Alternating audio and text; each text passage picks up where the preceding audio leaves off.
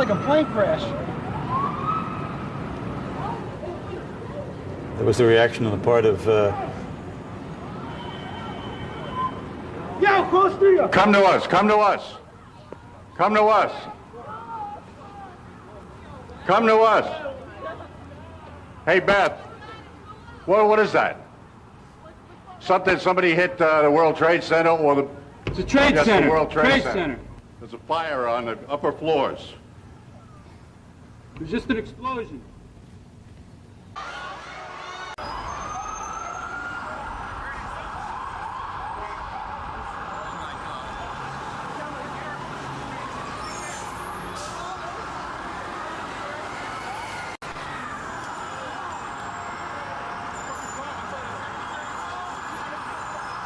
Arrange the cases, put them all on.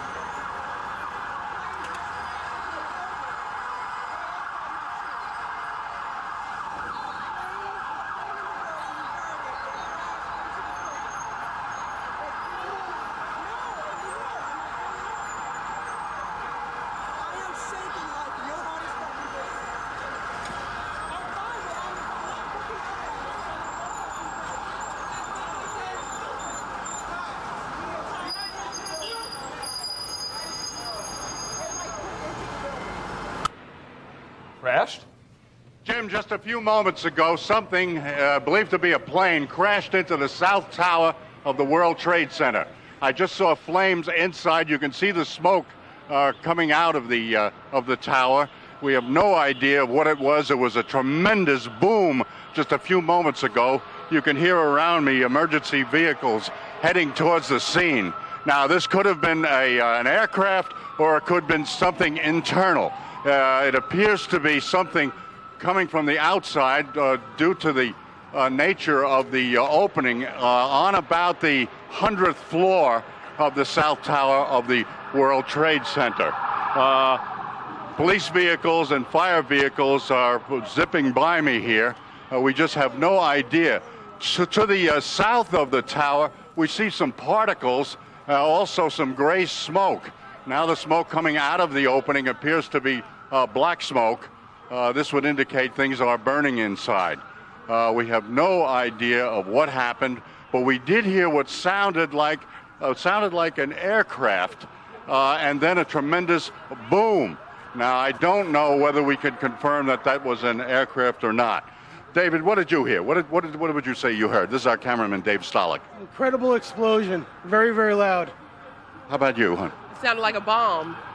Well, it could be. It could be something internal as well. There are pieces of the superstructure of the World Trade Center sticking out, but a lot going in. As I say, this appears to be about the 100th floor of the south tower of the World Trade Center. I hope we can get some further information from the newsroom up there, Jim. Ollie, I'm just told also that our transmitter, which is on top of the World Trade Center, also took a hit. So we were briefly affected up here. One's memory has to go back to the another terrorist attack. One would hope it is not this time, but if it were a plane that crashed into the side of the building, you would imagine that there would be something on the ground that would be visible. So that's true, Jim. I cannot see the ground from here. You'll recall back in, I believe it was 1945, when a U.S. Air Force plane crashed into about the 70th or 80th floor of the Empire State Building during a foggy night. The skies here, as you can see, are perfectly clear. So I'm starting to lean to the idea that perhaps this, whatever happened here, came from the inside of the World Trade Center. Yeah, of course, that incident back there in the 40s in the offices of Catholic Charities up on the 80th floor of the Empire State Building. This, of course, the new tallest building in town. Now, obviously, on the north tower of the World Trade Center, something has either crashed into the World Trade Center.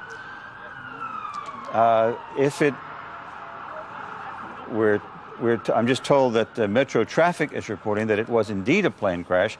If that's the case, where's the plane? I would ask. I don't see it in that live picture there. And one's thoughts obviously go back to a terrorist attack on the World Trade Center that created havoc there back in the early 90s. Ali, any new developments that you Jim, can I see can't from your but vantage point? You can see flames now. There is a fire going on that at that site. We don't know. Are you saying that shadow traffic is saying something about a plane? Shadow traffic is telling us that it was indeed a plane crash. Metro traffic, I'm sorry. Metro traffic is telling us that it was indeed a plane crash. Now, I understand that you are over by City Hall, having been reporting on the political developments. Now, you are a good, 8, 9, 10 blocks away from the scene right now? At least, Jim. We're at Park Row, and of course the World Trade Center is at least 6 or 7 blocks away from us. I do see more flame now. Okay, you can see, because we cannot see flame. We see lots of black smoke, but we can't see flame. All right, here's Ali, if you have a monitor there, I don't know whether you do or not, but there is another picture in which we do see flame. Right. And we see a gaping hole in the exterior of the North Tower of the World Trade Center with smoke. Go ahead. That's the south side of the North Tower of the World Trade Center. If this indeed was an aircraft, this has not been confirmed, it was heading south over Manhattan. And I did hear some kind of a screech or some kind of a wail before a tremendous boom. I first thought it was a plane. Then I looked at at what was going on here and saw that perhaps it was internal rather than external, but we'll have to wait for official confirmation on that. Emergency vehicles, as you know, Jim, are really pouring onto the scene. Sure, we can hear them in the background as you're reporting to us. Now, once again, what time was it, if you can recall, Ali, when this took place? We were right into the commercial break, and it was about a minute and a half before we came on, Jim, so work it out. All right, Ali. Now, I'm told by the control room that we're obviously trying to talk to people in that neighborhood who have been a little closer to it than you are, Ali. Do we have any people to talk to? Sure, we've got some people here walking away. Excuse me, sir. Did you see what happened? All right, go ahead. Yeah, I saw something. It's something like bomb and... Did you see anything hit the building, or did it come from the building? That's the bomb, I think so. That's the Something bomb. hit the building? Yeah. All right, thank you. All right, we got some other people. They're all rushing away from the site. Don't blame him, especially that fellow with a little girl in his arms. Did you see what happened, sir? Did you see what happened? What happened? Well, I was in the past train, and there was a huge explosion sound. Everyone came out. A large section of the building is blown out, around like the 80th floor. Was it hit by something, or was it something inside? It was inside. Because it looked out. Everything was coming out. All the windows were coming out. All the papers were coming out. What is on the sidewalk? I didn't see anything. Was there any people hurt, do you know? I just ran, and everyone in the past train just ran. I don't know if anyone was hurt, but I assume they were because the windows were all blown out. All right, thank you. Ali, you would have to assume a very, very terrible situation if that indeed is the case, because I'm sure there were people up there in that. There were people up there in that World Trade Center. Now, we have lost, again, our transmitter is on top of the World Trade Center, so we apparently have consequently lost contact with Dick Oliver, but we are on the phone with an eyewitness. Rosa, can you hear me? Is Rosa there? Hello? Rosa? Yes. This is Jim Ryan here in the studio. Hi. What is your last name, please? Cardona Rivera. Oh, Cardona. Rosa Cardona Rivera. Tell us what you saw and heard, if you would, please. Okay, I'm at 99 Hudson Street. I was standing outside, actually, at the side of the building smoking a cigarette. And I hear a plane, and I don't usually see planes in this area. Then all of a sudden I saw it go right into the World Trade Center, to the building. So right you saw a plane crash into the side of the World Trade Center? Yes, sir. And I'm like on the 14th floor, so I was just like looking out, because there's like a fire, something like fire staircase or something, just like a little balcony. And I saw it go right into the building, and I was like, oh my God, And and it was a big plane. It wasn't, a little plane. It was fairly big. How big, can you tell us? Give us an idea. I don't know. I would say it was like a plane that I board on to go, So this wasn't just a small Piper Cub or something that had gone the wrong way, and of course, we would the weather, I take it, where you are is just about picture perfect. Picture perfect, yes. It's very clear outside. So there would be the suspicion then that anybody who would drive a plane smack into the middle of the World Trade Center Smacked right into it. would have done it on purpose. It would seem that either that or they lost control, but I can't see something like that. I mean, it was like right into the building, so and it was coming low, because if I were to see a plane that was going high, and then all right, but this was coming low, very visible. Can you see the streets below the World Trade Center? No, I cannot, because I'm on Hudson Street. You're on Hudson? Yeah, I'm on Hudson Street in Franklin. So now you say you were out there grabbing a smoke when it happened? Right. What did the other people do when they heard the noise? Well, there was nobody. I'm up on the 14th floor. Oh, you were on the 14th floor. Yeah, I see. So I'm not street level. I was up on the 14th floor, and I was just like looking out, just watching the scenery. And when I saw the plane. All right, Rosa, thank you very much.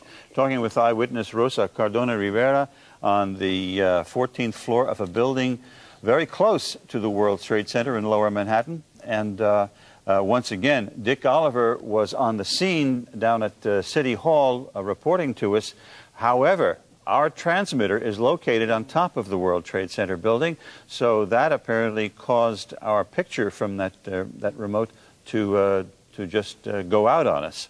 But once again, yes? I was just saying, I can imagine what the people there must be going through, given what happened there a decade ago. Mm. Yes, Dave? Well, a couple of things. Number one, if it indeed was a plane, the FAA or the control towers at one of the three major airports should have record of what's in the area. Sometimes they do vector planes around the southern tip of Manhattan. We might want to get a hold of Nick Gregory, who's a certified pilot and, again, flies through the area pretty regularly. Number two, even though planes typically are not that close to these buildings, with the possibility of anything from engine failure to hydraulic failure, you lose control of your ability to control aircraft. You can see right now probably police helicopters hovering right around the towers. But again, wind speeds at this point, not tremendous at all. Flying conditions near perfect. And of course, they would have to, under ordinary circumstances, have filed some sort of a flight plan. If it were a plane that, and it apparently, according to the lady we spoke to, eyewitness just a few moments ago, she did see a plane go in there. Now, I'm told that it may be a twin-engine plane that simply smashed. It looks like it went head-on, smack into the World Trade Center building. One could only expect, given the weather conditions, given looking at that picture live right there, that it went smack inside the World Trade Center. And if that is the case, I'm afraid we've got a tragedy on our hands. We've got something coming across the wire here, James, but actually it's nothing more than what you've already been reporting. Witnesses report hearing a huge explosion. Yeah, well, we're looking at, there's no doubt there was a huge explosion and fire, lots of black smoke coming from that building. Black smoke, again, would indicate that the fire is nowhere near under control. I expect they have sprinkler systems in there. Jim? 1 second, Dave. I'm told we have a witness named Jim on the phone, an eyewitness. Jim, are you there? Yes. Jim, what's your last name, Jim? Last name's Friedel. Jim, tell us what you saw, if you would. Well, I was looking out the window, and normally you'll see planes kind of flying low over the Hudson, but this was a large plane. It's something like a 727, and it was banking, and the only reason I kind of looked at it is because I thought it was rather low. Banking very hard, and then it just drove right through the World Trade Center tower. What's your vantage point there, Jim? I am actually across the Hudson in Hoboken, but I have a clear view right at the World Trade Towers. Now, it did seem to you that it was done on purpose? You know, I don't know if I can say that, but it was a very odd type of turn. It was headed directly at the building. So whether that was on purpose or not, I can't tell. I don't know if he was trying to avoid or they were headed for it. Describe that turn for us. Was it particularly heavily banked? It was pretty heavily banked. Maybe 45 degrees. Again, hard to tell. It was kind of unremarkable because you do see planes fly through here. It was a large plane, like a 727, and that's the only reason I kept looking. And then it went right into the building. I just thought it was going to follow the river and keep on going, but it didn't. Now, after the plane struck the building, from your vantage point, it apparently went directly inside. That's correct. And if that's the case, my goodness. Yeah, actually, as the impact occurred, you could see debris flying out the other side. So it apparently went right through the. We're looking at a live picture of the building right now, Jim. And what would you say that would be about the 90th floor or so? Yeah, I can't tell if it went right through, but certainly debris was shot out the other side of the building. Did you hear anything when it took place? Did you hear the crash? Yes, I did. In terms of anything beforehand, though, no. I mean, I couldn't tell if the plane was in distress or anything like that, but certainly when it hit, there was a large explosion, and again, you had smoke and debris coming out the other side as well. All right, Jim, thank you very much. Been talking to Jim Friedel, eyewitness who witnessed the crash from Hoboken. Thank you, Jim, very much for giving us what you saw and heard. Again, just a few minutes ago, apparently a large plane, according to that eyewitness, Jim Friedel, vantage point from Hoboken, that as you look at the picture from our chopper now arriving at the scene, Jim Friedel in Hoboken said it appeared to bank sharply and smash directly, perhaps purposefully, into, oh my goodness, Oh, God. there's another one. Oh my goodness, there's another one. This seems to be on purpose. Oh my goodness, now it's obvious, I think, that there's a second plane just crashed into the World Trade Center. I think we have a terrorist act of proportions that we cannot begin to imagine at this juncture. Oh, my God. My goodness. A second plane now has crashed into the other tower of the World Trade Center. Obviously, suicide, terrorist attack on the World Trade Center. What we have been fearing. Chopper 5. Anybody on? What we have been fearing for the longest time here apparently has come to pass. A disastrous terrorist attack on the World Trade Center, both towers, planes smashing into each one. I understand we've reestablished contact with Dick Oliver. Dick is on the phone. Yeah, Dick. Jim, yes, just moments ago, as you know, another vehicle, some kind of an aircraft, crashed into the World Trade Center. This is no accident. This is no bomb from inside. This is, as you put it, a terrorist attack. There's no two ways about it. Dick, what vantage point are you at now? We're still at Park Row. People are streaming down, heading away from the World Trade Center. Having heard the second blast, people are running, some of them running now. Emergency vehicles still heading towards the World Trade Center. Now, thick black smoke. I don't know if you've got a picture. We're trying to take some pictures here for you. Black smoke coming out of the second explosion. The first explosion seems to have calmed down somewhat. Oh, my goodness. Yes, there's gray smoke coming out of there, meaning that the water is being put on it. People continue to stream past us here on Park Row, as well as emergency vehicles. There's an ambulance, there's a fire vehicle, and a police vehicle. My goodness, Ollie, if I can only begin to imagine the carnage that has taken place. We see an ember falling from the top of the floor of the Empire State Building. It's tough to look at, but let's look at it once again. After a plane crashed into the side of the World Trade Center, then another one, as our cameras were focused on the building, crashed into the other tower. Jim, is now a very serious fire on the South Tower of the World Trade Center. This is about, I would estimate, about the 60th or perhaps the 70th floor of the tower, right on the corner, the northeast corner of the South Tower, flames shooting out of the building. We have absolutely no reports of who was in there, but you've got to believe that being around the 9 o'clock hour that people were just sitting down for a day's work in those buildings. Dave? Jim, I was just thinking that if I'm not mistaken, remember several years ago, Mayor Giuliani moved the emergency management office to one of the higher, to the 30th floor or around that area of one of the towers of the World Trade Center, and that's indeed the brain of all the emergency management activity. And now, I believe, though, that's in one of the other towers. Ollie, can you talk to that? Ollie, can you hear me? I hear you, Jim. Dave brought up the point that the mayor's emergency management office, the so-called bunker, is in one of the towers of the World Trade Center, but I don't believe it's one of the two top ones. No, it's not. It's about the 30th floor. It is not up there. And by the way, for those who are wondering about the structure itself, both towers appear to be structurally sound, and not only small pieces of debris are circulating in the air around it where the explosions occurred. The buildings themselves seem to be intact as far as their structure is concerned. There have been talk over the years about the threat of terrorism making the buildings fall down onto the streets.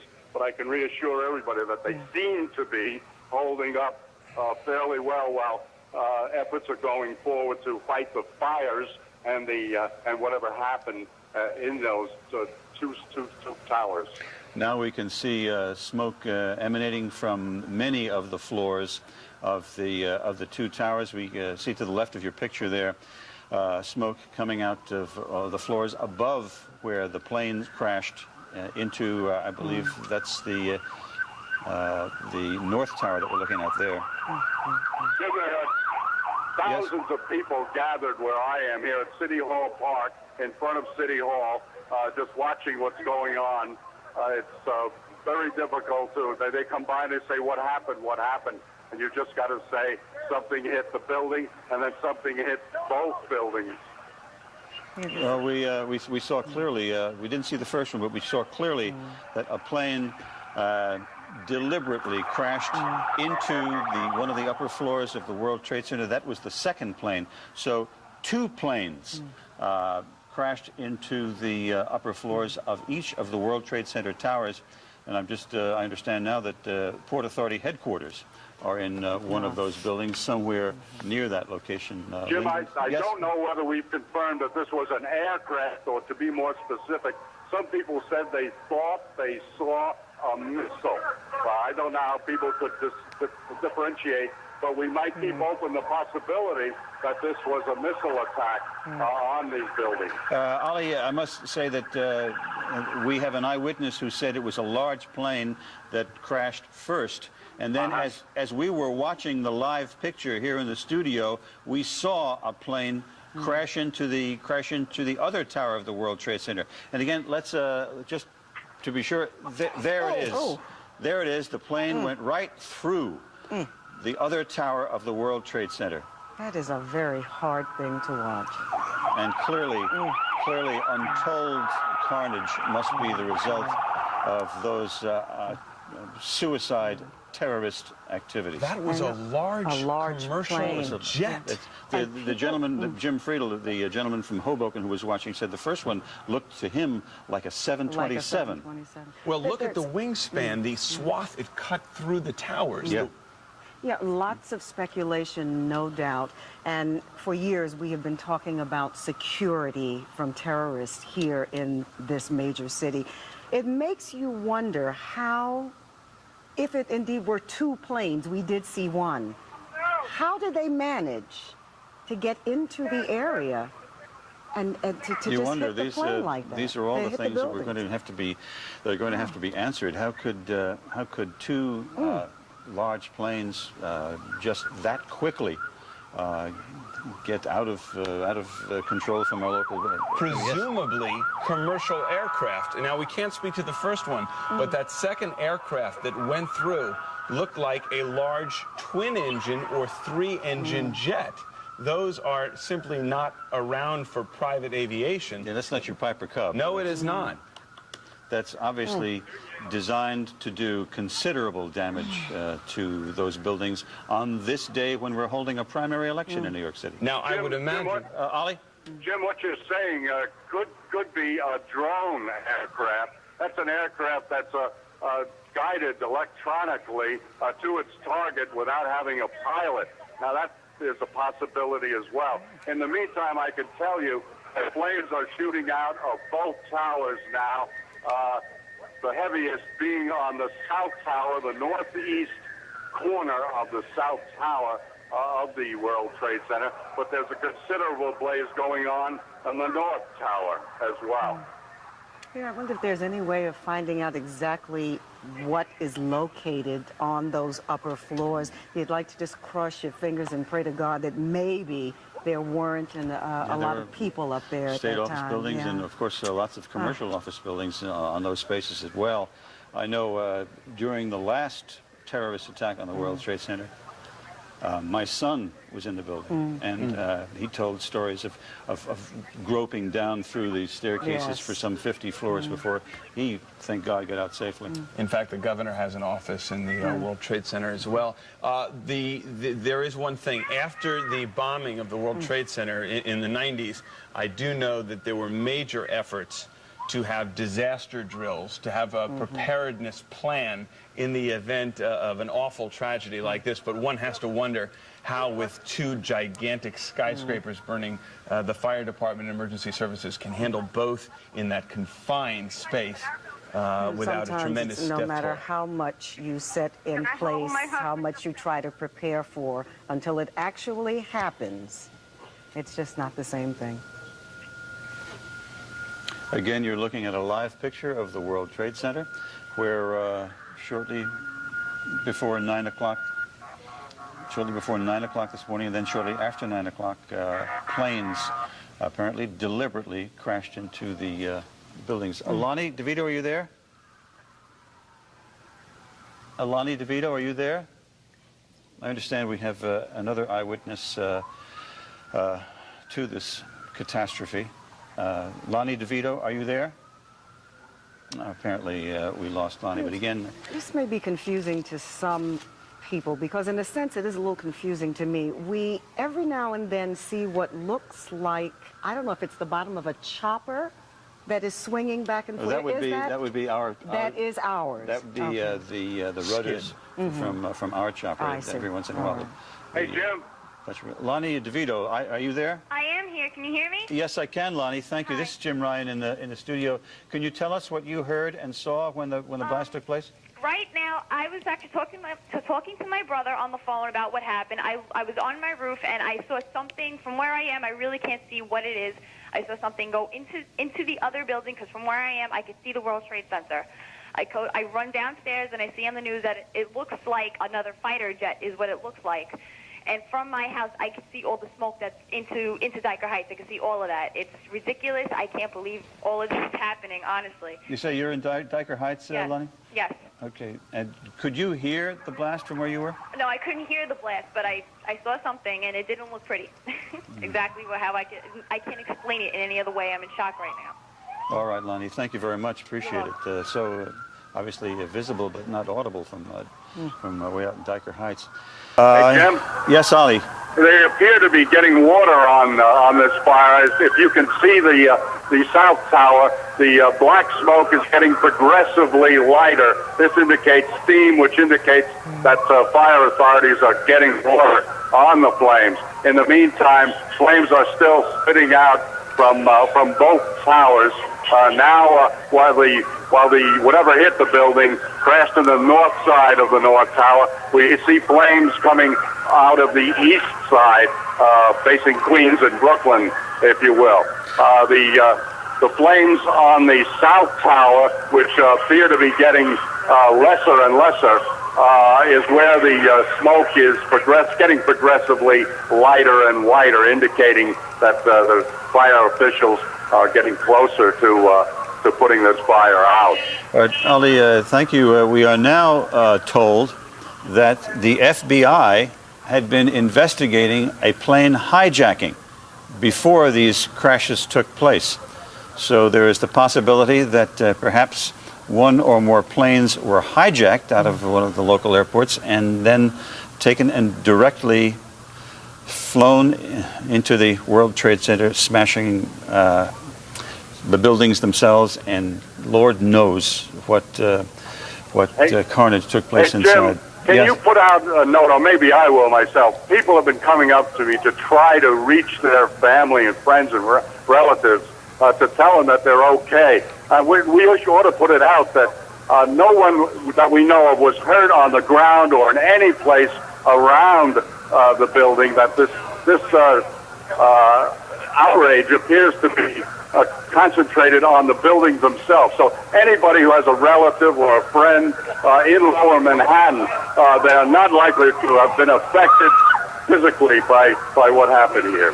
All right. Again, you're looking at a split screen, two different shots of the World Trade Center. Dave, you want to say something? I would wonder at this point, given what's happened now, what you just mentioned about the FBI, the fact that it is now seemingly two planes, if the military or someone is going to scramble and try and protect the airspace around the southern tip of Manhattan, and indeed what the situation is out at the airports right now as well. Funny, you should, not funny, but apropos, we are now given word that all three area airports are closed. So no activity whatsoever at LaGuardia, at Kennedy, or at Newark airports. Also, there is no subway service right now on the 1, 2, 3, 9, N, and R lines. So there is no subway service in and around the World Trade Center, and all three airports have closed. Just to bring you up to date, that as a result, I think we can say with fair amount of certainty right now, two planes, large, apparently commercial jets, deliberately crashed into first one tower of the World Trade Center, then the other, just scant minutes apart. You're looking at live pictures now of the tops, two split-screen pictures of the tops of the World Trade Center, one from a fixed camera, one from our own Chopper 5. And obviously, that is in the middle of the work day, and perhaps there is some significance that it is a primary election day. I don't know, but that is in the middle of a work day. All those floors on both towers of the World Trade Center are certain to have been occupied, and it doesn't look very promising for anybody who was caught in that terrible I'm sure, terrorist Jim, act. Officials would also want to say. Yeah, I'm sorry. You're just talking to me. Yes, I'm sorry. You go right ahead. They're talking to me in my ear, but you made your point. If there is anyone who is heading into the city for any reason, if it's not an emergency, stay away from the city. Stay away from the downtown area. By all means. Perhaps we can talk to Kai Simonson. Kai, can you hear me?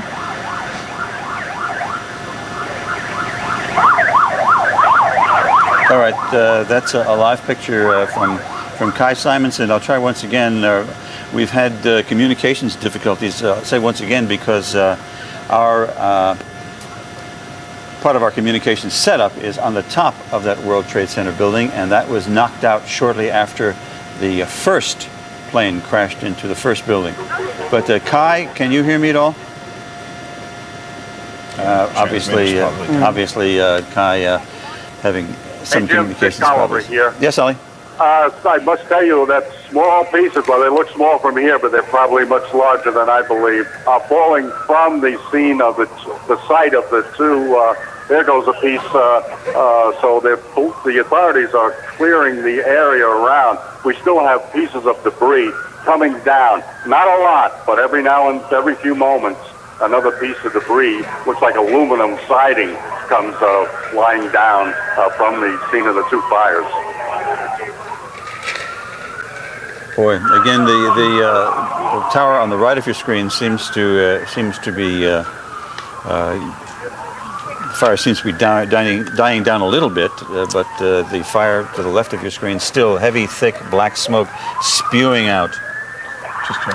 We're just told now, we received words that the Lincoln Tunnel and the Holland Tunnel are both closed. So, just as an aftermath of this terrorist act, terrible terrorist act, the ones I suppose we feared for the longest time, there is no service in or out of any of the airports. The Lincoln and the Holland tunnels are both closed. There is no subway service at all through downtown Manhattan. The 1, 2, 3, 9, NR, any plane that goes near, any train rather, that goes near the World Trade Center has been discontinued. That as a result of what you see right there. Planes, 2 of them, one just minutes apart, one into one tower of the World Trade Center, the other into the other tower, causing devastation on the top floors of those buildings. It wouldn't surprise me, Jim, even though right now we just have a tentative shutdown of the subway system, if indeed the mayor or authorities shut down transit, just given the fact that there may be threats or a potential problem securing all of the major thoroughfares and tunnels throughout the city, simply out of precaution. I would imagine that they might consider doing that over the next short term. If there were 2, there may be more. You couldn't be too careful at this point. I understand we have another eyewitness to the catastrophe. Shaniqua, are you there? Yes. Can you tell me what you saw and heard, please? Okay, my grandmother's friend, she came upstairs and told us that they was bombing the Twin Towers. So me and my grandfather, we looked out the window and we actually saw the airplane crash into the second tower. Vivikwa, could you do me a favor, please? Could you turn your television, set the sound down? Okay. Maybe we're having trouble hearing you. Perhaps that's the cause. Is that good enough? Tell us again, if you would. I'm not sure we quite hear you well enough. Okay, my grandmother's friend, she came upstairs and she was telling us how they was bombing the tower. So me and my grandfather, we started to look out the window and we actually saw the second plane crash into the second tower. We thought it was the airplane, but we not, you know, because we wasn't too actually sure what type of airplane it was, but we know it was the airplane. And we heard the explosion and saw the fire. Right.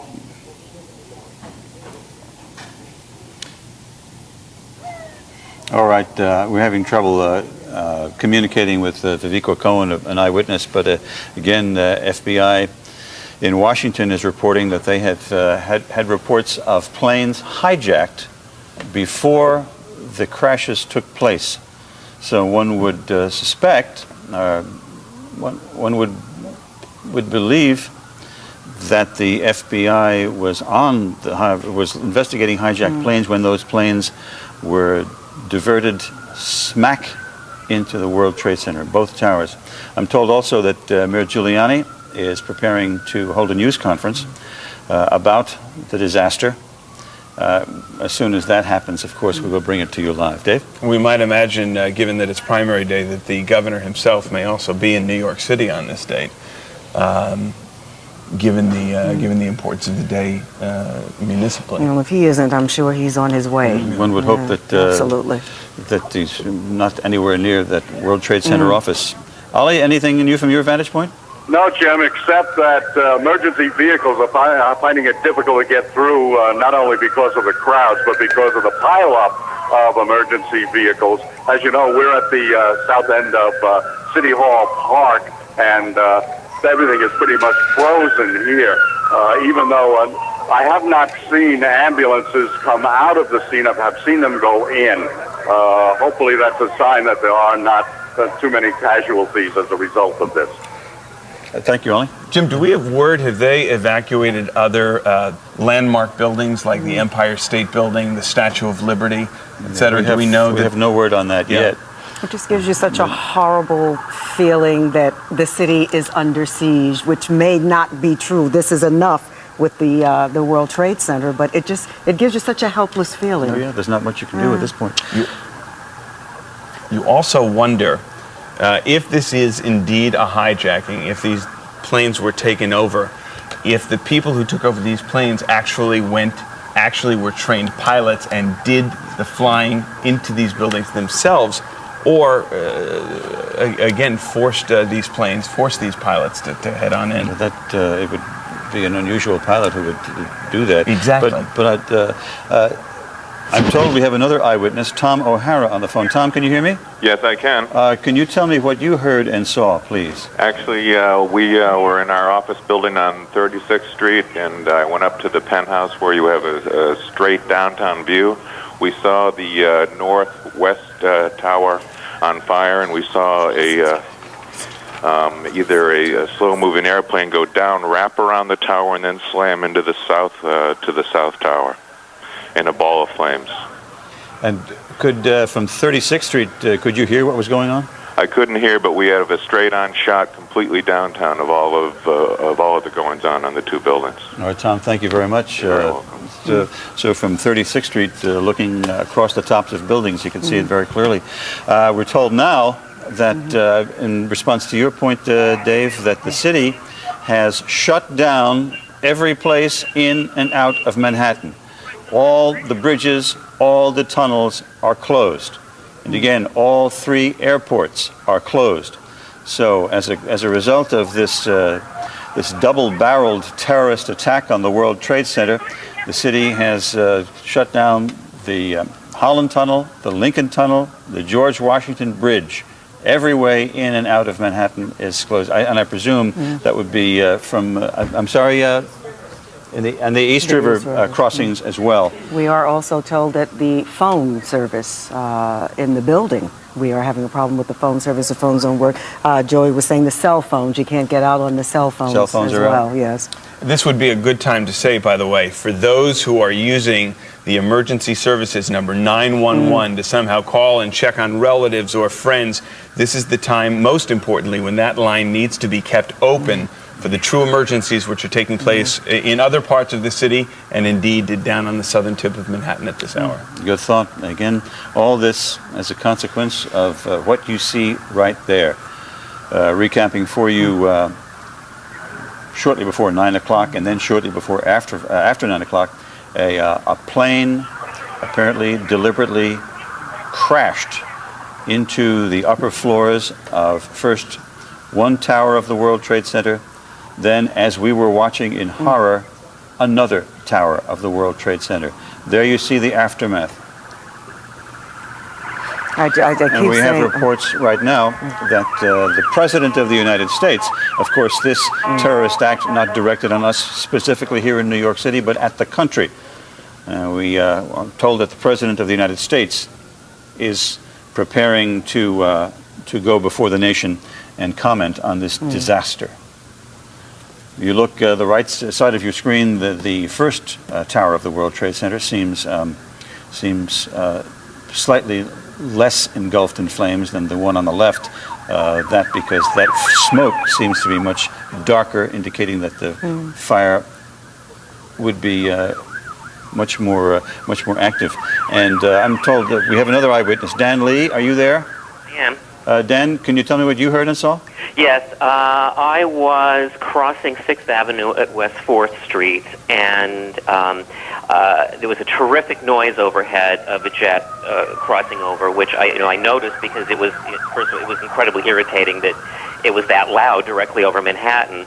And as I'm watching this jet, thinking, why is it so low, I see that it's heading right for the Trade Center. And sure enough, it hit the World Trade Center and completely disappeared into the building. I saw no debris falling, really. It just vanished right into the building. Were there many people around you when it happened, Dan? There were several people in the crosswalk at 6th Avenue and West 4th, yes. What was their reaction? We all just froze and stood in the middle of the street in disbelief watching, and traffic stopped because we were in the way. And we just stood there for quite some time in complete disbelief of what we had just seen. Where were you when the second blast took place? I had managed at that point to walk the half block home, and I was watching the coverage on television, and that's when I saw the live picture of the second blast. All right, Dan, thank you very much for giving us your thoughts. Here now, the President of the United States on this disaster. Terrorist attack on our country. I have spoken to the Vice President, to the Governor of New York, to the Director of the FBI, and have ordered that the full resources of the federal government go to help the victims and their families, and to conduct a full-scale investigation to hunt down and to find those folks who committed this act. Terrorism against our nation will not stand. And now, if you join me in a moment of silence.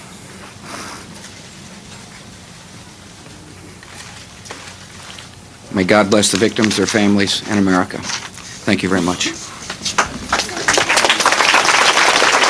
All right, the President, before a moment of silence for the victims of this terrorist act, telling the nation that the full resources of the government would be brought to bear on helping the victims and on finding out who precisely is responsible for this terrible, terrible attack on our country.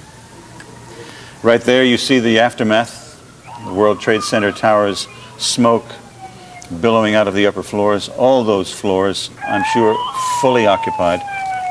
The rescue attempts going forward as much as is possible, given the high floors of the tallest buildings in Manhattan, and given the number of people there. Dave?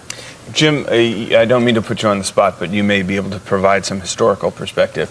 How long have the Twin Towers been up? And once again, the floor height, the number of floors, I think is off the top of my head, somewhere in the 60s, as I recall, and it goes up, what, 102 floors or so, up to the windows on the World restaurant there. And if we remember from the last bombing, it took months and months and months before that structure was certified sound again and re-inhabited by... in from the bottom. Right, that was a bombing from the parking garage level of the tower. That is something that, it's hard to watch this, but it's more bearable because I remember that particular bombing, and I was on the air all morning and all afternoon with that one, is that you saw the people that were being brought out on stretchers. You actually saw bodies and victims. And this, we're not seeing that yet, and we're hoping and praying that there are very, very few injuries. But just looking at this, it just, as you say, Jim, the carnage is just... what we're looking at is just the long picture.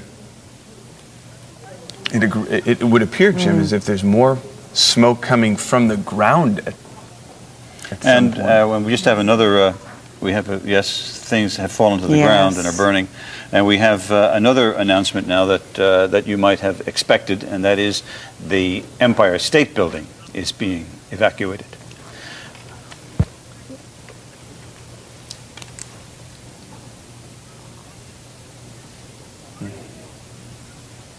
You're making the point, Lynn, that we are only seeing the long picture, if you will. We are not able to see, perhaps thankfully, inside those buildings and see what kind of devastation has been caused. We're told we have a pilot on the line, Richard Kornacek. Are you there, Richard? Yes, I am. Richard, were you up in the air when this took place? No, I wasn't, but we fly alongside those buildings regularly on what they call the VFR corridor that goes up and down the Hudson River. And did you see the attacks this morning? Yes, I did. What was your vantage point, and what did you hear and see, if you would?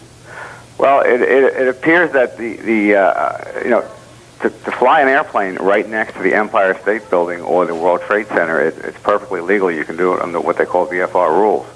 And where those airliners apparently came from, it's really hard to say, and they may not have even been talking to the controllers. It's possible that they were hijacked either, quite a distance away, or no one knows where they actually came from. But the ability to fly right next to the World Trade Center has always been available to any pilot who wanted to exercise that privilege. Excuse me, but I just happen to live on the west side, and there's a regular route into LaGuardia that comes right up the Hudson River and then sort of banks right into LaGuardia. So it would not be unusual then to see planes flying near the World Trade Center, and as you say, Richard, it's not unusual. But these pilots must not have had any contact with the traffic control people or the FAA at all. Is that true? Apparently not, because we've heard nothing contact with them. The airliners that come into LaGuardia, when they're over the and that higher corridor, they're at maybe 2,000, 2,500 feet. But you are also allowed to go down below 1,000 feet along that corridor. And one of the things they may have done is shut off on the airplanes. They have what they call transponders, which allow the controllers to identify particularly the aircraft. And they may have shut them off so the controllers could not actually see the airplane very well. I see. They would only have what they call a primary target, where it would be very difficult to track them. They'd have to go back and look at their tapes to see exactly where they came from. Richard, this is Lynn Brown sitting here with Jim Ryan. You are saying that you are allowed to fly a plane that close to these buildings? Yes. Any particular type of plane? I mean, is a plane that big flying next to this type of building, wouldn't that seem a little out of the ordinary? That would be unusual because the airliners are all required to be on IFR flight plans, and they would not normally be allowed to fly that low. However, it doesn't mean that someone could, that would be absolutely unusual for a plane large planes to fly up and down the Hudson. But airliners routinely do not do that. Richard, would you just stand by 1 second, please? I just want to tell the folks one thing, and that is the city fire department has now issued a request to all the members of the department, all firefighters, whether you're on your day off or whether you're on vacation. They're asking that you return to duty, that you go to your firehouse and report for duty. So the city is asking all firefighters, whether you're on vacation or whether you're on your day off or whatever, to return to your firehouse and report for duty. I'm sorry, Richard, are you still there? Yes. All right, Dave's got a question for you. Richard, can you do me a favor and take us through exactly what happens as a plane takes off and circulates around that area? What contact they would typically have with the FAA or the tower at LaGuardia, Kennedy, or Newark? And exactly what would appear on a radar screen to those tracking aircraft in the area? Well, let's say if you were taking off in a relatively small plane, say a twin-engine plane or a private aircraft, and you were coming in from the south, which apparently these came from. If they have specific areas, if you're coming in, let's say you were 20 miles out, there's no requirement that you be in radar contact with anyone or radio Now, contact. Richard, I'm going to jump in. What if it were a larger aircraft? Because at least on that second hit to us, it appeared as if that was at least a twin-engine jet. What if you're a commercial aircraft?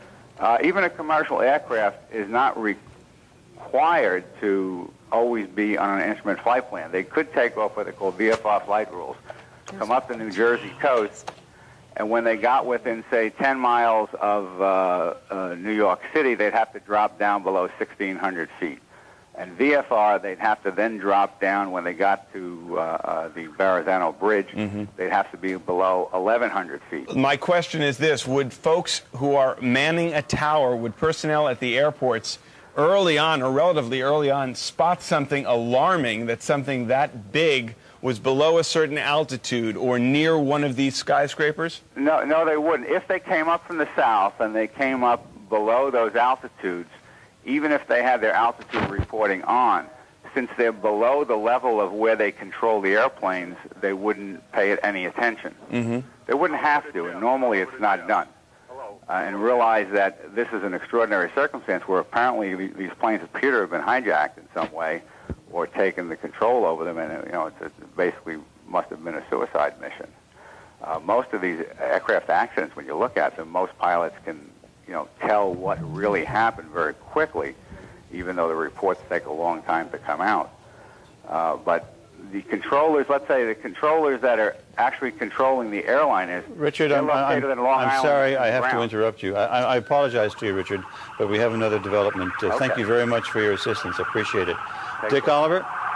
Yes, Jim. What Can you hear me? Yes, I can. Go ahead. Jim, I can tell you now that the police for the last several minutes have been evacuating all of lower Manhattan. I'm standing at the foot of City Hall Park, and I see people being screaming out of the lower Manhattan area. I'm looking down Broadway, and they're encouraged, move, please move. Please move. And they're moving them north towards the up Broadway and towards the Brooklyn Bridge.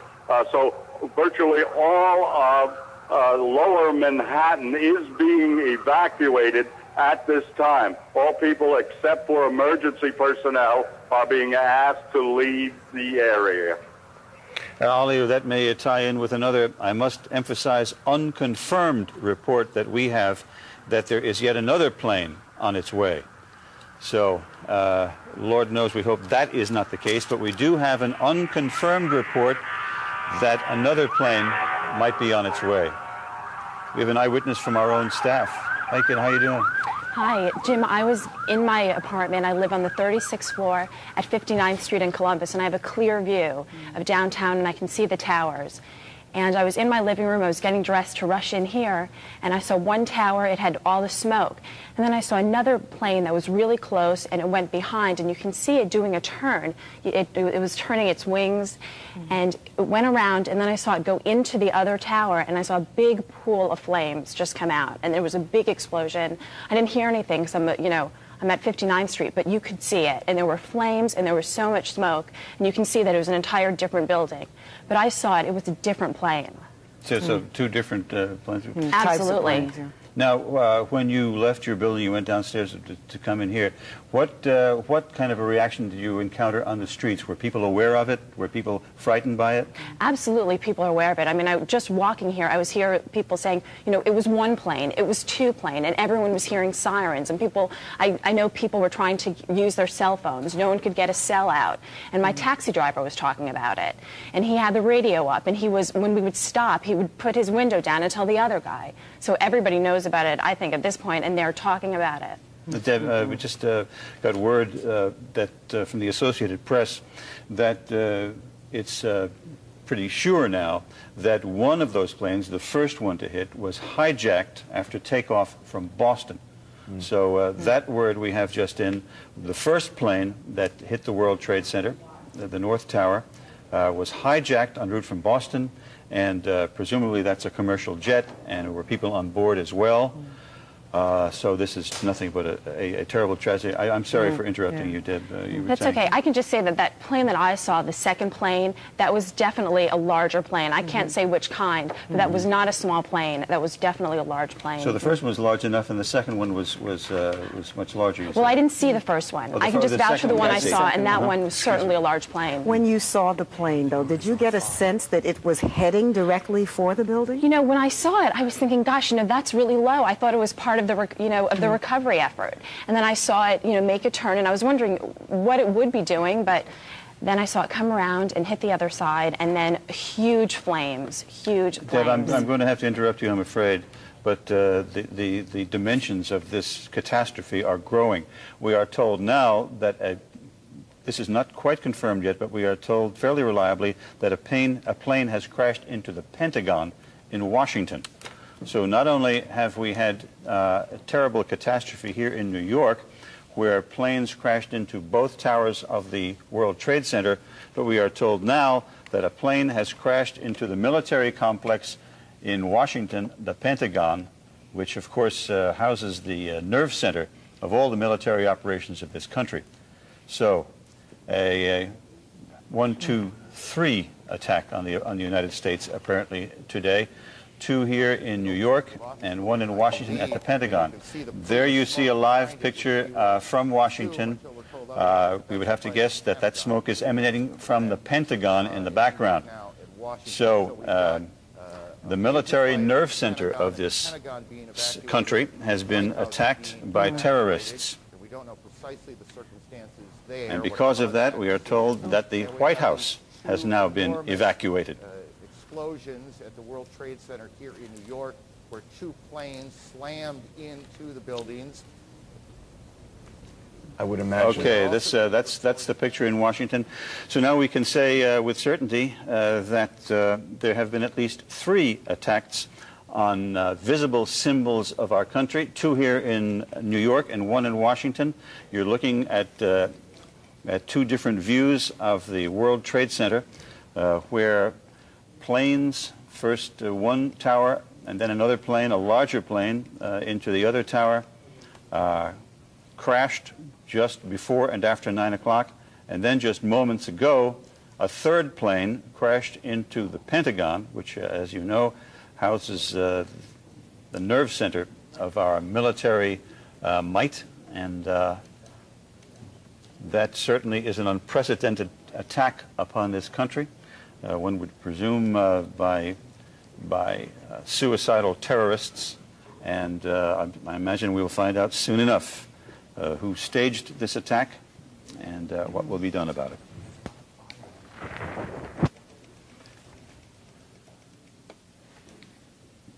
You know, we're getting something on the wire also about the stock exchange, which planned to open this morning at 10, is delaying a half an hour. So we've got developments all over the place. And I don't know about your computers now. I'm starting to have a problem with my computer. It is just randomly jumping from one story to the other. Given going forward, as there are, I think, stories are incoming on a very rapid basis. So that would be the. Given what we're seeing at this point, I would imagine major buildings in major cities, from the Sears Tower in Chicago to other symbols, as you mentioned, Jim, in Washington and Boston, I would imagine are all going to be on high alert, if not evacuated in Washington. The West Wing of the White House and the Capitol building have both been evacuated. Okay, so in Washington, just to recap now, on this terrible, terrible day,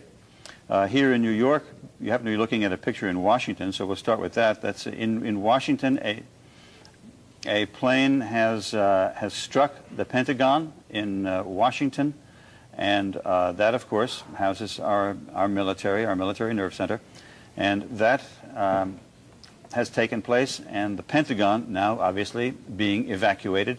The West Wing of the White House is being evacuated. And here in New York, 2 terrorist attacks on the World Trade Center. A plane deliberately smashed into the upper floors, first of one tower, and then several minutes later, the other tower. 2 large planes. We understand the second one, or the first one rather, was hijacked from Boston and presumably loaded with passengers. So as a consequence of these terrorist attacks here in New York, we have the island of Manhattan virtually isolated. You cannot get in or out of Manhattan by any bridge or any tunnel. And any subway train that goes anywhere near the World Trade Center is not running. All right, Dick Oliver was fairly close to the scene when it happened. He was reporting on what is now an afterthought to this day, the primary election, down at City Hall when the blasts took place. Ollie? I don't know if Ollie is we again, our part of our television operation is on top of the World Trade Center, so we lost the picture. Yes, you're coming to us by phone. Ollie? Yeah, Jim, I hear you now. I'm down by the Brooklyn Bridge now, where people are streaming over the bridge, heading towards Brooklyn, obviously. The police are encouraging people to get out of lower Manhattan. So that's going on now. There are some cars being permitted to clear away to allow more and more pedestrians to get over the Brooklyn Bridge. Is there any vehicular traffic on the bridge, Ollie? There's just a little bit coming off on the side ramps. The south ramp has some traffic on it, but that's going very, very slowly. The pedestrians have taken over the entire bridge, almost the entire bridge. Now, as far as the first blast is concerned, I did hear some kind of a scream. Just a split second before that tremendous blast. And I did not know it was an aircraft. I did not know what it was. But you were able to confirm what happened with the second explosion in the second tower. Ollie, let me just interrupt you for a second, if I may. We are told now that the White House has been threatened with a terrorist attack. Maybe some sort of a verbal threat, I don't know, but one would assume that the White House, given the fact that the Pentagon was under attack, and these World Trade Center was under attack, this country is under attack by terrorists, both here in New York and in Washington. And just moments ago, the President of the United States went in before the nation to make this announcement.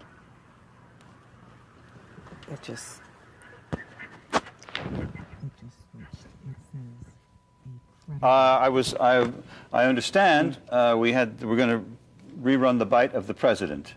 Okay, here it is. Today we've had a national tragedy. Two airplanes have crashed into the World Trade Center in an apparent terrorist attack on our country.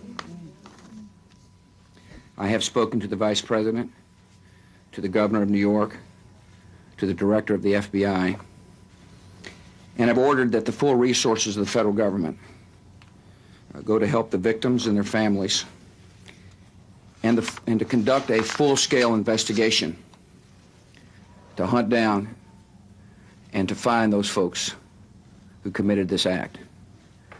Terrorism against our nation will not stand. And now, if you join me in a moment of silence. All right, that was the president just a few minutes ago announcing that the full resources of the government would be put to help the victims of these tragedies and to find out who did it. And I'm also told now that the FAA has announced from Washington that no aircraft anywhere in the country is being allowed to take off. That's from the FAA, because apparently these two planes that smashed into the World Trade Center, and perhaps the one in the Pentagon as well, were hijacked commercial jets from various airports. So, as a result of that, the FAA has announced that no aircraft is being allowed to take off anywhere in the country. All right, Jim, we do have someone who has just joined us on the set here. His name is Joseph Jaffe. And Mr. Jaffe, where are you from? Decision Strategies Fairfax. We're an investigative consulting and security firm. All right. What do you make of this? Well, it's a tragedy, and it appears, if it didn't appear first from the first plane, after the second plane, and now the one at the Pentagon, that there's a well-coordinated effort afoot to bring terrorism to the United States. What could have been done, if anything, to prevent this kind of an attack? At this juncture, it's very hard to guess. We have a country that's wide open. We have borders that are wide open. We have freedoms that are wide open. And over the past 25 and 30 years, some of us have been following terrorism for at least that long. Our country does not generally get into the investigation of terrorism the way it ought to, in terms of being the state that could prevent it. We value our freedom more, so there's very little you can do to take a person who's bent on killing himself or herself from taking over a plane. I mean, of course, you could enforce measures and be very strict on who gets onto what planes and how that would work. But that isn't going to work in this country.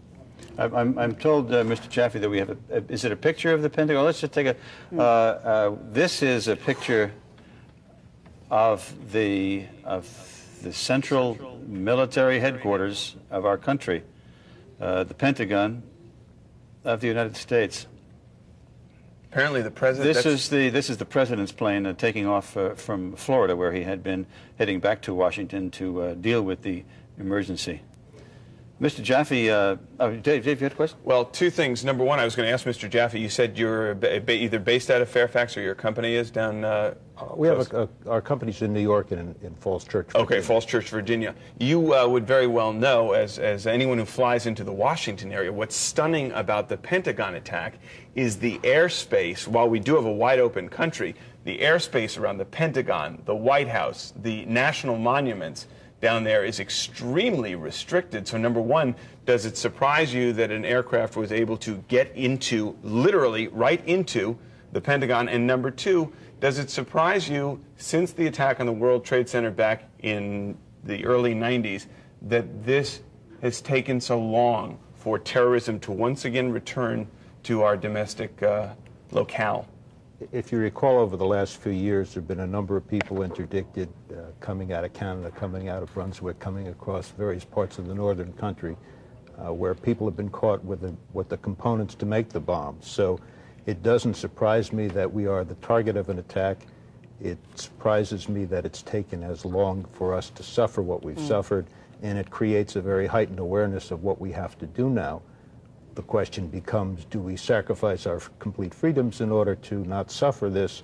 There's got to be a balance. But I'm just interrupt you for a second, Mr. Jaffe.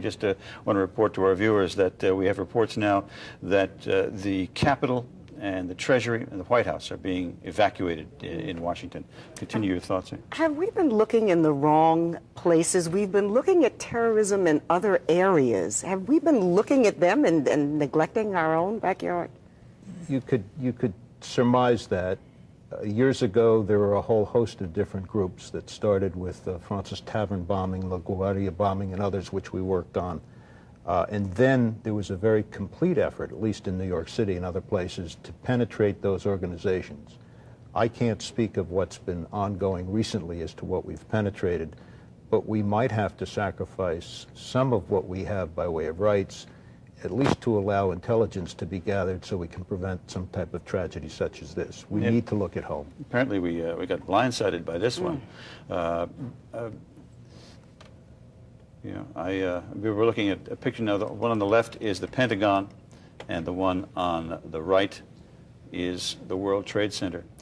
What, if you could take an educated guess, Mr. Jaffe, and say what kind of restrictions will now be placed upon the citizens of this country in order to combat terrorists, things like this? Well, if we look at airports, our security is probably not the highest of all the countries in the world. And if we're worried about planes and commercial planes and hijacking, we could increase the types of things we did when the hijackings were so prevalent. But if we're looking at small planes and other things, it's very hard to stop that. Now, watching terrorism as you have for as long as you have, is it odd that at this point, and maybe we have and simply don't know, that we don't have a name tag attached, a claim attached, a political group attached to what has happened within the last 2 hours or so? And what is the aim then, if it is not immediately to say, we did this, this is our cause? I don't think it's odd. I think depending on who it is that's involved, they may have different reasons for deciding when to go public. But you don't need a claim. The purpose of terrorism, at least here, is to do just that, to get the people unnerved, to get business unsettled, to get the country totally taken apart and worried. And to that extent, right now, that appears successful. The city is worried. We are a nation right now worried. The FAA has shut down all airplane traffic nationwide. We are paralyzed as a nation right now. I mean, of course, people can get in their cars and drive, but no one can fly, and I'm surprised that we haven't heard anything about the railways. Well, I don't know. I understand, at least in our city, the subways, at least some of the lines are now closed. I think people have trepidation about going underground. They don't want to be there. Absolutely. If we suffer a short-term setback because we need to increase the security, we won't be a paralyzed country. If we go through and say we can't move, then the terrorism will have its effect. And so the thing that we have to do is literally not panic, see that it's a disaster to some extent, and go on with business. Because if we don't, then the acts that they've now done, I mean, the World Trade Center's been targeted before, it's been hit before, and for a short term, if you recall, the city was paralyzed then. We can't allow ourselves to be paralyzed. That would just give in and create the effect they want. They've hit the Pentagon, the White House is being evacuated. I would assume that most structures of any moment and most tunnels of any moment in any place... Take a look at that, if you would, Mr. Jaffe. That's the live picture of the Pentagon having been hit by an attack. Again, in Washington, they're told no, that's not the Pentagon. No, we just heard that there was another explosion in the basement or one of the lower levels of the World Trade Center. Well, that would it would seem from that picture that you're right there, Dave, because we see. From the bottom. We don't know if that's anything that's fallout from the planes striking doing. Yeah. News coverage event. Could be as a consequence of perhaps something falling from, but it certainly looks like an awful lot of smoke to be. And we are now, for the first time, beginning to get some pictures of people in the streets. Yeah, this is our live picture from the scene. Now we saw earlier the smoke. It's considerably less black than it was a few minutes ago, indicating that they're making some progress in putting those flames out. But now there seems to be a lot of smoke coming from the lower portion of the World Trade Center. And again, we had a report. A new black smoke.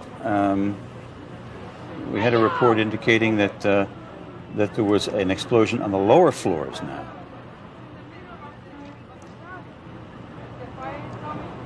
We were talking. Perhaps sorry, James. we can't communicate with Dick Oliver. He is down somewhere in that area, but the only audio contact we have with him is by cell telephone, and we're having problems with those as well. So there's a live picture. All right, Brandy, are you on the phone? Yes, I am, sir. Brandy, where are you now? I am in Clinton Hill, Brooklyn. I live on the 15th floor. Yeah. I have a terrace that faces the World Trade Center. Yeah. If I am home and all of the lights are on, if one floor turns out all of their lights, I can see that one floor turn out. I can see everything. I was in my bed this morning. My whole building shook. I got up, looked to see what was going on. Everything was up in flames. 10 minutes later, not literally, the other plane, I swear to you, deliberately went into the next World Trade Center building. Deliberately. It was no mistake about it. It deliberately went in there. I have a clear view of everything. Just 2 seconds ago, half of the building just fell out. There's nothing but white smoke. I can no longer see the World Trade Center now. It's all up in smoke. The smoke is on my terrace. That's how close I am. My mom is coughing because the smoke is on my terrace. And you're across the bay in Brooklyn. I'm across the bay in Brooklyn. I can see everything. We're in Clinton Hill, Brooklyn. This is the scariest thing I've ever seen in my entire life. It was like television.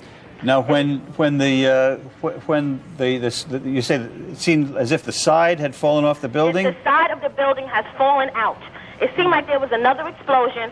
I heard something go boom, and everything just like fell out. Is that a third explosion now? I don't know if it was the third explosion or was it from the fire.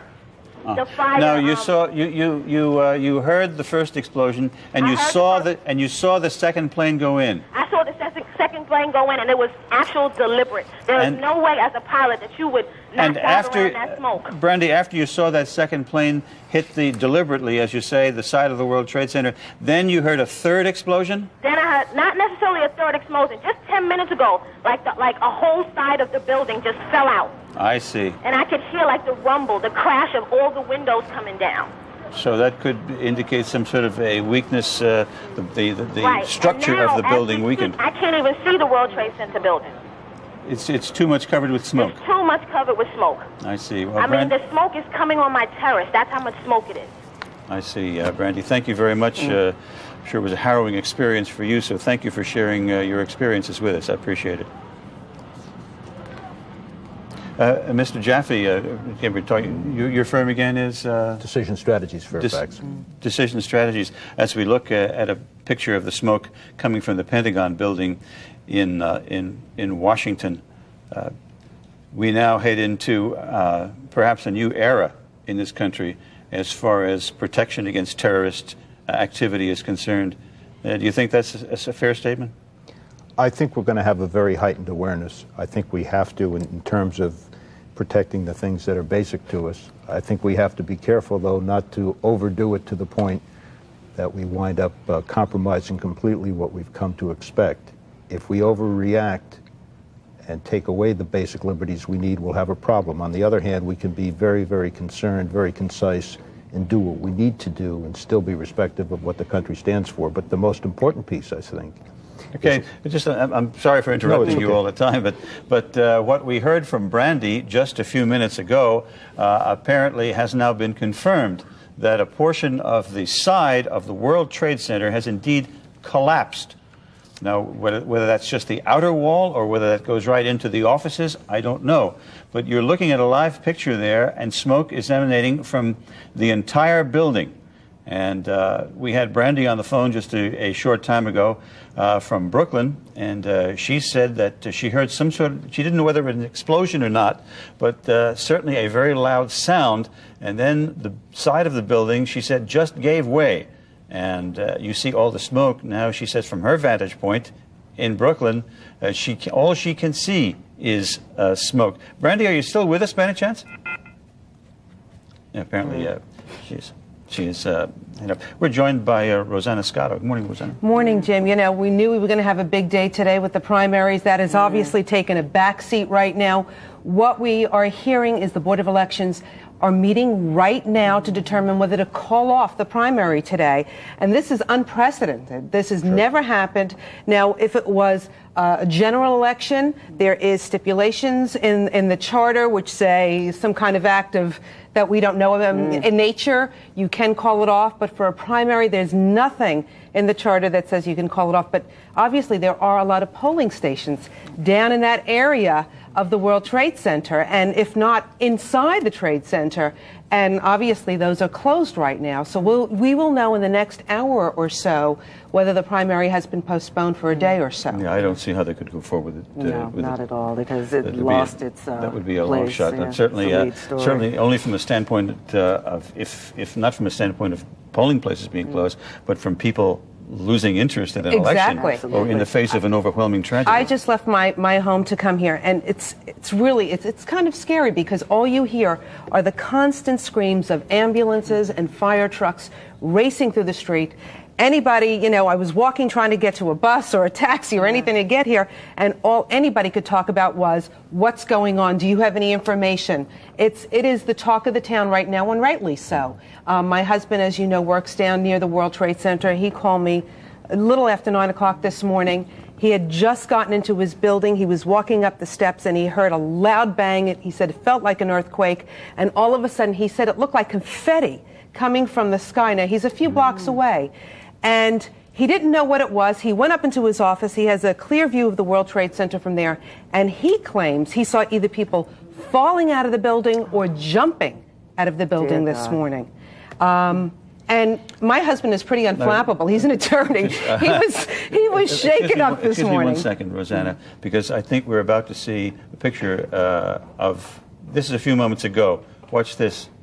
This is the side of the building just collapsing. There you see. There you see. Now, whether that is the result of just further weakening of the structure of the building, or whether that's yet another terrorist attack, I don't know. I would imagine the former, that the building structure just weakens to the point where the wall, no longer able to sustain the weight, just caved. But that was the east side of the north tower of the World Trade Center caving in. And just a few moments ago, we had a woman named Brandy on the phone, and she told us it was another loud roar, and she told us also, this is Kai, can you hear me? Kai, tell us what we're looking at here. These are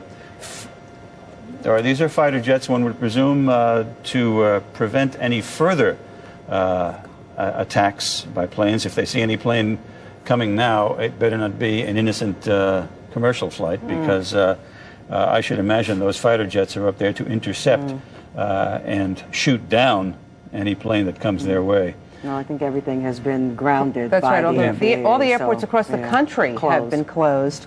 And I heard that right now they're inspecting, and really inspecting, Air Force One, because it's been around this morning, and before the president gets on it, they want to make sure that it's a safe plane to get on. Okay. Okay. This is Chopper 5 to Corporon and Wolf. Corporon and Wolf. The studio's requesting exact locations from you guys. I want to know where you are. Kai, can you hear me? Kai Simonson? We're getting audio from Kai, but apparently he cannot hear me. If somebody can tell him to tell us what he sees from his vantage point and what's going on up in the air there, we'd appreciate it. Yeah. This is Chopper 5 to Corporon and Wolf. Corporon and Wolf. What are your locations? All right. He's talking to the assignment folks here at Channel 5, trying to set up some sort of contact. So apparently we can hear him, but he cannot hear us. So we have no way to tell him to talk to us. Well, a lot of our communication stuff is on top of the World Trade Center. Yes. Yep. So I imagine all TV stations, all cell phones, all that stuff that we rely on every day are, a big problem right now. There's some of the folks standing on the ground wondering what to make of all this. Again, shortly before 9 o'clock this morning, the first of 3 terrorist attacks on this country 2 here in New York, 1 in Washington. A plane slammed into the upper floors of the North Tower of the World Trade Center. And then a few minutes later, another plane, pretty large planes as well. You sit here and you look at this, and Just one second. right ahead, that second explosion took place when a second plane went in. Then a third explosion took place at the Pentagon, and now there are unconfirmed reports that a fourth explosion, the second at the Pentagon, has also taken place. So we're flying by the seat of our pants here, trying to keep up with this terrible terrorist activity. I'm sorry, I interrupted. Not at all, James. I'm just saying you sit here and you look at this, and as journalists, you are not supposed to inject any of your personal feelings. But I'm sitting here, I'm looking at this, and I'm mad as hell. I really am. I am so angry that something like this could take place in our country. Disrupt our lives, yeah. Well, I think it's also frightening. I mean, let's face it, we're journalists, but we also live in this city. Thank you. We have children that we're raising in this city, so we have concerns just like everybody else, and we want to keep this place safe. And who would think in our lifetime that we would see something like this? Yeah. Should we have been aware of this, Mr. Jaffe? Should we have been some inkling? Because apparently we got blindsided here. I would think, and the government has various motives, and each of the various pieces of the government have other intelligence sources, but I would hope that we would be on top of some of this. And in years past, sometimes we weren't, sometimes we weren't, but at least we had an inkling. It seems to me one of the things we have to do is to increase our intelligence gathering faculties domestically as well as overseas, especially domestically. And that may frighten some people because they don't want to have their rights compromised. On the other hand, we have to give up something in order to be safe. To the extent that they've accomplished our becoming fearful and you becoming angry, they've created a situation we have to rectify, and we have to do it quickly. Do you think the FBI is going to come under a lot of fire for letting something like this slip? This obviously seems like a well-planned attack on New York and Washington, and we don't know. Allow me to interrupt you, please. This is Rick Leventhal with Fox News Channel. The smoke is obviously cleared somewhat. Ma'am, she's with DCPI. Can you talk to us for just a second? Bring us up to speed. Obviously, people have their hands full out here. It's not easy getting anyone to talk. Yeah, tell me where you were. What happened? What did you see? What did you hear? First, I was on Canal Street. I saw the fire. I saw the two buildings. I'm thinking it was a bomb because it's two of them. Anyway, when I got there, I tried to save people because I'm a doctor. When I tried to save people, in the moment we heard a big explosion coming down. Everything just went black. Everything came down, glass started popping. People got hurt. Stuff went on top of them. And it was a big explosion, and everything got dark, real dark, like snow. You can see behind me, oh, this is not snow, this is all from the building. It was a terrible nightmare. Where exactly were you standing when this happened? I was standing right in front of the World Trade Center. So you were down the block here? And Right you came there in the running this middle, way? right? Yeah. Did you get hurt at all? No, not me. Did you see anyone around you getting caught up in it? Yeah, I was with the firemen. We got hurt. We all went inside to this dark. We was inside the building when everything happened, but we came out alive. What's your name? My name is Dr. Angel. Were you able to assist anyone before this happened? Yes, I did. I help a lot of patients. A lot of them. Well, there are a lot more people that need help now. Need help, so yeah. if you're capable, maybe you should. Yes, I'm gonna go back. I lost my ID, but I try to go back. Yeah. All right. Well, thanks a lot for All talking right. to us. Thanks. We can you talk to us for a second? Jesus, just. Huh? I saw a Trade Center come down. Well, tell me what you saw. All right, I was coming down 6th Avenue, running down to meet this truck. Pat Muskoff, Fox News engineer. Go ahead. Go ahead. Start again. I'm coming down 6th Avenue. All the people traffic was running up. And I'm looking up. I'm trying to call the station, trying to find where we are. And I look up, and the tower just starts crumbling down. And everybody in the street just stops and started crying and bawling. And I'm standing next to a fireman. He said, yeah, they just bombed the Pentagon, too. So that's basically where I saw. Then I came running down here. Traffic's not allowed past Warren Street. And you see what's here. Do you know which of the two towers? The one without the main antenna on it. The second one that was hit. That's the further south? This more southerly tower? I think it's Tower 1. I'm not too sure the exact. And you actually saw it from the top down I saw collapsing. it came sideways like this. It just collapsed in on top of itself. It was amazing, but very upsetting to watch the whole thing come tumbling down. So we all thought it was another explosion. Then we looked up. Instead of being two, there's one. Just an unbelievable scene big plume here. of smoke. It's almost difficult to describe what's going on here. It's unbelievable. You can see that we have One World Trade Center completely engulfed in flames. The upper floor is completely engulfed in flames. Two World Trade Center has collapsed. It collapsed, I guess, about 15 minutes or so ago. We had two planes, as you've been hearing. One plane hit One World Trade a short time ago. I guess it's going back about 45 minutes to maybe to an hour or so ago. And then shortly after that, another plane. We actually witnessed the plane coming up the East River, and it seemed to be getting dangerously close to World Trade, and we thought that it was going to hit, and it did in fact hit. We saw the explosion and all of the debris flowing down toward the lower Manhattan there, and it's just incredible how right now what we see on the ground down here is that the entire area of lower Manhattan right now is completely engulfed in a big black cloud of smoke. Now, we did have some people down there that were shooting some tape for us. They said that the entire area is completely engulfed in smoke right now. It's very, very difficult to see at this point. And right now, our concerns in terms of what we're doing up here is that the area, as we understand it, has been sealed off. The airspace has been sealed off. So they are not allowing people to come in and out of the airspace at this point. We are able to stay here right now, but no commercial traffic is being allowed to exit or enter the airspace right now. And we did hear some reports that there were hundreds of people. We did hear reports that there were hundreds of people, if not more, on the ground that were injured. There are obviously numerous casualties involved in all of this. Now, in terms of flying right now, our concern right now is just basically keep an eye out for any planes, any suspicious planes that enter the airspace.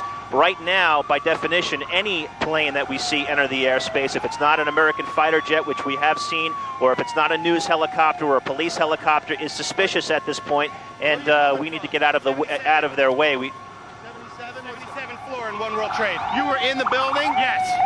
We did not see the debris hit anything specific on the ground because we are being kept at a distance right now. We're being kept at 3-4 miles away. Actually, I'm being told now by my pilot we're being kept at a minimum of 5 mile radius of the World Trade Center. That is for our own safety and also for the safety of the people on the ground.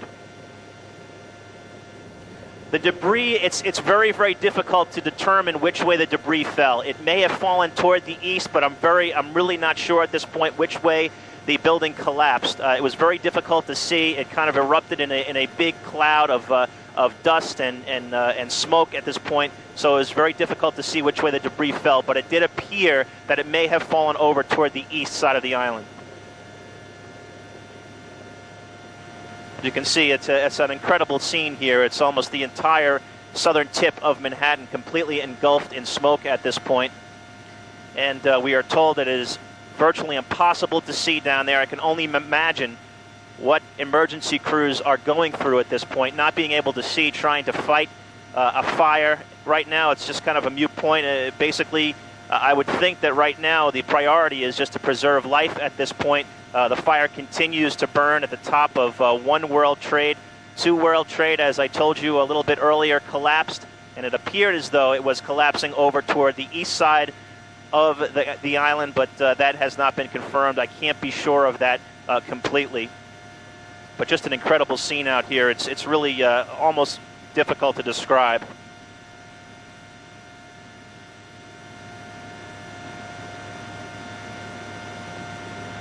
Again, the words of Kai Simonson, who is up in the air in Chapter 5. He was up in the air with his camera focused on the building when the second plane rammed into the World Trade Center, and it must have been it must have been quite a sight for him and quite an experience. So, Jim, I'm told Mario Bosques, excuse me, Rosanna, but I'm told Mario Bosques is on the phone from Beth Israel Hospital. Mario? Hello, Jim. I'm at Beth Israel Medical Center, as you said, in downtown Manhattan. On the east side, along with Bellevue Medical Center, has become a staging area to receive the injured, the victims from, of course, the World Trade Center situation, the tragedy that took place there. We are seeing many ambulances pulling up with people coming on wheelchairs and stretchers, bandaged about the head and arms and legs. They don't appear at this point to be major injuries, but they appear to be stunned as they're taken out of the hospital, out of the ambulance into the hospital. We understand Bellevue at this point is also receiving people, doing triage there as well. Again, Beth Israel and Bellevue taking in victims apparently from the World Trade Center. In addition, Jim, people on the streets, I can tell you, along First Avenue walking around totally stunned. The TV sets in some shops are turned on loud, pointed out toward the streets as people come out of their apartments to watch these developments as they unfold. But again, at Beth Israel, they have many ambulances that are standing by to go to the area. We also understand Beekman Hospital is where many of the injured. I was running my way there to try to get coverage there when I stopped at Beth Israel to get the situation here. And as you might imagine, medical personnel are running around the area preparing to take in more victims. I'm sure they will. By the way, I should tell the viewers, Mario, that you're looking at the picture on Fox News Channel. They have a reporter on the ground. Perhaps we could listen to that interview. It's in World Financial Center. Right across the street. World Financial Center is right across the street from the Marriott Hotel. And when we were walking by, you look at the Marriott Hotel, I don't even think it's there anymore. So, well, I don't know what else to ask you. I mean, it's just an incredible story. It's just horrible. It's an absolute shame. Do you think you know people who were on the floors that were hit? You just pray when they evacuated people. Unfortunately, they evacuated people both sides of the World Financial Center. I don't know if if you're talking talking about the other side. We were by the water, by the ferries and Moran's in that area. You just hope the people on the other side, they've actually evacuated them out, and that's the fear, I guess, with this building here. You just see the fire, like 20 stories. You worry about the building giving out, and it did. How far away from the building were you when it collapsed? I was right by where the people get on for the ferry, right next to Moran's, to the right of Moran's. So 10 blocks, 20 blocks? 10 blocks away. And then there was a decent crowd, and that's when everyone just dispersed. All right. Thanks for talking to us. Thank you. I appreciate it. What's your name? All right, Rick Leventhal. Where are you from? With Fox News Channel. As Rick Leventhal continues to report from the streets of Manhattan, as this devastation occurs and continues to unfold, and you can see on the right-hand side of your screen, there is only one. Can they hear? There you're listening to the Fox News Channel, their coverage of the catastrophe. But I must say, and I hate to say this, but we had eyewitness reports earlier on that the World Trade Center being 110 stories high, there were people who were falling from the windows and who were jumping. Let's listen to this interview from Rick Leventhal. We thought the building was going to topple over. It was going so. Well, one of them did. One of them did. We were in town one. We made it out. Well, you're a lucky man. Thank you very much. Okay. Thanks. All right. Take care. Clearly, this is a nationwide catastrophe, but folks... Rick Leventhal talking to several eyewitnesses down there. That looks like another gentleman. Call your loved ones.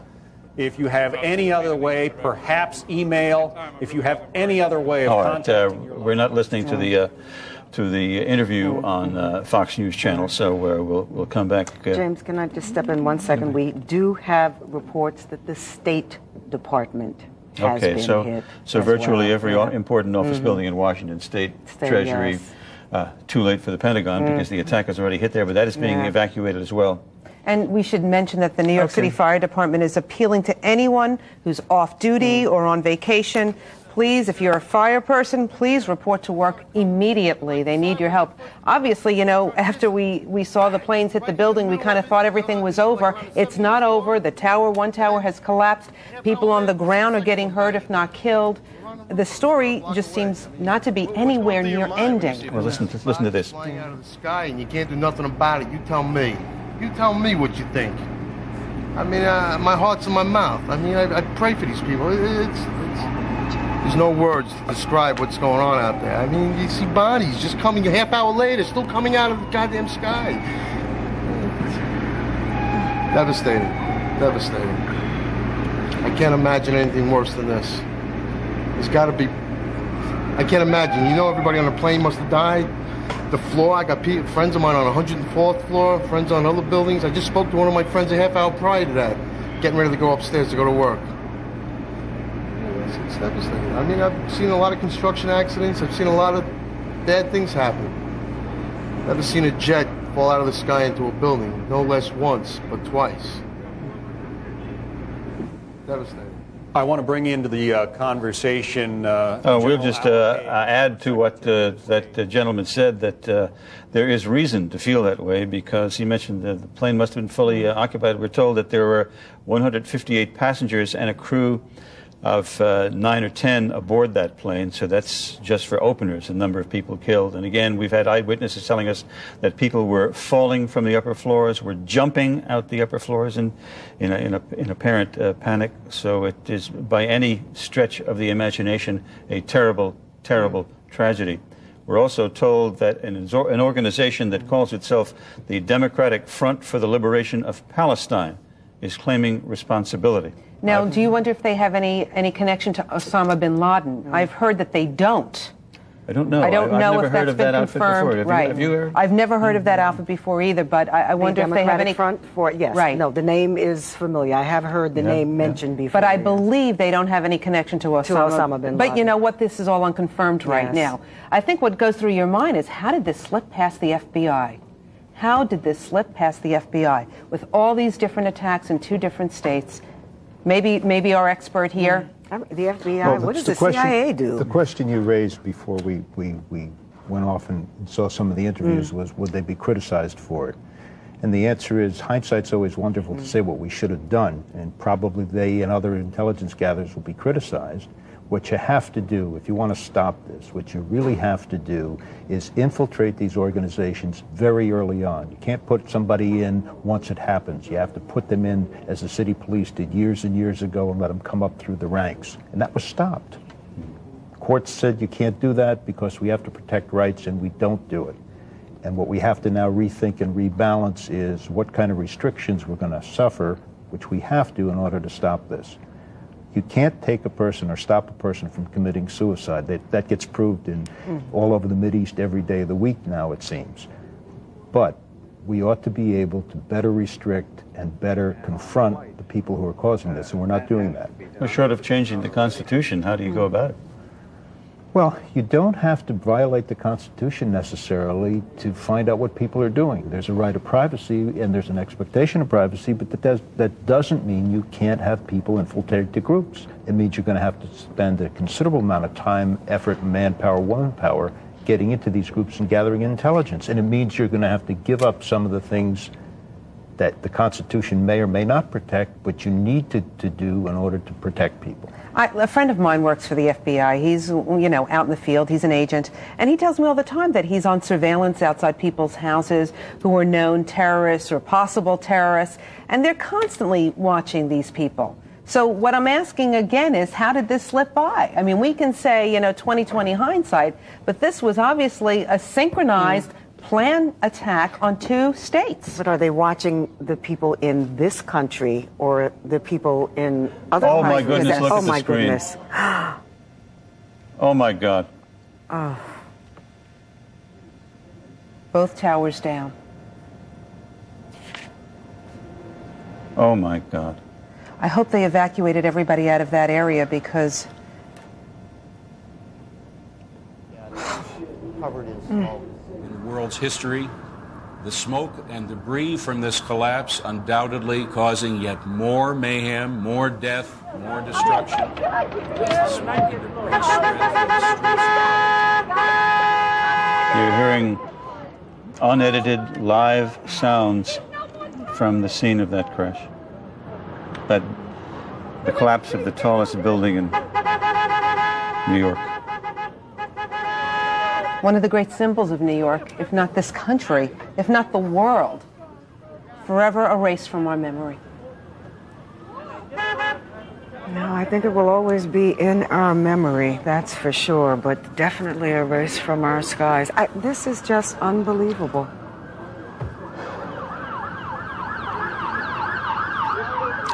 A live picture from Chopper 5 showing the collapse of the World Trade Center.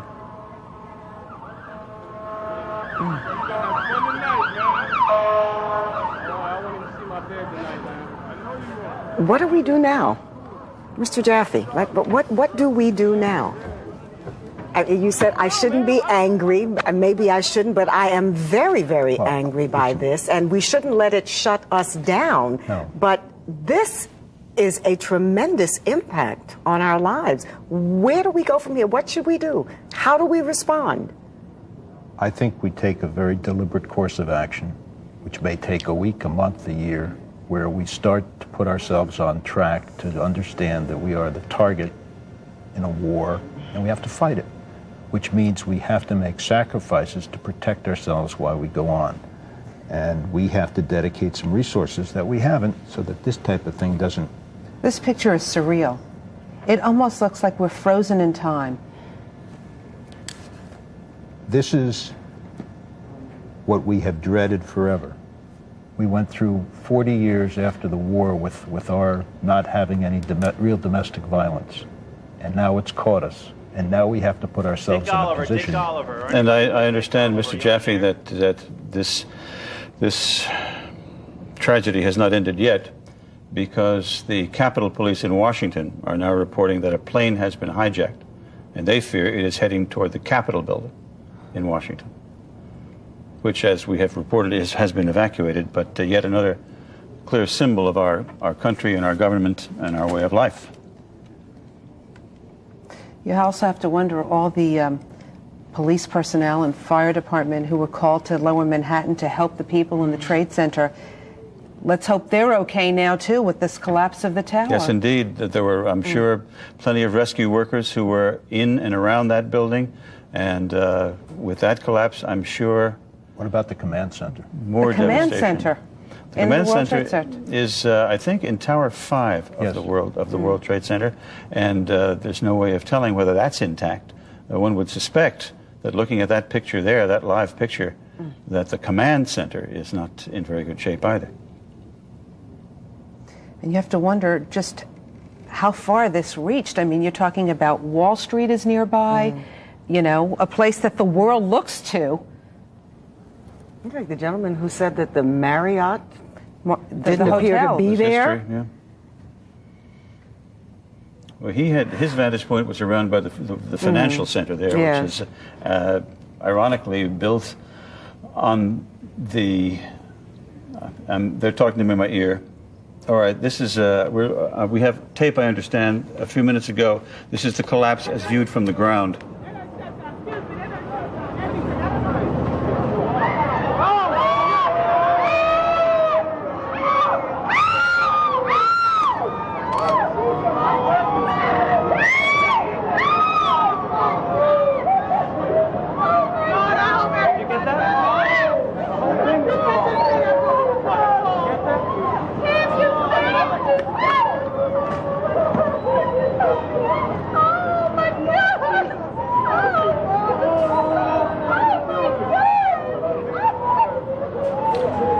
That picture just a few moments ago, you heard the people reacting in terror and horror as the World Trade Center simply collapsed.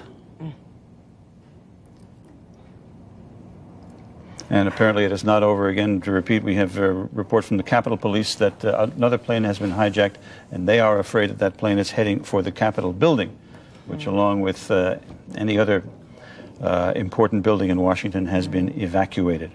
And just to tell you, if you're outside the island of Manhattan, don't try to come in today.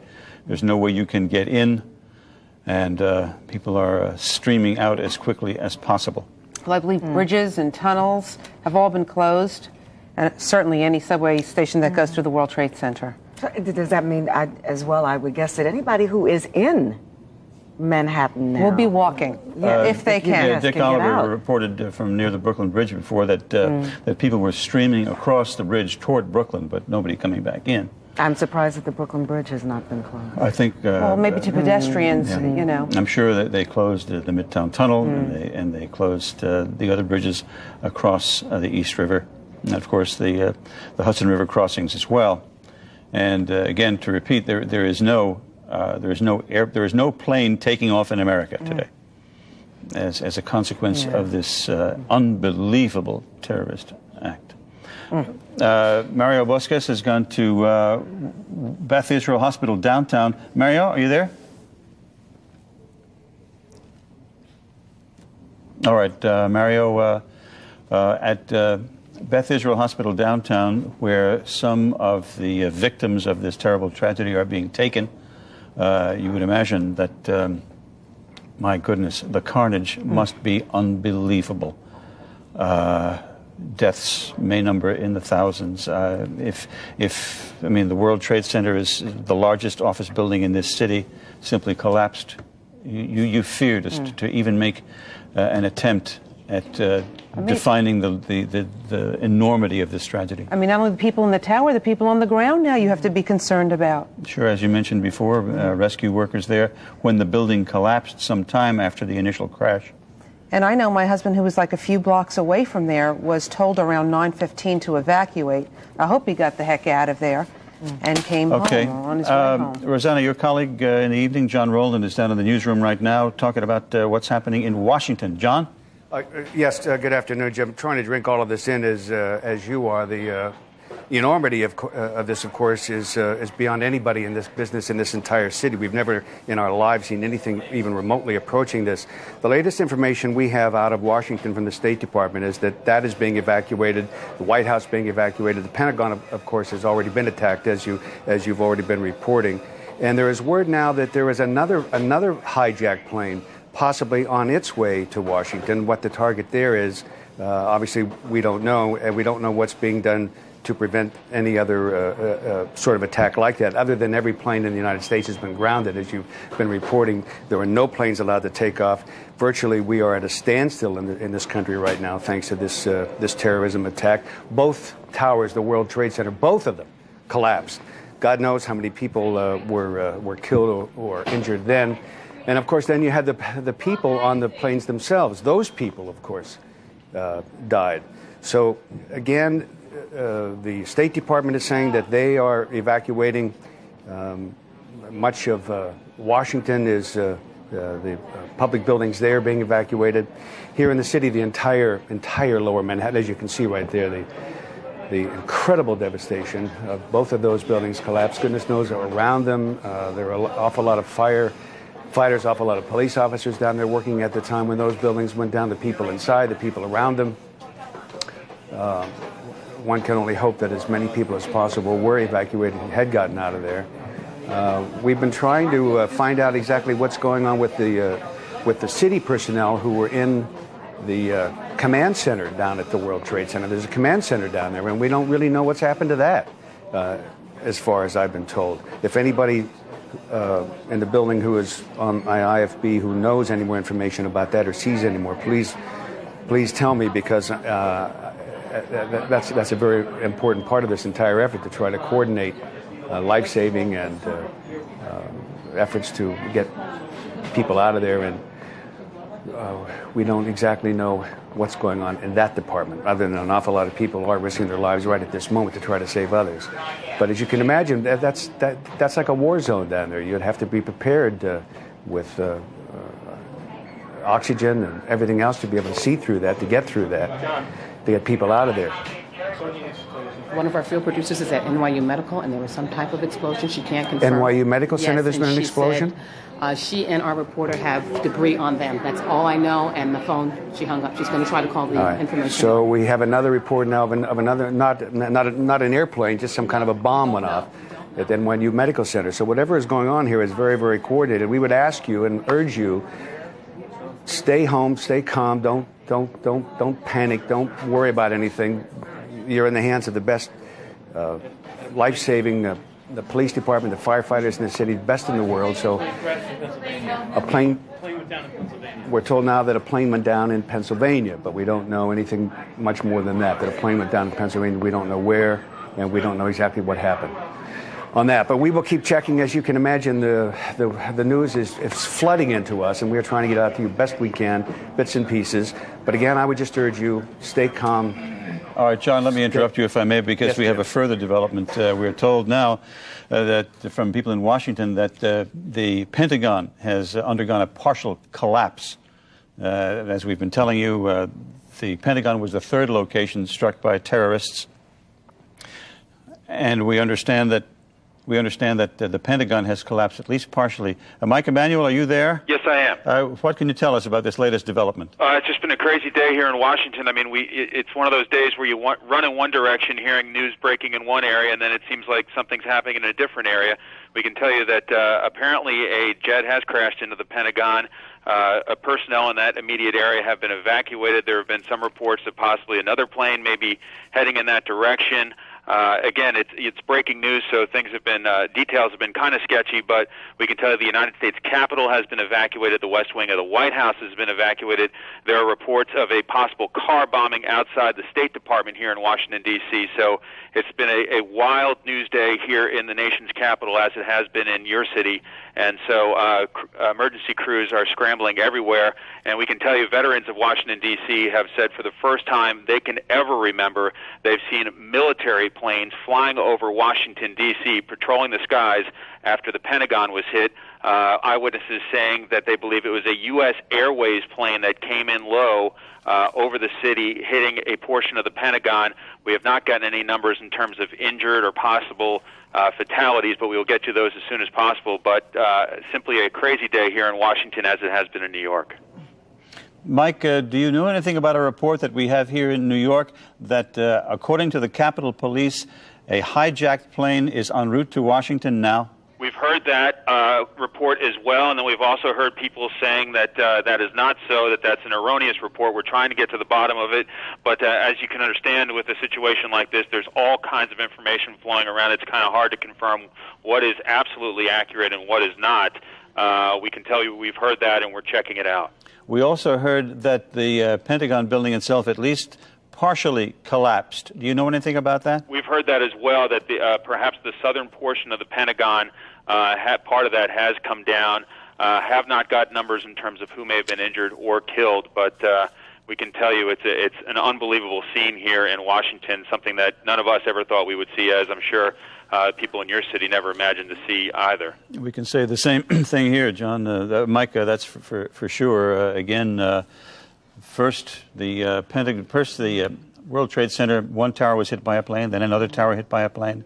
Then we got word that the Pentagon was hit in Washington, and then the World Trade Centers collapsed in Lower Manhattan. John Rowland's down in the newsroom. John? Well, Jim, I don't have much for you. I just have some sketchy information here that another explosion, a fourth explosion out the World Trade Center has gone off.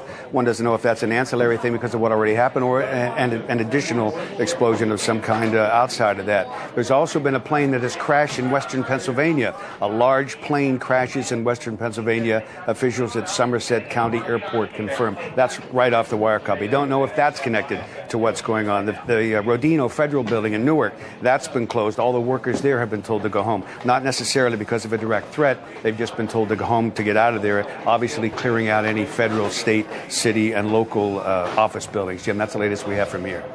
All right, John, I imagine, given the fact I'm hearing word from the studio. Okay, I'm told all federal office buildings in Washington have been evacuated. I would imagine, given the fact that we have Oklahoma City in our past, that federal buildings all over the country would be, just to be on the safe side, would be evacuated. Jim, you have to wonder where the president is right now and where Mayor Giuliani is right now. When we last saw the president, he had just taken off in Air Force One en route back to Washington.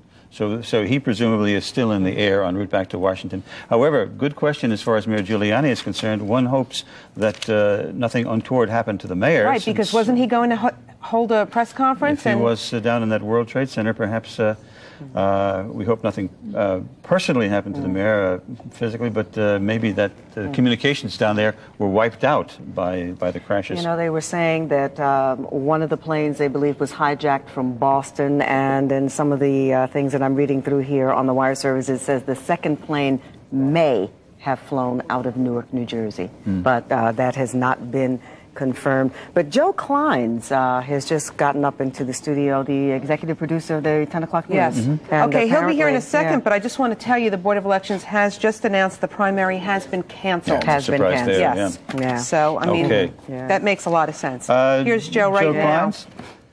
You look a bit the worse for wear. You've been running around this morning, obviously. Yeah, they're not letting... I'm coming in from Long Island.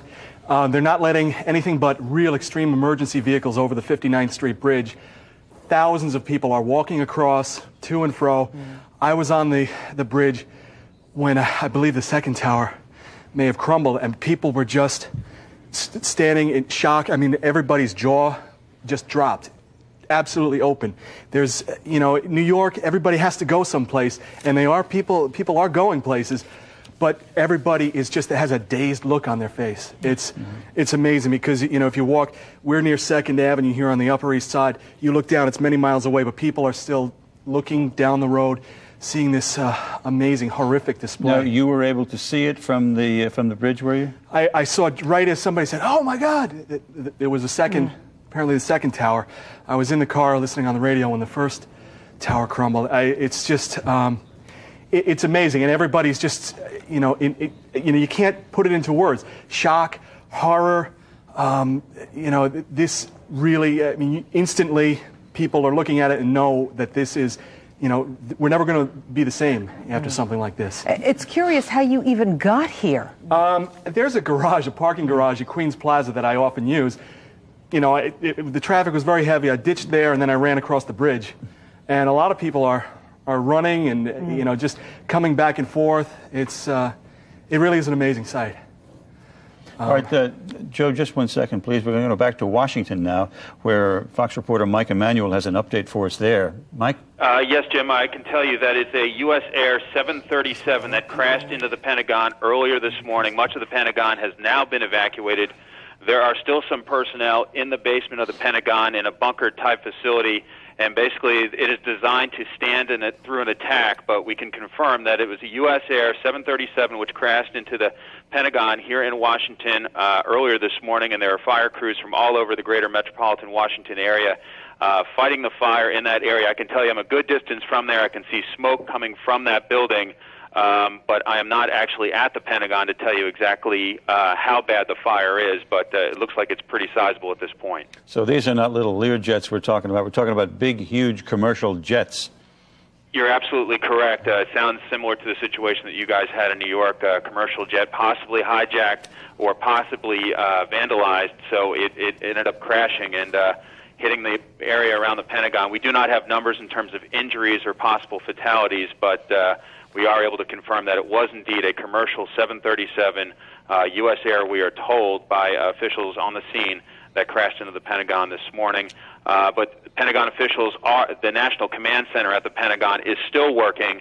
The rest of the building, though, has been evacuated, and we're understanding a lot of the damage is to the outer ring of the Pentagon. And some of our people on the scene say it doesn't seem to be severe, but there does seem to be a pretty good fire going, at least on the outside of the Pentagon. Yeah, we're looking at your live picture right now, Mike, and that would seem to underscore that comment because we see huge clouds of smoke billowing out of the Pentagon building. Indeed. Thank you, Mike, very much. Sure. Joe Kleins, back to you. When you saw the collapse of the building, were there people around you, and if so, what was the reaction on the part of the crowd? They were, you know, because there were a bunch of people who were on the bridge, standing and watching. And when they saw it, they said, "Oh my God, the whole building just went over." Because at that point, beforehand, you couldn't really tell what had happened to the first tower because there's just so much smoke that you just see smoke and one tower, and then all you saw was smoke after that. Smoke over all of Lower Manhattan, you know, enveloping all of the financial district, you know, going over the East River. And, you know, as I was driving in, I was hearing reports of people saying papers were flying over Brooklyn. This is an hour ago. So I can imagine what, you know, this tremendous calamity. But people, you know, the parking garage where I parked in Queens, it's at Queens Plaza. It provides, you know, usually a lovely view of the World Trade Center. People, just dozens and dozens of people were running upstairs as I was running downstairs to try to get a view of this. I was running downstairs to the subway. Subway is a little bit of a chaotic mess. You know, most of the trains are not running into Manhattan right now. And so you got a lot of people on the platforms wondering what's going on. People are trying to make calls from payphones and they're not getting through, you know. And cell phones aren't working. Do you know, did you try yours? I saw a lot of people on cell phones. I mean, I think it's very hit or miss. It's very hit or miss. Some people were talking intently. Everybody's talking about this. I mean, nobody's... I mean, New Yorkers were a tough bunch, but even this has brought the city almost to a standstill, if not a standstill. Sure. I mean, we're on the Upper East Side, as I was saying before, but there are people, I mean, yes, they're walking with shopping bags and stuff, but there's, you know, everybody's kind of, you know... Just a daze. A daze, absolutely. That's the best way to put it. Nobody knows quite what to make of this. And look at the symbolism of this whole attack on primary day. You know, a very, very important day in our country. Sure.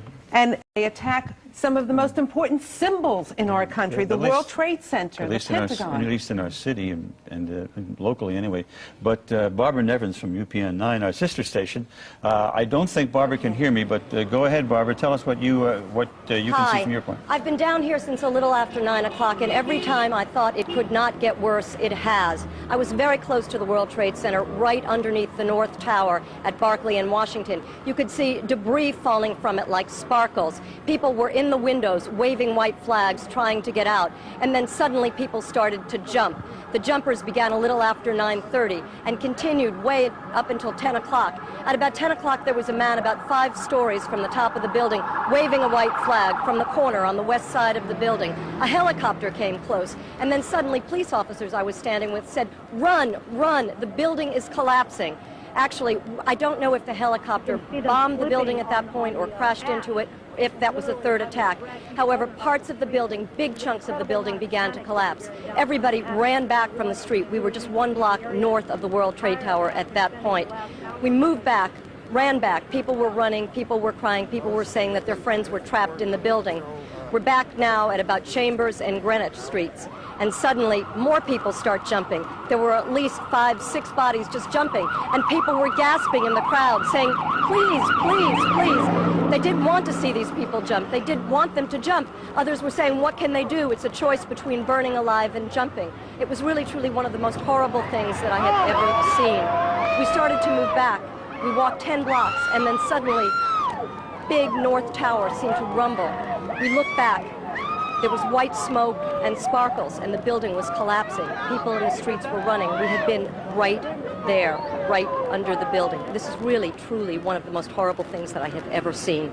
Back to you in the studio. We'll be here all day trying to report, to tell you what's been going on.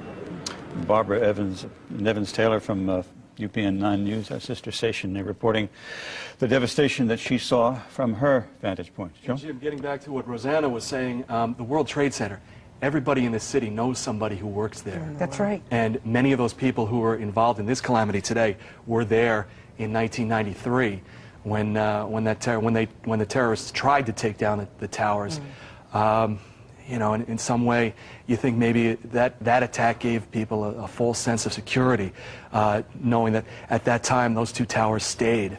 But also, would they ever strike it again? I mean, to go back again and hit the World Trade Center. Well, let's ask our expert about that. Does that surprise you that they would choose the same target again, Joe? No. I mean, they did it then. They did it to make a point, and now they've made their point. They've destroyed it completely. Now we've got to be careful, and now we have to be at a stage where we start to be much more careful of what we do and how we do it, and we have to start to look at these people who are involved in it. We'll give up some of our liberties, but we'll protect ourselves much better. We've got to worry about all those people down in Lower Manhattan who, I mean, you know, from the pictures that we see, it's just covered in smoke. It's just billowing out and billowing out. It doesn't seem to end. I mean, how can you fight a fire? How can you rescue people in that area? I mean, I don't think they could have been prepared for that.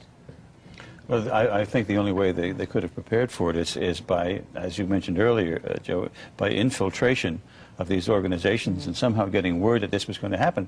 But apparently, every indication so far, we were just simply sandbagged by this, blindsided. Absolutely. And what we have to do now is 2 things. One, aside from putting ourselves together and remaining calm and not a total panic, start to resurrect what we have, but then start to institute some type of control and some care.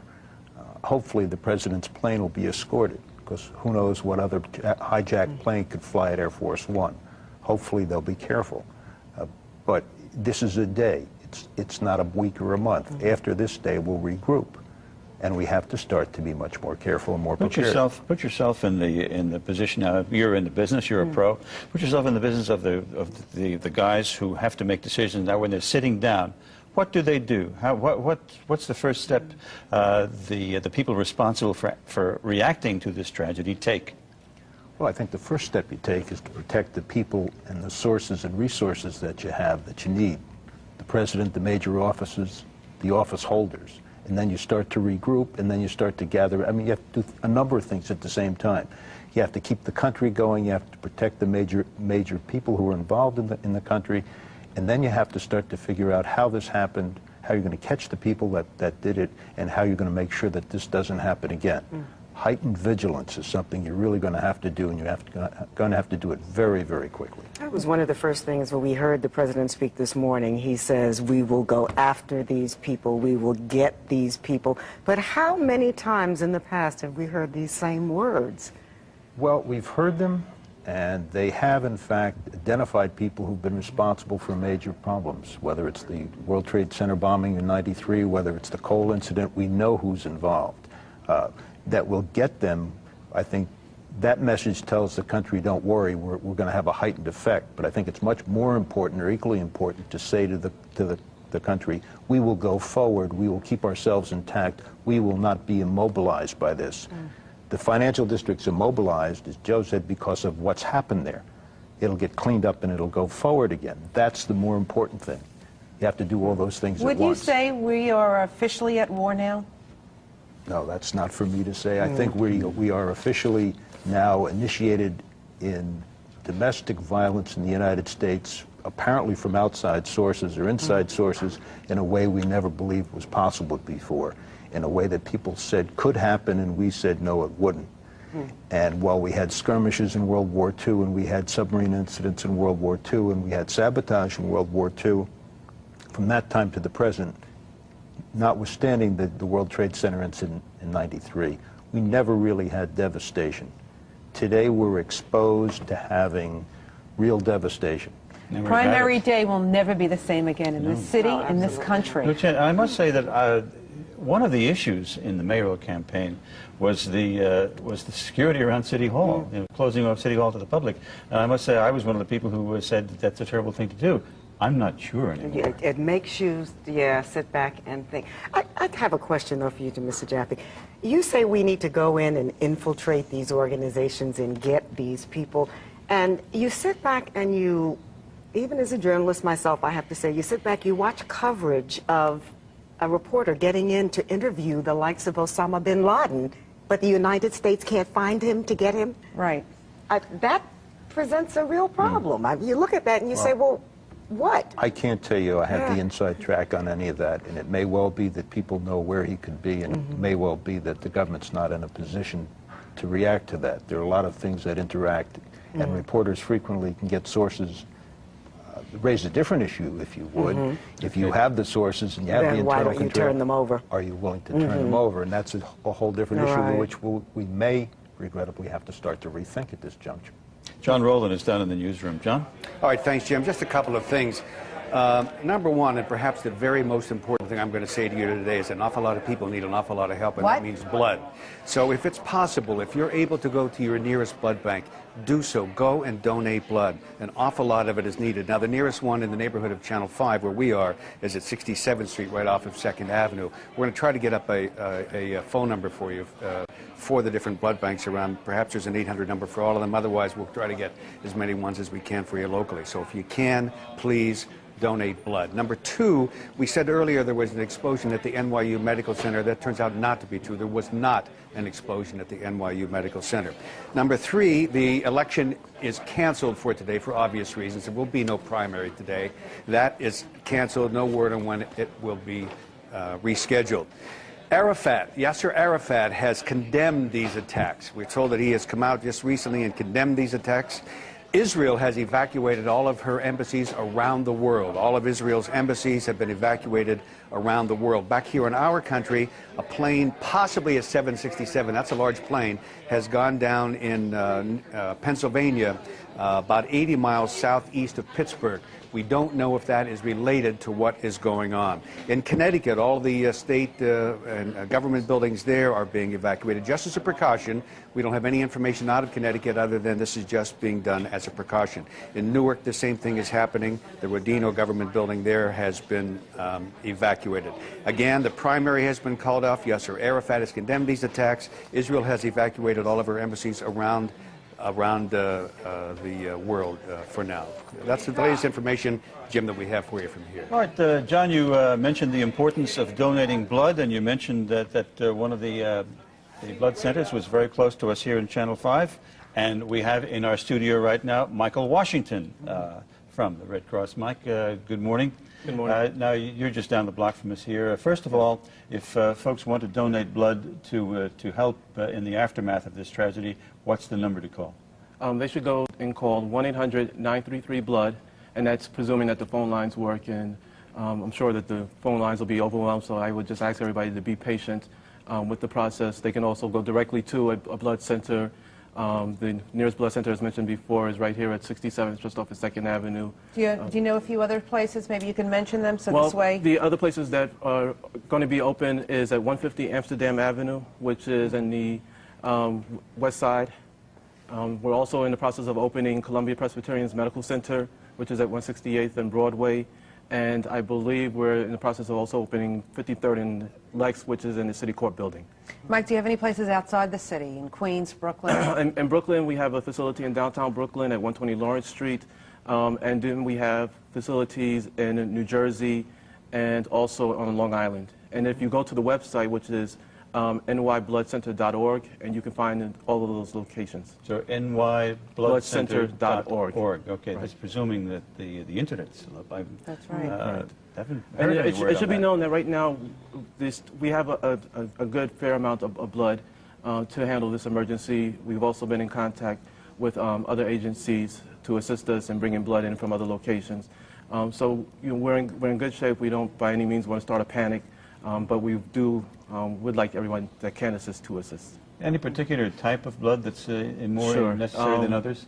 People with O type and B would be the types that we would need the most at this particular moment. And if you have a cold and stuff, should you not even bother? Right. Or? If you have a cold, don't bother to donate. But otherwise, if you're healthy and you're between the ages of 18 and 65 or 17 and 65, please come down and donate. All right, Michael, thank you very much. Thank you. Michael Washington, give us that number once again, the 1-800 number. 1-800-933-BLOOD, and you can go to the website for locations, which is nybloodcenter.org. Okay, again, nybloodcenter.org. Yes. All right, Michael, thank you very much for coming in. Thank you. And of course, the need for blood results from that terrible, terrible catastrophe you're looking at right now. There's the aftermath. Those clouds are what is left of the World Trade Center. Just before 9 o'clock this morning, a plane crashed into the side of 2 World Trade Center. Then minutes later, another plane crashed into the other tower. There is a live picture of that. I'm sorry, there is a taped picture of that second plane crashing into the other tower of the World Trade Center. And then shortly after that, in Washington, another plane, all 3 of them hijacked apparently. Another plane crashed into the Pentagon building in Washington, into this nation's military complex, the military nerve center of our country. President Bush was in Florida. He immediately boarded Air Force One and headed for Washington. He will be returning there very shortly. And a terrible 1, 2, 3 terrorist attack on our country has taken place this morning.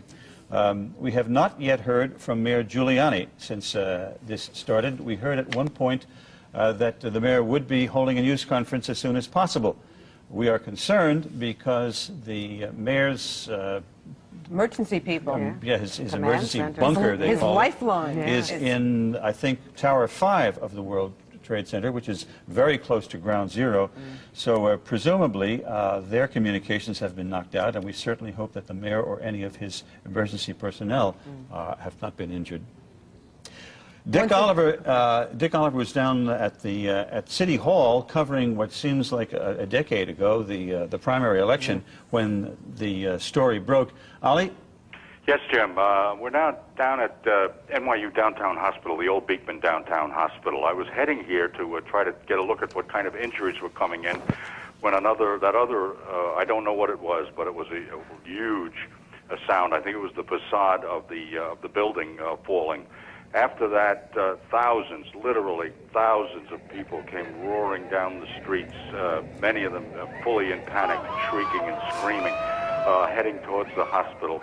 The hospital immediately opened its doors and to get as many people as it could into the lobby and hallways and other areas, and immediately handed out surgical masks and water and began treating people, some for cardiac cases, many others for breathing problems. Jim, it's very difficult to explain, but imagine a snowstorm of, say, 5 inches. The streets are covered, the cars are covered with this gray-white soot that unfortunately people are being forced to breathe. It is severely affecting people here. As far as the trauma cases being brought here by ambulance, there are all kinds of cases ranging from broken bones to trauma to heart cases to cardiac cases to lung cases. The hospital is overwhelmed, but handling everyone who comes here. Do you have any questions at this point, Jim? I don't, Ollie. Just stay there. I know you're doing a yeoman's job down there, so thank you very much, and we'll get back to you very shortly. Right now, we're going to go to UPN 9's Barbara Nevins-Taylor, our sister station. She is reporting once again live from the scene. Barbara? Hi, this is Barbara Nevins-Taylor. I'm at the corner of Broome and 6th Avenue. We're north of what were the World Trade Towers. We have seen them collapse. I'm here with Dawn Michaels. She was coming out of the subway, going to work from her home in Far Rockaway. She got out at Chambers Street. And Dawn, what did you see? Well, as I was walking down the street, I happened to hear like an engine sound, and the plane was like, as if it was going really fast. And I didn't think of anything, so I kept on walking. All of a sudden, you heard a loud explosion. So we all ran to look. And the first building was a big hole on the side of it, and on the other side went in flames. So we stood there in shock, everyone screaming. A woman collapsed on me. I had to lay her down on my textbooks. And then before you know it, out of nowhere, the next building blew up. And then all of a sudden, everyone's running all over the place, a panic attack. Then after a few while later, all of a sudden, people are running hysterical, and we go to look, and the building collapsed. So we're running, and we're trying to run against... That's a long time later that the building collapsed. People have been running all morning. Yeah. That's the really shocking thing, is that people have been moving back from the World Trade Towers all morning. Just when you thought you might be safe, suddenly you were no longer safe because another portion of the building started to explode or fell off, and then the towers actually collapsed. You were also here very early in the... What did it sound like exactly? It sounded just like a plane, but I looked up to see where it was coming from and couldn't tell. And all of a sudden, that big explosion, I mean, you know, it just happened. And I pretty much had to run, leave everything. There was smoke that just blasted from that building, and I couldn't stay there. I realized I couldn't stay because I knew it would have cost me my life, so I left. Yeah. Maybe Tim can take a look at you, because you're covered with dust, and this is what it's been like in Lower Manhattan all morning long. I mean, there is dust and debris throughout the streets of Lower Manhattan. It is just, people are covered with dust. This gentleman over here, do you want to step forward? You look like you might have gotten caught in something. Can you tell us what happened? I work in the World Trade Center. Tell me your name, sir. My name is Richard Dove. Richard, where are you from? I'm from Brooklyn, New York. And tell us what happened. I heard about it on the news, and I came down to see was any of my co-workers hurt. I'm due at work at 10 o'clock. I work in the World Trade Center from 10 to 6. I'm a messenger.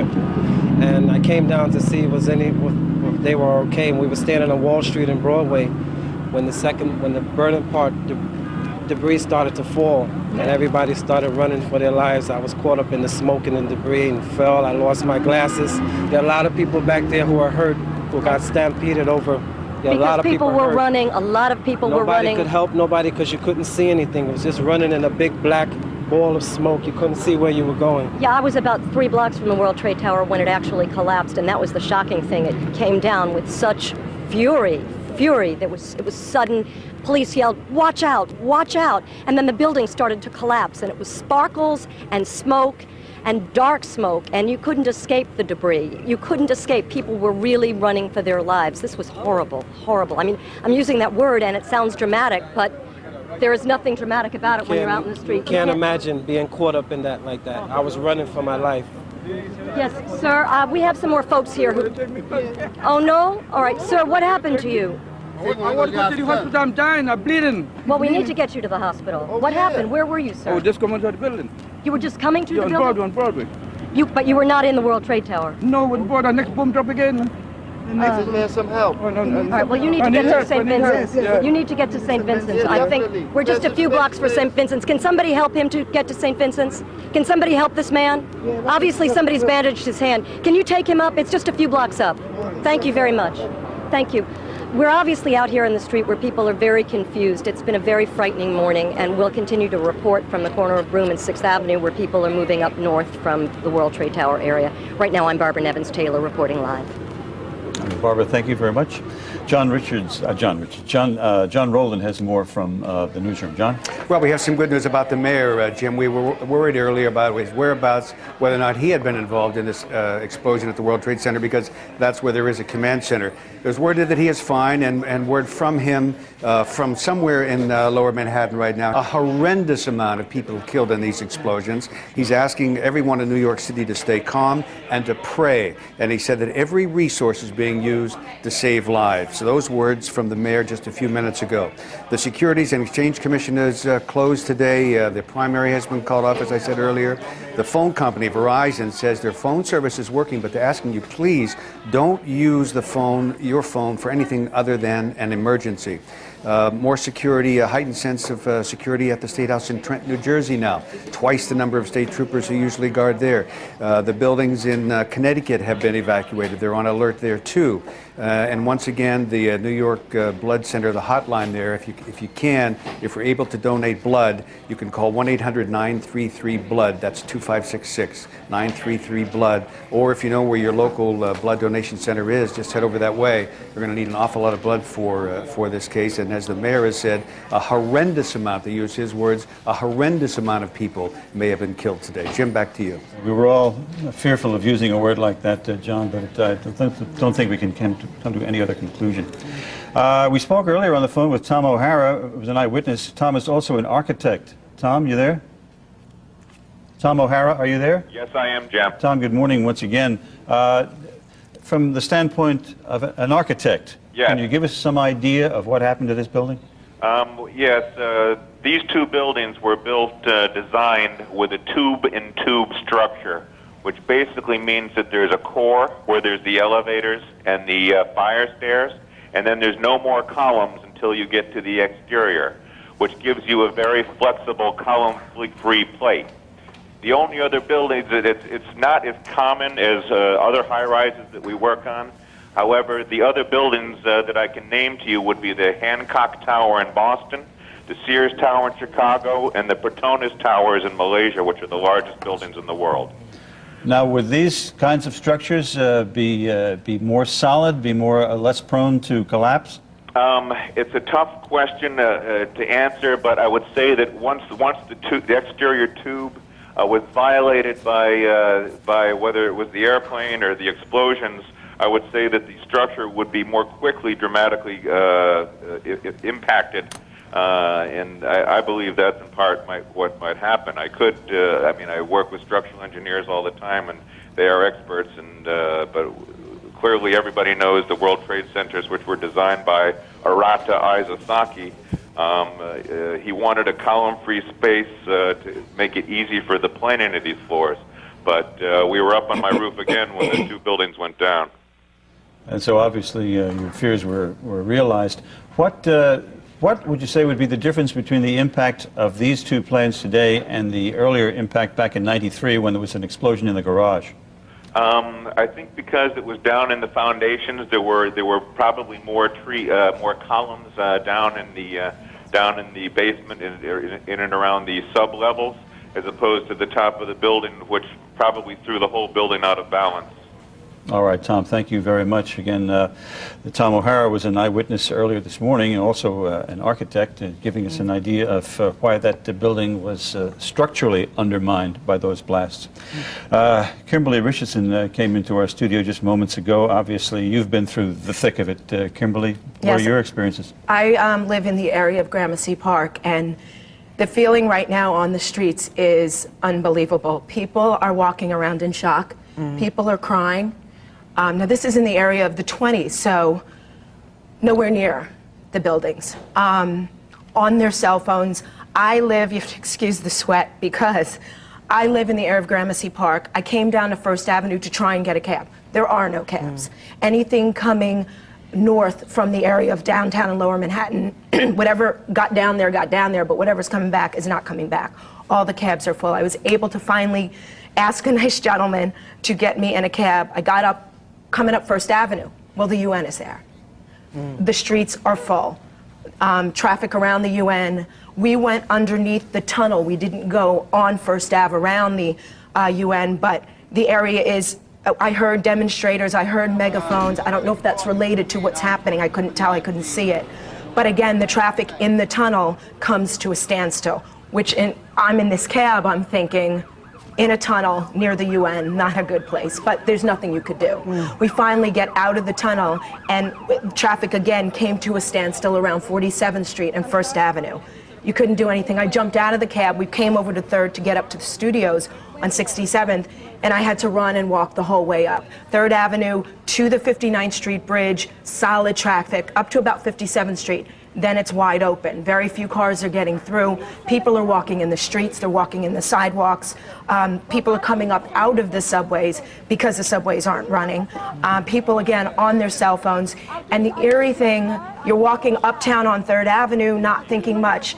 You turn around, you look behind you, you see the plume of smoke right down 3rd Avenue, even in the 60s. So just kind of a chaotic but calm scene, a very eerie feeling out there right now. People are unbelievable. That's what you said earlier, surreal. It's surreal. New Yorkers are tough, but even this is, you know, breaking down that toughness a little bit. A lot of times when catastrophes happen, New Yorkers come together. What was the feeling of the people when you were out on the street? Were they looking to help one another or just in plain panic? Plain panic and shock. Just dazed, walking around, kind of looking and listening. People were out of their cars. They had the radio on. They're listening to the up-to-date reports. Just kind of a strange, no one's panicked, but yet just in shock. In shock. It's just like something out of a movie. Well, who would think that New York, the United States, would ever be a target to terrorists like this? Yeah, well, that was the fear on the part of a lot of people, and apparently it has come to pass. You know, it's something you mentioned. Let me just interrupt you one second, please, Lynn, because we have Brian Leary down in the newsroom. We raised the question some time ago about what is the internet like. Brian, can you answer that question? Oh, I'm sorry, we don't have it, so you can answer. No, you were saying you were in the cab and there were people demonstrating by the United Nations. You could hear them up above. Again, we were in the tunnel, so I couldn't see, but you could hear megaphones, you could hear yelling. I could see right before I went in the tunnels, the whole area around the UN, hundreds of people. Now, excuse me again, I'm being very rude here. That's okay, Jim. That's all right. But Brian Leary is going to tell us what's the internet like since this tragedy struck. Thanks so much, Jim. Here in the newsroom, as you know, all the phones they've been sporadic. People can't get in, they can't get out. And once again, the internet is proving to be invaluable. I've gotten several messages. I was lucky enough to be able to tell some of my friends and relatives that I was okay because everyone was worried. And from there, we have jumped over into people telling me from around the country, from Pennsylvania, Oregon, Florida, from here in the city, just what's going on. Basically, everyone's in a state of shock. Everyone's panicked about their loved ones. They don't know what's going to happen next. So the internet is proving to be invaluable as far as me getting more and more connections as where buildings are closing down. And as soon as we get more, I've gotten over 50 emails just on human interest stories and other connections. I'll get back to you, Jim. So the internet working. The internet working, which is encouraging, at least a small ray of hope here that we can get through this without... I interrupted you before, Kimberly, where you were recounting your experience over outside the United Nations. Again, hundreds of people up on top of the tunnel, but I couldn't see because we were in the cab, but I heard demonstrators. I heard a lot of yelling, and even the cab driver said, well, what is that? What is that? He turned to me. I said, I don't know. I'm here with you. So I don't know if that's related to what happened or what's going on. Another thing, cell phones. I tried several times. You can't get through. Yeah, it's in and out. United Nations. Yep. It's a building that you would worry. Yes. You know, worry about, worry for its safety. But you know, maybe it's a symbol of the world, whereas the World Trade Center is a symbol of the United States, New York, strength, power, so much a part of our skyline. Forever gone. Yeah. All right, Dick Oliver is down close to Ground Zero at what we used to call Beekman downtown, Ellie? That's right, Jim. It's now called NYU downtown, just about 2 or 3 blocks from City Hall, and It's amazing what the scene is here. People, this has become a place for people to gather for help as far as breathing is concerned, as far as cardiac cases, and there was a number of cases, at least 100 people brought in for trauma by ambulance from the scene, from the World Trade Center. Right now, they're handing out water, trying to get people in off the streets. That's where the breathing problems begin. People are walking around with surgical masks. The streets are virtually empty. Once in a while you see an emergency vehicle go back and forth, but it's really a ghost town in lower Manhattan as far as the general public is concerned. We'll continue to stay on the line here and bring you anything else we can, Jim. But Ollie, are there any people that you can talk to, any people you have talked to describe what they went through when this tragedy struck? Well, a number of the people were just witnesses to watching the fires as we were, Jim, when the facade of the building came down, and that set off incredible panic. Thousands of people rushing. Most that I saw were rushing towards the east side of the lower Manhattan, and that's where I wound up. I was down here checking on the cases that were being brought in here by ambulance. People saw people jumping from the building itself. People saw people being hit by debris.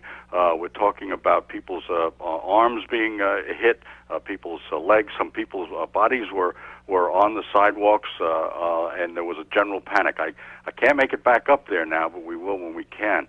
The police have managed to get virtually everyone who is not an emergency worker out of the area. Thank you very much, and continue to do a fine job down there. Just to bring you up to date, in case you turned on your television set expecting to see something else and you ran into this, we will tell you that shortly before 9 o'clock this morning, a plane was deliberately piloted into the World Trade Center, Tower 2. Then minutes later, another plane, there's the second plane, deliberately crashed into the other tower of the World Trade Center, Tower 1. Then, sometime later, in Washington, another plane crashed into the Pentagon. All obviously terrorist attacks. And an outfit called the Democratic Front for the Liberation of Palestine has claimed responsibility. As of right now, all ways into Manhattan are closed. You cannot come in by a bus or a tunnel or a subway or a bridge, and you cannot get into Manhattan. And in Washington, where they had their other terrorist activity, every building of any importance has been evacuated. They're also evacuating buildings, federal office buildings in cities across the country. We've had a statement from Yasser Arafat, the Palestinian leader, who has condemned this terrorist attack. And we also understand that the state of Israel has closed and evacuated its embassies around the world. And here in New York, we are simply in a state of devastation. The mayor came on some time ago and he said, quote, I have a sense it's a horrendous number of lives lost. Someone needs to maybe try to get us some information, because we are trying to find out and get more information on this Democratic Front for the Liberation of Palestine, because they have claimed responsibility for all of this carnage. And also, we might add that no small consideration, that these were all commercial flights, 3 commercial flights that were hijacked, one in Boston, 2 from other places, maybe one in Newark. And these were all fairly big commercial jets. I know in one instance it was hijacked from Boston, and there was a passenger list of 158 people plus a crew of 10. So 168 people in the plane alone lost their lives, and that's just one of the 3. We can't begin to imagine the dimensions of this tragedy. We are being told that American Airlines has confirmed that it has had 2 of its planes crash, and that United also may have had a plane crash. We don't have all of the details behind those. Yeah, John Rowland mentioned earlier that a plane crashed in western Pennsylvania, fairly close to Washington. And didn't we hear about a U.S. airplane in the Pentagon? I don't know if that's confirmed as well. It was a U.S. airplane that crashed into the Pentagon. Oh, it wasn't U.S. Air. Okay. Now, Mario Bosques? Yes. Can you hear me? Yes, Jim. I'm What's here up? at Beekman Hospital downtown, not far from that area, as they continue to evacuate people here. We get reports of firefighters coming in with various injuries here to Beekman Hospital, along with civilians. People are being handed out masks, and they're covered in whatever they can, plastic, because this entire area, Jim, is blanketed in several inches of debris and ash. It's very hard to breathe in this area, and streams of people are exiting. You're seeing, women, grown men crying as they walk along the streets, everyone in a state of shock as the ambulances continue to arrive along with fire trucks and assistance personnel to bring the victims here to Beekman Hospital. Jim, we're looking at some tape here. We're looking at some tape here of one of the many people who apparently suffered minor injuries in the task in the crash. That's just again, this is just unedited raw tape that we're looking at. Unbelievable. The number of tragedies that happened here, personal tragedies. We will be sorting through in the next weeks, I'm sure. But right now, there is no more World Trade Center. John Rowland down in the newsroom. John? Yeah, Jim, I just have some hard information, a little bit more of what you were talking about earlier. It was an American Airlines flight, one of them anyway, that hit the World Trade Center. It was Flight 11. It took off from Boston. It was on its way to Los Angeles. So we do now know the flight number of that American Airlines flight, of one of them. If you're expecting anybody on an international flight into our country, all of the international flights coming into our country are being diverted to Canada. So if you're expecting somebody coming into JFK, LaGuardia, Newark, all those airports closed obviously, those planes will be going into Canada. That's the latest information we have there. The Long Island Railroad back here in New York is stopping all of its trains into New York, and Brooklyn Metro North has stopped all the trains north of 125th Street in Manhattan. Once again, if you're able to, if you can donate blood, goodness knows how many people were killed today, but thousands killed and thousands more injured and wounded. So the blood banks are going to need the help from every New Yorker they can get. Jim, that's what we have right here from now. All right, thank you very much, John. Joseph Jaffe, you've been sitting here rather patiently. The firm again, I forget. Decision Strategies for Effect. Decision Strategies for Effect. Now, put yourself, as President Bush now lands in Washington, put yourself in his shoes, if you would, as to how we go about answering this tragedy. It's a large step to take, but I think the first thing you have to do is put yourself into a position to make government go on, to assure the public not to panic. Grief is absolutely something everybody's going to have, and shock everybody's going to have, but you have to make sure the country goes on. You have to take care that those other symbols of the country and those important parts of the country are protected, and then you have to put together what happens. You have to do it very slowly and very methodically, and you have to be careful to make sure that your guard is raised sufficiently that we can't have a repetition. This may be premature to ask, but I mean, do you think the airports will be closed through the remainder of the week, or is it just for today? I mean, I know you say we have to go on and move on, but I mean, how do you safeguard our safety? I won't presume to say I know even the beginning of the answer, but one of the answers is I don't think that we're going to wind up with our country at a standstill. I think that the protective measures that were put into effect long ago when the terrorist hijackings were ongoing, something we're going to have to reinstitute immediately. I think we're going to have to be very careful on the movement that we have and to control the movement, and I think we're going to have to just exercise a lot more care and diligence than we have. But you can at the same time stop. All right, thank you very much. Again, Dick Oliver is down at NYU hospital this morning. Ollie? Yes, Jim, I can only repeat what Mario said. The hospital continues to function. It is, I use the word overwhelmed, but I don't mean that in a negative way. It is handling any and all cases coming in here, but the majority of them being problems with breathing. I can't emphasize more the difficulty in breathing out of doors.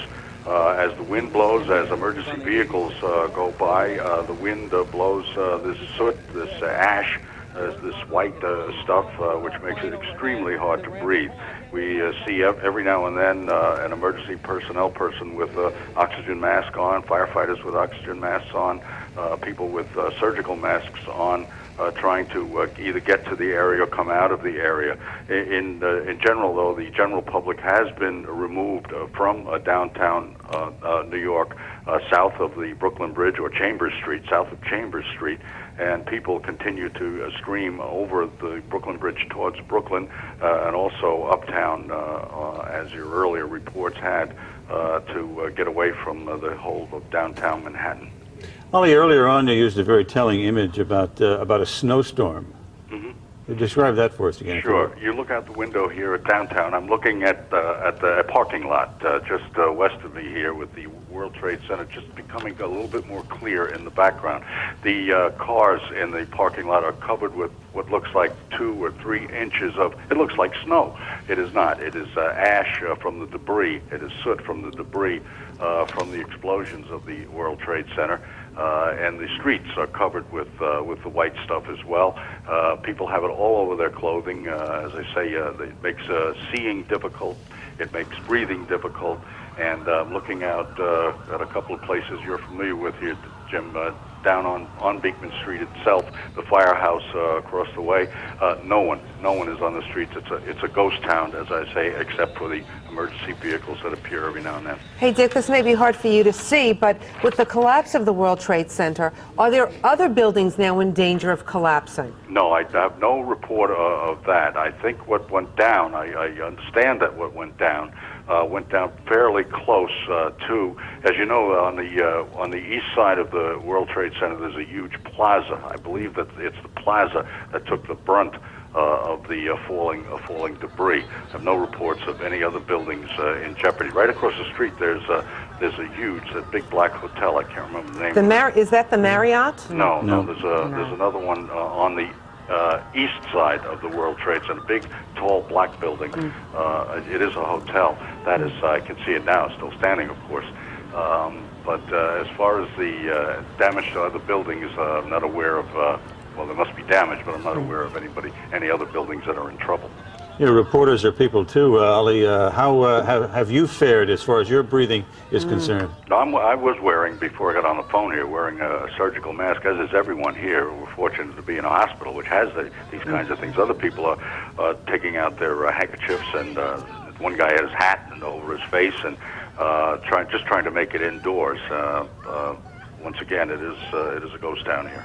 All right, Ali, thank you very much again. Ali, reporting from NYU Downtown Hospital, just a few blocks from the World Trade Center over there on the west side of Manhattan. All right, Jim, I do think we have someone else on the phone that we all probably want to talk to. Joe Coffey, are you there? Yes, ma'am. Joe Coffey is a retired policeman with the NYPD. He is a terrorism expert. We thank you very much for joining us this morning. This, of course, devastating. Have you ever seen the likes of anything like this? And how did it happen? The only thing that came close to this was the LaGuardia bombing, which I investigated back in 1976. But it was nowhere near this in volume, of course. And the human devastation there at LaGuardia Airport was incredible. And this reminds me of Pearl Harbor and the comments of the Japanese admiral. We have awoken the sleeping tiger. What do we do? How can we address this? How could something like this happen? Well, years ago, when they tried to assassinate Ronald Reagan and subsequently the Pope, I made a comment back then that when you're dealing with people who are religious zealots like we have here, who are willing to give their lives up for the sake of the cause, so to speak, very difficult to stop, very difficult to police, and also very difficult to solve. Joe, you're involved with a lot of terrorism intelligence. How did something like this slip by? Have you ever heard about this organization? Well, there's so many organizations that take credit for these things after they happen. It's hard to filter through. But the FBI and the NYPD have a terrorist task force, which probably has the best database in the world regarding these type of people. This will be resolved by the FBI and the New York City Police Department. Joe, have you ever heard of the Democratic Front for liberation of Palestine, and are they related at all to Osama bin Laden? I haven't heard of them, but you got to remember something. I'm out of the business for a couple of years now, so I'm not privy to intelligence information. But as I said, I believe the FBI and the terrorist task force will, if they don't already know, find out the difference. Joe, you know the FBI is always putting these people who are suspected terrorists under surveillance. Now, you're talking about 3 possible synchronized attacks on major landmarks in this country. How did that slip by? Well, it's not very easy to explain, but as I said, when you're dealing with people who operate out of cells, they're very difficult to infiltrate. It's not like investigating the mob. It's not like investigating motorcycle gangs or the like. This is very sophisticated. These people, you must remember, they are willing to give up their lives for the cause that they seek. And this is one of the most difficult things, and it's not going to end here. There's more coming. And that is the key here, Joe, you're saying, is when someone is willing to give up their life, it is very difficult to stop? That's correct. All right, Joe Coffey, retired NYPD terrorism expert. We thank you very much for joining us. And we go down to the newsroom now. John Rowland is there, and John, he has further updates. All right, thank you very much. I just want to give you some the latest information about, first of all, about the 2 planes that were lost. The 2 in New York, they were American Airlines. One was Flight 11. It was a Boeing 767, Boston to LA, 81 people on that plane, plus the pilots. 2 pilots, and the second one was Flight 77. Again, this is American Airlines, Flight 77, a Boeing 757. That was out of Washington on its way to LA. 57 passengers on that flight, 4 flight attendants, and 2 pilots. Now, in Pennsylvania, the plane that went down there, that was a Boeing 747. That's the largest passenger jet that has flown in our country domestically. That plane went down. That was a United Airlines plane. We don't know the flight number yet on that one, but it was a United Airlines plane. And I'm just looking now to see where it was from. I don't have that information, but it went down in Somerset County Airport. That's about 80 miles southeast of Pittsburgh. That was a Boeing 747. Now, a couple of other things. Our country has been put on what's called DEFCON 5. That's the highest state of alert other than war. So across the country, we are on what is called DEFCON 5. Back here in New York, the 911 operators, if you're a 911 operator, I'm being asked to tell you to go to work. If you're on vacation, if you're off, whatever, report to work. They need all the 911 operators that they can get. And of course, if you're a pedestrian or you're planning to go out and about, don't. And any non-emergency vehicles, they want them out of Manhattan as soon as possible. I'm going to give you a local number for the blood bank here in our area. That's 570-3000. I know you're not sitting by ready to write down telephone numbers, but perhaps you should be. We're going to be giving you a lot of numbers as the day progresses. The local number for the blood bank in the area where Channel 5 is located is 570-3000. The 1-800 number is 933-BLOOD, 1-800-933-2566. And as someone pointed out to me, Jim, all of this is happening on a day with a date, 9/11. Jim? Irony there as well, John. Also, there's an 800 number you can call if you want to donate blood, in case you can't get through to the one that John gave you. It's a 1-800-933-BLOOD, B-L-O-O-D. I guess, yes, the control room is talking to me. What I'm told is the picture there to the left of your screen is Times Square. People gathered around the Jumbotron, the giant television set in Times Square, trying to get the latest word on these terrorist attacks. Do you notice the streets? There are no cars on the streets. There are just people. Well, there are very few cars on the street. That is a sight that I've never thought I would see in New York City. You see it occasionally during a very heavy snowstorm, but beyond that, not at all. Again, there's a little wider picture of the crowd in Times Square trying to get the latest word on this catastrophe from the Jumbotron down there. In case you are just joining us, or in case you are waking up or whatever, you're unaware of what's going on, we'll just recap it briefly for you. Shortly before 9 o'clock this morning, a terrorist-driven plane smacked into the upper floors of the second building of the World Trade Center. Minutes later, what you're looking at there is the consequence of those 2 terrorist attacks. The World Trade Centers collapsed.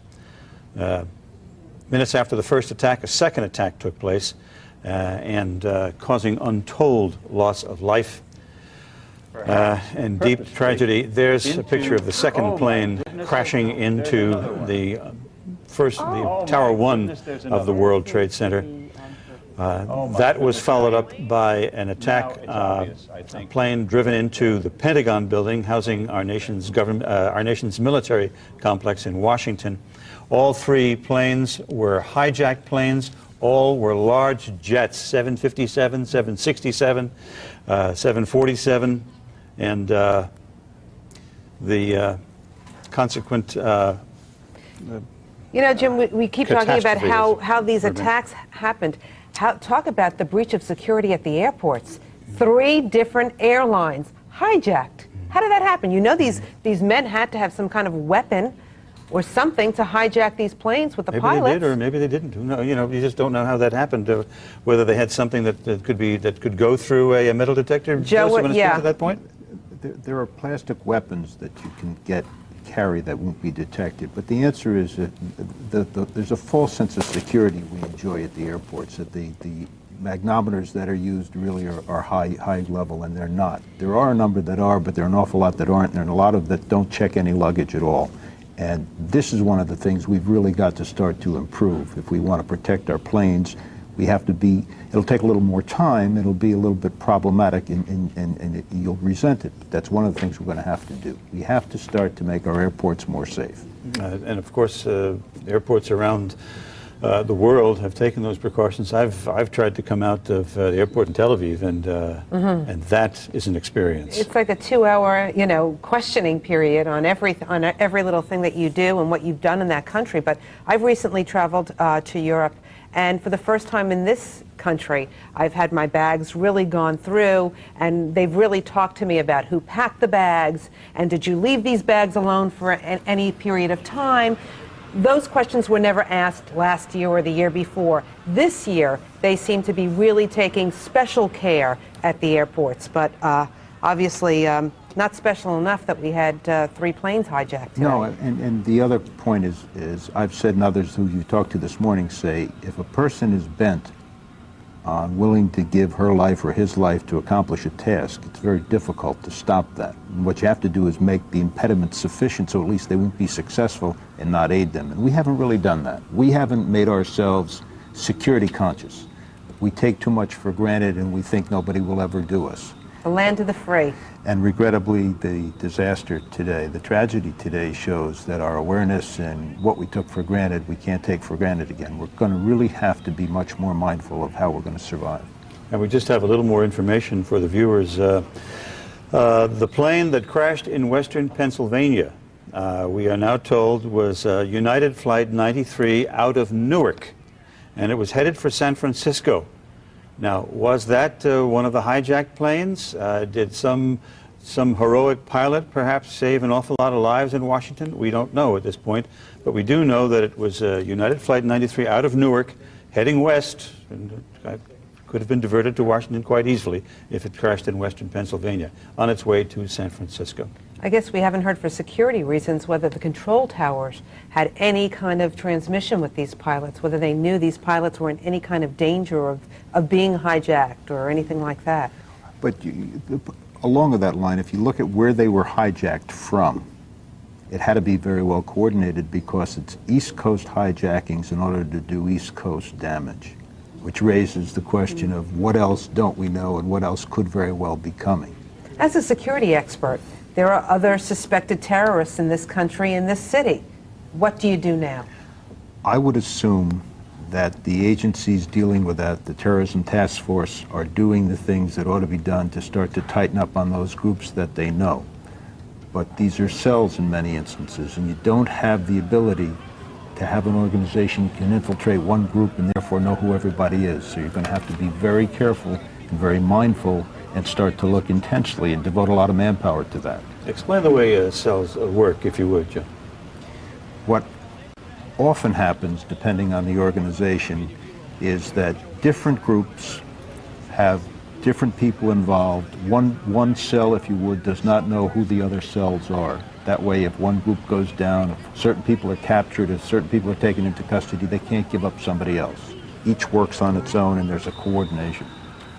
That type of structure has been growing, and worldwide that's been recognized.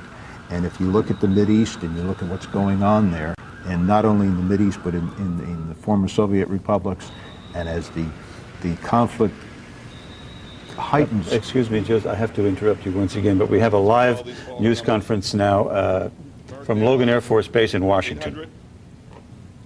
245-0999. Secondly, family members can call a Mathport number, 617-568-3100. We've also urging people not to come to the airport at this point in time. We've increased the shuttle buses from the terminals to the MBTA Blue Line stop, and the MBTA has increased the frequency of subway transportation.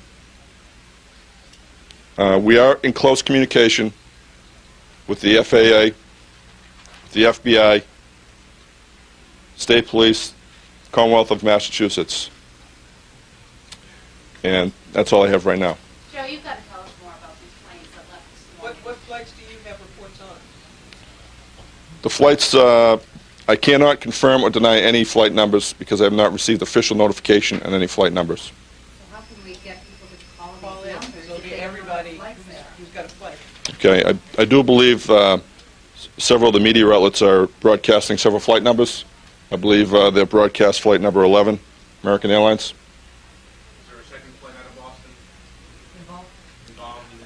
I don't know at this point in time. Were the first was hijacked? I cannot confirm that. Has the airport accounted for all outbound flights? That's outside of the scope of the airport's responsibility. We're leaving it up to the FAA to conduct that activity. Joe, what is the code? Joe, what is the code Fort Knox? We have reports of employees screaming Fort Knox around the airport at the time that the planes went into the World Trade Center. I don't know what that means. Doesn't mean have any connotation here at Logan Airport. What about planes that are flying in here? Are they being All right, that's a news conference going forward at Logan Air Force Base up in Boston. This happened at about 8:45 this morning while we were on the air. It first broke. It's now some 3 hours and a few minutes later. Let's go back to that moment when we were on the air and the first crash took place. Can I get you on the also?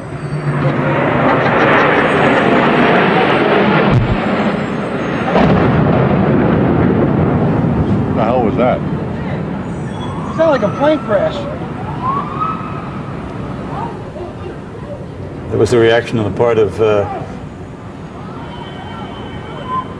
Yo, close to you! Come to us, come to us. Come to us. Come to us. Hey, Beth, what is that? Somebody hit the World Trade Center or the... It's a trade center. The World Trade Center. Center. There's a fire on the upper floors. It was just an explosion. It looks like something... You were listening to Dick Oliver and his cameraman at the moment that the first crash hit the World Trade Center. That was at 8:45 this morning.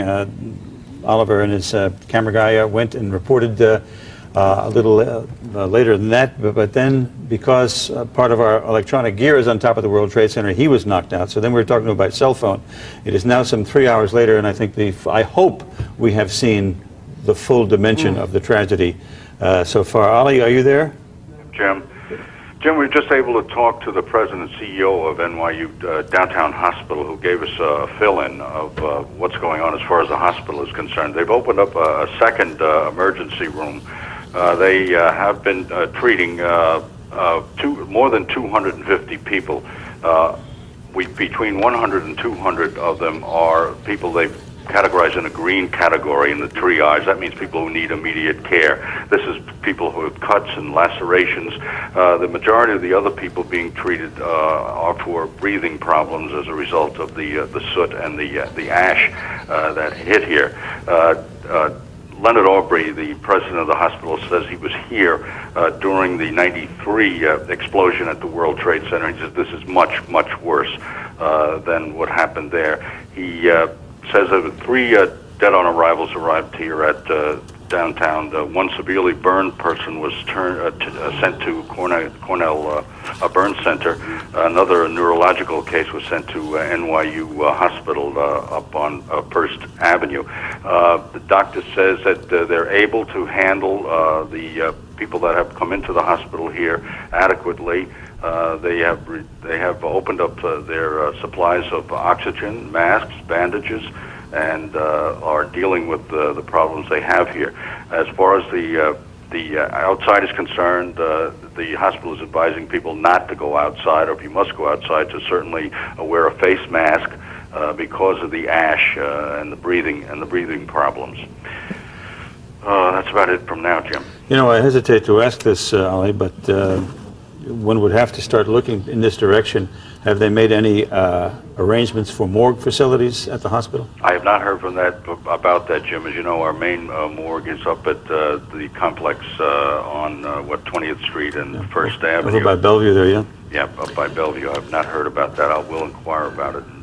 Would still need to know how many we lost in this thing, but if this is any indication, there have been a lot of people lost.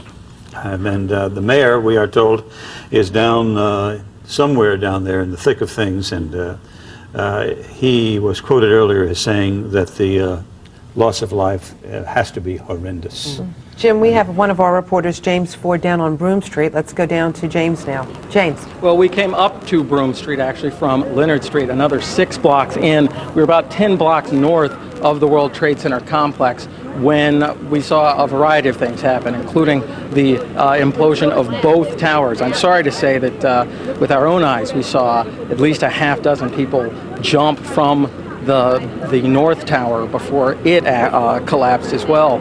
A big concern among most of the people down there, and certainly we can attest that there were thousands of people in the street. A big concern for them was breathing in the debris from the collapsing buildings. As you can probably see from the video, that debris comes in a huge black gray cloud that comes up the streets as though it were a menace coming up a canyon, and everyone had to get out of that scene. Just what exactly it's comprised of, nobody can say. Certainly many people concerned. And another problem in the World Trade Center area, up to about 10 blocks away from the World Trade Center, was residual effects of the explosion. One building that we saw about 8 blocks north of the World Trade Center, well, there were 2 people that were injured from impact from the second explosion. In other words, when the Southern Tower had that explosion, other buildings in the area, they lost windows, they lost concrete, they lost part of walls, and all of that debris either went into the buildings on which they were attached and injured people in the buildings, or they came out from the building and injured people who are on the street. And in the pictures that you see, people are in the street being triaged by medical personnel, and that's another thing worth noting here. We saw people from as far away as central New Jersey, that is ambulances as far away as central New Jersey, eastern Long Island. Certainly emergency personnel have rallied the troops in this instance, and obviously there is a need. Many people on the street just breaking down into tears, walking around aimlessly, not knowing what to do in a situation like this, and feeling ultimately helpless. I'll say in contrast to that, though, there were many people who, despite their fear, oddly enough, were taking photographs, even joking, I'm sorry to say, about what they were seeing. I'm not sure that, at least in the first hour after the initial crash, that people really understood the severity of this. And there are a lot of onlookers. We saw one woman who was weeping while she was snapping photographs with her disposable camera. Very, very odd situation. We also saw a firefighter heading to the scene, and while his fire engine stopped, he brought out his own small pocket snapshot camera and took pictures of one of the towers as it continued to burn. This was adjectives. The pictures tell this story, certainly. We're trying to convey a sense of what it was like with the people that were there then. One person we talked to, we fed the tape back, was on the 85th floor and was able to get out just before the building collapsed. He was in shock. Another person who was on the elevator in the lobby had to pull a man out as it's horrific to describe, but as that man's skin was burning and coming off of his body. All right, James, thank you very much. Let's hear from some of those people now. We talked with them. I saw eight. I saw eight fall from the building when it first landed. I first hit. When it first hit. Both towers are down. It's terrible. I'm right. That makes so many people must be killed now. I'm right there. I went to the obstetrician with my girlfriend, and then we heard when this was going on. I'm like right there. I'm at the World Trade. I have a friend on the south. Okay, what'd you see? I was standing at BMCC. What? Burr Manhattan Community College. I'm standing on the corner watching, taking pictures. You can see the wings of the plane come from the south and hit the middle of the second building. The second plane was like... I think they were delivering bombs. The explosion went up on that last building. There was probably a bomb inside the plane. He saw it too. The explosion went up. The explosion went up like a mushroom. The second building. The second plane was an old prop plane, like an old Dakota. Say it again. The second plane was like an old prop plane. It's a dual prop plane, like a Dakota or something like that. It wasn't a Dakota, but it came in low from over Newark Way, and you saw where the impact was, but it impacted, and then the explosion just blew out this way. Now some people are saying that there was 4 planes. And when the second one went down, it was another impact. Someone's just said there was 4. Well, just tell me, stick to what you saw. I saw the second one impact, and then the building just come down. I heard one boom. I saw also the impact there at 9:05, and also there were some people coming down. It's terrible. I saw 4 people coming down. They're all jumping. I saw a lot of people coming at 9:05. It was 9:05. How'd you get out then? What happened was I was down in the basement. All of a sudden we heard a loud bang, and the elevator doors blew open. Some guy was burnt up, so I dragged him out. His skin was all hanging off. So I dragged him out and I pulled him out of the parking lot. This was what was left on it. Pulled him out. When I pulled him out, I looked up and the second bomb blew off. Just saw a big burst. And then I saw people jumping out of the buildings. How long have you worked here at the World Trade Center? About 6 months. The place where you've been employed for 6 months was there. Yes. 20 minutes ago. Your reaction seeing it is gone. It's not the job, it's the people. It's the people that have died in there. That's what I'm worried about. The people that I can't see. I'm looking around looking for people and I don't see the people that I work with. The elevator operator. And joining us right here live is a person who was at the World Trade Center when this happened. If you would, please, sir. First, your name, please? Steve Porton. Steve, how close were you? Just tell us what you saw. The boat coming to work, and I was walking right next to the World Trade Center when the plane hit it. It was like a loud noise, almost like thunder or something like that. And one of the guys in the street started running. We were kind of stunned, and we looked up, and the top of the building was coming off, and debris was starting to fall all over the street. So we started running, and big pieces of metal were falling on the street, all over the street. You know, and there was some body parts down there, and then that calmed down, and then we walked to the other side, and then the other side of the building, a plane hit or something, and started running from that, and the debris started coming. I pulled a woman underneath a truck. There was a truck there, and it was a mess. And then the buildings collapsed and just spread dust all over them. We had to duck inside of JR Music just to get out of the dust. And you're wearing a dust mask right now. What happened there? They were passing them out down there. The whole area down there is, 2 inches thick and dust all over everything. And it was like a wall of debris and dust that was just traveling all. And I was, by that time, 4 or 5 blocks away. Okay, thank you for talking with us. We're sorry to meet you under these circumstances, but thank you, sir. We're going to send it back to the folks in the newsroom. We are live here at Broome Street at 6th Avenue. I'm James Ford, Fox 5 News. All right, James, thank you very much. Well, let's take a step back now and make some sense out of this, as much sense as can be made, at least establish a chronology. John Rowland is down in the newsroom. John? All right, Jim, first let me tell you that the group that we've been talking about, the Democratic Front for the Liberation of Palestine, their leader is now denying that they had any part with this horrendous and despicable terrorist attack, the first of which happened around 9:50, about 10 to 10 this morning. Just a few moments, believed to be a plane crashed into the South Tower of the World Trade Center. That was Dick Oliver from Good Day, New York. He was in Lower Manhattan when the first plane slammed into the World Trade Tower number 2. Smoke and flames engulfed the top part of that building. The plane left a huge hole in the side of the building. Then about 20 minutes later, a second plane, again it was on a suicide run, it crashed into the World Trade Tower number 1. There's another You can one. see it. It went almost completely through the building. Now both towers are engulfed in flames and in smoke. Now because that plane hit lower, the structural damage caused by the impact of that jet caused the top of the tower number 1 to collapse first, shortly after 10 a.m. A charge of glass and steel came plummeting down. The smoke buried the surrounding buildings, it completely engulfed it. About a half an hour later, more again of the unthinkable, the North World Trade Tower number 2 came down. Began raining steel and glass everywhere, smoke everywhere, the damage unbelievable, incredible.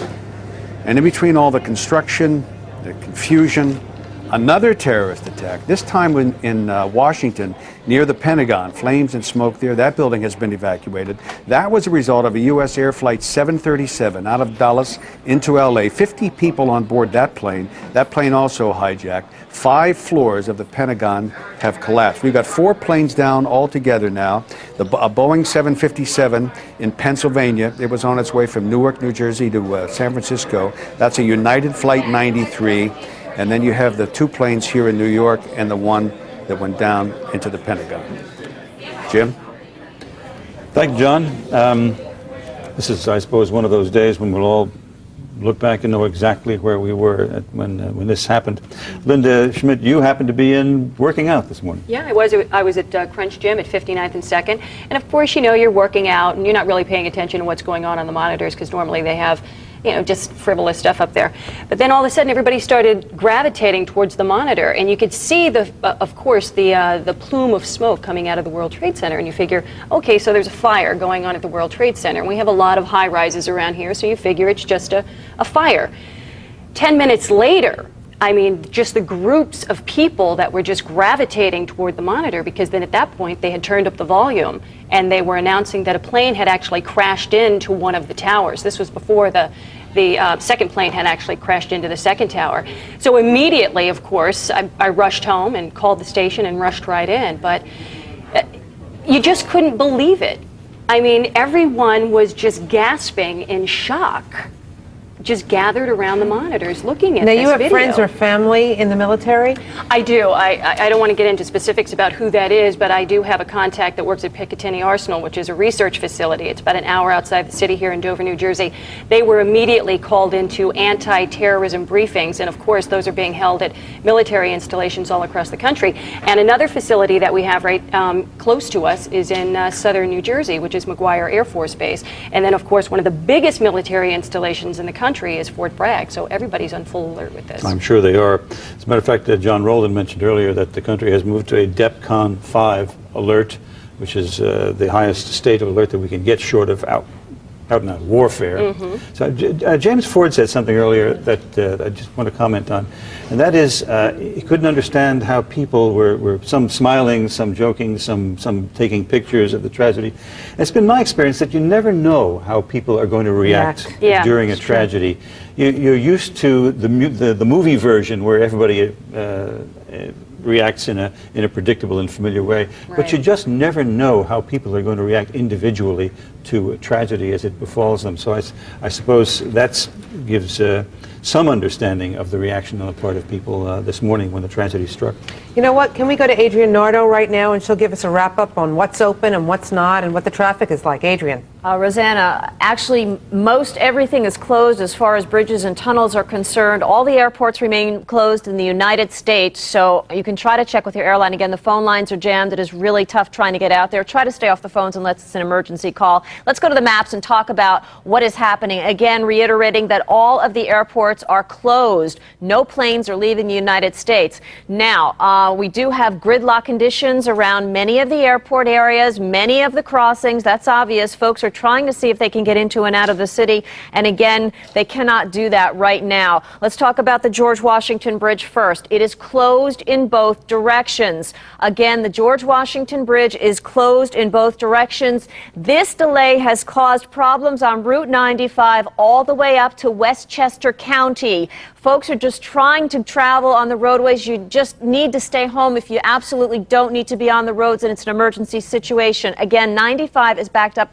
Westchester County all the way down to the George Washington Bridge. The Lincoln Tunnel and the Holland Tunnels, they are closed in both directions. The Brooklyn Battery Tunnel is closed in both directions. The Verrazano Bridge, they are letting you get to Staten Island, but you cannot go to Brooklyn. And on the Verrazano Bridge, they're not charging you a toll to get out of the city to go Staten Island bound. All of the other Staten Island crossings, the Bayonne Bridge, the Outer Bridge Crossing, the Gulf Hills Bridge, they are all closed in both directions as a result of what is happening in the city. Obviously, gridlock conditions in lower Manhattan. If you're trying to use the East River crossings, a little bit better luck getting yourself to Queens. The Triborough Bridge to Queens is open. It is closed Bronx Manhattan bound. The Throgs Neck Bridge, the Whitestone Bridge, those are both open to Queens as well. On the inbound side of the Bronx, those crossings are closed. The Queens Midtown Tunnel is closed into the city. It is open to Queens, but gridlock conditions at the Midtown Tunnel trying to get out of the city. And again, any of these tunnels and bridges are subject to closure as they feel necessary. All train service is suspended into and out of Manhattan as far as the subways go. The PATH trains are concerned. Metro North, New Jersey Transit trains, LIRR. There is limited service in the outer boroughs on the subway stations. Again, no buses into and out of New York from New Jersey Transit. However, they are adding extra service out of Hoboken and Newark's Penn Station, and New Jersey Transit buses are operating within the state of New Jersey. They said they have limited service trying to get you out of the city on New Jersey Transit, but definitely give yourself extra time. If they could get you out of Penn Station, that would be great. One of your other alternates, the ferries, those are not operating into and out of the city, so you cannot take a boat as of right now. And again, watch for delays on any of the roadways heading into and out of the city. Also, roadways with views of the city, like Route 3. The New Jersey Turnpike has been closed northbound at exit 14. Too many cars on that roadway, so if you don't need to go anywhere and it's an emergency, please stay home. And obviously, parking rules, they're in effect, but it doesn't matter right now. Back to you, Rosanna. Okay, thanks. I'll take it, Adrienne. Thank you very much. Let's get back downtown to Ground Zero, where James Ford still is. James? That's right. We're at Broome and 6th Avenue, about 20 blocks north of the World Trade Center. We have come to this point having been in where all the smoke is. Now, joining me right now are two gentlemen who were on the other side of the World Trade Center. In other words, they've had to come this far north of the World Trade Center just to get to where they need to go, and I can certainly attest you gentlemen are covered. Talk better. Talk about what you've seen. It's when the buildings went down, you could not see. You could not see. It was as if there was a volcano, which essentially is what it was in reverse. Dust, 2-3 inches thick on the streets. Paper from every firm in the Trade Center. I saw Port Authority stationery, law firm stationery. Broken glass, pieces of the building, vehicles on the street that had been responding to the first incident, damaged, blown glass, bent bumpers, bent fenders. It was devastating. And certainly there's a concern for you for ingestion of... We stopped at an ambulance and got these breathing masks, and they were kind enough to give them to us. Talk to us for a second just to how important it was to be... We had to escape north away from the big cloud. You were in it. Talk about how important it was to have some sort of dust mask. It was critical.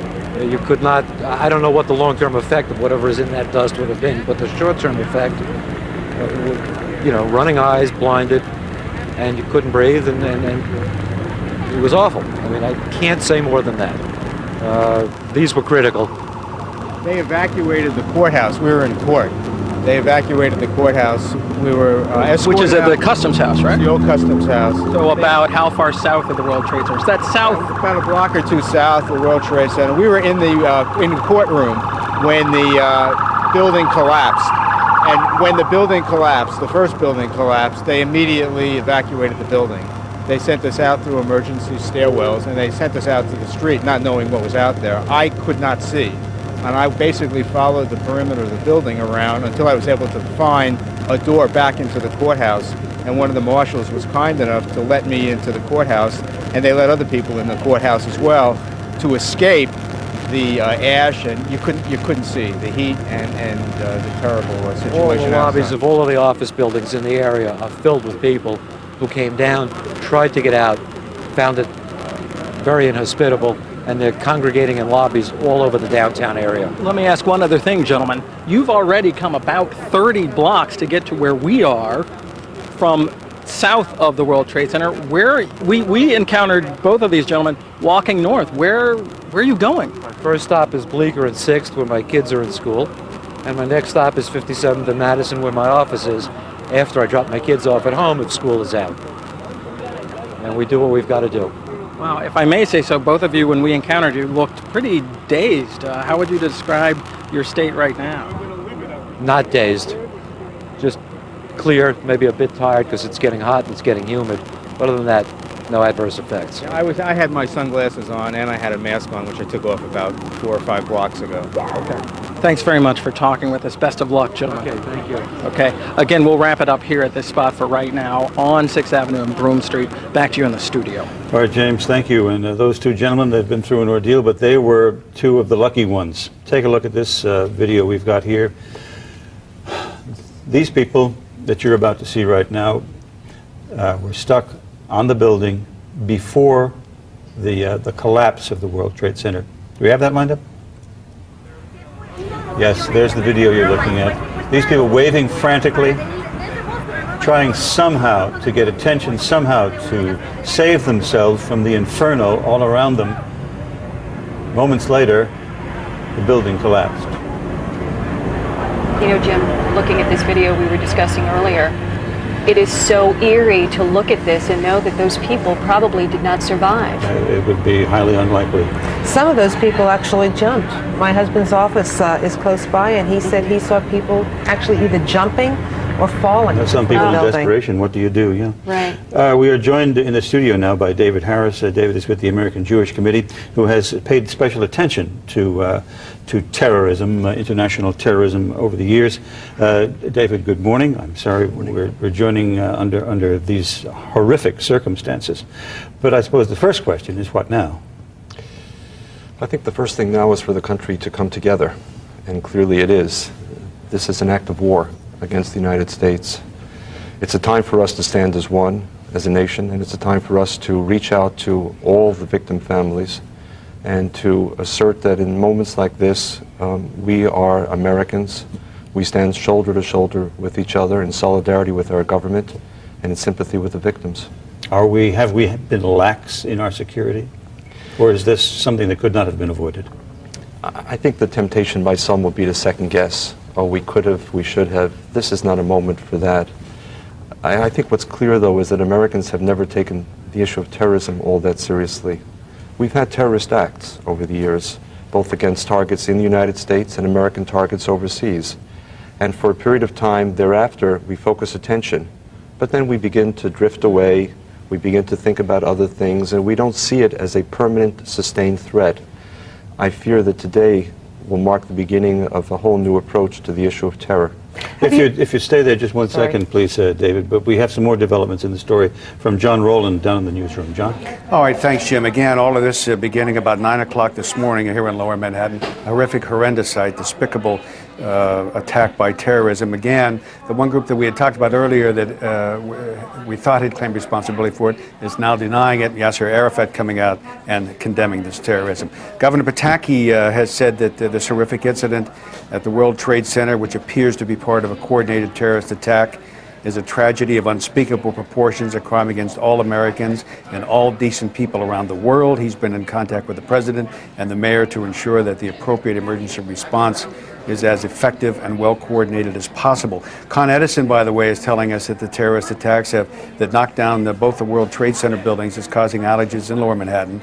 Services is out between West Street and Hudson River south of Chambers Street. Gas and steam service in that area have also been interrupted.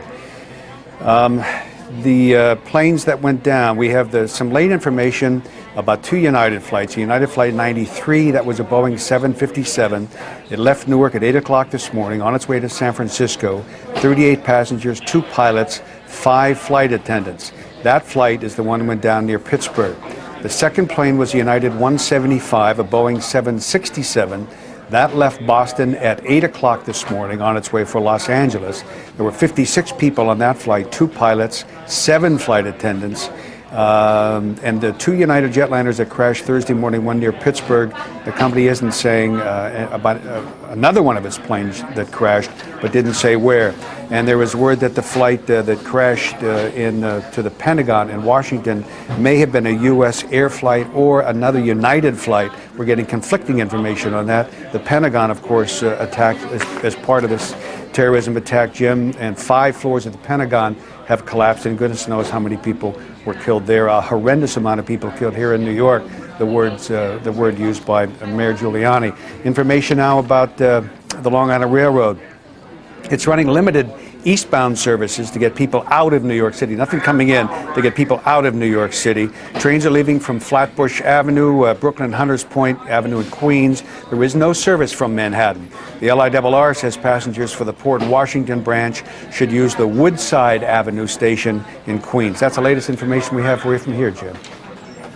Thank you very much. We have been sitting here in the studio, have been looking at the pictures, but not feeling viscerally the experience. Here are some people who did.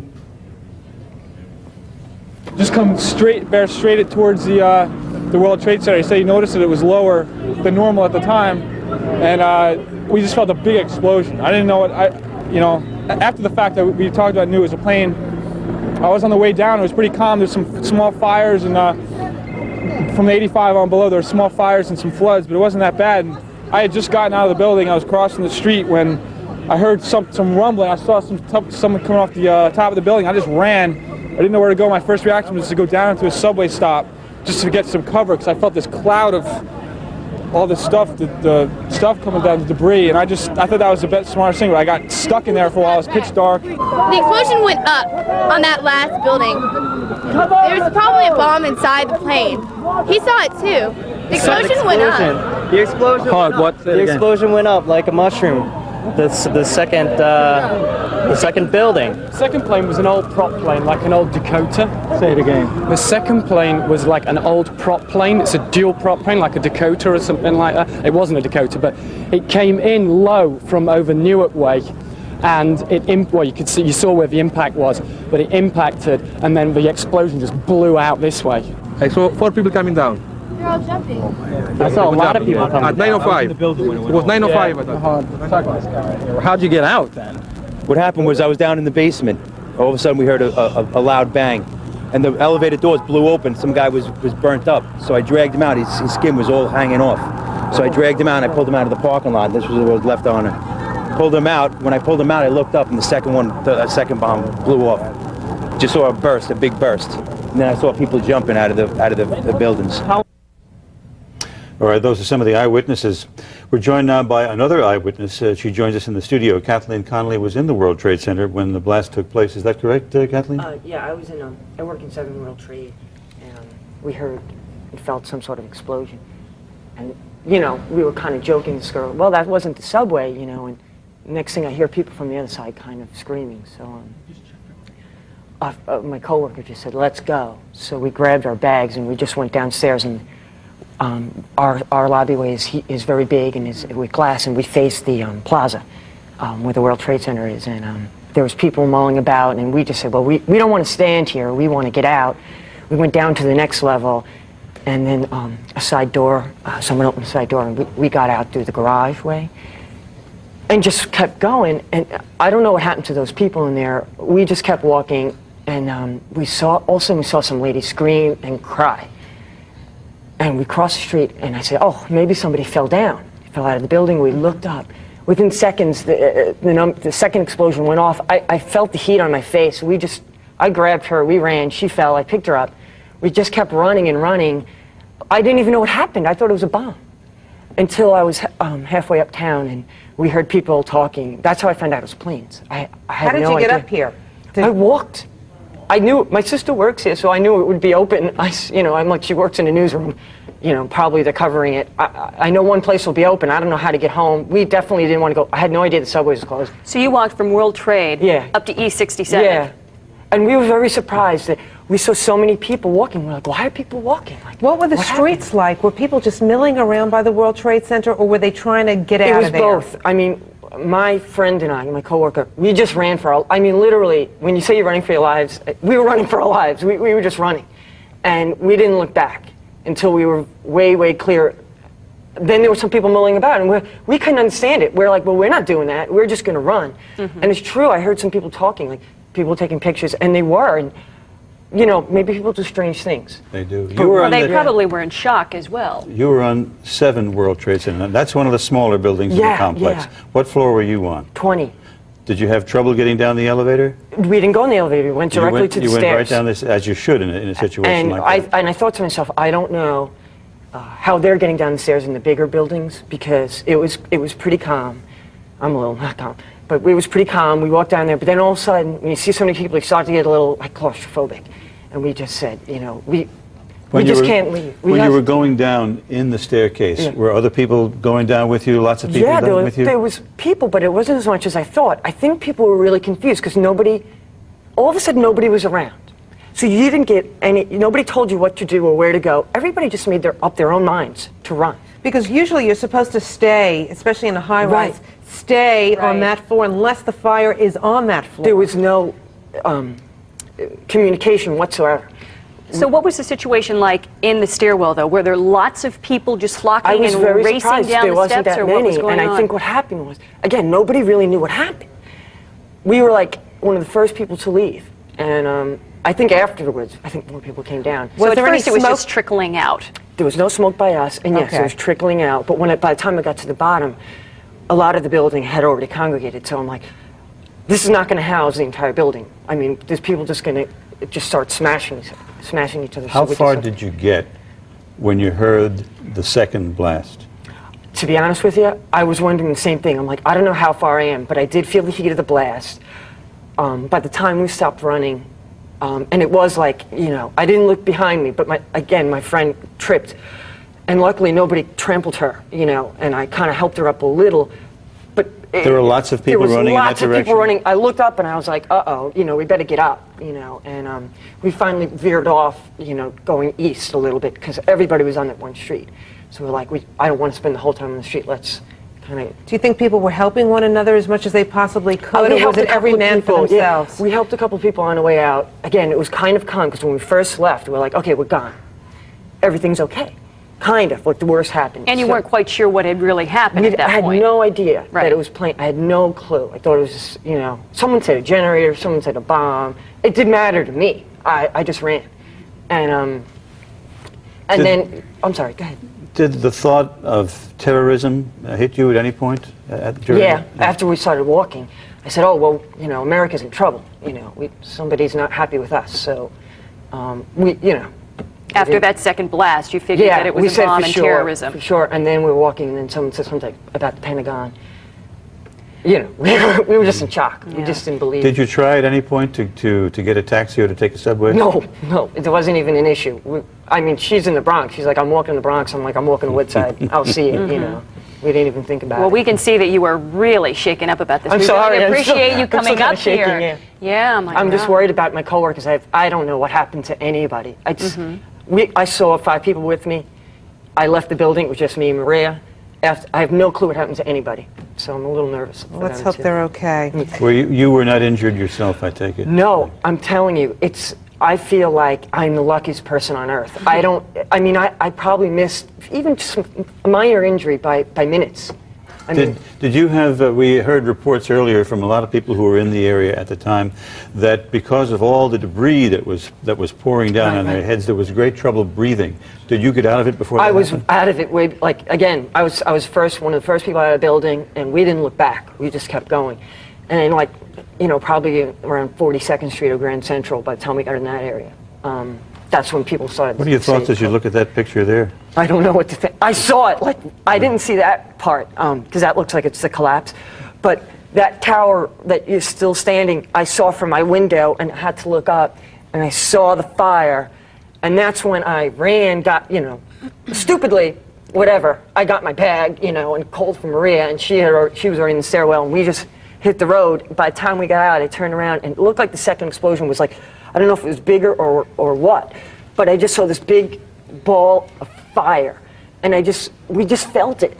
Like, I'm like, this must be like what war is like, or I don't know what, and we didn't think, we just ran. And everybody ran. She lost her shoes, you know, it was horrible. You're just running on adrenaline, I guess. Exactly right, right. I know it's incidental at this point, but did you still have your bag? You hung onto the bag. I said, well, again, you never know. Well, I said, what people I don't have any money to do and how they're going to react. How am I going to You're get, you know, if I have to need money for anything or my identification, we knew we weren't going to make it back in the building.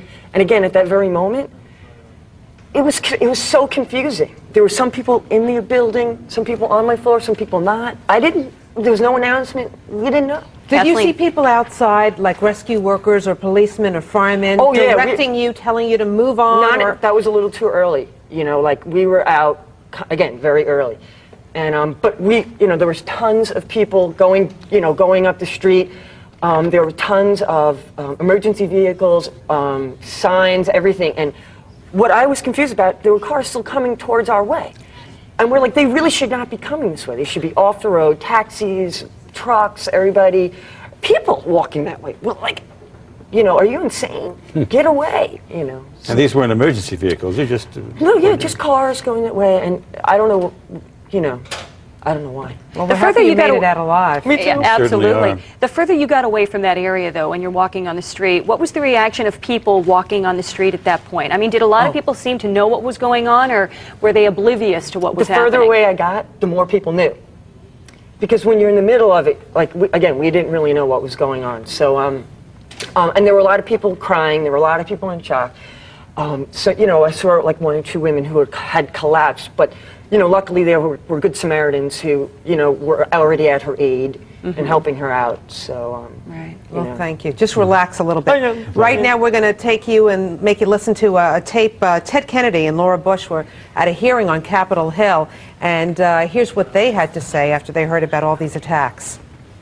Hello. Good morning. All of us deplore the acts of terrorism that we have seen in these past minutes, and our hearts reach out to all of those who have suffered, lost their lives, and are injured right now, and all of us reach out as Americans to the brave rescue workers that are attempting to help our fellow citizens. We, out of respect for those efforts, have postponed our hearing this morning. We underline the point that it is postponed. We are not going to see the business of America deferred because of terrorism, whether it's in education or in other area of public policy. We're looking forward to hearing from the First Lady on a subject matter which is of central concern to all families in this country, and because of her experience and her leadership, this committee and the Congress and the American people would have benefited greatly from her comments. And we will look forward to an early reappearance by the First Lady for this committee on the subject of early education. And Mrs. Bush, we recognize. You heard from the President this morning, and Senator Kennedy and Senator Gregg and I both join his statement in saying that our hearts and our prayers go out to the victims of this act of terrorism, and that our support goes to the rescue workers, and all of our prayers are with everyone there right now. Thank you. All right, a hearing postponed on the Hill by Senator Kennedy and accompanied by First Lady Laura Bush, giving their reactions to the tragedies of the morning. John Rowland? All right, Jim, I'm just trying to make some sense for you about all the effects that have happened here and across the country because of these terrorist attacks. The hearings in Washington not only postponed, the Capitol evacuated all the major government buildings in Washington, D.C. being evacuated, as well as here in New York, Connecticut, and in New Jersey. The baseball games across the country all postponed for tonight. These terrorist attacks in Manhattan have shut down the subway lines. They've crippled cell phone service. They forced the evacuation from Wall Street to the United Nations. Lower Manhattan closed. Only emergency people allowed there now. Thousands of people walking across the Brooklyn Bridge. Primary election is called off. Airports are all closed. Trading on Wall Street has been suspended. The United Nations building has been evacuated. Offices throughout Manhattan are closed. Kids are being kept in schools because their parents can't get to them. Every payphone in the city, of course, is lined up. The traffic problems are incredible, difficult to describe. Hudson River crossings are closed going into the city, and the Jersey Turnpike is closed northbound above Interchange 11 in Woodbridge. Turnpike Authority spokesman says that motorists leaving the city are being waved through the congested toll plazas. Nobody's taking any tolls today. Southbound traffic is allowed over the length of the Turnpike. Long Island Railroad services, all the train service into and out of the Penn Station and Flatbush Avenue. Brooklyn service is suspended until further notice. Limited train service from the LIRR east of Jamaica Station, limited service between Port Washington and the Flushing Main Street stations. The MTA says there is no subway service into or out of Manhattan, temporarily suspended because of power problems. Buses are operating in some cases. Emergency bus service plans are being put into effect. All the bridges, Jim, all the tunnels outbound, with the exception of the Brooklyn Battery Tunnel, at the direction of the governor. No fares, as I said, are going to be collected either way. You can get out of Manhattan, you cannot get in, and they're asking you, please don't even try. Jim, back to you. Ali, thank you very much. John, thank you very much. I'm so used to doing it with my partner in the morning. Linda, you talking about some military installations? Yeah, that's right, Jim. I just got off the phone with a close contact at Picatinny Arsenal, which is a research facility about an hour outside the city here. It's in Dover. They have closed for the day. Now, as I told you guys earlier, after this thing happened, they immediately went into emergency anti-terrorism briefings. They are still involved in those meetings, and this is a couple of hours afterward. Also, military bases all across the country have been shut down, and they are on full alert today. And of course, at every military installation right now, they have the anti-terrorism briefings going on. As John Rowland mentioned earlier this morning, the city is on DEFCON 5, a state of alert that is the most serious just before all-out war. So that's where we are right now as a response to these terrorist attacks this morning. Dick Oliver was down in the thick of it earlier this morning. Ali, are you still there? Yes, Jim. We're at NYU Downtown Hospital. Just to give you an update of the hospital's activities, they've treated more than 250 patients with injuries in breathing and cardiac problems.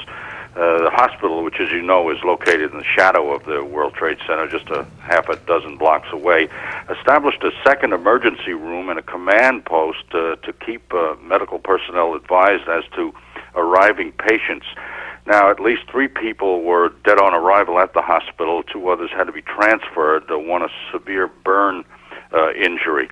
The hospital's president and CEO, Leonard Aubrey, says that immediate treatment was given to 200 people suffering from cuts, lacerations, and other traumas, some with severe chest pains and smoke inhalation. Meantime, those who arrived at the hospital were given face masks and bottled water, all of them, by the way, covered with soot and ash from the debris. The hospital president, who was here in 1993 when the World Trade Center bombing occurred, said the hospital at that time treated about 200 people, but with very milder injuries. He says today's catastrophe was much, much worse. Jim? And I'm sure you've been telling us, in a sense, the positive things in the sense that the injuries that something can be done about. The word from the mayor earlier was that he has said he has a sense of the horrendous number of lives lost. We haven't even begun to talk about that yet, about morgue facilities that are around, because if you had the two largest office buildings on the island of Manhattan, both totally demolished, you can't begin to believe the number of lives that must have been lost in that tragedy. Jim, another thing, I mean, so much of the city is shut down as far as the transportation goes. Something else that we want to alert people to, baseball games today have been canceled. And also, regarding President Bush and his whereabouts, the Secret Service is not saying at this point where the president is. I suppose that might be true of the mayor as well, since we've not heard from him. Usually the mayor is at the scene immediately, and he's always holding a press conference, certainly within an hour of something, you know, horrible happening, and something of this proportion. You know that they must be keeping him safe and sound just in case there are any other lunatics out there. And as you know, ladies, the city's emergency facility, the so-called bunker, is down there in the World Trade Center. So we don't know what kind of shape that is in, despite all the precautions taken to secure that facility. It may have been damaged as well. The communications facilities may have been. The mayor may be there, he may not be, but we have heard from him. We haven't seen him directly, but we have a quote from him telling us about the loss of life. Describe the level of anger that you have. No, I'm told we have the mayor on the phone talking to someone, and we're listening in. People that were affected by this. There's no reason for this. You never thought you would live to see. I couldn't agree more, sir. Thank you for joining us. New York's Mayor Rudy Giuliani. On what was to be an election day, the mayor not up for re-election because of term limits, but the sounds like a radio station that the mayor Jeff, must have called into. And Jim, the bunker that you're just talking about, the Office of Emergency Management, is actually, and you know this, but I just want to clarify this for the audience, is actually across the street from the towers that went down. We understand, I am just told now, that the mayor himself was in some way trapped for about 20 minutes. Either in or near the World Trade Center, that whether it was for his own safety or whether he was trapped inside the building somehow, we don't know.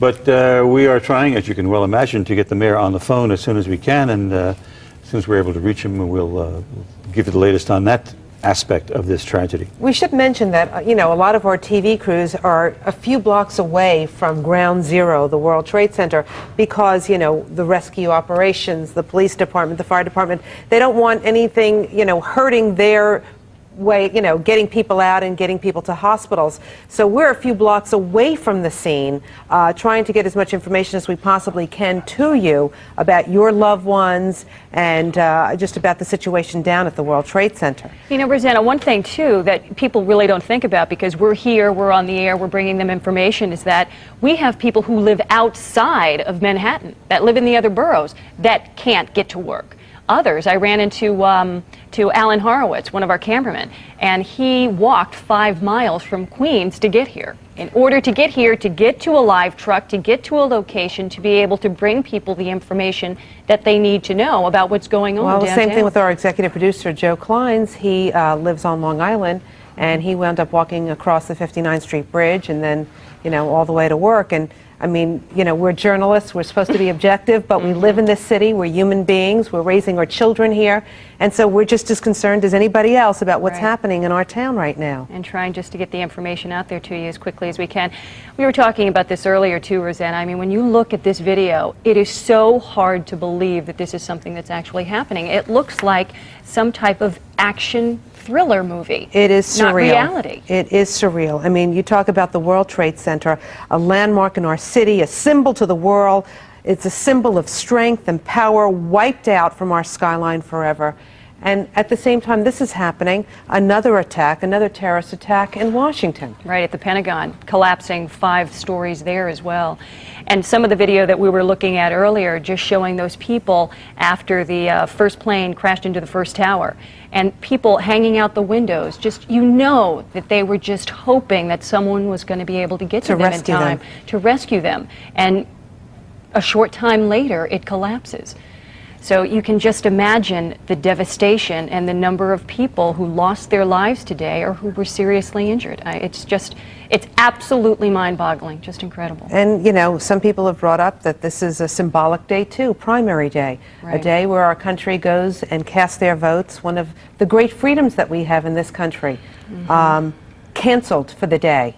Okay, Rosanna, they're telling us now that Dick Oliver is on the phone. He's been working this story and has been downtown since this thing happened about 9:15 this morning. Dick, are you there? I'm here. What's the latest from down there, Dick? Well, I'm at the NYU Downtown Hospital, formerly Beekman Hospital, which is about a block and a half away from City Hall and about 6 blocks away from the World Trade Center. This was the central point for receiving patients, not only from the area of the World Trade Center, the surrounding area, but people who were suffering from the debris, from the ash and the soot that still covers the area here.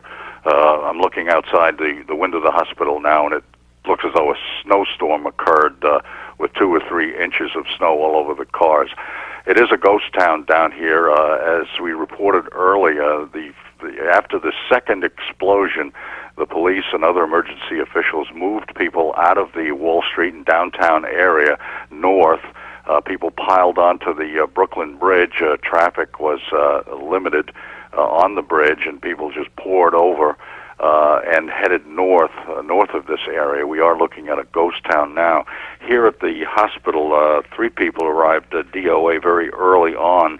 2 people had to be transferred to other hospitals because of burns and other serious problems. The main function of the hospital here is to deal with people with severe breathing problems. The hospital has handed out face masks for people to breathe through. The hospital's the CEO and president, Leonard Aubrey, told me that he was here for the 1993 World Trade Center bombing, and that this thing is much worse. He said there were much more minor injuries at the earlier explosion. Some 200 people were treated. So the hospital has established a second emergency room to deal with some 250 cases as a result of this catastrophe. Who has some up-to-date information for us as well. He's in the newsroom. John. Alrighty, thank you very much, Linda. Let me just give you the latest information now that we have from around the world on this situation. Overseas, Britain has placed all of their government facilities in the UK on high alert. In California, the government workers there have been all sent home. The buildings there have all been shut down. Several states have closed their schools, offices, all the landmarks. The border between our country and Mexico has been closed. New Jersey Transit has halted all of its rail service in the Northeast Corridor, New Jersey Coastline and Raritan Valley Coastline. That service was suspended, we're told, at the request of the authorities. Woodbridge, Turnpike Authority spokesman says that motorists leaving the city are being waved through the congested toll plazas. Nobody's taking any tolls today. Southbound traffic is allowed over the length of the turnpike. Long Island Railroad services, all the train service into and out of the Penn Station and Flatbush Avenue. Brooklyn service is suspended until further notice. Limited train service from the LIRR east of Jamaica Station, limited service between Port Washington and the Flushing Main Street stations. The MTA says there is no subway service into or out of Manhattan, temporarily suspended because of power problems. Buses are operating in some cases. Emergency bus service plans are being put into effect. All the bridges, Jim, all the tunnels outbound, with the exception of the Brooklyn Battery Tunnel, at the direction of the governor. No fares, as I said, are going to be collected either way. You can get out of Manhattan, you cannot get in, and they're asking you, please don't even try. Jim, back to you. Ali, thank you very much. Ali, John, thank you very much. I'm so used to doing with my partner in the morning. Linda, you talking about some military installations? Yeah, that's right, Jim. I just got off the phone with a close contact at Picatinny Arsenal, which is a research facility about an hour outside the city here. It's in Dover. They have closed for the day. Now, as I told you guys earlier, after this thing happened, they immediately went into emergency anti-terrorism briefings. They are still involved in those meetings, and this is a couple of hours afterward. Also, military bases all across the country have been shut down, and they are on full alert today. And of course, at every military installation right now, they have the anti-terrorism briefings going on. As John Rowland mentioned earlier this morning, the city is on DEFCON 5, a state of alert that is the most serious just before all-out war. So that's where we are right now as a response to these terrorist attacks this morning. Dick Oliver was down in the thick of it earlier this morning. Ollie, are you still there? Yes, Jim. We're at NYU Downtown Hospital, just to give you an update of the hospital's activities. They've treated more than 250 patients with injuries in breathing and cardiac problems. The hospital, which, as you know, is located in the shadow of the World Trade Center, just a half a dozen blocks away, established a second emergency room and a command post to keep medical personnel advised as to arriving patients. Now, at least 3 people were dead on arrival at the hospital. 2 others had to be transferred, one a severe burn injury. The hospital's president and CEO, Leonard Aubrey, says that immediate treatment was given to 200 people suffering from cuts, lacerations, and other traumas, some with severe chest pains and smoke inhalation. Meantime, those who arrived at the hospital were given face masks and bottled water, all of them, by the way, covered with soot and ash from the debris. The hospital president, who was here in 1993 when the World Trade Center bombing occurred, said the hospital at that time treated about 200 people, but with very milder injuries. He says today's catastrophe was much, much worse. Jim? And I'm sure you've been telling us, in a sense, positive things, in the sense that the injuries that something can be done about. The word from the mayor earlier was that he has said he has a sense of the horrendous number of lives lost. We haven't even begun to talk about that yet, about morgue facilities that are around, because if you had the 2 largest office buildings on the island of Manhattan, both totally demolished, you can't begin to believe the number of lives that must have been lost in that tragedy. Jim, another thing, I mean, so much of the city is shut down as far as the transportation goes. Something else that we want to alert people to, baseball games today have been canceled. And also, regarding President Bush and his whereabouts, the Secret Service is not saying at this point where the president is. I suppose that might be true of the mayor as well, since we have not heard from him. Usually the mayor is at the scene immediately, and he's always holding a press conference, certainly within an hour of something, horrible happening, and something of this proportion. You know that they must be keeping him safe and sound just in case there are any other lunatics out there. And as you know, ladies, the city's emergency facility, the so-called bunker, is down there in the World Trade Center. So we don't know what kind of shape that is in. Despite all the precautions taken to secure that facility, it may have been damaged as well. The communications facilities may have been. The mayor may be there, he may not be, but we have heard from him. We haven't seen him directly, but we have a quote from him telling us about the loss of life. To describe the level of anger that you have. Oh, no, I'm told we have the mayor on the phone talking to someone, and we're listening in. People that were affected by this. There's no reason for this. You never thought you would live to see. I couldn't agree more, sir. Thank you for joining us. Thank you. New York's Mayor Rudy Giuliani. On what was to be an election day, the mayor not up for re-election because of term limits, but the sounds like a radio postponed. Station that the mayor must have called into. And Jim, the bunker that you're just talking about, the Office of Emergency Management, is actually, and you know this, but I just want to clarify this for the audience, is actually across the street from the towers that went down. We understand, I am just told now, that the mayor himself was in some way trapped for about 20 minutes. Either in or near the World Trade Center, that whether it was for his own safety or or whether he was trapped inside the building somehow, we don't know. But we are trying, as you can well imagine, to get the mayor on the phone as soon as we can, and as soon as we're able to reach him, we'll give you the latest on that aspect of this tragedy. We should mention that, you know, a lot of our TV crews are a few blocks away from Ground Zero, the World Trade Center, because, you know, the rescue operations, the police department, the fire department, they don't want anything, you know, hurting their way, you know, getting people out and getting people to hospitals. So we're a few blocks away from the scene, trying to get as much information as we possibly can to you about your loved ones and just about the situation down at the World Trade Center. You know, Rosanna, one thing, too, that people really don't think about, because we're here, we're on the air, we're bringing them information, is that we have people who live outside of Manhattan, that live in the other boroughs, that can't get to work. Others, I ran into Alan Horowitz, one of our cameramen, and he walked 5 miles from Queens to get here. In order to get here, to get to a live truck, to get to a location, to be able to bring people the information that they need to know about what's going on downtown. Well, same thing with our executive producer, Joe Kleins. He lives on Long Island, and he wound up walking across the 59th Street Bridge and then, you know, all the way to work. And I mean, you know, we're journalists, we're supposed to be objective, but we live in this city, we're human beings, we're raising our children here, and so we're just as concerned as anybody else about what's happening in our town right now. And trying just to get the information out there to you as quickly as we can. We were talking about this earlier too, Rosanna. I mean, when you look at this video, it is so hard to believe that this is something that's actually happening. It looks like some type of action thriller movie. It is surreal. Not reality. It is surreal. I mean, you talk about the World Trade Center, a landmark in our city, a symbol to the world. It's a symbol of strength and power wiped out from our skyline forever.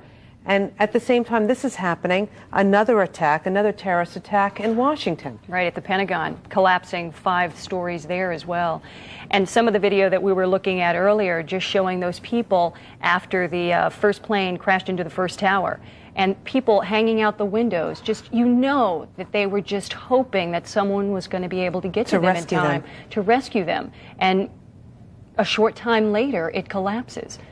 So you can just imagine the devastation and the number of people who lost their lives today or who were seriously injured. It's absolutely mind-boggling, just incredible. And, you know, some people have brought up that this is a symbolic day, too, primary day, a day where our country goes and casts their votes, one of the great freedoms that we have in this country, canceled for the day.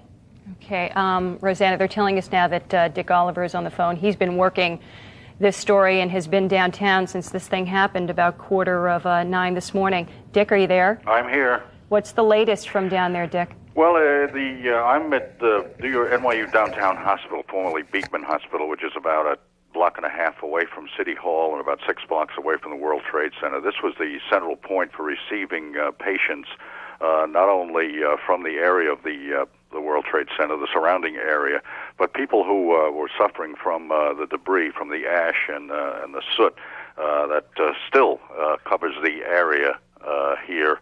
I'm looking outside the window of the hospital now, and it looks as though a snowstorm occurred with 2 or 3 inches of snow all over the cars. It is a ghost town down here. As we reported earlier, after the second explosion, the police and other emergency officials moved people out of the Wall Street and downtown area north. People piled onto the Brooklyn Bridge. Traffic was limited on the bridge, and people just poured over and headed north of this area. We are looking at a ghost town now. Here at the hospital, 3 people arrived at DOA very early on.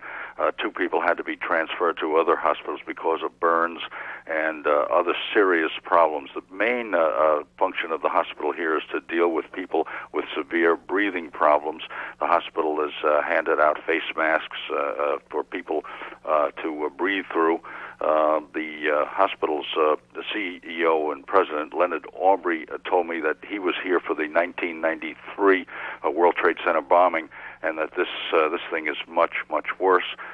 He said there were much more minor injuries at the earlier explosion. Some 200 people were treated.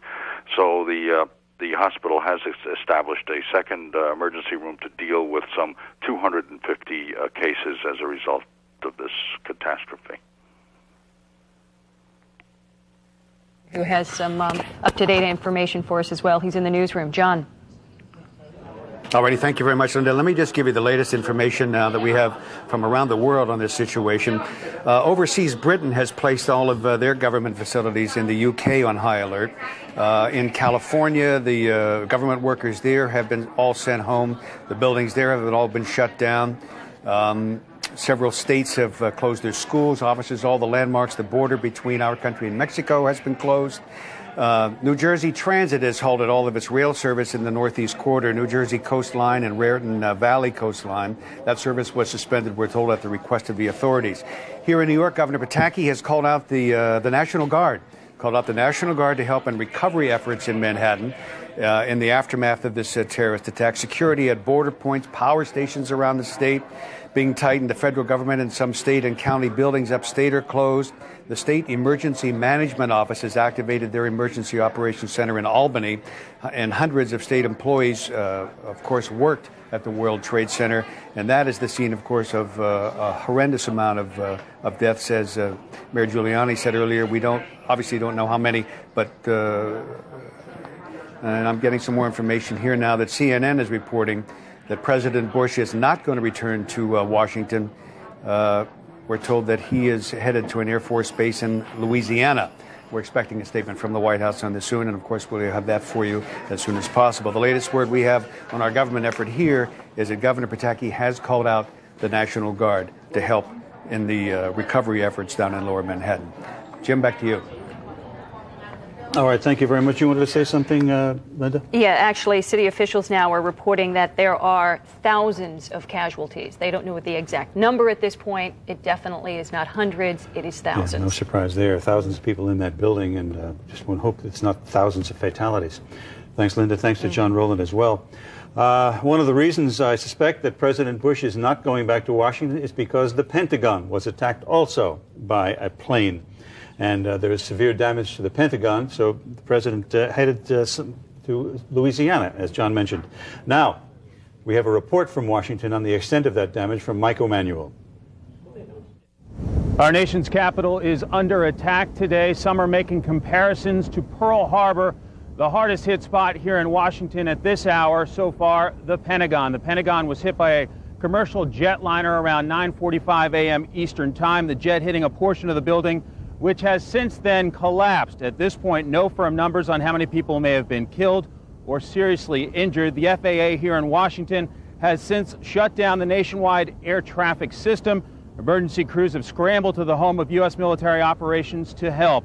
Eyewitnesses reporting a hole in the Pentagon 100 to 150 feet wide with a fire still going at this hour. Victims are being pulled from the building and perhaps from the plane wreckage. Also here in Washington, the U.S. Capitol has been evacuated, as has the West Wing of the White House. We can tell you that train service at nearby Union Station from where I am standing has been shut down. That building has been evacuated. And a very unusual sight, veterans of Washington saying they've never seen it before, F-16 military jets flying overhead. They are on high alert in light of the recent attacks here in Washington and in New York. We can tell you a federal response plan is in effect. Vice President Dick Cheney and National Security Advisor Condoleezza Rice, along with government heads from all over the U.S. government, have been meeting in a conference call to set the plan in effect. But again, the Washington, D.C. area is in a high alert. People scrambling to get out of here. A lot of government services have been shut down. The Pentagon, the hardest hit spot. This is a breaking situation, so we do not have firm numbers on how many people have been killed or seriously injured. But that's the very latest from here. We are live in Washington. I'm Mike Emanuel, Fox News. That's a report filed earlier by Mike Emanuel in Washington. And we are told, as John Rowland mentioned earlier, the president's plane has been diverted from Washington to an Air Force base in Louisiana, presumably where he will be more secure. And we are told that when the president lands and is in a secure facility, he will once again address the nation. Earlier on this morning, the president spoke to us before we knew even that Washington had been attacked. And the president said that he would use all the full resources of the government to get to the bottom of who did this dastardly act, and said also that, of course, the full forces of the government would be behind the rescue efforts to help all those people who were caught up in this tragedy. And at this point, Yasser Arafat has actually condemned this violence. Originally, there was one of the groups that was claiming responsibility, but then they came back, retracted that, and then Yasser Arafat actually condemned this. So at this point, it's really unclear who it is that's actually responsible for this devastation. Now, there was an outfit earlier that I had never heard of. The Democratic Front of the Liberation of Palestine? The Democratic Front for the Liberation of Palestine, which initially claimed responsibility. Now I understand that that organization, such as it is, has denied any responsibility in this terrorist attack.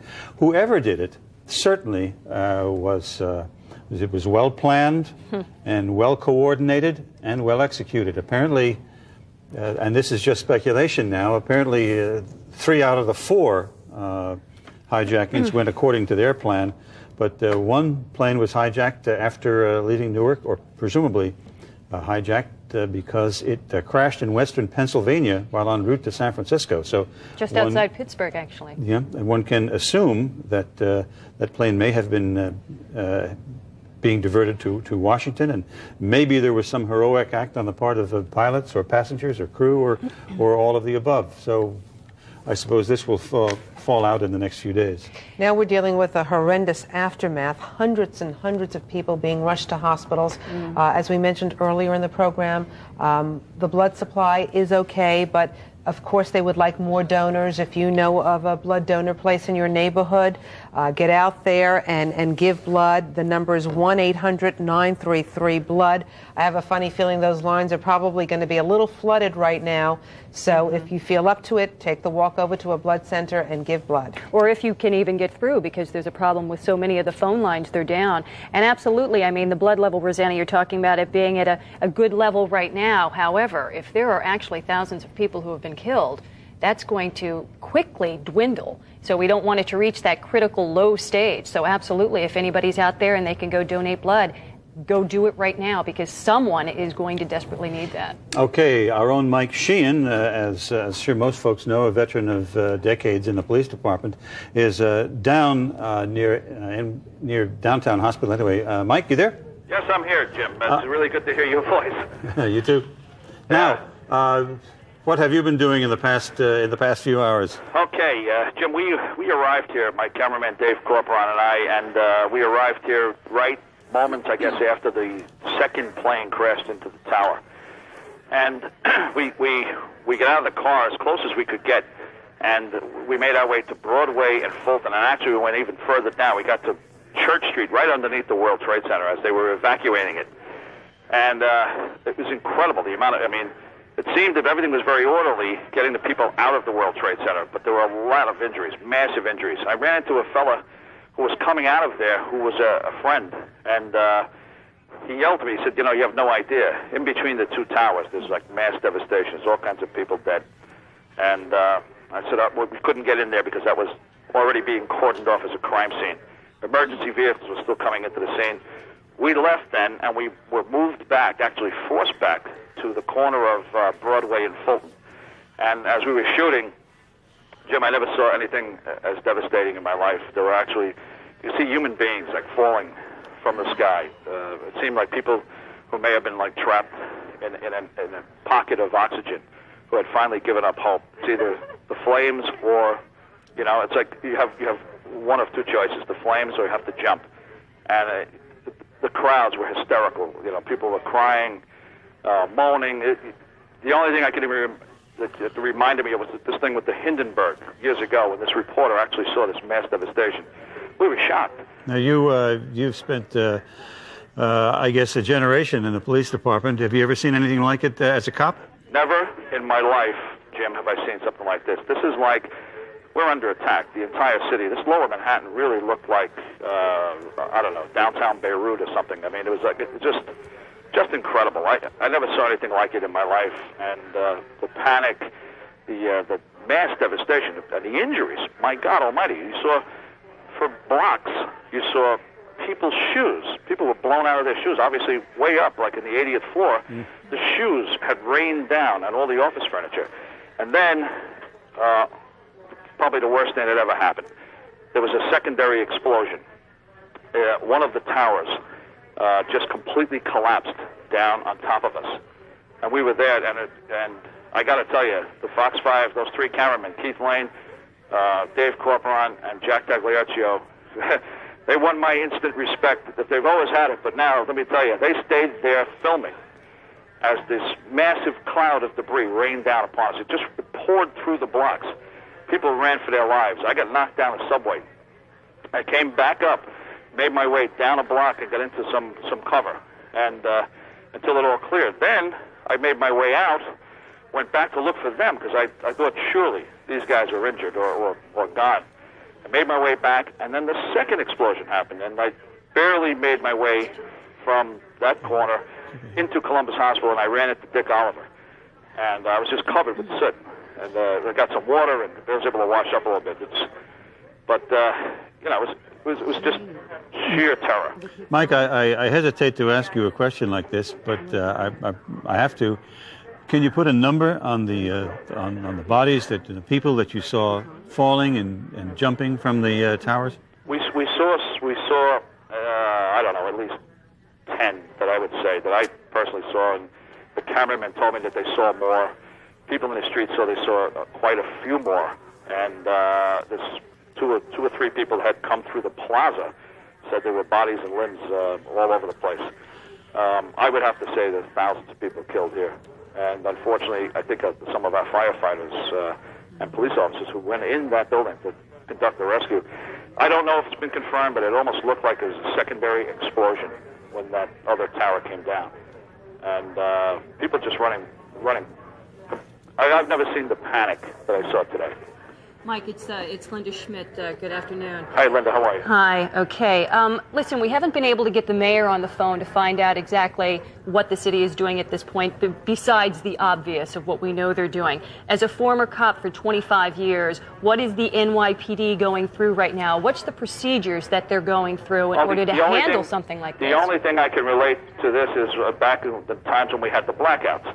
And that's when I remember the last blackout in 1977, Commissioner Codd went on the airwaves and begged and ordered, but actually begged every single police officer that was within earshot of what was going on, that they had to come in. They had to come in and obviously go on duty. I barely see that. I see truckloads and truckloads of cops coming in fresh. They're not covered in the soot that we are. And that's what you have to do. It's a rapid mobilization citywide. Everyone has to come in. There are no excuses. But, Mike, doesn't that leave other parts of the city vulnerable now? It does, Rosanna, but they're going to keep a skeleton crew. You know that they're going to keep a crew in every part of the city. And the big fear, just from speaking to some of the police officials down here, because as we've seen here, that the bombing just seemed to continue, I mean, after the two planes have crashed, then it seemed to us to be secondary explosions. Perhaps they're not. I mean, after investigation, it might be that the intense heat might have just caused those two towers to implode on themselves. Maybe that's it. We don't know. It certainly looked to me as if there was a secondary explosion. The fear here now among NYPD officials that spoke to me is that there are other targets, that this thing is not over. So Lower Manhattan's being evacuated as we speak. All right, Mike, thank you very much. Terrific work, and rest a little bit. John Rowland is in our studio, in our newsroom, rather. John, I understand you have a pretty important guest. Well, he hasn't arrived yet, but we are waiting for Mayor Dinkins, former Mayor Dinkins, Jim. He's supposed to be in here shortly. He lives right in the neighborhood, and we're expecting him shortly. But let me just let's go back for a second. Let's take a look back to February 26th of 1993. We have a tape of when terrorist attack went off in the underground parking garage there at the World Trade Center. 6 people were killed back then. More than 1,000 others were injured. And then, as you know, 6 Islamic militants were ultimately convicted of that bombing. They were sentenced to life behind bars.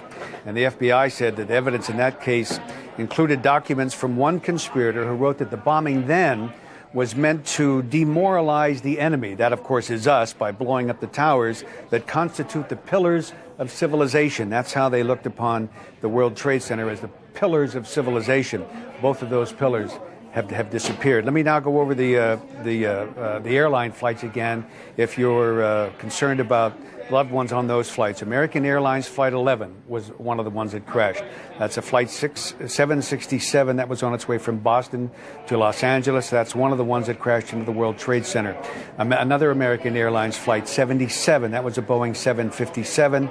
That was on its way from Dulles Airport, that's near Washington, to Los Angeles. That is another one that crashed into the World Trade Center.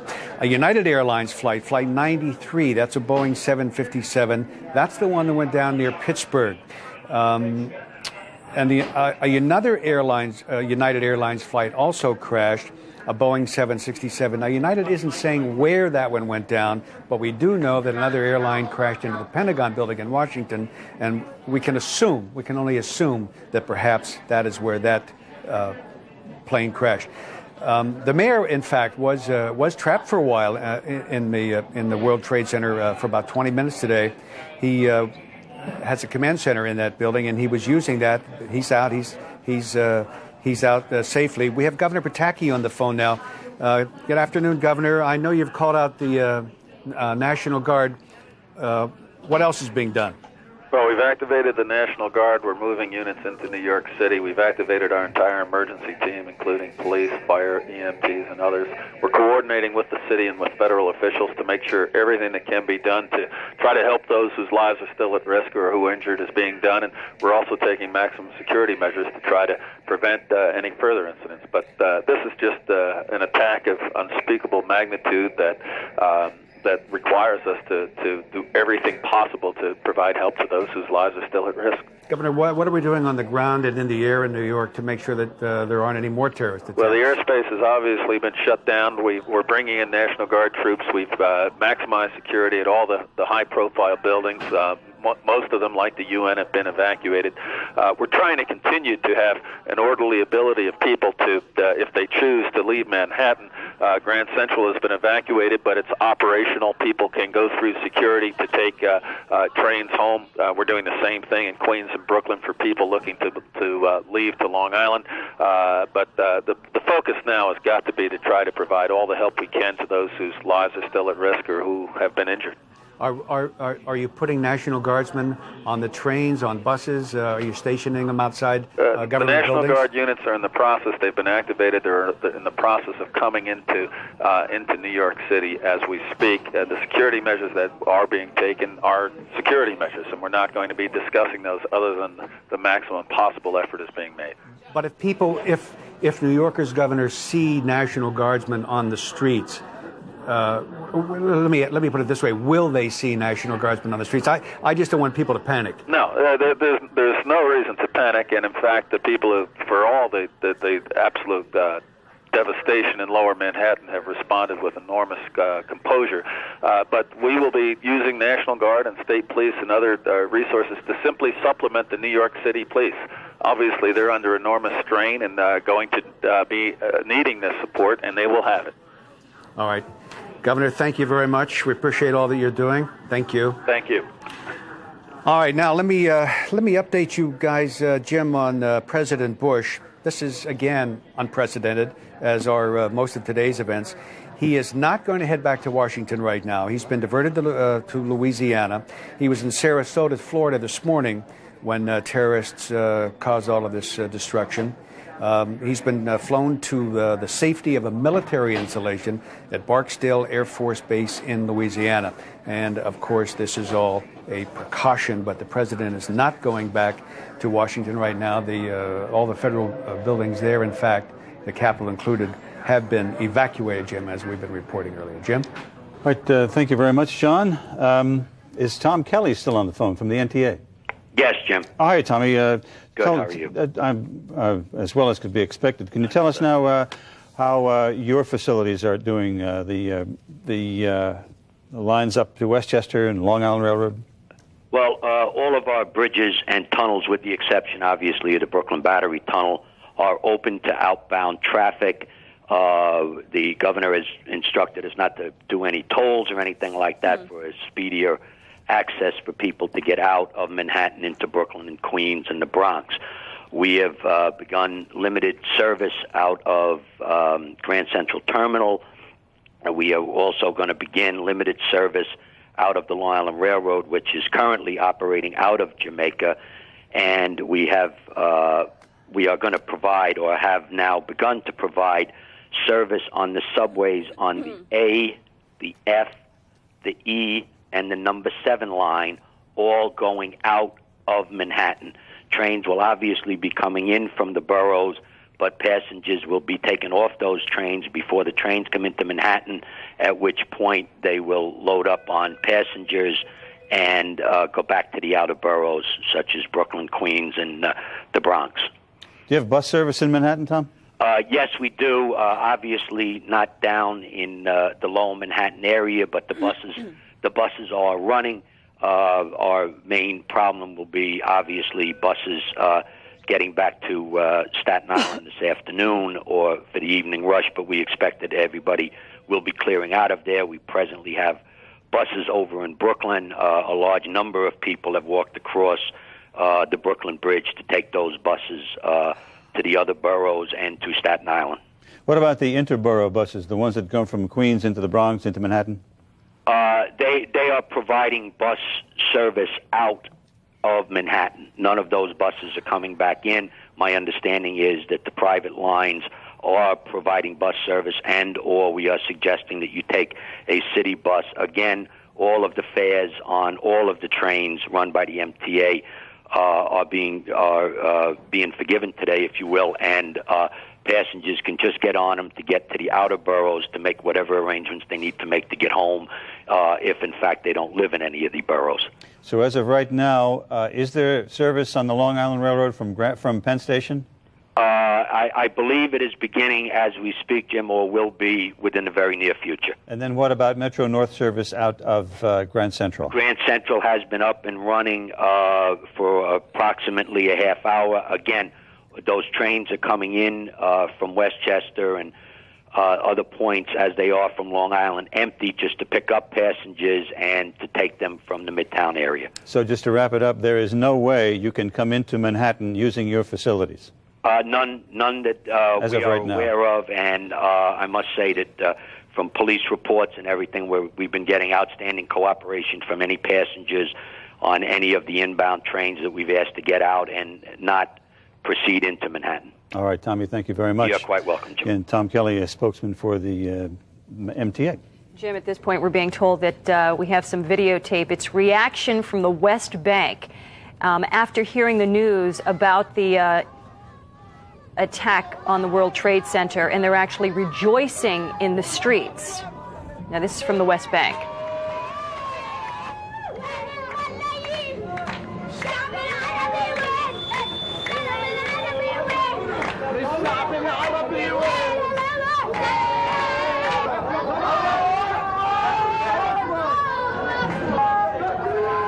It's really shocking when you look at that video. You see people coming out of stores with their thumbs up, like this is a terrific thing.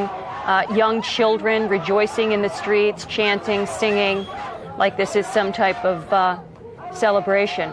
Well, Palestinians assume that the United States is a big supporter of Israel. Right. So we are one of their enemies in their minds. Right, yeah, most All right. definitely, and would be a definite target. We're going to show you some videotape now that I think if you have youngsters around, you might want to pay special attention to it, because the portrayal of the violence is extremely graphic.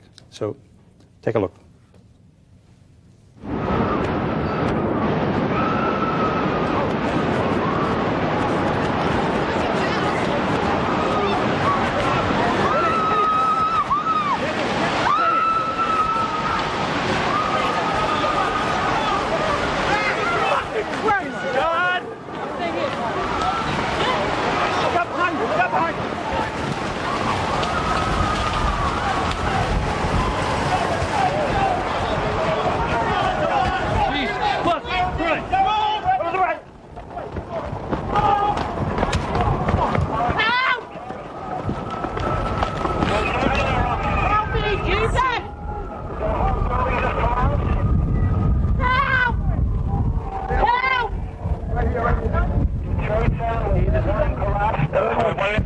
All right, That's the point where the camera went down, and You got to remember, our cameraman was right in the thick of it as well. he was indeed. And we should tell you that there were some portions of that that contained some violence that we thought we should not show on television. As you could tell, the smoke just like enveloped that whole area. There was almost nowhere to run. The cameraman bravely stood there, taking pictures of the people running past him, and then, of course, panning up and seeing the smoke billowing.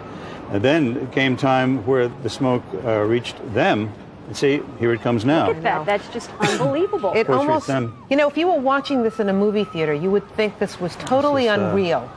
This is some horror film or some disaster film that, unfortunately for us, is not a film. It's the real thing. But this is the point, I think, where it gets really scary, Yeah, because then the smoke just starts to totally envelop them. And then they're running in the darkness there. Yeah. Shortly here. They have no idea where they're running. They could be running into cars, into buildings, into one another. They can't see where they're going. And of course, again, some of them couldn't outrun it. Well, apparently the smoke was coming at them from several directions. You saw it billowing around the corner and then came out from the next block, sort of behind the cameraman's position.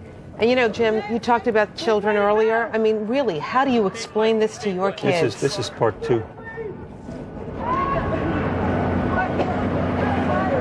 This is the aftermath. It looks like a war zone. It looks like a war zone. And it's got to be difficult for these people to breathe. This policeman is on the floor. Stay where you are, man. Where you are. Chopper 5 on 3. Stay where you are. Chopper 5. Oh my God. You can get through to the truck. Through to the station. Some understanding of what Dick Oliver was talking about earlier when he said it looked like a snowstorm with five or so inches of soot and debris on the ground, and you saw the people in that picture there. One police officer had been lying on his face when the cloud passed him by, then got up, and you see the front of his uniform still clean. Right. It's actually absolutely incredible. We have on the phone right now Senator Schumer. Senator, where are you right now? I am in Washington, just praying for everybody's life right now. What's the reaction in Washington? What are you hearing from your people? Well, I just spoke to the president. He called me from Louisiana. He'll be going around the country from place to place. And he wanted me to convey to the people of our city and our state that he is committed to first doing everything we can to just help New York as we go through these awful and difficult times. And that second, once that occurs, we are going to do everything we can. Senator, I'm sorry I have to interrupt you because the president is speaking to us now. Okay. Okay.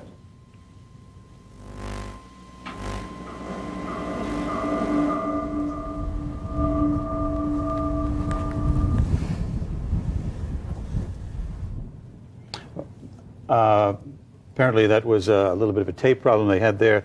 Presumably the president is at Louisiana at the Air Force Base where we heard he was going to earlier. I'm sorry about that, Senator Schumer. We thought we had the president live, and we may at any second. So if you would continue your comments, please. Senator? Taped remark from the president. Oh, here's the president.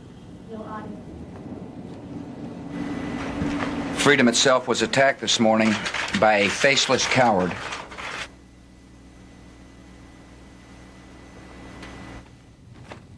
You see what's happening here. This is a video. That's a problem with the videotape, obviously. The president got as far as to say freedom itself was attacked by a faceless coward, and the problems with the tape made itself felt.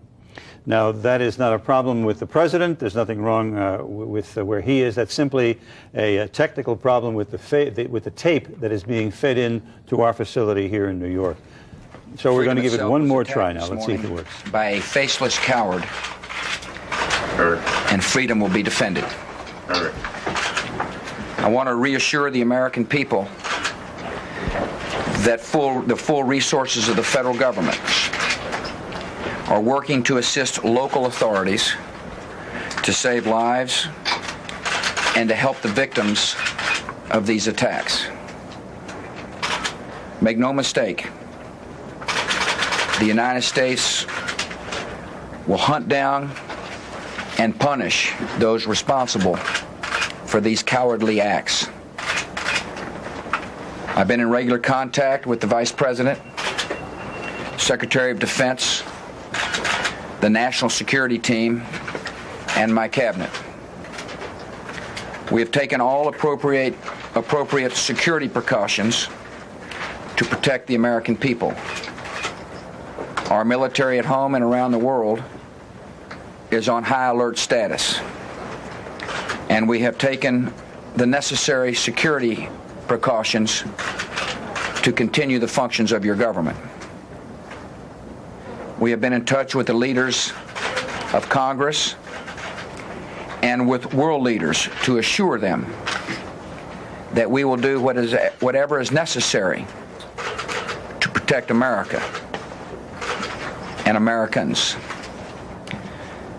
I ask the American people to join me in saying a thanks for all the folks who have been fighting hard to rescue our fellow citizens, and to join me in saying a prayer for the victims and their families. The resolve of our great nation is being tested, but make no mistake, we will show the world that we will pass this test. God bless.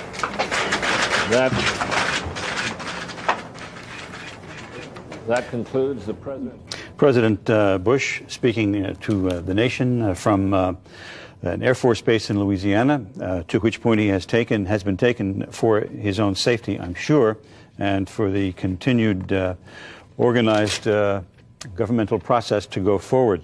If I can just briefly recap what the President said. He said it was such a dastardly act that freedom itself, he said, was being attacked by what he called a faceless coward. And he assured us that the full resources of the federal government would be brought to bear to hunt down and punish those responsible for what he called this cowardly acts. And he said also that he has taken all appropriate security precautions to protect the American people and to make sure that the wheels of government continue to go forward. And he concluded by thanking the rescuers and asking us all to say a prayer for the victims of this horrible tragedy. And at this point, the president is going to be shuttled from place to place, of course, for his own safety. As he said here, our resolve has been tested, but we will pass this test. Okay. And he showed true courage in the face of this. All right. What was the president talking about, in case you've just joined us, or in case you've just waking up or whatever? Let's take a look back now and look at some dramatic footage and get an idea of the dimensions of this tragedy.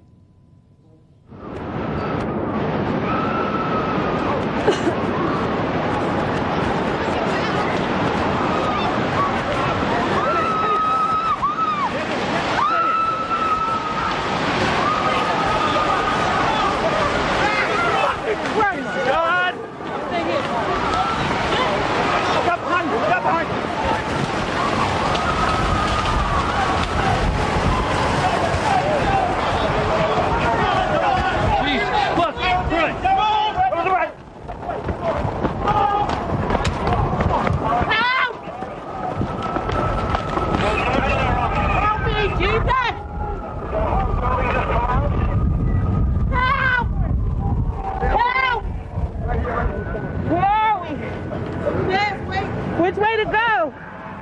Just stay put. Stay put.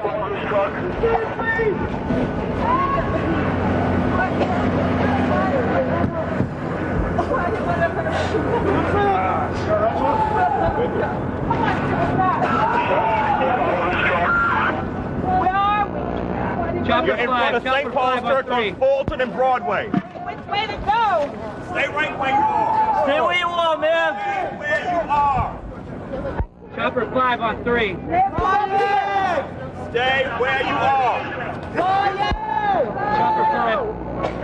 Oh my God. You can get through to the truck. Through to the station. Adriana! Everyone is...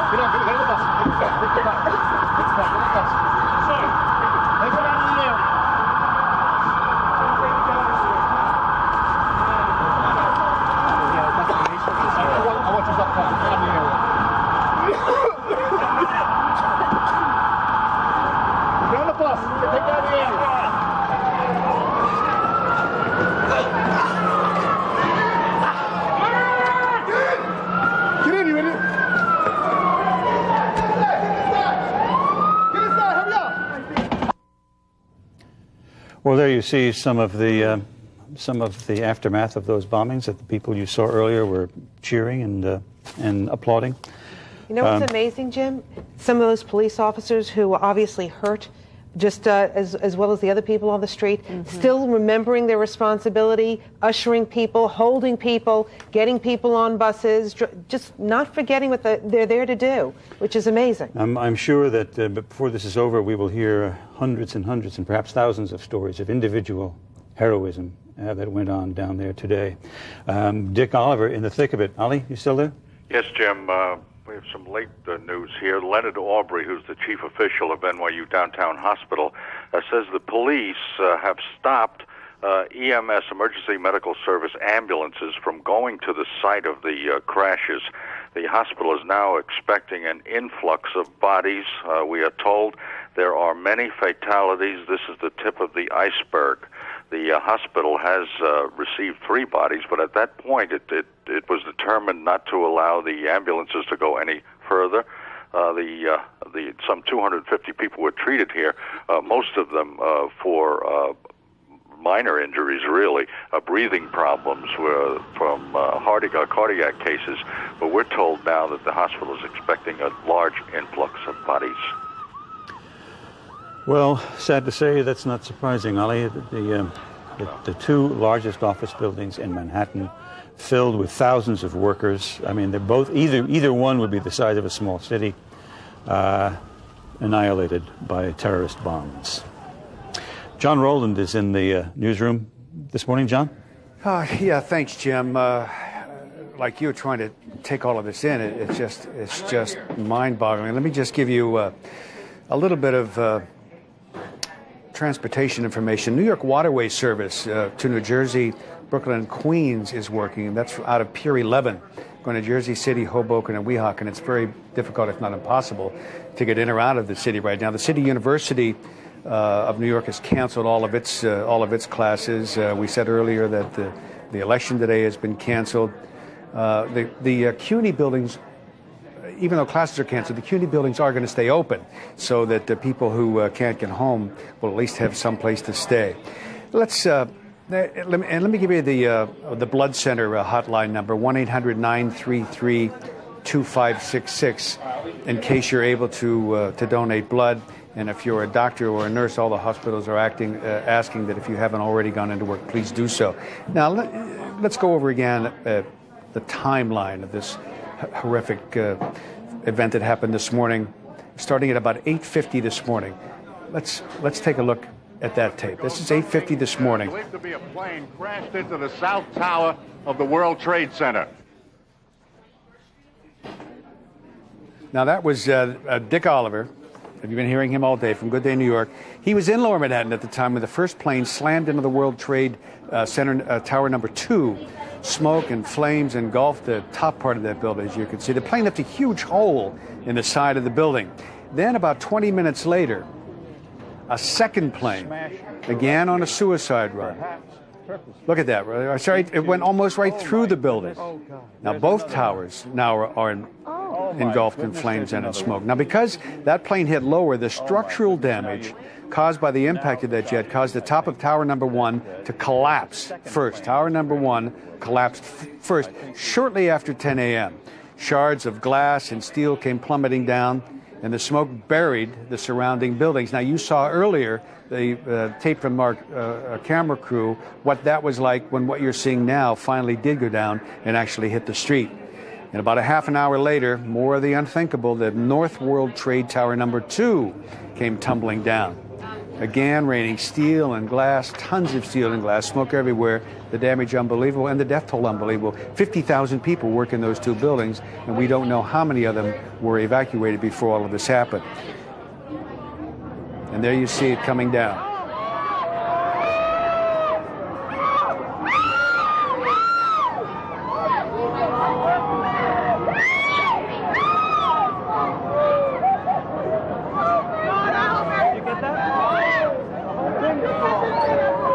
Now, in addition to that, on top of all of that confusion and destruction, another terrorist attack. This one was in Washington. The Pentagon was attacked. Another plane, a suicide plane, crashed into it. Flames and smoke there. That building has been evacuated. 5 floors of the Pentagon collapsed, and we don't know how many of our service people were killed in the attack there. Let me just give you a little bit more information, Jim, before I throw it back to you from the Long Island Railroad. It is running limited service now to get people out of the city. Limited, LIRR, from Penn Station has resumed. However, the passengers, you have to realize that because of the security and the limited number of people will be allowed in the station at the time. Metro North now has started limited service out of Manhattan. The limited service on the subways also, the A, the F, and the E, and the number 7 lines. Passengers will not be allowed to get onto any trains coming into Manhattan. You're allowed out on some limited trains and subway trains and out of Penn Station, but you are not allowed at this point to come into Manhattan. All right, Jim, back to you. All right, Ollie. Why do I keep calling you Ollie? I apologize to you. I'm so used to dealing with Dick Oliver. To underscore that, you cannot get into Manhattan by public transportation right now. We don't know when it's going to resume, but obviously for the foreseeable future, every effort is being made to steer people away from the island of Manhattan so that the rescue effort can go forward and, sad to say, the cleaning up effort can go forward as well. I understand that Chopper 5 is up. Of course, they have to keep their distance as well, but they can take a look at some of the roads around the city. Is that Kai? Oh. All right.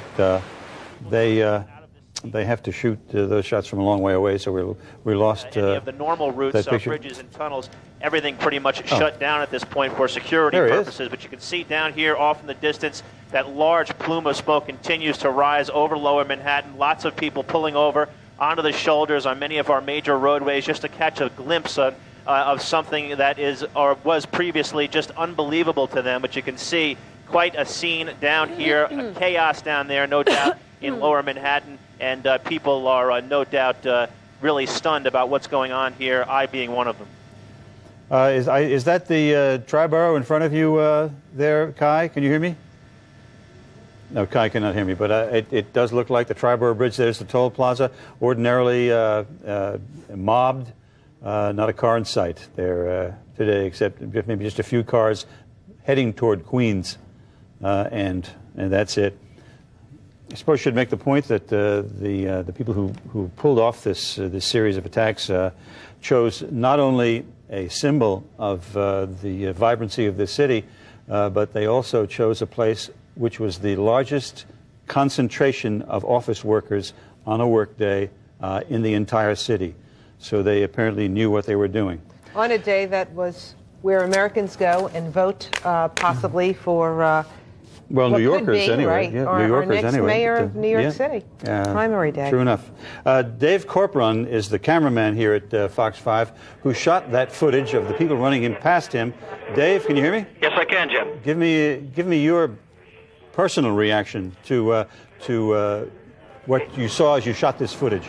Well, in hindsight, of course, I think I was a little too close for comfort, and if I had it to do over again, I don't know if I would have been that close to ground zero. But looking at it now, it's unbelievable.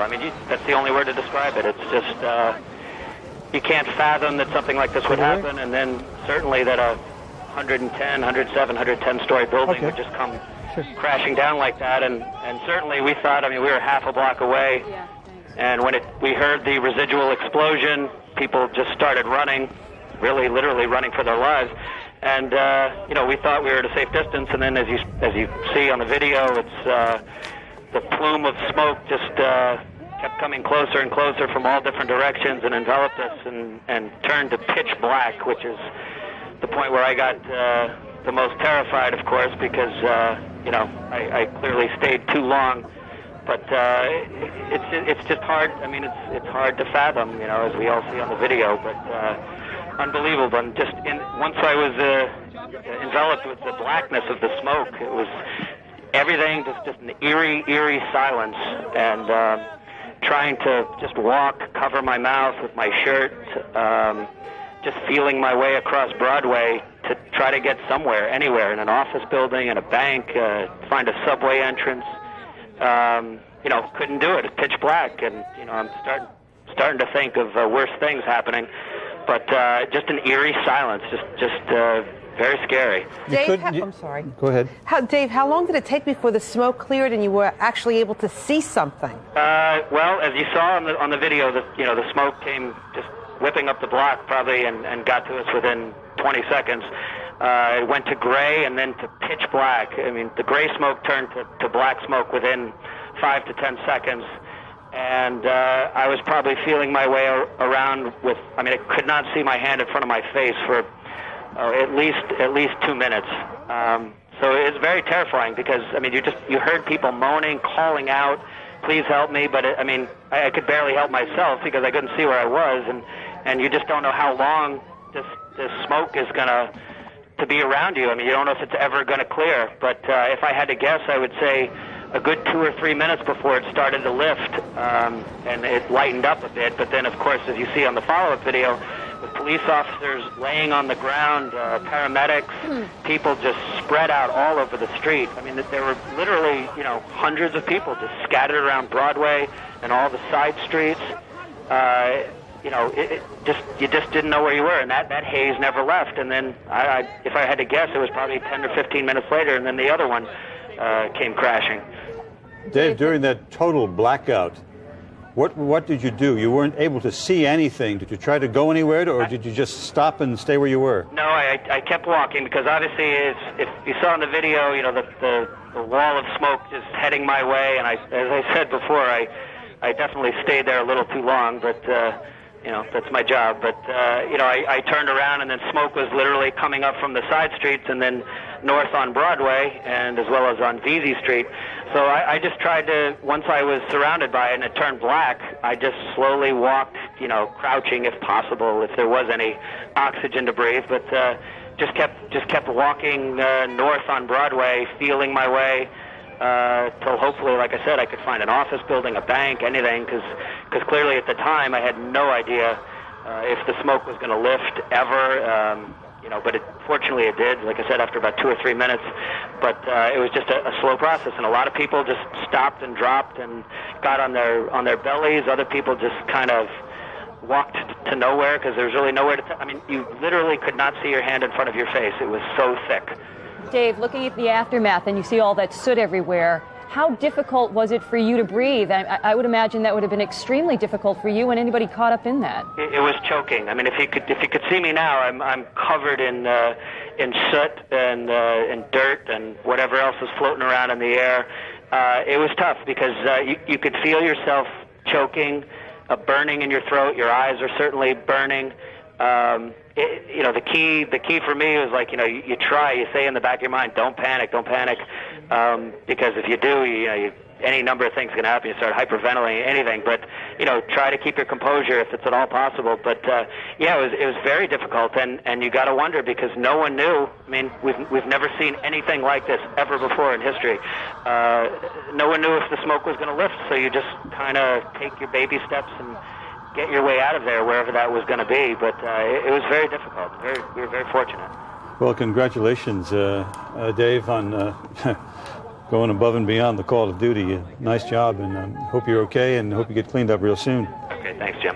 All right, Dave Corporon, the Fox 5 cameraman who took those pictures. By the way, we are also now informed that 2 American warships are en route to New York Harbor, presumably to station themselves here in the harbor, in the bay, and make sure that no further terrorist activities are taking place. I would presume that they'd be coming from Newport News or someplace down there, down the coast.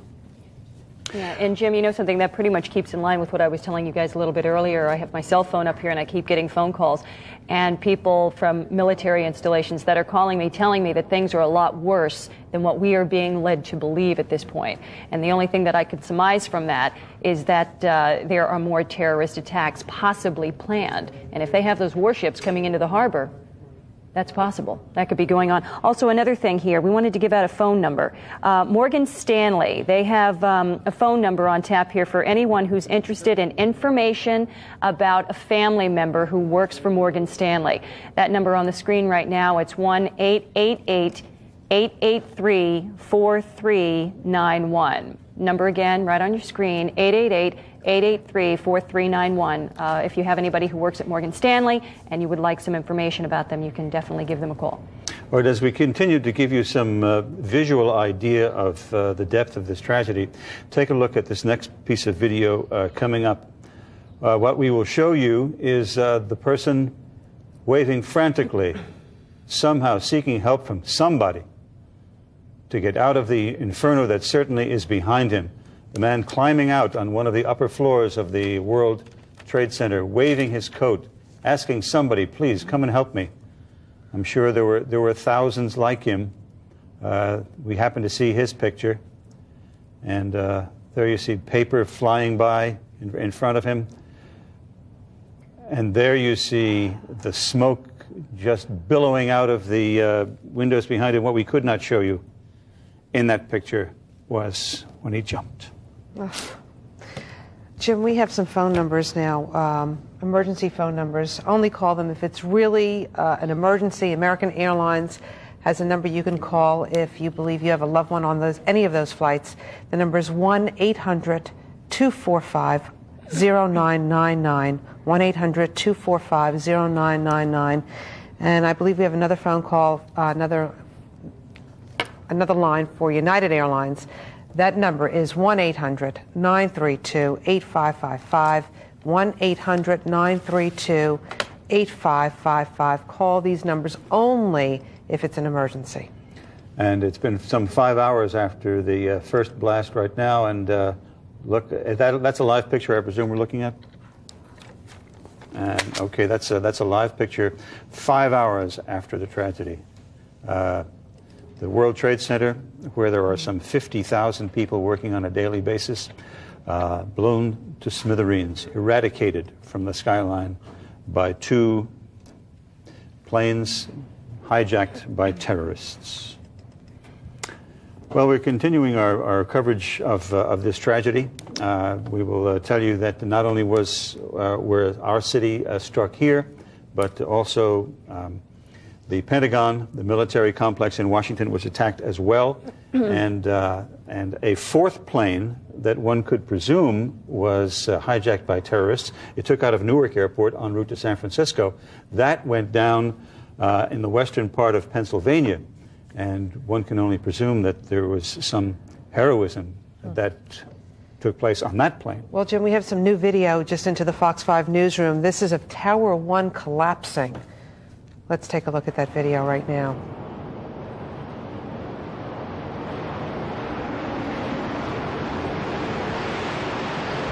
Obviously, the cameraman knows he's in trouble on that one, and everybody's starting to run when they see Tower 1 falling to the ground. Oh.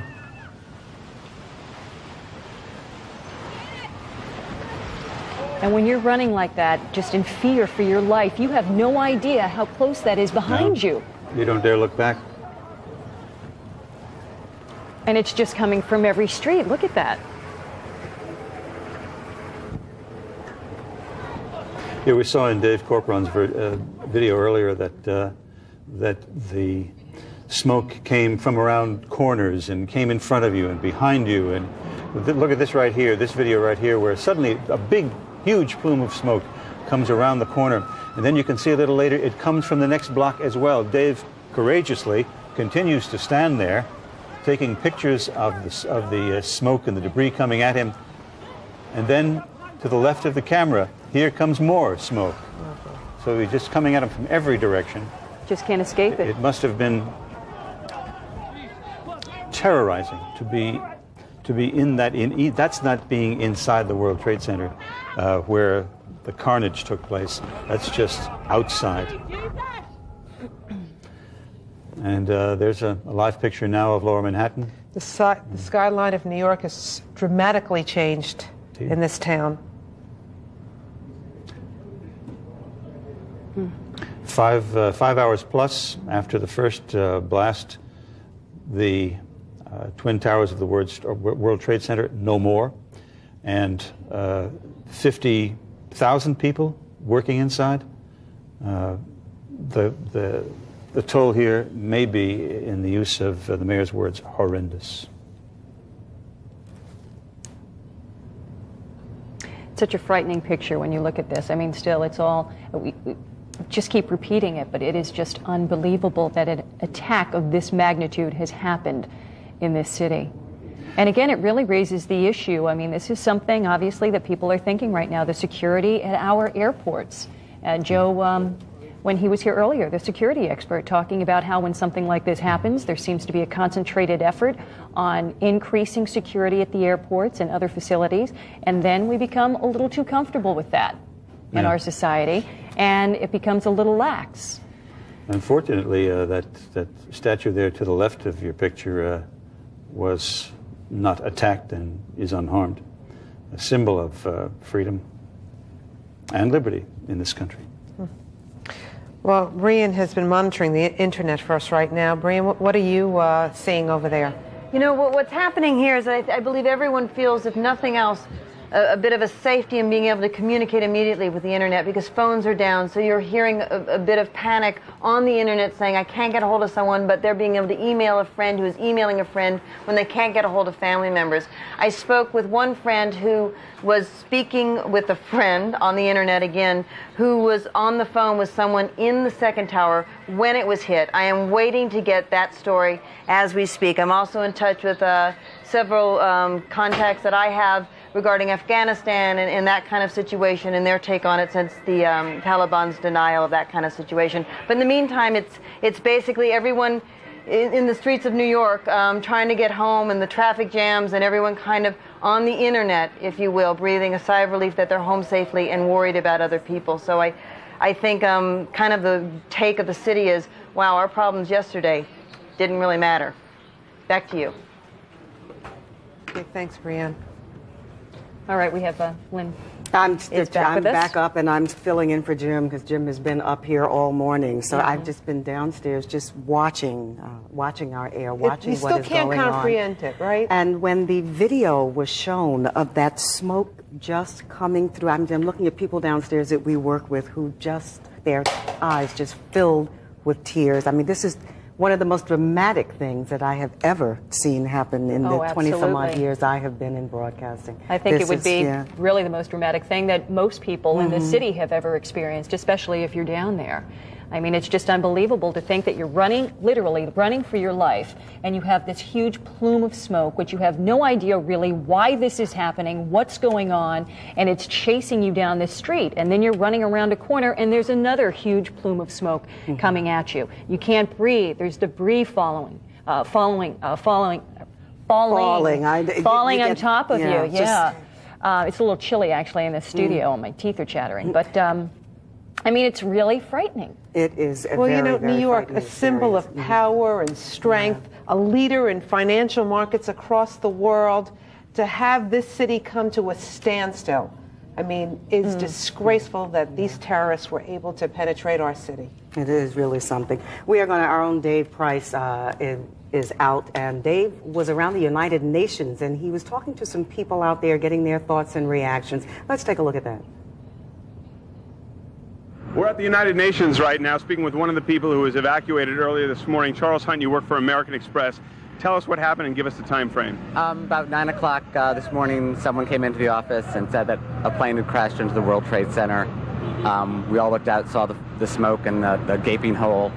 About 15 minutes later, they evacuated. There was a lot of confusion, a lot of chaos, and only essential personnel and services are now back in, and the UN has dismissed all contractors. Was it an orderly evacuation? No, a lot of confusion, a lot of chaos. Nobody knew where to go and things like that. Had most of the diplomats, do you know, arrived for work? Well, the GA, the General Assembly, starts in about 10 days, and I understand the Security Council is still in session. Do you imagine you'll be back in the building within the next 24 hours? Have they mentioned what the plans are to have you back in that building? At this point, no. No one's made any announcements or forecasts. And one final question, given that you do work for the travel agency that books the travel for the diplomats, in those few minutes before the evacuation and after the bombing, had you heard from any diplomatic corps requesting reservations to leave the area? No. nothing. Describe the mood in the United Nations this morning. Tense, confusion, a lot of questions, a lot of concern, a lot of sadness.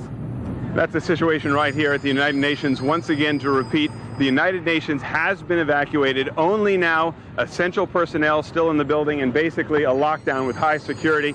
And we will continue to track what's happening around the area. Let's send it back to you. All right, thank you very much, Dave, out around the United Nations talking to people out there.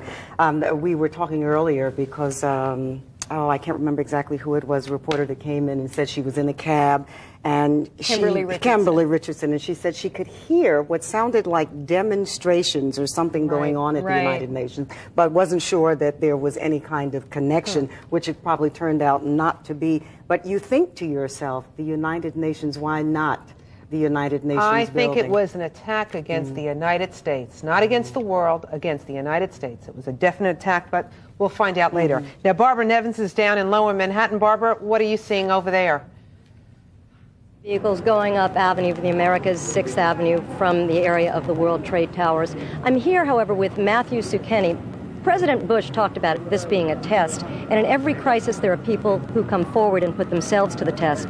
Matthew Zucchini is among those people. Matthew Zucchini and his friends are construction workers. You were working up on 28th Street and you walked down to the World Trade Towers. Tell us what happened. That's correct. When we got down there, we were directed by police and fire department to attend the command center and find out where would be most useful. And at that time, we were helping with the fire department with stretch hoses, couple hoses, moving debris out of the way to get fire trucks in closer to the actual site of the explosions. There was numerous explosions still occurring as we were down there. What was it like on the ground there, Matthew? What did you see? Tragedy. It was chaos. I mean, the main concern, I guess, from their point of view was to secure the area at first, but my concern was for the people that might be buried. And unfortunately, they have their process that they go through as far as safety. There was debris that was loose on the buildings, on the corners of the buildings that could have fallen off and injured fire department employees, police department, Port Authority police. There was Army. And you were just a volunteer, you and your friends who were construction workers who were able-bodied. My boss, his brother, and myself from New York Sign Erectors walked down from 28th. Didn't figure we'd get the truck down there. We had a crane truck. We could have moved debris for them with the crane truck, but we just walked down. And luckily, we were able, to lend a hand. And you were moving and everyone debris. can do the same thing. I mean, everyone is. I'm sure it would be welcome down there. It's a serious effort in place down there. Well, we say everyone. We're talking about able-bodied men and women. We're talking about people who can actually clear debris. Absolutely. I mean, not even so much. I mean, at times we were carrying water to firemen who were coming out and they had asbestos and fiberglass in their eyes. We were rinsing their eyes for them. Whatever we could do down there to help is what we were doing. So we don't want people to get too close to the scene, but if anybody can get... Well, they won't allow you to get too close to get as close as they can get. Water would be helpful. Anybody who is actually physically able to help clear the scene. Right. They have a command center set up on West Side Highway that that you can go to accept volunteers. I would imagine water, sandwiches, anything, pizzas, anything that anyone could donate, I'm sure would be welcome because these guys are really going hard at it down there. Dave is over here, and Dave does not want to be on TV, but Dave, if you can just tell me, do you know exactly where on the West Side Highway is the command post? West Side Highway, the overhead bridge by World Trade Center, 1 block north of Church Street. And you think that if people bring pizza, bring water, bring anything you can, bring just moral support because these people are going to be down there for days. Okay. One of the concerns here for these folks also is that a relative was in the building. Dave, can you tell me what floor the relative was on? Is it too much to talk about? John David, man, go home. All right. Basically, Matthew, maybe you can help us here.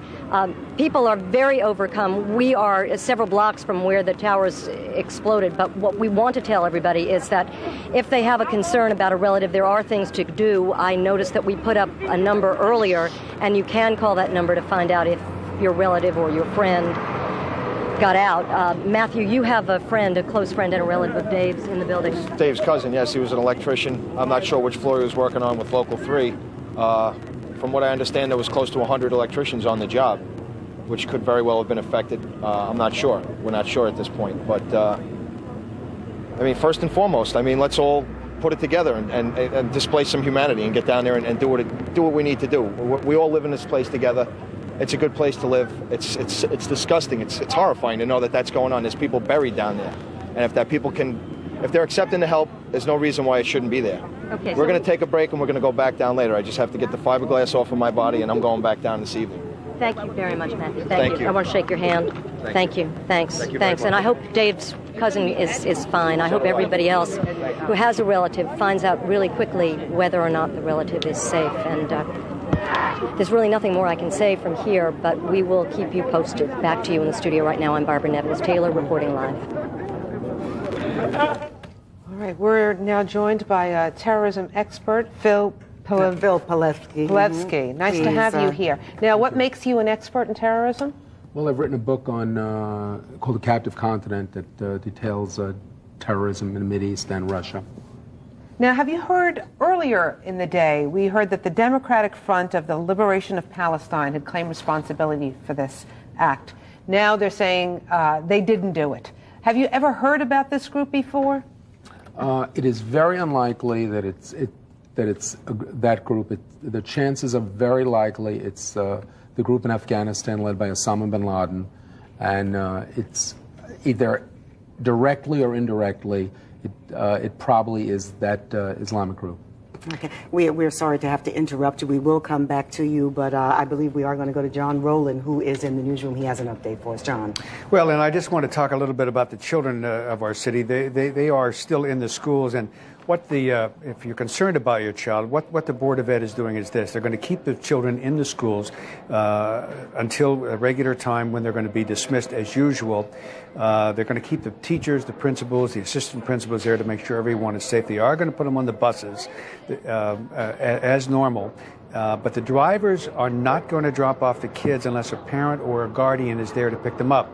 So in any bus that pulls up and the parent or guardian isn't there, they're going to take them to a designated school in the district. So you might want to check with your local school to find out when and where that's going to happen, and otherwise make sure that you're there when the bus does come home at the normal time. That's the plan for right now. Just a quick mention about Wall Street. The financial markets closed today, probably also again tomorrow. Even though the buildings there are okay, structurally the buildings there are okay, the word is now that that the market, the trading will be closed tomorrow.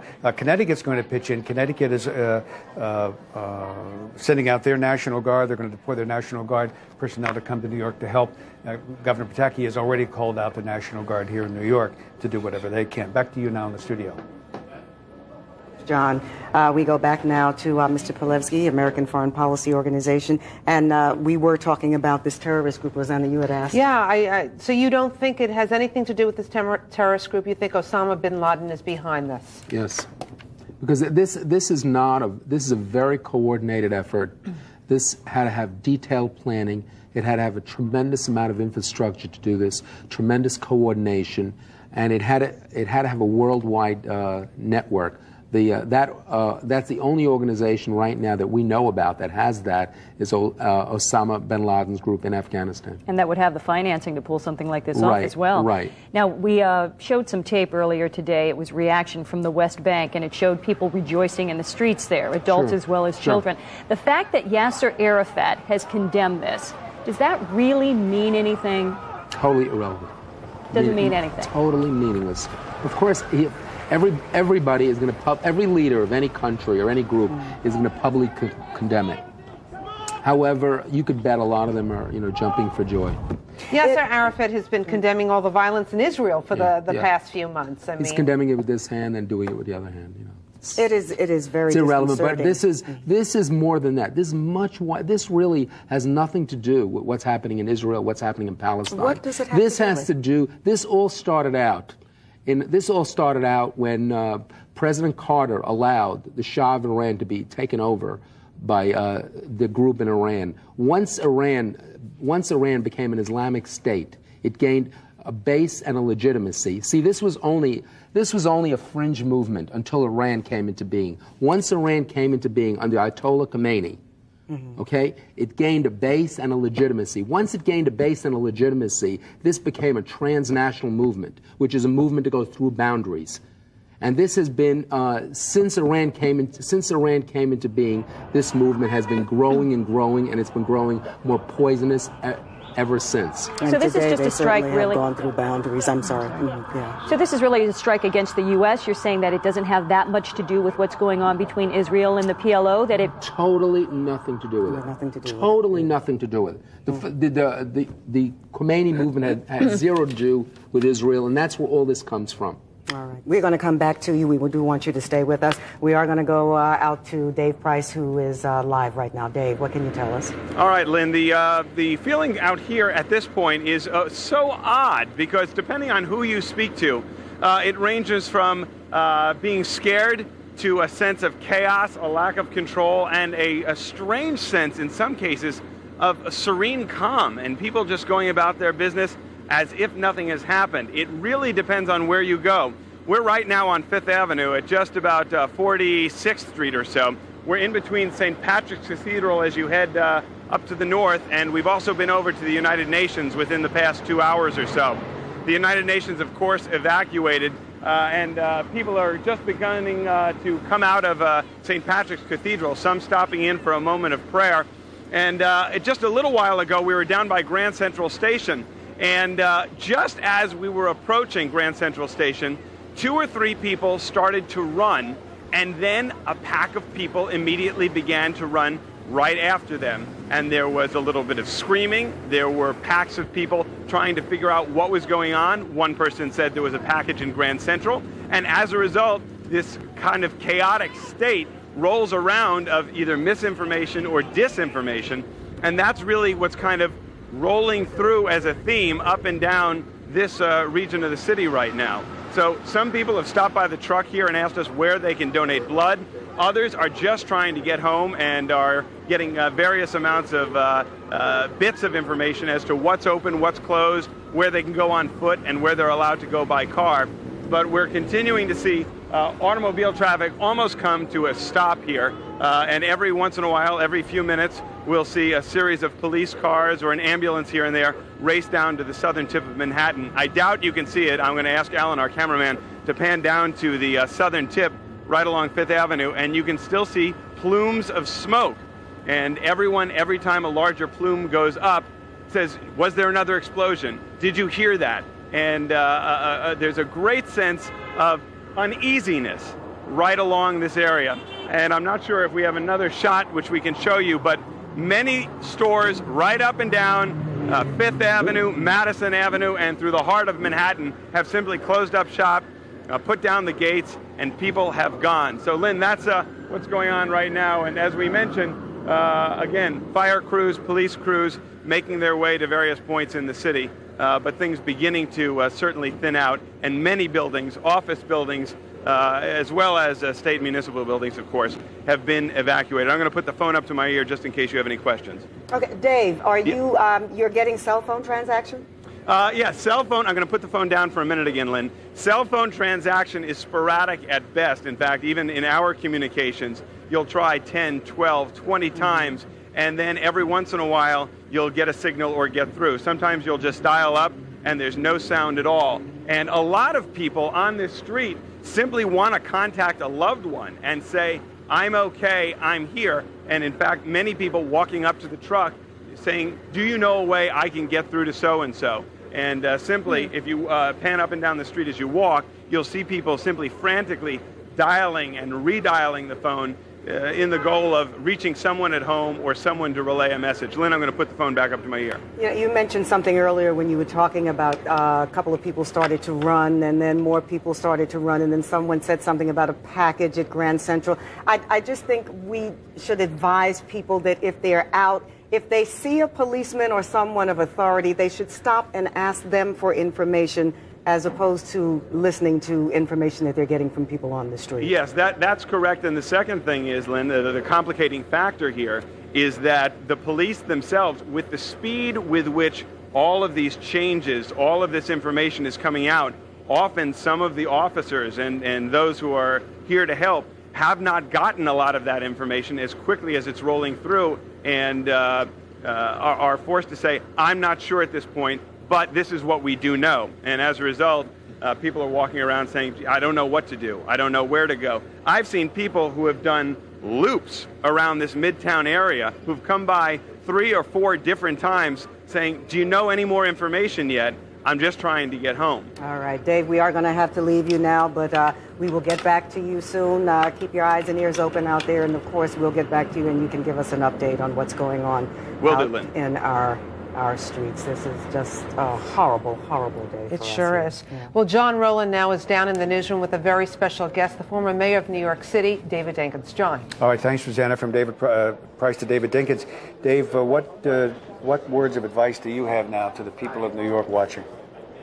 Well, I think that they should listen to the mayor, listen to government officials, should be as calm as one can expect in these circumstances.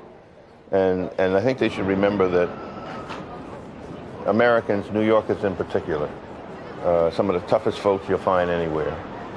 And among the first thoughts I had when I heard of the explosions, and I was in Midtown in the 50s, when I first heard about this, I thought of Churchill in London, how difficult it must have been for those people with those buzz bombs falling. And Churchill, by force of his character, rallied an entire nation. And I think that's what our president is going to do, is doing, our governor, our mayor. I think that each one of us ought to offer our support to the government officials. I have called the Cornell Burn Center and offered my help. Said, what can I do to help? I know that you got a hotline for blood, 800-933-2566. Along 3rd Avenue, just short of your studios, I saw hand-made signs directing people to the blood center. And as you and I were saying earlier, there are lines of people. So New Yorkers are responding as they always do. And I think that's a very good and positive thing. But we will not, as a city, as a nation, we're not going to knuckle under to terrorists. We just won't. We can't. We did, of course, have to make some changes today. The primary election was canceled, trading on Wall Street. Right. So a temporary blip in our freedom. It's what the British call a hiccup. It's necessary for us to do that. I was to teach a class this afternoon at Columbia University, and all classes have been suspended. But students, we're going to have classes in the future. We will go on. We must go on. But we have always stood up and have met the situation, no matter how difficult.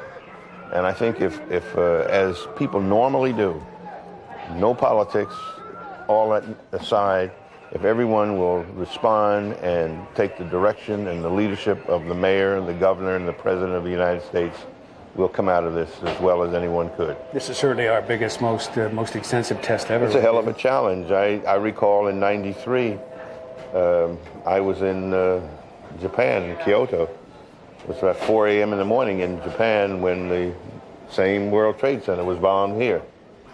But Ray Kelly was my police commissioner.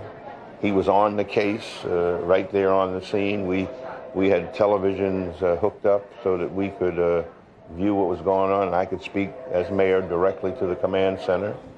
And we handled it well, thanks to Ray Kelly and the FBI and a lot of wonderful people. And the same kinds of people are in charge today, and I'm confident that they'll do the right thing. All right, comforting words. Thank you very much, Dave. Thank you. Back to you in the studio. All right, thank you very much, John. Thanks, John. I'll pick it up from here. Also, some reaction from around the world. I mean, they've boosted security at U.S. embassies around the world. Canada has closed its borders. Israel has closed its airspace to any foreign flights coming in. And, of course, military installations around our country are on full alert as of this moment. Right now, we're going to go to Mario Bosquez, who is live for us down in Lower Manhattan with the latest from down there. Mario? Hello, Linda. Yes, I'm assessing the situation here on a kind of interesting perspective because I'm proof of the fact that here in Manhattan today, the only way to get around really is on foot. I started over at at Beth Israel. I was there at Bellevue as well, doing reports as they were taking some of the injured there, the wounded, because those are staging areas for that. I wound up downtown by City Hall as people were streaming out of the area, and fire and police officials were telling them to evacuate immediately, to leave, to go home if at all possible. They were handing out masks for people to breathe. I went through the Pace University area and right into the financial district where I worked with photographer Keith Lane, who, if I may take the moment just to tell his wife that he is all right. He is covered in dust and debris. He's been working hard all morning long covering this story, bringing the pictures back to you, the pictures you've already seen this morning. An eerie situation, Linda, there in the financial district as you walk by. There's absolutely no noise now, just clouds and clouds of black and dark gray smoke that you can see that are the wind, the breeze is taking into that area right now. And as you walk through there are several inches of dust. It's very difficult to breathe. You have to use a mask to breathe as you work through the area. Also, as you look down on the street, you see charred pieces of paper, of documents, of trading slips that I would only imagine came from the blast area. And in addition, people trying to use their cell phones, which are almost impossible to use right now, lining up for the pay phones to try to reach their loved ones, to tell them that they are okay. So that is a situation that was going down in the financial district as they're shutting down the area. They're evacuating it and pushing people out as helicopters are buzzing the area overhead. As you can see, the smoke continues to billow out from where the World Trade Center was located. And I've got to tell you this as well, Linda. It's very painful to deliver this information to you, but people even near Ground Zero are walking around with empty cups, picking up debris and dust as souvenirs, keepsakes of what happened. I found that personally very chilling to experience, to see that some people, a small minority, are reacting in that fashion. But from what I can see on foot walking around, Linda, the majority of the people are, caring for each other, making sure everybody's all right, trying to contact their loved ones. And as I proceeded from that area here to you, I continued to see evidence of that, of course, of fire and police officials trying to marshal all the forces together. There were hundreds of people who were banding together, walking toward the City Hall area, volunteering to donate blood and their services. So as you can see, the New York City area is heeding the call for assistance. And of course, officials continue to say to remain calm. Just across the street here, if you can see, this is the Chelsea Vocational School. They have stopped the bells. I would imagine that's a situation at many of the schools, if not all. They have stopped the bells of the parents. They say come to pick up their children, fine. If not, they are holding the children for their own safety within the building. So and we will see what happens when 2:30, 3:30 rolls around as well. So we should be checking with school officials to see what the situation with that is concerned. If I may just have a few moments to, Robert Washington is an accountant who works here in the area. And Robert, you were there at the moment of impact. Tell me what happened. Basically, like I was here for the second plane crash. The first plane came in. I didn't hear any. A friend of mine who works there gave us a call and said, "Hey, something just hit the World Trade Center. I'm in a bus a couple of blocks away." He made it out. He was fine. But I went down here to see what exactly was going on. And just as I hit the street, the second plane went into the other tower. It was almost unreal. There's a huge gaping cloud of black smoke. There's sparks coming out of it, and just you couldn't think about anything else except the loss of life. The first thing you saw was a huge amounts of smoke coming straight out of the center and then erupting through the sky. And you just think about the smoke inhalation and the problems there. Did you see the markings on the aircraft? I didn't see any. I wasn't able to see too much of the aircraft. Just as I was crossing the street is when it actually impacted against the second building. A little while after, maybe 40 minutes after, there was a huge outcry in the street. I came back down here, and they told me that the first tower was gone. And I came out about 40 minutes after that. I was actually watching the second tower when the second tower collapsed. It was unreal. Let me ask you a question. You've been here for a while watching these broadcasts. Why are you still here, and why do you think the people are still here on the streets when perhaps they should be headed home now? I'm pretty sure the reason most anybody is still here is because we're not sure if we can get home. I personally am in between apartments right now. I usually live in Brooklyn. I'm living in New Jersey right now. I'm trying to figure out exactly how I'm going to get to Edison, New Jersey, where I'm living right now, Elizabeth, Edison. If there's one word you could use to describe this, how would you encapsulate it in a word? I would have to say unreal. Even looking over the damage, the destruction, it was just too large. It was too huge to really wrap yourself around to really think of as completely real. Again, when you're watching watching the whole tower collapse. It was an almost movie-like quality. It didn't simply shear off and fall apart. There was no real explosion. It was literally it just seemed to shake into millions of little small pieces. It didn't even look like it was made out of real metal or real construction materials. It just fell apart that quickly and that swiftly. And that's a prevailing sentiment here. Thank you again, Mr. Washington, for joining us here on the streets as we continue to see, as you see the aftermath of the explosions and the complete destruction of the World Trade Center. I'm Mario Bosques. Linda, back to you. Okay, Mario, thanks so much. Now, you were actually talking to that one gentleman, and he was saying he wasn't sure how he was going to be able, or if he was going to be able to get home.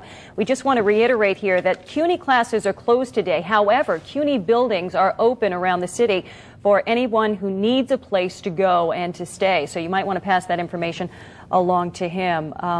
Just devastating. I mean, even Mario, where he was standing, he wasn't that close to where the incident happened, and yet he's talking about the debris being spread all over the street around him. In fact, he has a mask around his neck. It almost looked like Mario was wounded, but it was actually a mask that he had around his neck. Had taken off. That he had taken Everybody off. is being given those masks to enable them to breathe a little bit more easily. By the way, we have some numbers out of St. Vincent's Hospital, just one of the many hospitals that's treating the people who have been taken up in these two blasts. We understand that at St. Vincent's, 184 people have been treated for injury, and 2 people are dead.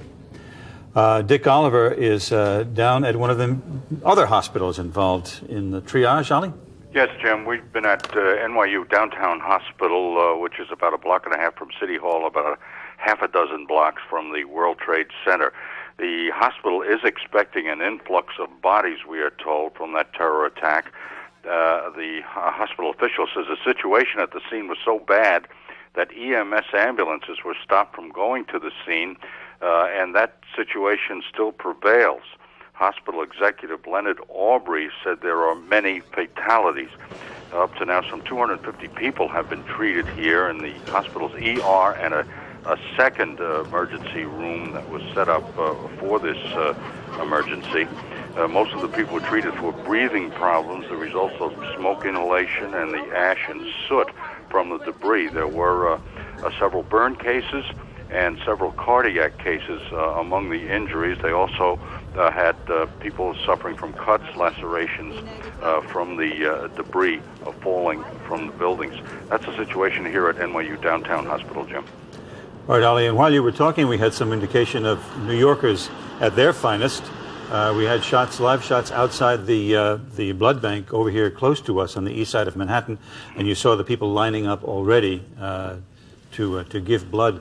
One of the things that, Phil, if I may, one of the points that you were making to me privately, and that is you want to compare this with Pearl Harbor. This is Pearl Harbor. This is in terms of possible loss of life. This may be a lot worse. Oh, it's a lot, but this is Pearl Harbor. Obviously, it sounds like the loss of life is considerably more than Pearl Harbor, but this is Pearl Harbor. This is the time for the president to mobilize the American people and do what he has to do to eradicate this possible lethal threat to the American government and its people. But Phil, one of the things that you were also telling to me earlier is that you don't think that this is the end, that there's a lot more of this to come. Well, as long as we are not doing anything about it, as long these people have made open, we know where they are, we know who they are, we know their bases, we know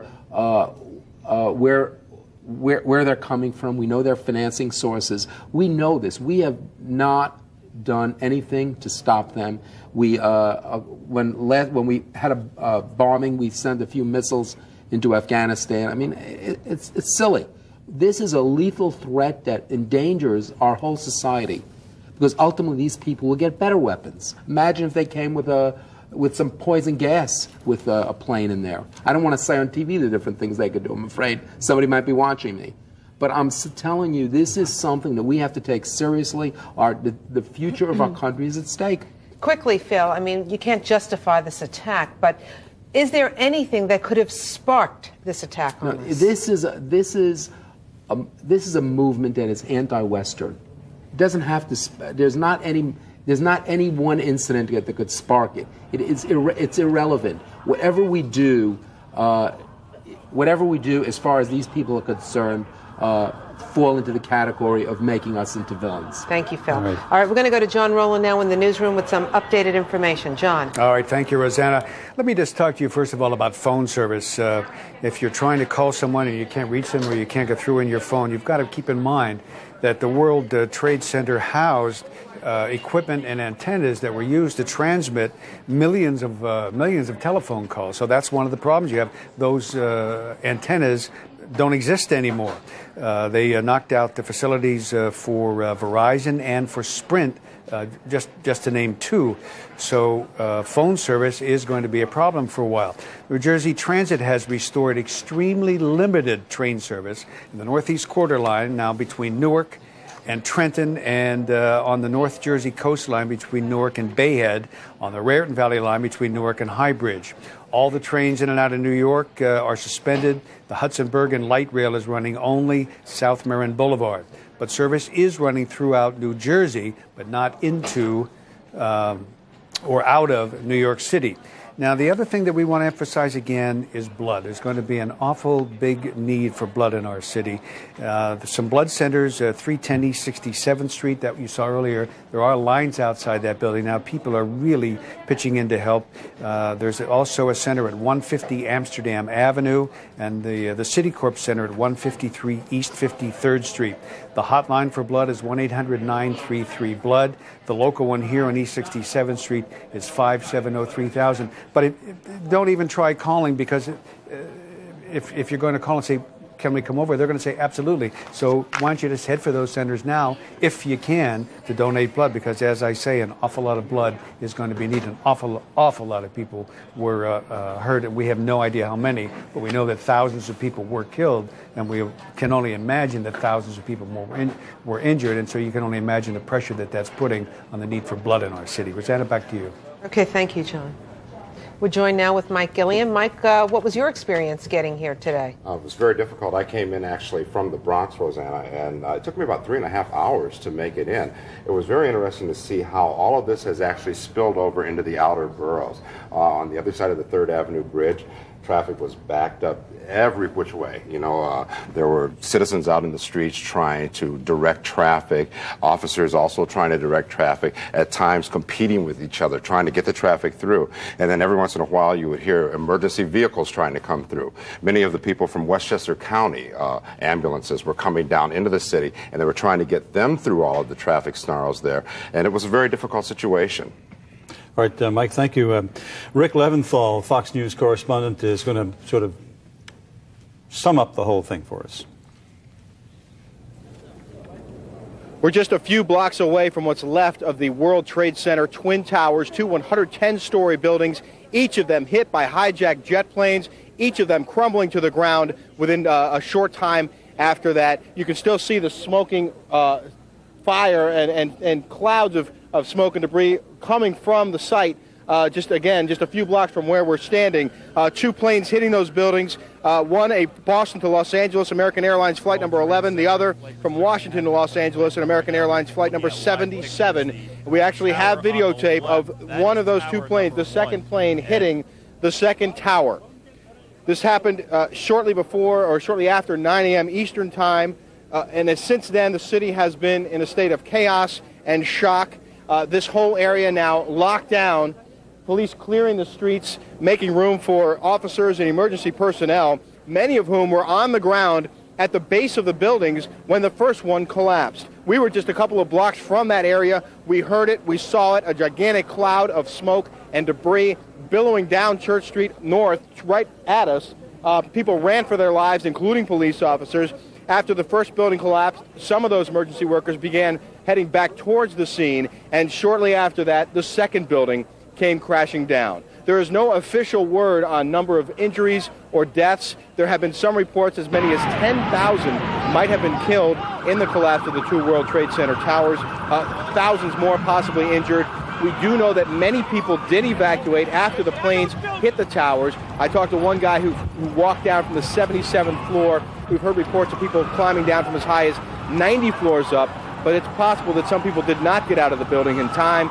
We also know from witness statements that some people actually jumped from the building from high stories, people either burning to death or deciding there was no way to live actually jumping from the buildings and dying below.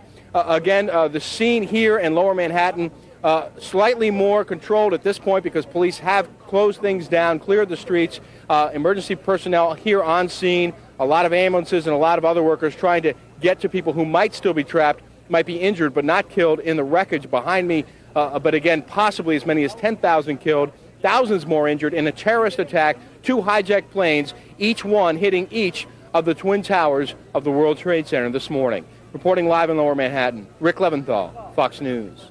All right, let's, before we go to another graphic, I want to just read a AP report that came in here to our studio.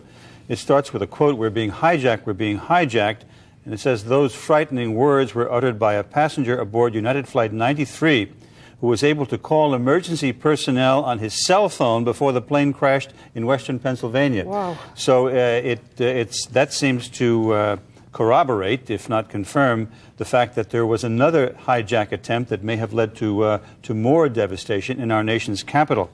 And it says that Westmoreland County, that's in Pennsylvania, emergency dispatch supervisor said a dispatcher got a call from a man who said he was locked in a bathroom aboard the plane, and the man repeatedly told officials the call was not a hoax.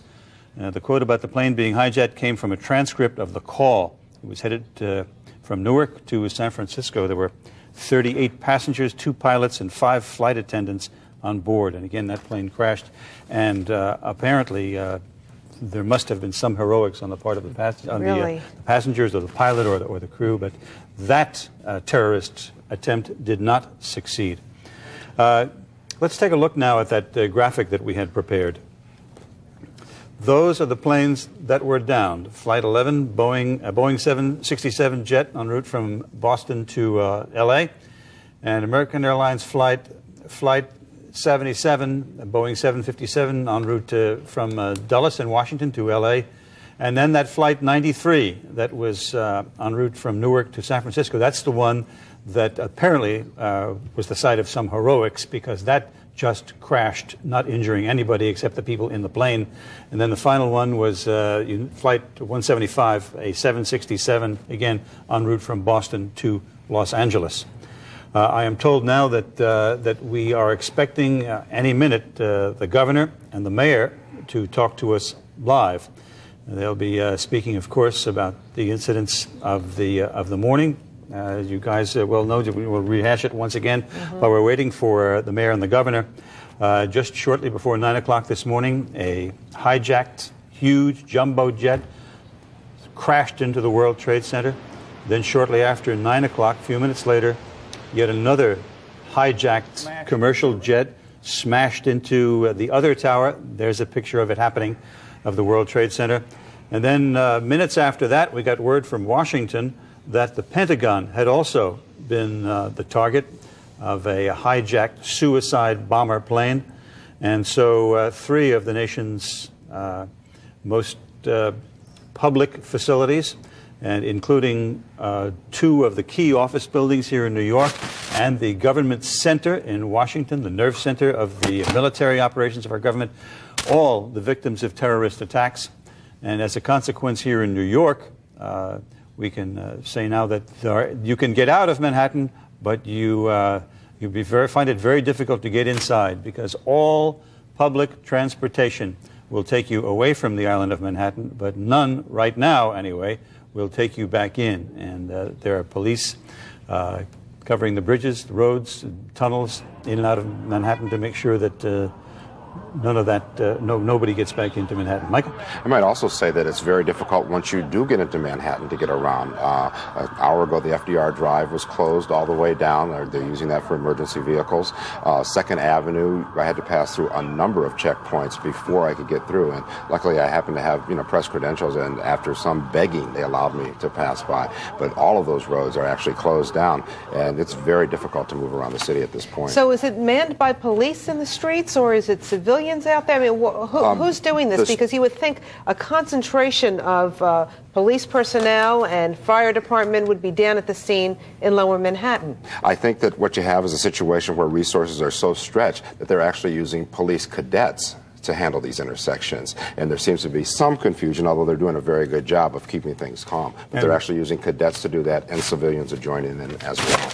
and we've been told that the governor has called out the National Guard. So I imagine it will take some time to mobilize those forces. Maybe they'll come in the latter end of it, but that also has taken place.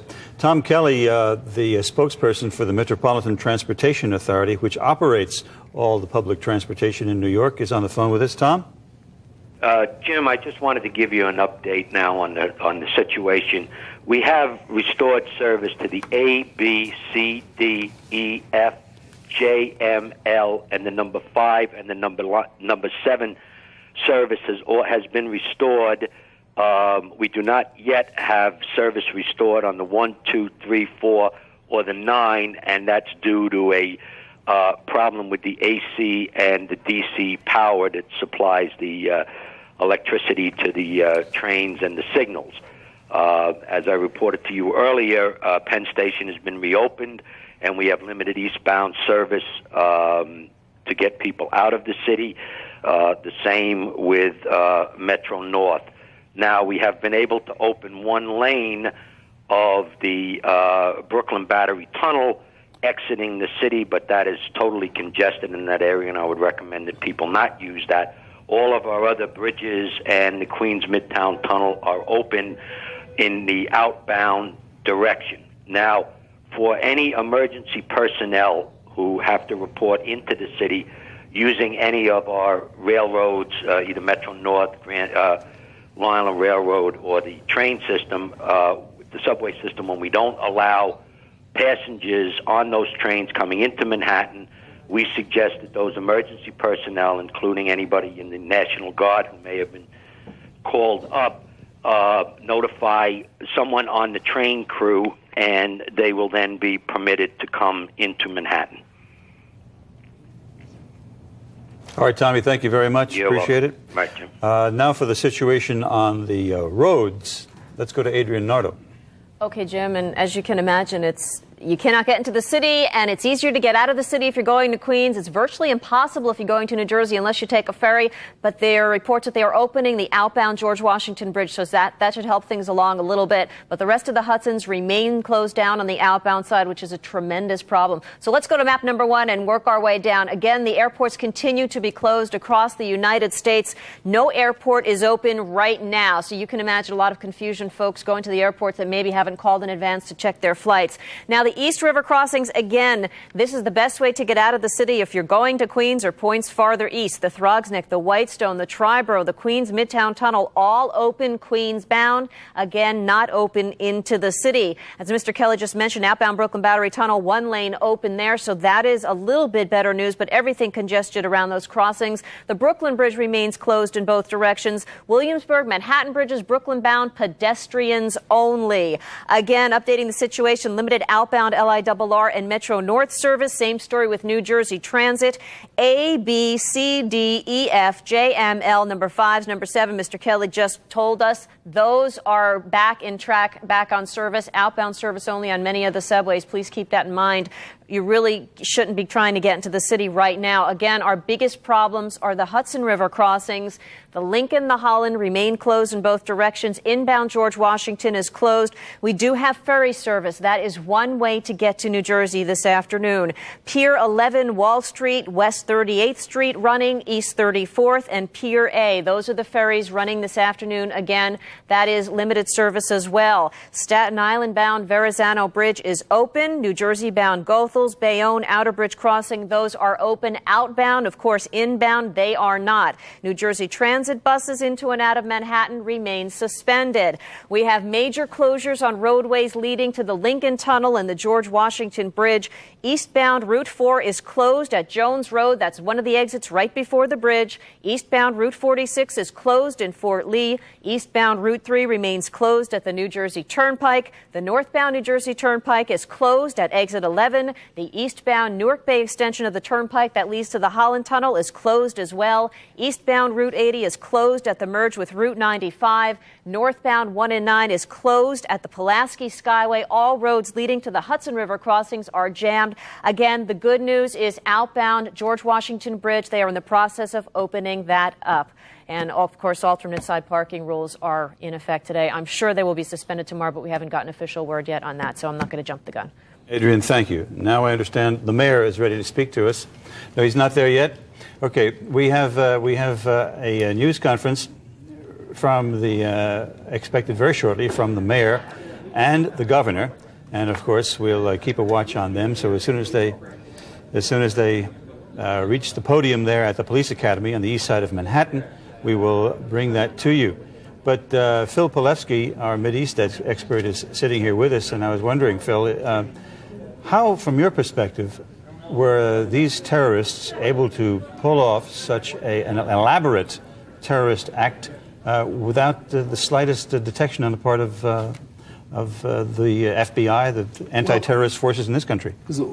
As good as our agencies are, there are always going to be some people that could slip through, number one. But secondly, we have not yet adopted, and we have not faced the reality of the 21st century, what we're really dealing with. And as long as we keep our head in the sand and don't start really adopting very tough anti-terrorism measures, very tough security like the Israelis, we should have security men on every single plane. Even if it's going to cost us more money, we should have 1 to 2 security men on every plane. Israel has never, since they've done that, has never had a hijacked plane. I mean, there's a lot of things that we can do that we haven't do and that we're going to have to face. I suspect our lives, those of us who travel by plane on occasion, are going to change considerably after But more than just the plane, our lives here will change. This will change our lives. We hope that the Bush administration gets serious about dealing with terrorism.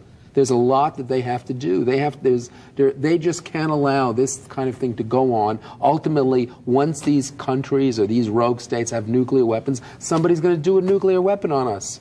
And then we won't be here sitting in the studio. Somebody in Wisconsin will be broadcasting about what happened to us. You bring up Israel. I was in Israel about a year ago, and coming from New York and going to visit Israel, you're so upset because you see these young people, soldiers, walking around the streets with the big machine guns, and they're everywhere. They're on every corner, and there's bunches of them everywhere. Right. And, also, you can go a mile away, and it could take you an hour to go a mile in Israel because there are checkpoints along. They just, sporadically stop people. Well, they're living in a microcosm of what we're going to be dealing with, and we're even more vulnerable than they are. They are dealing with it in the best way they can. We're much more vulnerable. We're much more open society than Israel is. Just to underscore your point, Roseanne, I remember when I was in Jerusalem, to go into a shopping mall. Right. You first of all are stopped not at the door. You're stopped at the entrance to the parking lot. The official looks in your car. He checks it inside and out. He writes down the number of the plate, make sure you're the person who's supposed to be driving that car, and that's just to get in the parking lot. Mm-hmm. Then you have the metal detector when you walk in the door, and inside the mall itself, there are specially constructed litter boxes so that if you drop a bomb in one of them, they will explode upward and not outward. So I think these are the kind of things that are in place in Israel right now because they have had a history of terrorism in their country that we're going to have to start dealing with it ourselves. I was wondering, Phil, if you might think that the way we handle our airports might need to be changed a bit as well. I know we have a lot of private security firms that actually handle access to the runways and to the... I mean, a group would come with a few armed guys and just kill the thing and go right on a plane. That's why we have to have armed security men on the planes. I mean, if we had armed security men on the planes, we would have a shot of avoiding this. You're talking, though, but we would have to, double and triple our police force, our security force. We are going to have to allocate a big part of our resources to protect ourselves. There's even more that we're going to have to do. This is only the beginning. There's so many other things that this has to do with. This is a tremendous threat. This is a wake-up call. But unfortunately, this is the Pearl Harbor of the 21st century for us. And the president will have to deal with it. He will have to deal with these people overseas that are telling us they're going to destroy us. They're going to take out this country. He's going to have to deal with it. As long as you let them simmer and do these things and get away with it and you let these other countries build nuclear weapons, we're going to be sitting ducks ultimately. All right, Phil, thank you very much. Appreciate your input. James Ford, Fox News reporter, is down in Lower Manhattan this morning. James? That's right. We are here on 6th Avenue just north of Broome Street. Look back here, and we'll demonstrate a point. 6th Avenue obviously typically is very busy. It is empty right now. You see all the smoke there in the background, as you have all day. What has been coming up 6th Avenue have been emergency vehicles and cars that were in the financial district, some at the World Trade Center when all of this happened. And that brings up another aspect of this story. We've seen a lot of heroism today of people volunteering to give blood. Many people have stopped by and asked us how they can help. And certainly the answer to the blood donation question is to go to any area hospital. They obviously need blood right now. That's the good side of the story. The bad side, what you're about to see. A lot of people have been trying to get souvenirs from the World Trade Center now that it is gone, and others are not happy about it at all. Let's look at tape. When the collapse happened, so, you know, I guess it's what's left of a world landmark, you know?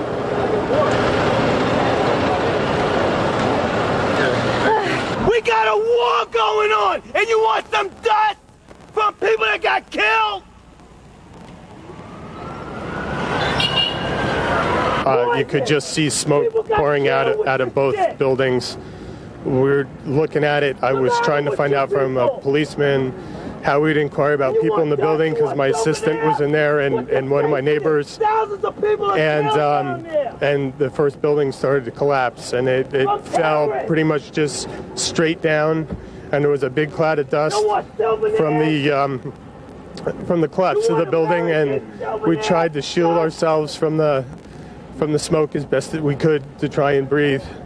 And there was smoke everywhere. It took 20 minutes for it to clear before we could see around, and people were just amazing trying to help each other. Burger King down on Maiden Lane was out trying to give everybody water as best they could. Now, that gentleman had come out of the subway just as the explosion happened, and he brings up another aspect of this story. Let's take a look again down here as I explain what this is. Between explosions, in fact, we saw with our own eyes shortly after the first plane hit the tower, lots of emergency personnel. Look at this. These are buses right here that are bringing people out of the financial district. This perhaps is a more positive aspect of the story in that there are people to be brought out. We just saw a half dozen busloads with police escort. But let's go back to that point that the gentleman was making there on the tape, which is this. We have seen hundreds of emergency personnel. In fact, here on your left, here comes a firefighter who's come out from the scene. People like him, hundreds of them, who responded right at the beginning of this, followed by the separate implosions that you saw. And what that gentleman, who was an eyewitness, was concerned about is what has happened to that emergency personnel. Certainly that information will unfold as this situation continues to unfold. We'll get that information. But it's, I can attest, it's a very tense situation all over downtown. The good side of the story, once again, a lot of people wanting to help out and do their part. More people here who have been in and out of the area where there is the smoke you see in the background. A lot of people wanting to help out, do their part. At the same time, a lot of gawkers, a lot of onlookers, a lot of people taking souvenir photographs. There have also been others who've been trying to stop those people from doing that. We'll keep you updated throughout the day here downtown, where we are live. I'm James Ford, Fox 5 News. All right, James, thank you very much. Just got word now from Nassau County that Nassau has made the following emergency equipment available to New York City.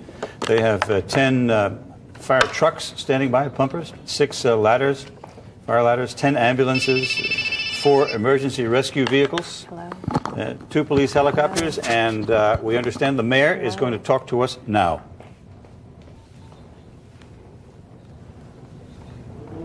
All right, he's not there. The mayor is on his way. This is the temporary emergency facility that the city is using, the Emergency Command Center. The mayor is there, and we're expecting him to talk to us shortly. Again, all emergency medical technicians in Nassau County have also been called in, and firefighting personnel as well. They are on standby out in Nassau County. That county, next to Queens and Brooklyn, as you know, is on a level 3 alert, and that is the highest possible alert for its emergency forces until further notice. The picture you see is at the Mayor's Emergency Command Center, somewhere in Manhattan, and we are expecting the Mayor to appear at that podium very shortly and talk to us about the aftermath of the picture on the right of your screen, the devastation that took place at the World Trade Center this morning. Here's Mayor Giuliani and the governor. Good afternoon. Today is obviously one of the most difficult days in the history of the city and the country. The tragedy that we're all undergoing right now is something that we've had nightmares about, but probably thought wouldn't happen. My heart goes out to all of the innocent victims of this horrible and vicious acts of terrorism. And our focus now has to be on saving as many lives as possible. We have hundreds of police officers and firefighters who are engaging in rescue efforts in Lower Manhattan. I want to thank Governor Pataki for the incredible cooperation and coordination, and including deploying the National Guard that will be available to relieve our police officers and firefighters and emergency workers in the next couple of hours. The governor and I just spoke to the President of the United States. The coordination with the federal government from the time of the first attack has been excellent, including closing off the airspace around Manhattan and doing everything that can possibly be done in the face of this barbaric act to make the city secure. And we will strive now very hard to save as many people as possible and to send a message that the city of New York and the United States of America is much stronger than any group of barbaric terrorists, that our democracy, that our rule of law, that our strength and our willingness to defend ourselves will ultimately prevail. And I'd ask the people of New York City to do everything that they can to cooperate, not to be frightened, to go about their lives as normal. Everything is safe right now in the city, and the people who are doing the relief effort need all the help they can get. And then, Governor, thank you very much for your assistance and your help and your support. Thank you.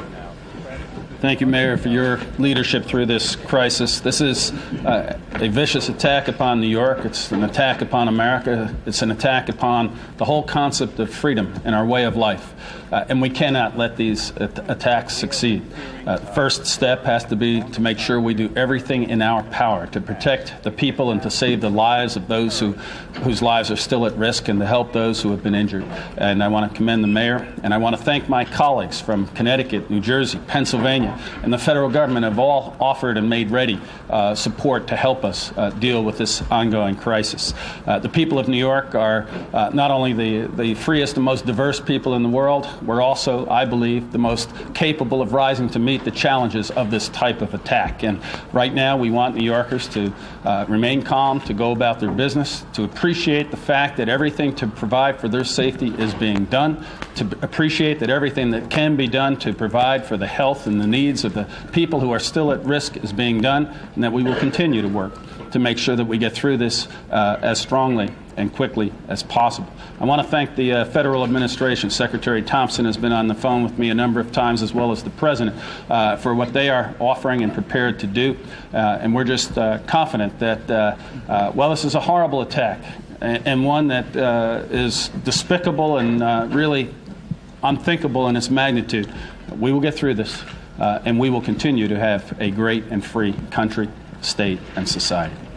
Do we know the number of casualties at this point, sir? I don't think we really want to speculate about that. The number of casualties will be more than any of us can bear ultimately.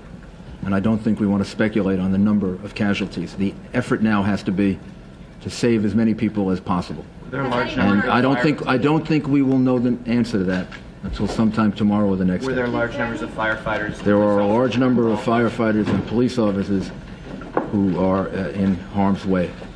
And we don't know how many we've lost. But there's no doubt we've lost We've lost some firefighters and police officers. Do you know anything about the cause of the explosions that brought the two buildings down yet? Was it caused by the planes or by something else? We There was a second explosion?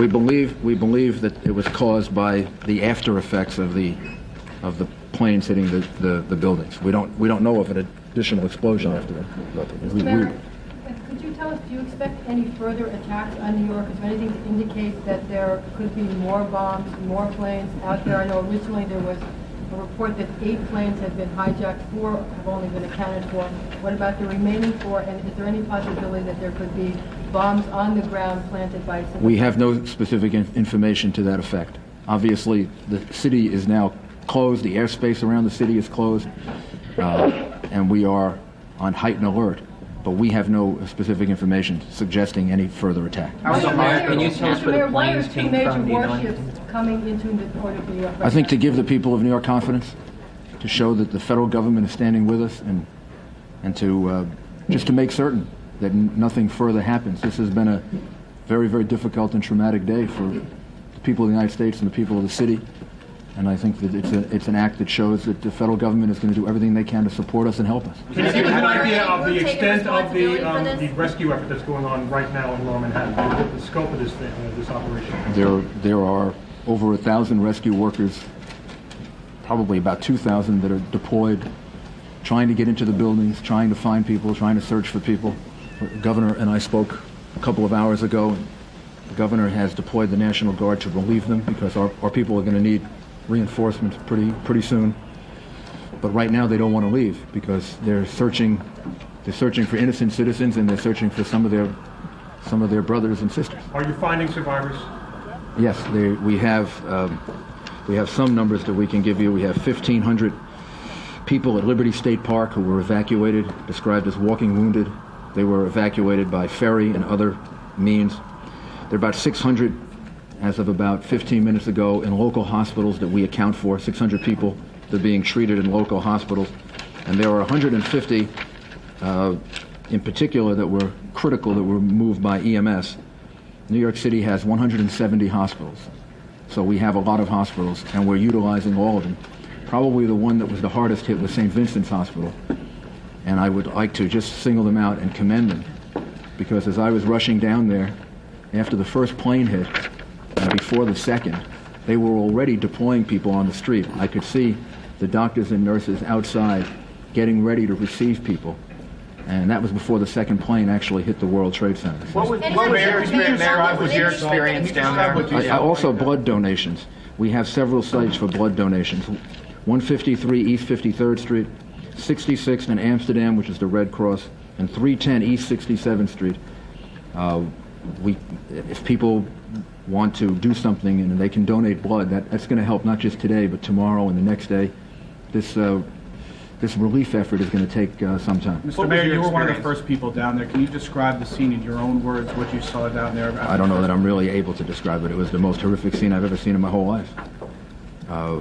We saw the World Trade Center in flames, a big gaping hole all the way on the top of it. We could see people jumping from the top of the building.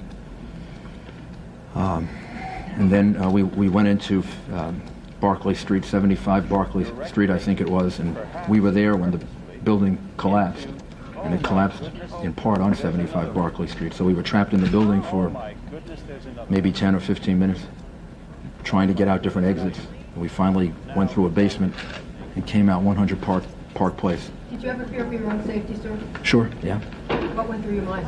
I don't think anything went through my mind other than making sure that we all remained calm and found an exit and just tried to figure out the most intelligent thing to do. Probably the same thing that went through the minds of 10,000 other New Yorkers who I could see on the streets, and I really have to commend them. If you really want to know what New Yorkers are all about, you just watch the way in which they handle themselves. They didn't panic. They moved deliberately. They moved swiftly. But they didn't hurt each other. They helped each other. I mean, these are just the most wonderful people in the world. Do we know anything about the composition of that dust that blankets Lower Manhattan? Is there any asbestos or any hazardous material in that dust? I don't know. I don't know the answer to that. Mr. Mayor, I got reports a gas explosion related to this. Is there anything you were aware of that?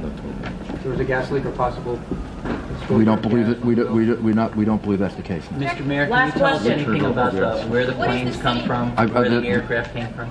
Bill Diamond reminds me that we've turned off the gas in the city buildings, just to be certain. Can you tell us as a anything precaution? about where these aircraft came from? There was a report they may have been hijacked in Boston. I think we should leave. I think we should leave that up to the federal government to. Yes, we do have some information, but I think we should leave that up to the federal government to release that information. Our focus is on the relief efforts. And Governor, do you think there should be any retaliation on the part of the United States for what happened here in this country, both in New York, Washington, and other places? First step right now, Marcia, is to make sure we do everything to help those people who need our support, and whether they're injured or still trapped in buildings. The second thing is to make sure at the same time we're providing the maximum security against possible additional incidents. But clearly, this is an attack upon America. It's an attack upon our freedom and our way of life, and we must retaliate and go after those who perpetuated this heinous crime against the people of America. Mayor, this is just compared to Pearl Harbor. Do you consider this to be an act of war? This has been compared. I'll do both. This has been compared to Pearl Harbor. Do you consider this to be an act of war? This is a vicious, unprovoked, horrible attack on innocent men, women, and children. It's one of the most heinous acts certainly in world history. And as the governor said, and I said to the president, we fully and completely support him in any action that he has to take in order to make an example out of the people who are responsible for this. Is it an act of war in your mind? I don't know that I want to use those words. I think the president is the one that has to respond, and I think what he has to know is that all of us in New York support him, and support him completely in the efforts that he's going to have to make over the next couple of days, week, and to make a point that people can't do this. You can't attack innocent men, women, and children. And ultimately, I'm totally confident that American democracy and the American rule of law will prevail. And the people of New York are going to help to demonstrate that over the next couple of days. Anybody take responsibility for this? Any group take responsibility at this time? And what is the city doing to safeguard the citizens now that something like this happens?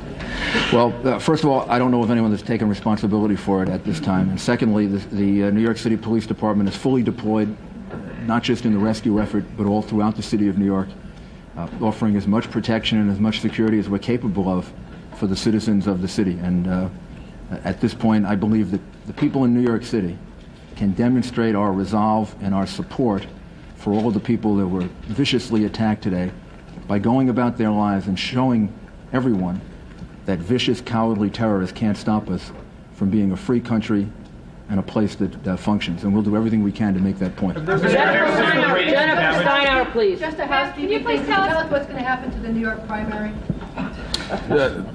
This morning, I issued an order suspending the primary across the state. There will be no primary today, and we'll reschedule it once we get through this. Jennifer, Mayor, can you please walk us through the municipal services right now? What's going on with the subways and the schools, the courts? The subway, the schools, the chancellor, I commend the chancellor. He was on the phone a number of times with us. He coordinated very, very carefully what would happen. He thought it out, and he came up with a very good plan, which was essentially to keep the schools open, to keep the children in school, so we didn't have a large number of children in the different boroughs that would be released from school. They're being released, I shouldn't say as normal, but basically on the normal schedule. If parents aren't there to pick up the young children, then the children will be taken to a center, and the parents will be notified to come and pick them up. The children who have Metro cards, who normally travel on the subway, will be able to do that. The subways are functioning in 4 of the 5 boroughs, and can we get an update, Joe, on how the subway's doing in Manhattan? All the lettered lines are working. And in Manhattan? In Manhattan lines, all the lettered lines. All the lettered lines are working, including in Manhattan. And throughout the rest of the city, public transportation is normal. So the children should be able to return from school in the normal fashion.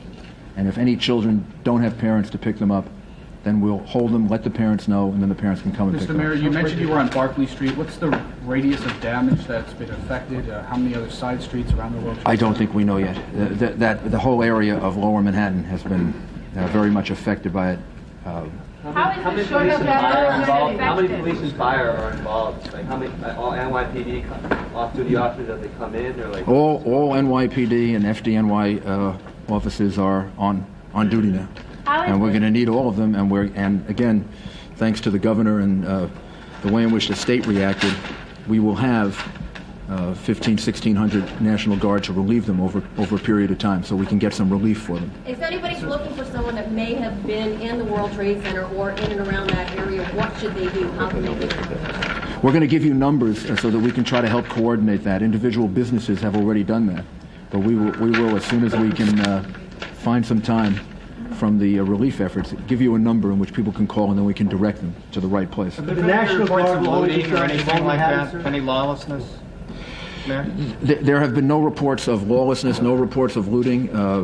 As I said, we saw a lot of people that were part of the escape effort, and they seem to be conducting themselves in a very, very sensible way, a very deliberate way. They seem to be helping each other. So I don't think we have any reports like that at all. So the only National Guard we'll see will be in Lower Manhattan in the bomb site area. They won't be patrolling the rest of Manhattan. No, the purpose of it is to help with the relief effort. We're going to need the help of the state, surrounding areas with heavy-duty equipment. When will they be arriving? National Guard troops, some have arrived already, and we expect to have up to close to 2,000 between the National Guard and the state police by later this evening. Mayor, bridges and tunnels will have to stay closed. I think everything is closed for now, and then maybe in about an hour or two we can give you an update on what the plan will be for tomorrow. We saw a lot of lightly injured people walking out of the area because obviously the emergency services were needed for the very seriously injured. People come with us. Some people had difficulty breathing. Is there any health advice to give to people who were caught in this thing, who are not necessarily at risk of losing their life, but I think obviously if you feel ill or you feel that you've been affected by it, you should go to a hospital and get checked out. But if it's just discomfort that you feel, then you can do basically what we did, was to wash our faces off and get rid of the clothes and get to an area where you can breathe in fresh air. How many people were in the World Trade Center at the time of this attack? I mean, it was business had already started. It was right before 9 o'clock. I don't know. Tens of thousands? Yes. Approximately. Someone just gave me a number of approximately 10,000, but that's a guess. How long will the city remain on a heightened state of alert? Until we're told not to. I mean, until the FBI and the police department and the federal government tells us that we shouldn't. Right now, the city is should be on a state of alert. Now, that instead of frightening people, that should make people feel more confident that everything is being done to keep things secure. And again, let me emphasize that the reason for the National Guard, because I heard the question before, is to help with the relief effort, not because there's any fear of any other problems in the city right now. How is the Mr. Port Mayor, Authority can you tell us about the other Mr. public Mayor? buildings, City Hall, One Police Plaza? When will it be safe for you to return? I don't know yet. I don't know yet. Hopefully soon, but I don't know the answer to that. And we heard reports that One Police Plaza was evacuated. Was that true? No, the command center is open. And it was never. We have people in the command center right now. Mr. Mayor, there have also been reports of large loss of life among the police and firemen who were sent there to rescue people. How accurate are those reports? There is no question that we lost police officers and firefighters, and some that I know personally, and all of us here know personally, that we're very worried about. And we're not going to know the answer to that until much later. And maybe we should just close now and give you a briefing later. And I would just ask everyone, I talked to Cardinal Egan before because he's at St. Vincent's Hospital. Everybody should in their own way say a prayer and ask God for help and for assistance, and also ask God to give us the strength to overcome this, because I know we're going to need strength to overcome it. And I want the people of New York to be an example to the rest of the country and the rest of the world that terrorism can't stop us. American democracy is much stronger than vicious, cowardly terrorists, and we're going to overcome this. Thank you, sir. Thank you. Thank you. Well done, Mayor. Do we know when the next briefing will be? It's coming from the Mayor's Emergency Center with the Mayor and the Governor and the Police Commissioner. I think you'd have to say they both characterized the attacks in words that you might expect: horrible, vicious acts of terrorism, barbaric, things like that, attack on our basic freedoms and our way of life. But I think what's important is they both urged us not to knuckle under, if you will, to terrorism, to go about our lives as we usually do, to go about our business, to If we go to work, go to work. If we go to school, go to school. And just do not let this act of terrorism, as vile and as unspeakable horror as it is, don't let us get to us, because that would go to the end of the terrorists. A pilot and our own Nick Gregory is with us to say that you are a pilot as well as a meteorologist. Give us some idea, if you would, Nick, how planes are able to get this close to the World Trade Center and one and then another go at it and create this devastation? Well, the airspace that really surrounds that area, Jim, is available to all aircraft. Usually when airplanes are coming in and out of the New York area, especially LaGuardia Airport, they have the arrivals that come up the river, up and down the Hudson River at about 2,500 feet and above. And smaller aircraft are not forbidden from flying below that. In fact, I've done it many times. You fly at 1,000 feet up and down the river, and you can get a beautiful view of the area. And particularly, again, in this case, unless you know exactly where the airplane is going, and these airplanes are traveling at such a tremendous speed that it's hard to really do anything to stop them at that particular point in time.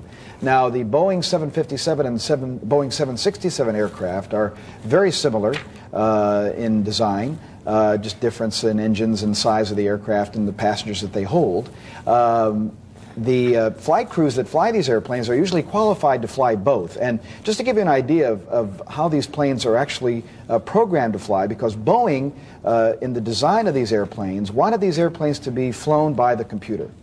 They really prefer the flight crews not to hand fly the airplanes. And what most pilots do that fly these, usually at about 1,000 feet after takeoff, they engage the autopilot.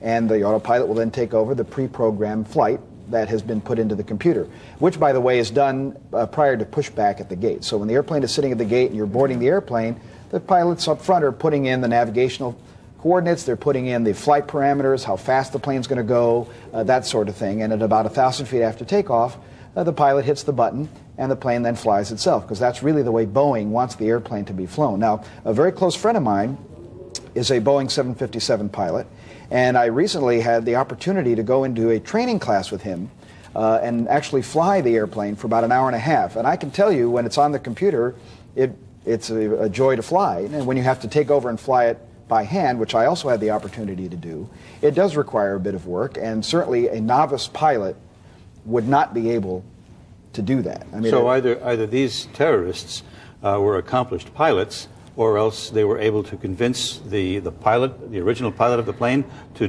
direct it straight into the World Trade Center? Well, I would have to think that your first scenario is probably more plausible, that the hijackers probably knew their way around the cockpit. Because I can't imagine that a flight crew would intentionally, I mean, who knows under what kind of duress your response would be. But knowing the way these airplanes are designed, and again, having had the chance to fly them, you don't just sit down and start flying them. Because you have to disengage the autopilot.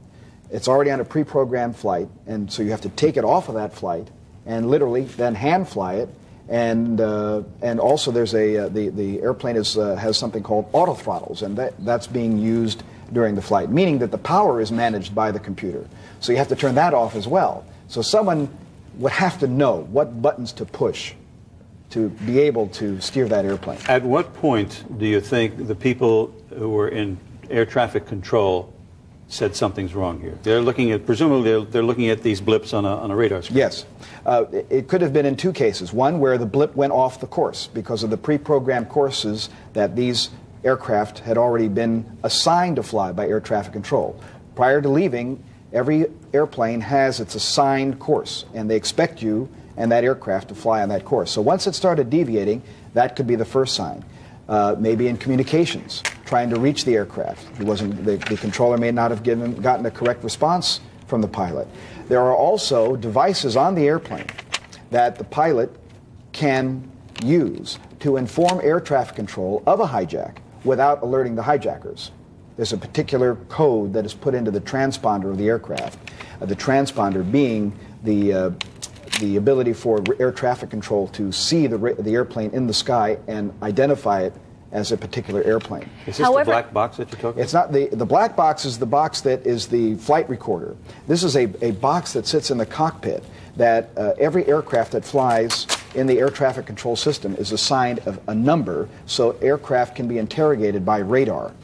When that number is changed to a particular code, alarms go off at air traffic control centers, alerting that controller that this plane is indeed being hijacked. Now, whether the flight crew had time to do that or not, we don't know. But Nick, you're also talking about how sophisticated these guys probably had to be to know their way around the cockpit. Absolutely. Could they have known about what you're talking about right now, so that the flight crew could not have alerted anybody? Absolutely. If they knew how to certainly disengage the autopilot and fly that airplane in some fashion, they could have indeed also put that transponder to read a code where they would have disappeared off the screen. Where, in other words, the code would have been changed so they couldn't track the airplane anymore, or it would be tracked without its identification.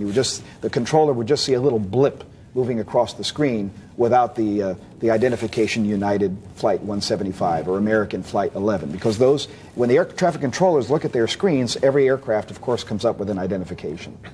What about the attack on the Pentagon? Would that have been a situation where the plane was just on that facility so quickly they didn't have time to react? Very possibly. It seemed that if that was indeed the plane that took off from Washington Dulles, it wouldn't take very long to get there.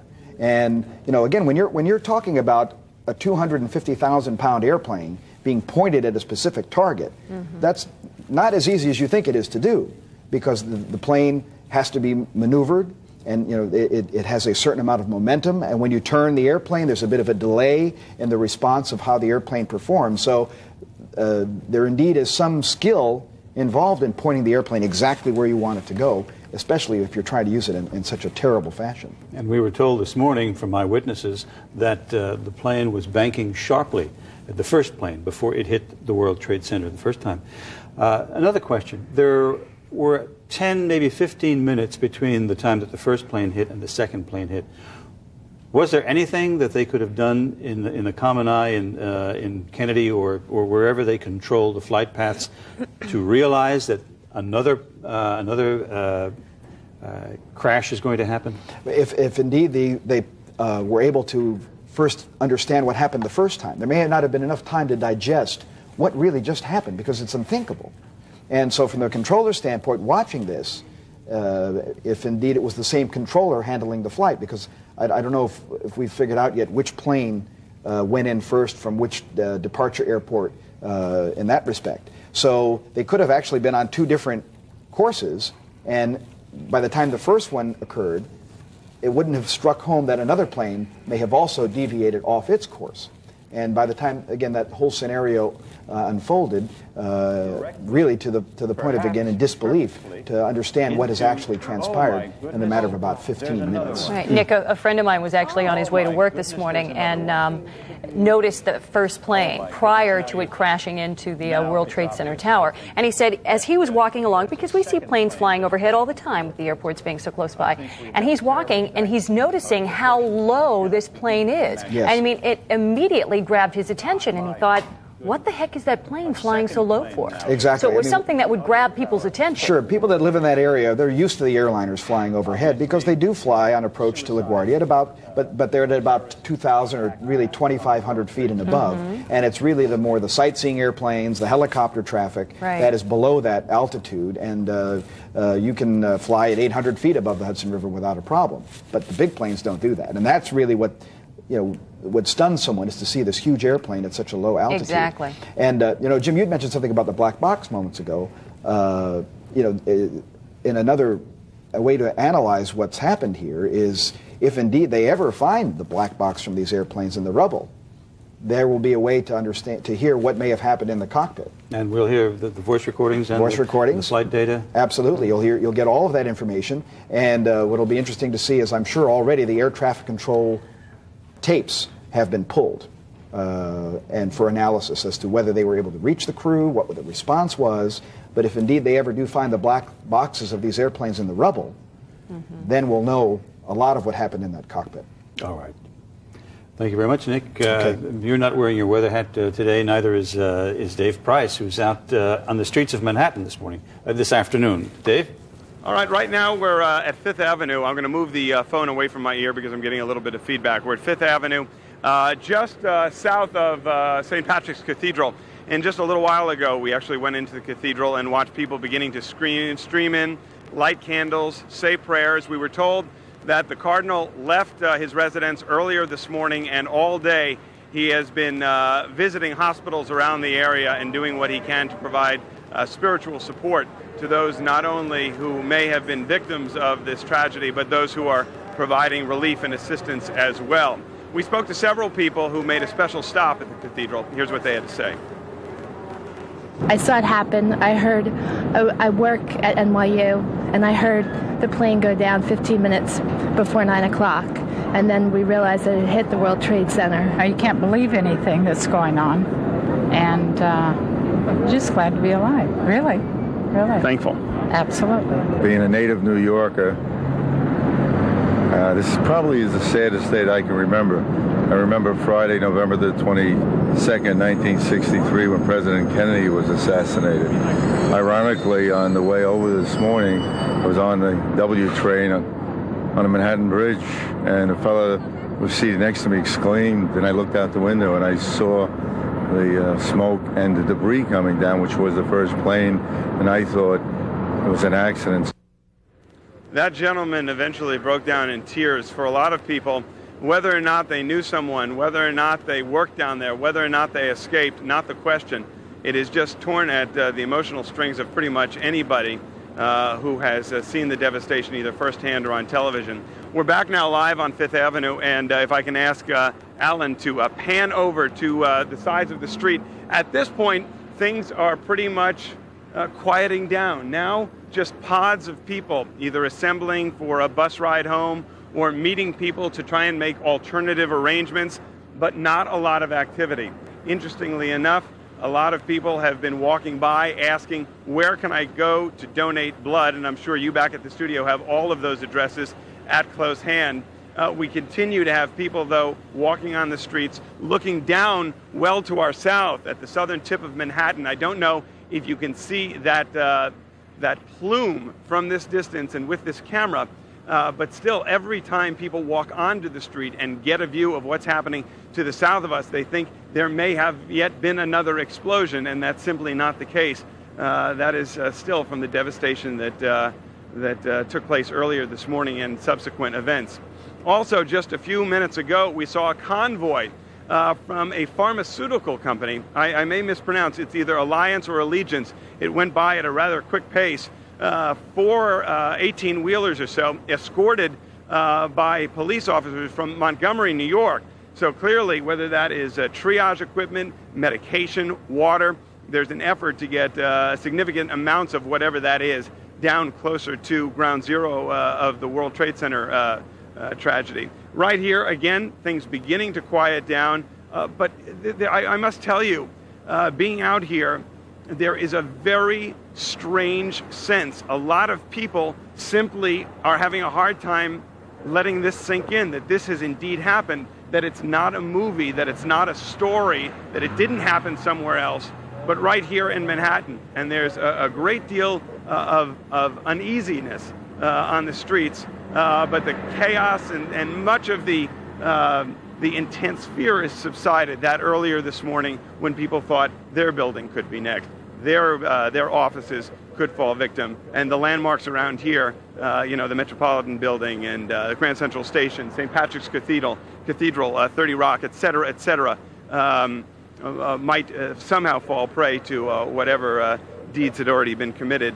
But now things again beginning to quiet down. I'm going to put the phone against my ear just in case you have any questions. Thank you, Dave. You're working very hard all day, so thank you very much.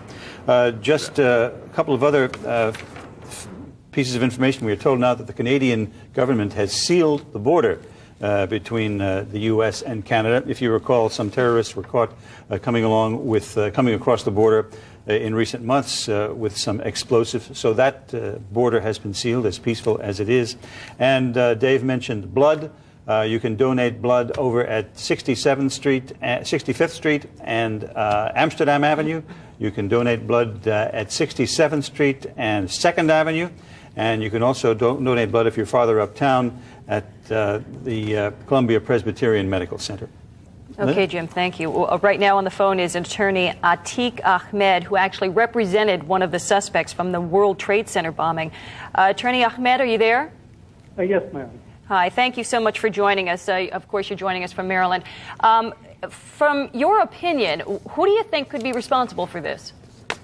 It's just too early to tell whether this is something perpetrated by people from abroad or domestically. You think it's hard to tell between whether it's someone domestically or from abroad? Yes. What about the fact that a group called the Democratic Front for the Liberation of Palestine originally claimed responsibility for this earlier this morning, but then they retracted it? What do you make of that, and do you know anything about this group? No, I've never heard of the group, but you may recall that in 1993 a lot of groups claimed responsibility, and once our law enforcement authorities kind of sifted through them, they found that most of them were hoaxes. Traditionally, if somebody runs out and rushes out to claim responsibility for something like this, does it usually turn out to be a hoax? Is that the organization that ultimately is responsible for an act like this? Probably. I think in 1993 there were about at least 500 organizations or individuals who claimed responsibility. So, it's going to take some time before we sift through it and the law enforcement authorities kind of point the finger. What is your feeling at this point about Osama bin Laden being connected to this? Well, Osama has been targeted by the United States, but I'm not sure if he has the capability to organize something as massive as this. Again, we have to wait for law enforcement to investigate further. You're not sure if he has the ability to carry out something like this? There's been numerous reports about this man for years now talking about the fact that he definitely does have the financial backing and the support to pull off something like this. Well, we have tried to essentially shut down a lot of his financial accounts and transactions. So I'm not sure if living in Afghanistan he has the capabilities to do it. But obviously, because of the hatred he espouses of all of us Americans, he is a primary suspect. Okay, Attorney Atiq Ahmed, thanks so much for joining us from the phone, or rather on the phone from Maryland, and he represented one of the suspects in the World Trade Center bombing. Also right now we have some tape for you of Yasser Arafat actually condemning this terrorist attack. It is not only against the Americans. It is not only against the American people or against the American government. It is against the whole international human being. Unbelievable, unbelievable. I am sending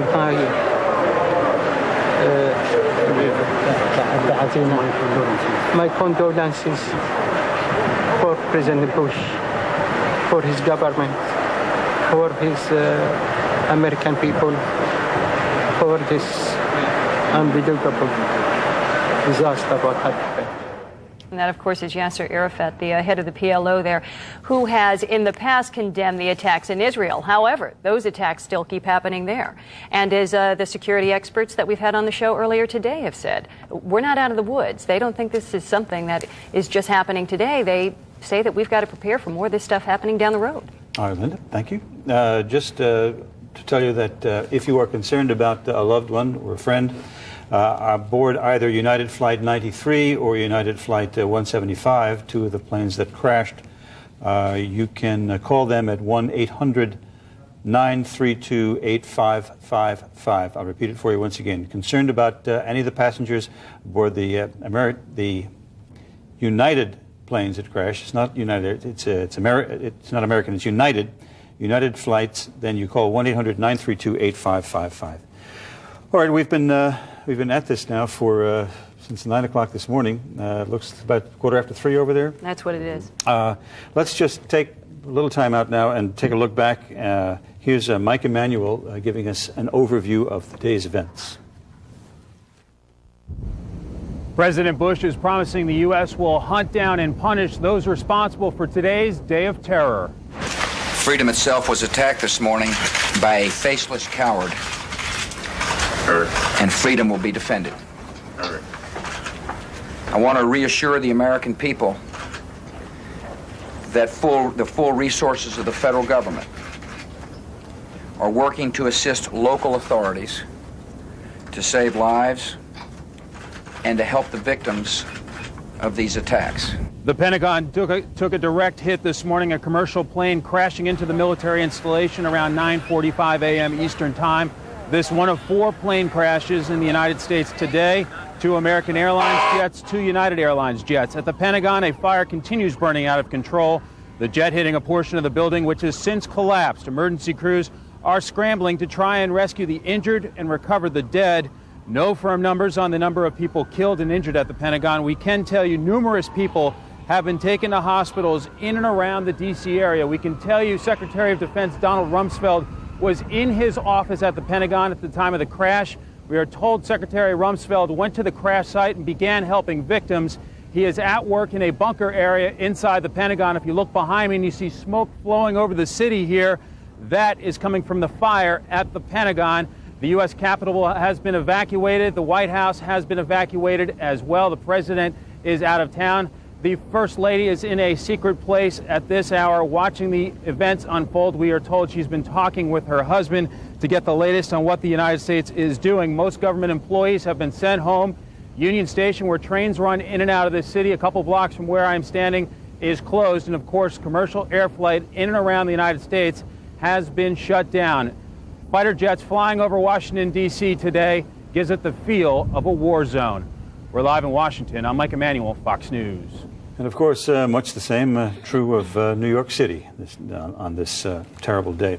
Let's look back at what happened in Washington. Now, John Rowland has an update for us in the newsroom. John? All right, thanks very much, Jim. Let me just give you, we are sort of getting back to normal here in New York City. Let me give you the latest on the subway service. Most of it has resumed. As of 2 o'clock in New York City, the A, B, C, D, E, F, J, M, and L lines are running. Number 5 and number 7 lines are running. However, the IRT service and the 1, 2, 3, 4, and 9 lines is still out because of power problems. Transit officials tell us that the trains are taking people out of Manhattan. No passengers coming in. No fares are being collected. They just want to get you on as fast as possible and move you out of the city. Long Island Railroad has limited service at Penn Station to Long Island to get people out of New York City. Metro North has limited service leaving Grand Central Station to the northern suburbs. And again, no fares are being collected. They want to just get people out of here as fast as possible. The Long Island Expressway is closed westbound at exit 61 out in Suffolk County. No traffic being allowed on the roads there. They're diverting all westbound traffic away from New York City.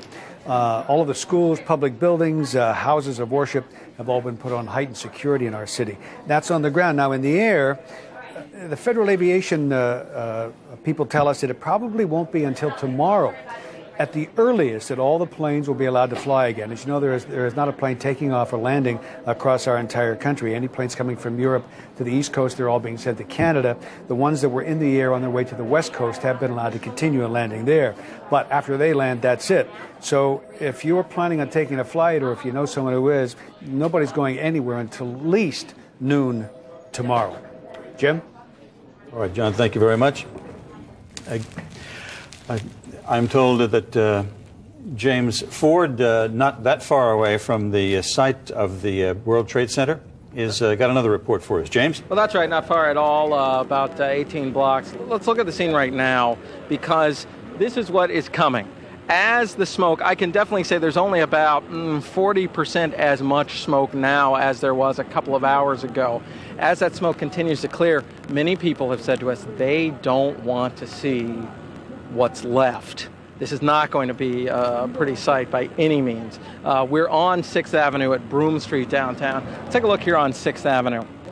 Typically this time of day, of course, the Avenue of the Americas, as 6th Avenue is called, is packed with cars. Right now it's virtually empty. The exceptions to that are cars like you see coming up here, this van. Look at all that smoke that's behind it. That is from debris that is on top of that vehicle. It, among many others, have been down in the World Trade Center area. It basically looks like a really, really heavy snow, if you will, like the aftermath from a volcano. Obviously a very serious situation here. We have been on the scene all morning, obviously, and we talked with a number of people, some of whom came out of the World Trade Center building. Let's hear from them now. Just come bear straight towards the World Trade Center. So you noticed that it was lower than normal at the time, and we just felt a big explosion. I didn't know it. After the fact that we talked about, knew it was a plane I was on the way down. It was pretty calm. There's some small fires, and from the 85 on below, there were small fires and some floods, but it wasn't that bad. And I had just gotten out of the building. I was crossing the street when I heard some rumbling. I saw someone coming off the top of the building. I just ran. I didn't know where to go. My first reaction was to go down into a subway stop just to get some cover, because I felt this cloud of all this stuff, the stuff coming down, the debris, and I thought that was the best, smartest thing, but I got stuck in there for a while. It was pitch dark. The explosion went up on that last building. There was probably a bomb inside the plane. He saw it too. The explosion went up. The explosion went up like a mushroom. The second building. The second plane was an old prop plane, like an old Dakota. Say it again. The second plane was like an old prop plane. It's a dual prop plane, like a Dakota or something like that. It wasn't a Dakota, but it came in low from over Newark Way, and you saw where the impact was, but it impacted, and then the explosion just blew out this way. I saw 4 people coming down. They're all jumping. I saw a lot of people coming at 9:05. It was 9:05. How'd you get out then? What happened was I was down in the basement. All of a sudden we heard a loud bang, and the elevator doors blew open. Some guy was burnt up, so I dragged him out. His skin was all hanging off. So I dragged him out and I pulled him out of the parking lot. This was what was left on him. Pulled him out. When I pulled him out, I looked up, and the second bomb blew off. Just saw a big burst. And then I saw people jumping out of the buildings. Now, this is a live picture of 6th Avenue right now. There in the background, what you're seeing, a number of emergency vehicles, but look to the left of them. There are 2 buses. Now, these are the latest of a string of motor coaches that we've seen come up 6th Avenue in the last hour. We're told that these buses are full of people who were down in the financial district, many in the area surrounding the World Trade Center, being bused to safe havens, to area hospitals. These are people who were well enough to be able to board buses, who are taken to other locations where they from there might be able to get back home, get back and contact their loved ones and tell them they're okay. You see how this New Jersey Transit bus is marked special. They were hired in order to bring out people. We've seen a number of them full. These 2 appear to be empty, not necessarily a good sign, but I can attest that we've seen probably a dozen, maybe 15 buses this afternoon come out of the financial district that were loaded with people. And I'll say, from what we could see, many of these people looked very, very shocked, very dazed, and understandably so. One more thing to mention here is that all that debris that is down there, we've seen a number of people trying to get on to vehicles that have been in there, trying to get souvenirs of the dust and so forth, much to the consternation of onlookers. There have been many people who've gotten very upset that there are various people trying to get souvenirs and people trying to take photographs and this sort of thing. So definitely some form of taste might well be in form right now. We're going to give it back to you all in the studio. We'll continue to monitor the situation down here and keep you updated right up to the minute. Thank you, James. Thank you very much. Nikki, let me ask you, we've been telling the folks that you can get into the city, but you can't get out of it. Now, or you can get out, rather, but you can't get in. Right. You came into the city. You must have had some difficulty. Well, I came down from Westchester. You drove down. I drove down. The traffic, I came down Interstate 87 or the Deegan Expressway, and it was fine up until you got to just about Van Cortlandt Park area in the Bronx, and there was they had it all closed from their south, so it was jammed. And I have a working press ID, and I was able to show it to the police officer, and he allowed me to continue into Manhattan. But they were stopping everybody at Van Cortlandt Park south on the way down. And how many times did you get stopped as you went to the various checkpoints? Various checkpoints, exactly correct. I crossed over Fordham Road, and there was another checkpoint there, and then I was actually able to get down the Harlem River Drive without a problem until about 112th Street, and there the rest of the FDR was completely closed, and they were allowing anyone down except emergency vehicles. And then I crossed over to 2nd Avenue, and there were about 3 checkpoints coming down 2nd Avenue, and again, the police officers allowed me to continue with my press ID. Were you struck by what it looked like when you went down 2nd Avenue, how empty that was? Yeah, and just the rows of people on the street. It was almost as if there was a street fair going on, and it was really quite an eerie feeling. I had been watching the coverage here at home in the morning, and it's one thing to see the video that you're seeing on your screen right now when you're sitting at home. It's another thing when you see it for real. And driving down 2nd Avenue, and I saw this plume of smoke, just really really sinks in here, the magnitude of what's really happened here. I've been struck by the numbers that they're talking about as far as the rescue effort is concerned. They're saying that 1,500 people at Liberty State Park, 1,500 people there, 600 at area hospitals. That's a lot of people that have been hurt in this. Yeah, and that's just the people who have been taken to those facilities. And we heard about St. Vincent's being inundated with people as well. Well, it is a tragedy of untold dimensions. Brian Leary is in the newsroom right now. Brian? Thank you so much, Jim. I really thought it was important, as we all did, to try to get as much information as possible about this disaster, and I sought out a man who has the most experience I know when it comes to disaster relief. This is Mr. Richard Walden. He is the president and founder of Operation USA. Quick backstory, we traveled to Cambodia and Vietnam together. Ironically, Richard, you were in town for a meeting of the Board of Directors of Interaction, which is 160 major relief agencies, from the Red Cross and UNICEF to groups like Operation USA. The leadership of those organizations was here. All of us are experiencing mass disasters. Well, and you were heading out this morning. I was literally packing to go to a United flight to Los Angeles this morning. When Dave was talking about the convoy earlier, it was Allegiance. Now, Allegiance is one of your corporate partners. Tell me about that, please. Allegiance is the second largest hospital supply company in the United States. They've been a corporate partner of Operation USA for our international and domestic work.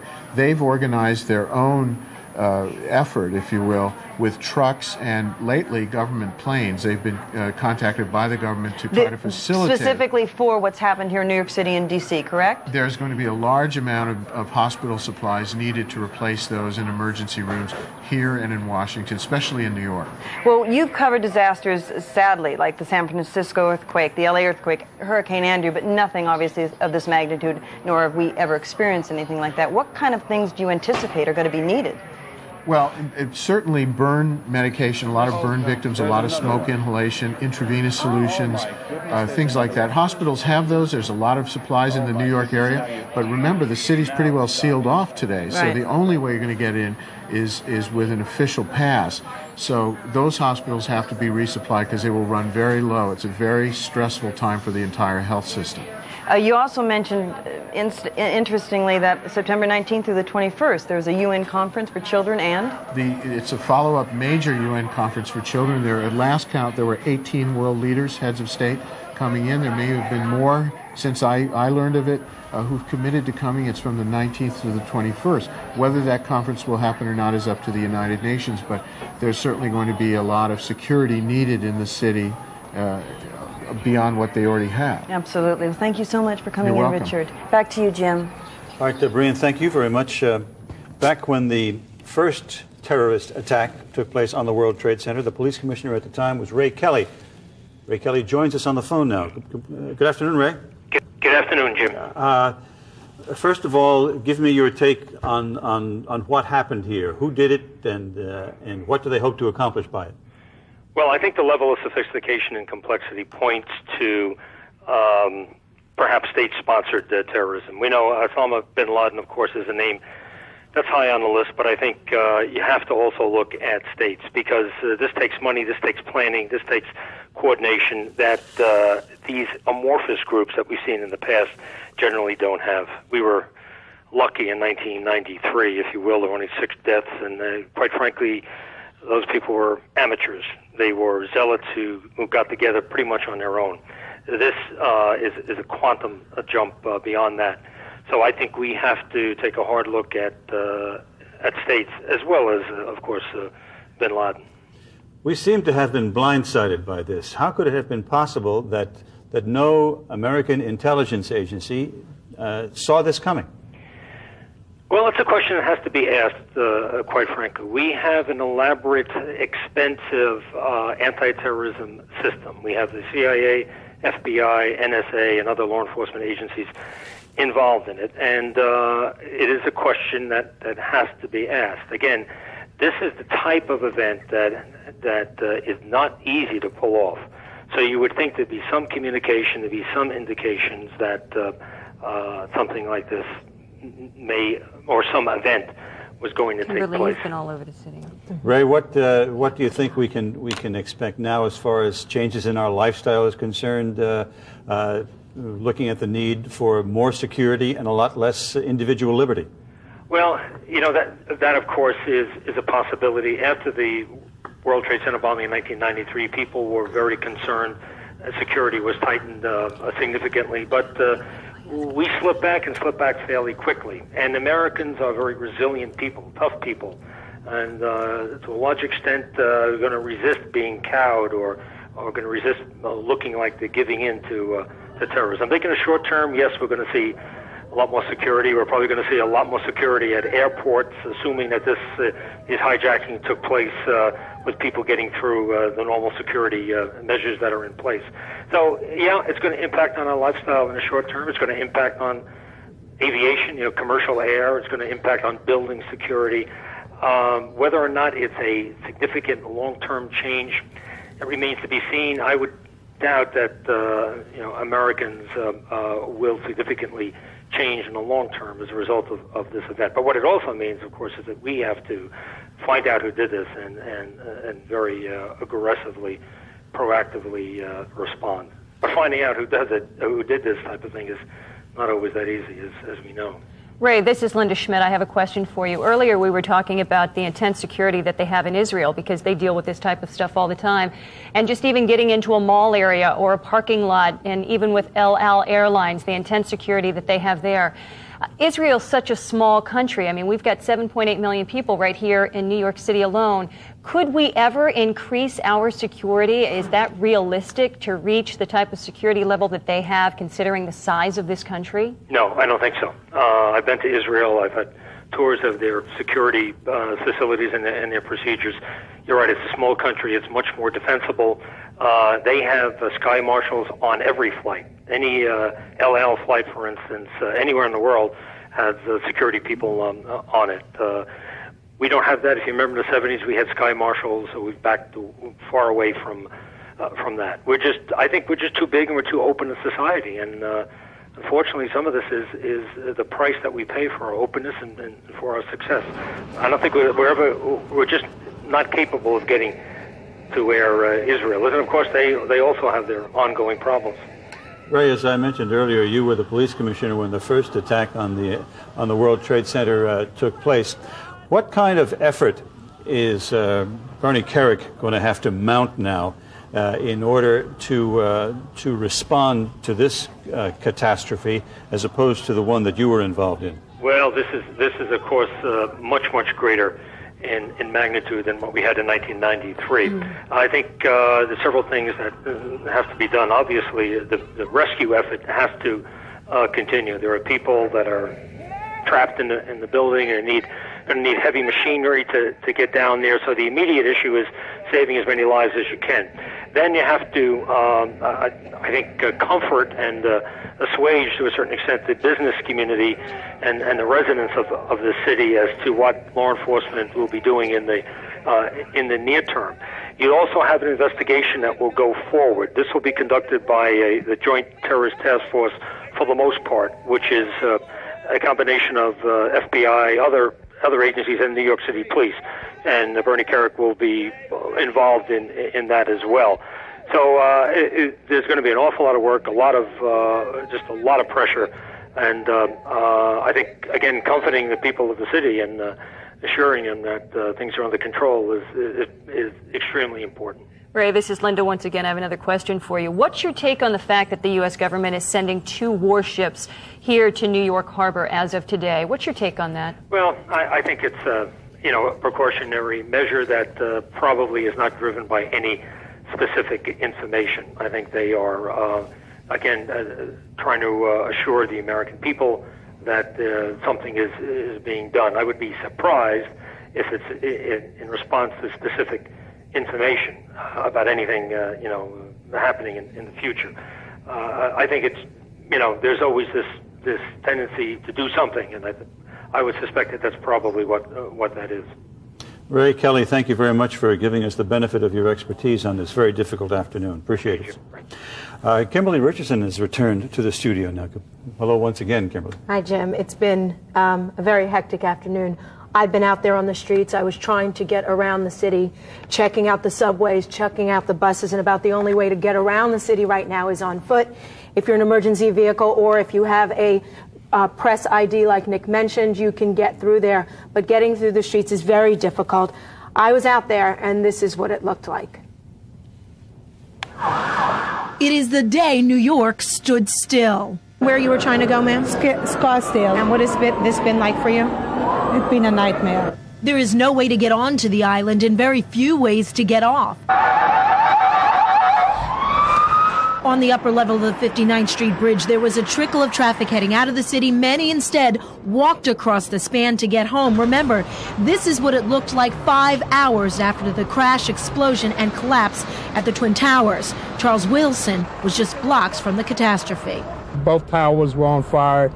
Then when I came out, you couldn't even see.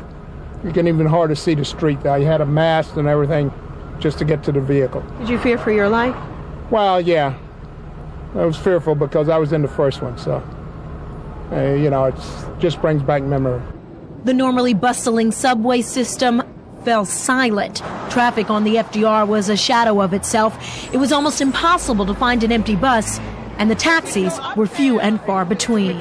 Buses are packed. They won't even stop, some of them. They just keep going. The cabs won't stop. It was a maze of traffic around the Midtown Tunnel, also shut down. Many drivers were trying to think of alternate ways home. On First Ave, I've been here for, I should say, at least an hour and a half. Midtown Tunnel closed. Midtown Tunnel closed. Everything's closed. I'm trying to get to Tappan Zee Bridge from here, but I guess I might as well stop the van and take the ferry. Queens, you're going to have to go over the 59th Street Bridge. And at Grand Central, hundreds scrambled to get out. Metro North was running limited service. But with little options and nowhere to go, many will remember this as the day New York stood still. Now, as those pictures show, even though we're standing still very emotional. A lot of folks out there hugging, crying, still people in shock. We were able to go as far as 34th Street, and then there are police barricades everywhere. Because of our press pass, again, we were able to go on some parts of the FDR. As you saw, we were able to get near the 59th Street Bridge. But for everybody else, people are walking in the streets, people are walking on the sidewalks. Again, stay tuned to us. We have the information on the bottom of our screen. Hour to hour, some of the subways have reopened. So it's changing hour to hour, and we'll be here to keep you updated. Of course, there were attacks here in New York and in Washington, and over in London, they have their own special buildings, if you will. They have the House of Parliament and Westminster Abbey and all that. So we have a statement now from Tony Blair, the Prime Minister of England. The full horror of what has happened in the United States earlier today is now becoming clearer. It is hard even to contemplate the utter carnage and terror which has engulfed so many innocent people. We've offered President Bush and the American people our solidarity, our profound sympathy, and our prayers. Was right. All right, that statement from Tony Blair, the Prime Minister of England, speaking in London, where they have their own treasures to protect. Again, you're looking at the live picture to the right of your screen of the aftermath of the World Trade Center plane attack. This morning, as you know by now, a plane hit first tower number 2, then tower number 1, and as a consequence, those towers are no longer. The mayor estimated that earlier today at a news conference that there were some 10,000 people in those buildings at the time, and sadly to say, it would be very difficult for most of those 10,000 people to escape with their lives. So we are looking at a monumental tragedy here in New York City, and of course, as we've been telling you, a similar attack, although not quite as grievous, was perpetrated on the Pentagon in Washington. The scare there, of course, is that the Pentagon is the center of our military nerve center, our military operations. So we only hope that things are going forward there without any interruption because of the terrible terrorist attack. We are waiting for Christopher Jones to join us. Chris is somewhere in Midtown, getting to the scene of a camera somewhere in Midtown, but right now Linda Schmidt's here as well. That's right, Jim. You know, one thing that we really have to remember here is that after today, I mean, the aftermath of this, many people, their lives will go on. But this is going to be going on down there, the search and rescue, the relief crews that are going to be working down there. They're going to be down there for days, if not a couple of weeks, because let's face it, there could have been as many as 10,000 people in those two towers, possibly even more, because as you have said many times today, close to 50,000 people work in those two towers. Once they collapsed, you know there are bodies there, and it is going to take days, if not weeks, to find those bodies and pull them out, just like with the Oklahoma City bombing. And not to negate any of that. Oh, absolutely. Certainly the loss of life is most important here. But unlike the bombing in Oklahoma City, where there was a terrible loss of life, here there promised to be much greater loss of life, and it is also one of our commercial centers, one of the commercial centers of the largest city in the world. So the loss of dollars, although it pales in comparison to the loss of life, is also a consideration. Okay, also, Jim, joining us right now on the phone is Donald LaHoffman. He's with St. Mary's Hospital in Brooklyn. Donald, are you there? Yes. Thank you so much for joining us this afternoon. I know you guys have to be going crazy over there. You're working with the blood supply. What exactly is going on with that? Well, what we have is we're working in collaboration with the Greater New York Hospital Association. And what I want to share with the public are important sites where they can go for blood donorship here in New York City. And there are a few numbers and addresses that I think people need to be aware of, because there's some misinformation that they can come directly to the hospitals and give blood, and right now that's not the case. There are about 42 hospitals in the metropolitan area where our constituency can actually give blood, where the other places we have blood donors set up where they can donate there and they'll deliver the blood to the hospitals. Oh, and Donald, where are some of those key locations that you're talking about? Okay, good question. I have 5 of them right here. In Manhattan, the New York Blood Center, 310 East 67th Street, between 1st and 2nd Avenue. Number 2, the Red Cross, 150 Amsterdam Avenue at 66th Street. In Brooklyn, 120 Lawrence Street near Metrotech. Staten Island, 1625 Forest Avenue. Long Island, 2500 Marcus Avenue and Lake Success. 3125 Veterans Highway in Bohemia. 333 Merrick Road in Rockville Center, Route 110 North Huntington. Westchester, 525 Executive Boulevard in Elmsford. New Jersey, 167 New Street, New Brunswick. And there are 2 contact numbers I want people to be aware of. Mary Johnson, Greater New York Hospital Association, 212-506-5423, or Linda Levy, New York Blood Center, 212-468-2001. And I just want to remind your viewers that all blood donors must be at least age 17, weigh more than 110 pounds, and be in good general health. Donald, and thank you so much for giving out those key locations there. Sure. It's extremely helpful. What are the blood supply levels like at this point? At this point, the blood level supplies in some of the facilities, I understand, are at a peak level. I don't have an exact count at this time, but I have learned that in some of the facilities, they're at peak levels, while in others, they are not. All right, you're talking about peak level. However, you don't want that to prevent people from coming out and realizing the urgency of them actually donating blood, because let's face it, a lot of people out there are going to need it, and you don't want the level to get critically low, correct? Exactly. We want them to keep coming in, but we want them to go to the sites that were mentioned over the air a moment ago. Okay. Donald LaHoffman with St. Mary's Hospital in Brooklyn, dealing with the blood supply there. Thank you so much for joining us today. Thank you. Jim? Well, Linda, now I think we have established contact with Christopher Jones. Good morning, Chris. Or good afternoon, I'm sorry. Chris? Well, I want to start by calling your attention to what's behind my right shoulder here. That's the Plaza Hotel behind me. You see that bank of flags that have staff. Normally, as most people who pass this building know, there can be a variety of flags, maybe a visiting dignitary or a City of New York flag.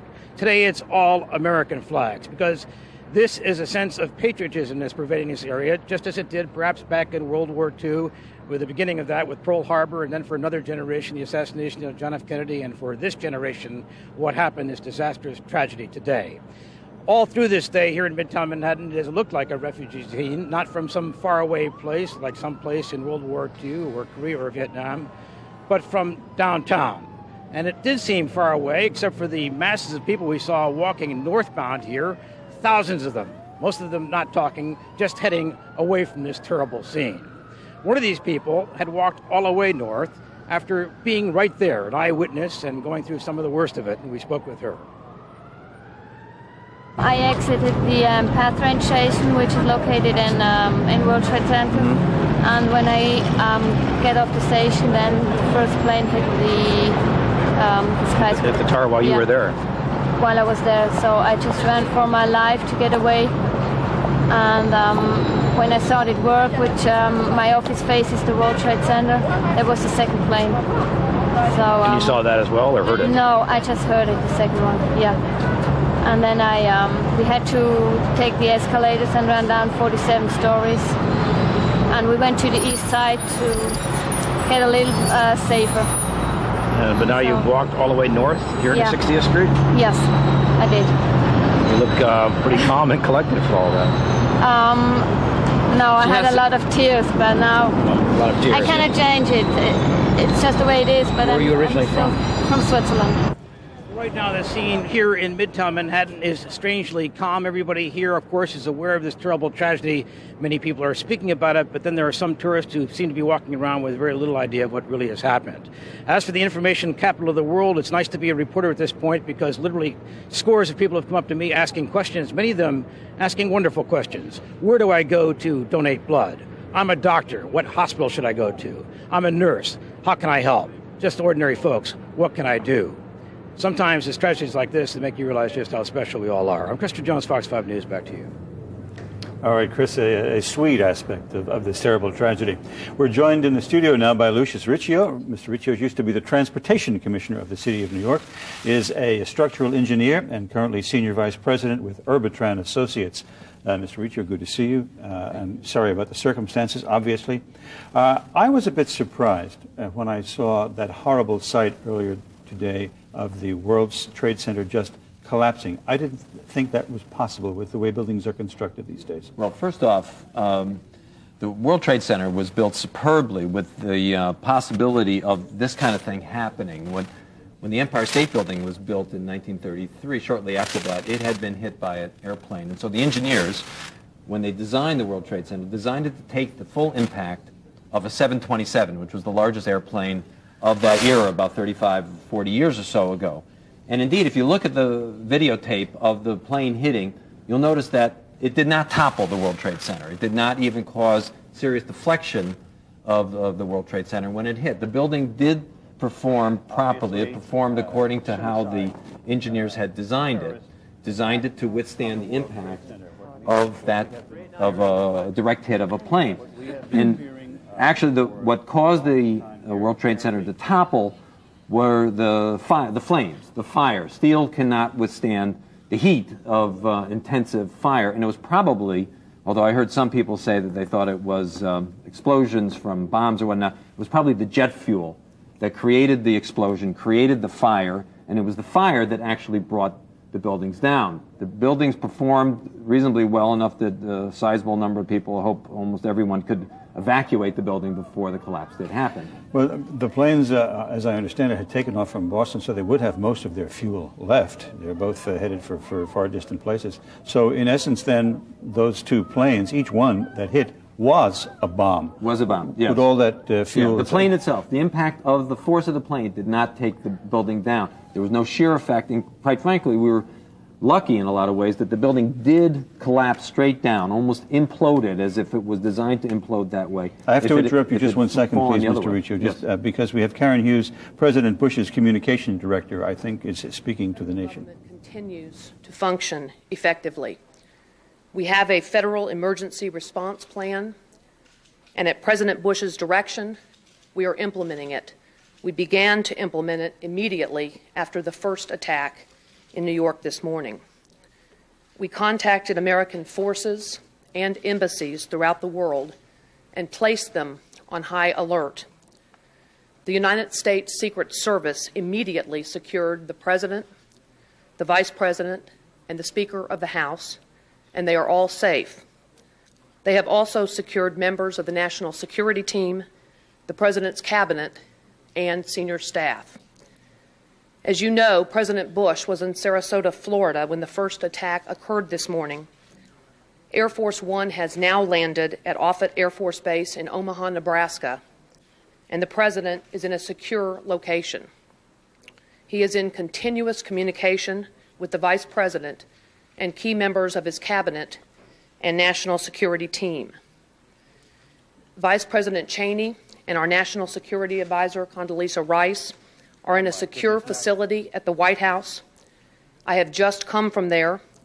The Secretary of Transportation and other members of our White House senior staff are gathered at a command center there, and we are coordinating with other branches of our federal government. The Secretary of Defense remains at the Pentagon, and the Secretary of State is en route back to Washington from his trip to South America. President Bush is conducting a meeting of the National Security Council as we speak. They are meeting President Bush from his location and other members from different locations in Washington and other locations. As many of you have been reporting, the Federal Aviation Administration ordered all airports closed, and all planes which were in the air were directed to land at the nearest airport. International flights were diverted to alternate locations outside of the United States. Transportation Secretary Mineta has directed the Federal Aviation Administration to suspend operations until at least noon tomorrow. So no airline flights will operate until at least then and until the FAA announces that operations will be resumed. Secretary Mineta has also issued orders controlling the movement of all vessels in United States navigable waters. The Federal Emergency Management Agency has activated 8 urban search and rescue task forces in New York, and 4 of these highly trained teams are at work here in Washington at the Pentagon. Every federal agency has implemented continuity of operations plans to make sure the government continues to function effectively. While the markets closed today because of the situation in Manhattan, the United States financial system has continued to operate. Banks have been open all day. The Federal Reserve has operated regularly and continuously. The Department of Health and Human Services has mobilized medical personnel and supplies to provide help to local authorities who are working so diligently to respond and try to help the victims of these terrible attacks. President Bush has committed the full resources of our intelligence and law enforcement communities to identify and bring to swift justice those responsible for these despicable attacks. The Department of Justice is setting up a hotline for families who fear that their relatives may have been victims of one of these attacks, and we will be announcing that telephone number shortly. Our fellow citizens and our freedom came under attack today, and no one should doubt America's resolve. President Bush and all our country's leaders thank the many Americans who are helping with rescue and relief efforts. We ask our fellow Americans for your prayers for the victims, for their families, for the rescue workers, and for our country. Thank you all very much, and we will continue to update you as information is available and confirmed.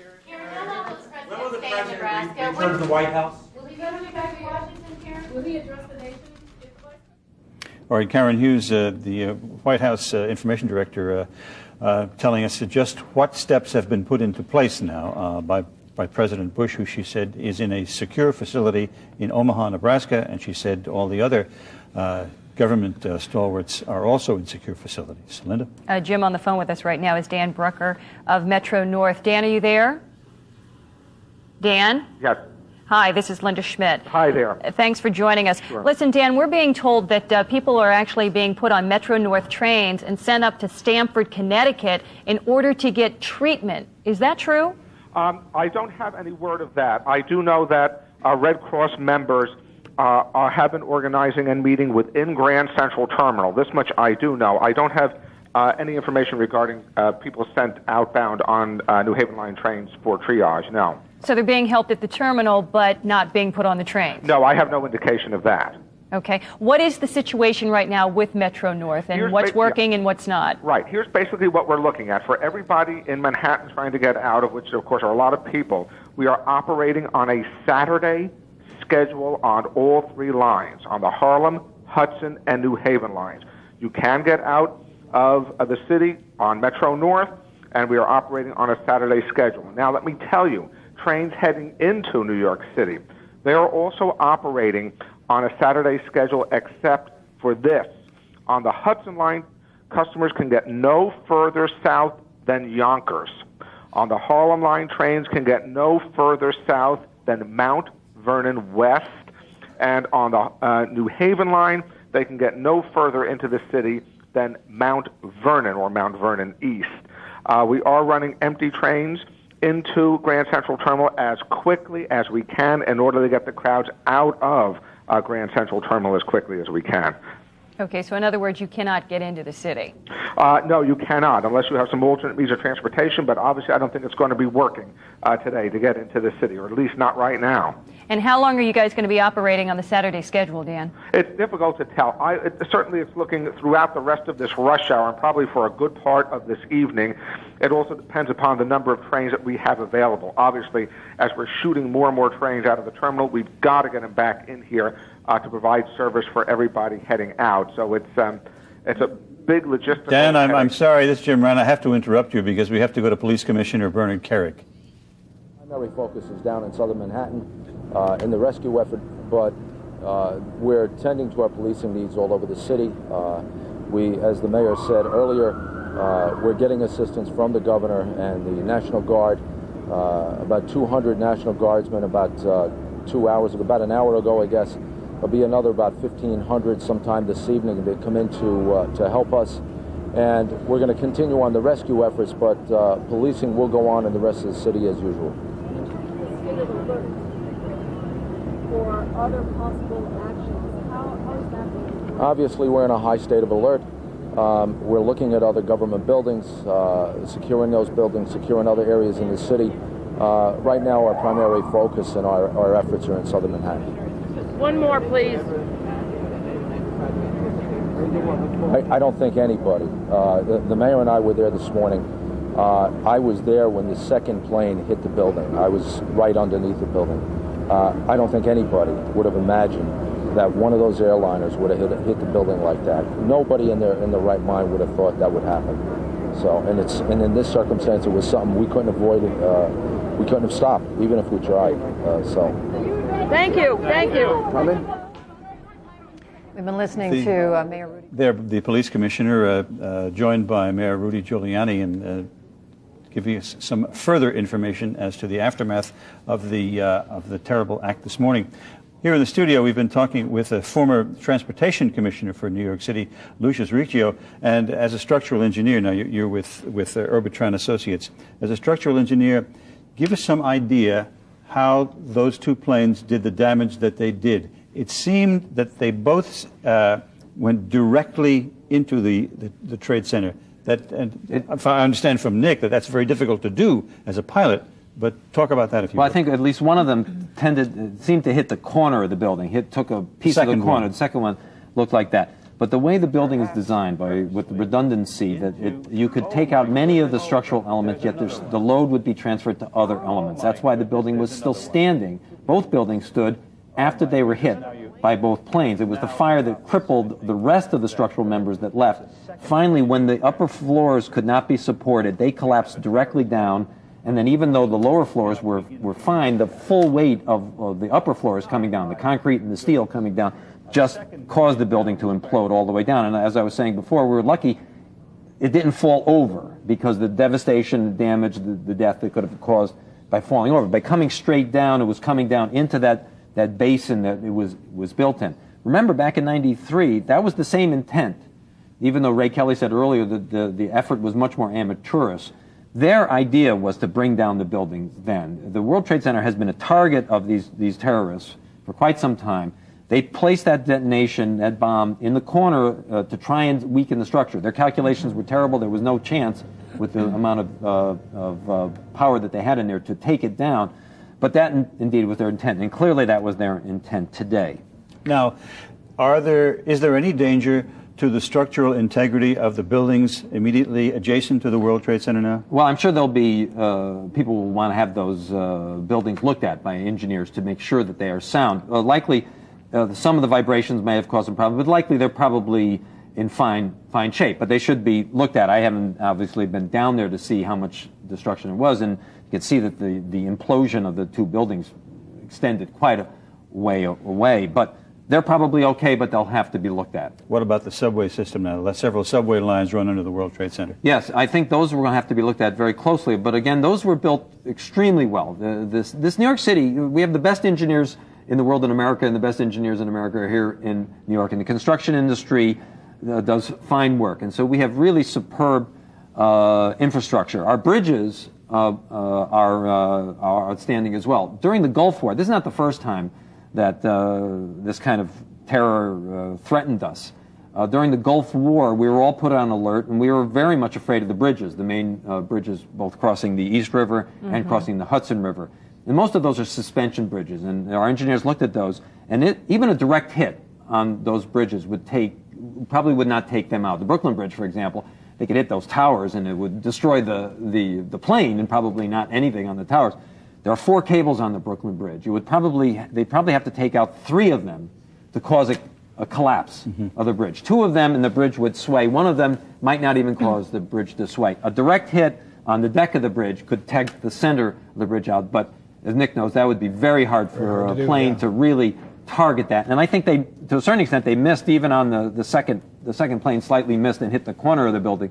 But still, this building performed superbly from an engineering standpoint. Lucius, what about, I'm sorry, Jim, what about 2 other targets in the past that we've talked about in the news? The Lincoln Tunnel, the Holland Tunnel. Obviously, they're not going to be hit by a plane, but their infrastructure and how they're built, could they sustain a bomb? Yes, actually the infrastructure of the tunnels is so superb that they probably could sustain a bomb. The problem is anyone in it would be wiped out. It would be an incineration kind of heat in there that would be transmitted down the length of the tunnel. Probably would not cause a break in the tunnel, but it really wouldn't matter. It really wouldn't matter because everyone in there would be, unfortunately, would be wiped out. There would probably have to be some repair work, a significant amount of repair work, but I think that those tunnels are built very strongly. Educated guess, will we ever see a World Trade Center again? I believe, well, first off, that piece of property is an extremely valuable piece of property.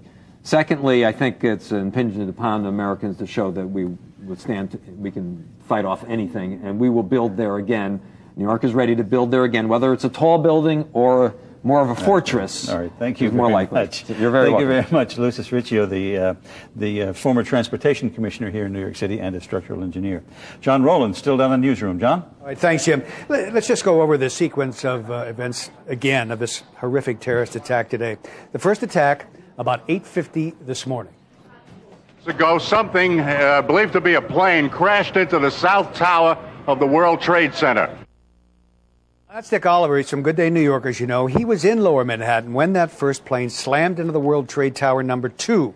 Smoke and flames engulfed the top part of the building. The plane left a huge hole in the side of it. Then, about 20 minutes later, a second plane, again on a suicide run, crashed into World Trade Tower number 1. You can almost see it go right completely through the building. Now both the towers are engulfed in flames and smoke. And because that plane hit lower, the structural damage caused by the impact of the jet caused the top of tower number 1 to collapse first. This happened about 10 o'clock this morning. Shards of glass, steel plummeted down. The smoke buried the surrounding buildings. Then about a half an hour later, more of the unthinkable. The North World Trade Tower number 2 tumbled down. Again, raining steel and glass and debris.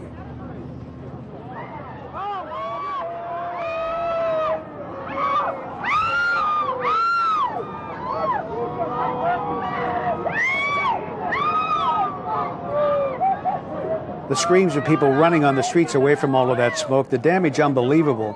And in between all of that confusion and destruction, another terrorist attack, this time in Washington on the Pentagon. The flames and smoke there, the building had been evacuated, and 5 floors of the Pentagon collapsed. Now, let me bring you up to date on some of the things happening around our area. The election, the primary election, as you know, has been postponed. When that date will be again has not been decided. Governor Pataki will make that decision. St. Vincent's Hospital is asking for more help. They put out a call to doctors and nurses around the city. If you can write down this number, if you're in the medical profession, you can help at St. Vincent's. It's 212 area code 604-3850, 604-3850. And nurses are being asked to call 604-888-8888. 604-8474. The first number was for doctors, 604-3850, and nurses, 604-8474. If you can help out there, they desperately need your help. The Holland-Lincoln tunnels, they're closed in both directions this afternoon. George Washington Bridge, the upper level is open out of New York, not coming in. Staten Island bridges are open in New Jersey. None of the crossings into New York are open. You cannot get into New York. Don't even try. Jim, back to you. All right, John, thank you very much. I'm going to step out of here for a few hours, and the very capable Harry Martin is going to step in and take my place. I suspect I'll be back before too many hours as we continue our coverage of this terrible tragedy. Linda Schmidt is here as well. And Linda, you've got another announcement, if you will. Yeah, some more information than Jim. Thank you. There are reports now that the Pentagon and the U.S. government are investigating very seriously the consideration that Osama bin Laden is involved with this. And let's face it, there have been reports in recent years that we all have seen before that shows that Osama bin Laden is probably the only one who would have the financing and the sophistication to pull off something like this. These were obviously people who had a well-coordinated effort here, and they would have to have serious financial backing in order to pull something like this together. So again, reports that the Pentagon and the U.S. government are investigating whether or not Osama bin Laden is actually responsible for this. This morning, soon after this tragedy happened, the Democratic Front for the Liberation of Palestine claimed responsibility for this. However, a short time later, they retracted that responsibility. And several different people that we've talked to today, including an attorney for one of the suspects involved in the World Trade Center bombing back in February of 1993, said he had never heard of this group before. In addition to a security expert who we had here also live on the set with us earlier today, said he had never heard of the Democratic Front for the Liberation of Palestine. So not much credence at this point is given to this particular group. As far as who is definitely responsible, of course, we don't know that at this point. Also today, Yasser Arafat came out and condemned the attack at the World Trade Center and also at the Pentagon, saying that there is no reason for any type of loss of life and that his heart and his sympathies went out to the people here in the U.S. However, Yasser Arafat, the head of the PLO, is also the same person who has condemned all of the attacks in Israel. However, those attacks continue to happen. Nick Gregory is still on the set here with me, and Harry Martin is joining us now. And Nick, I just want to revisit some of the stuff you were talking about earlier. You're a pilot, an experienced pilot. And one of the things that I had talked to you about was how long would a plane have to be off of its scheduled route in order for a red flag to go off with the control tower? Because one of the planes was coming from Boston going to L.A. What would be their typical flight pattern? I believe, I have to check this on, I have some flight charts actually that I keep down in the office, and I believe that the route of flight actually from Boston to L.A. takes them up over Albany, New York, and then from there across northern Ohio and then on down across central Colorado, that sort of route on into Southern California. So probably the controllers would get concerned if they saw them off their assigned course, maybe within a couple of minutes. And then they would try to contact the aircraft and actually tell them you're 5 miles off course. And sometimes they can be quite particular about that. And that could have happened in this case, but we don't know. We don't know, and we don't know if maybe the flight crew, under the duress of these hijackers, instructed clearance someplace else. Maybe they were maybe they said we'd like to come to, we want the plane to go to New York. Right. And the crew may have declared an emergency, said we would like to make an emergency landing at, let's say, Kennedy Airport. And upon that arriving in the New York area, now they're within range to do whatever they intended to do in the first place. Of course, the interesting thing, as you know, Nick, is as people are coming in to New York, it's not unusual to see a plane headed up the Hudson, because that's within the flight pattern if you have to wait to land at one of the three airports. Especially LaGuardia. LaGuardia uses that approach quite a lot when the weather's good, the visibility is good. They bring the planes up the river at about 2,500 feet, and then they make the turn to go into LaGuardia. So it is not that uncommon. What is uncommon, though, is to see them that low. Right. Usually up the Hudson River and down the Hudson River, the smaller aircraft, the sightseeing aircraft, they tend to come down about 800 feet or 1,000 feet for that particular reason. And they do get restricted climbing higher into the altitudes that we mentioned earlier because they have the bigger aircraft coming into LaGuardia Airport. So to see an airplane that low automatically tells you something is not right. It's not right, which is exactly what I had, excuse me just a second, Harry, exactly what you and I had discussed earlier today with a friend of mine walking to work who had seen the plane as coming up the Hudson and seeing it so low and thought, wait a second, what is going on? So immediately he realized something was wrong. Well, above the Hudson River at that particular location, the restricted airspace begins at 1,100 feet, meaning to be above that altitude, you must be in contact with air traffic control. Below that altitude, you can do what you want and don't have to speak to anyone.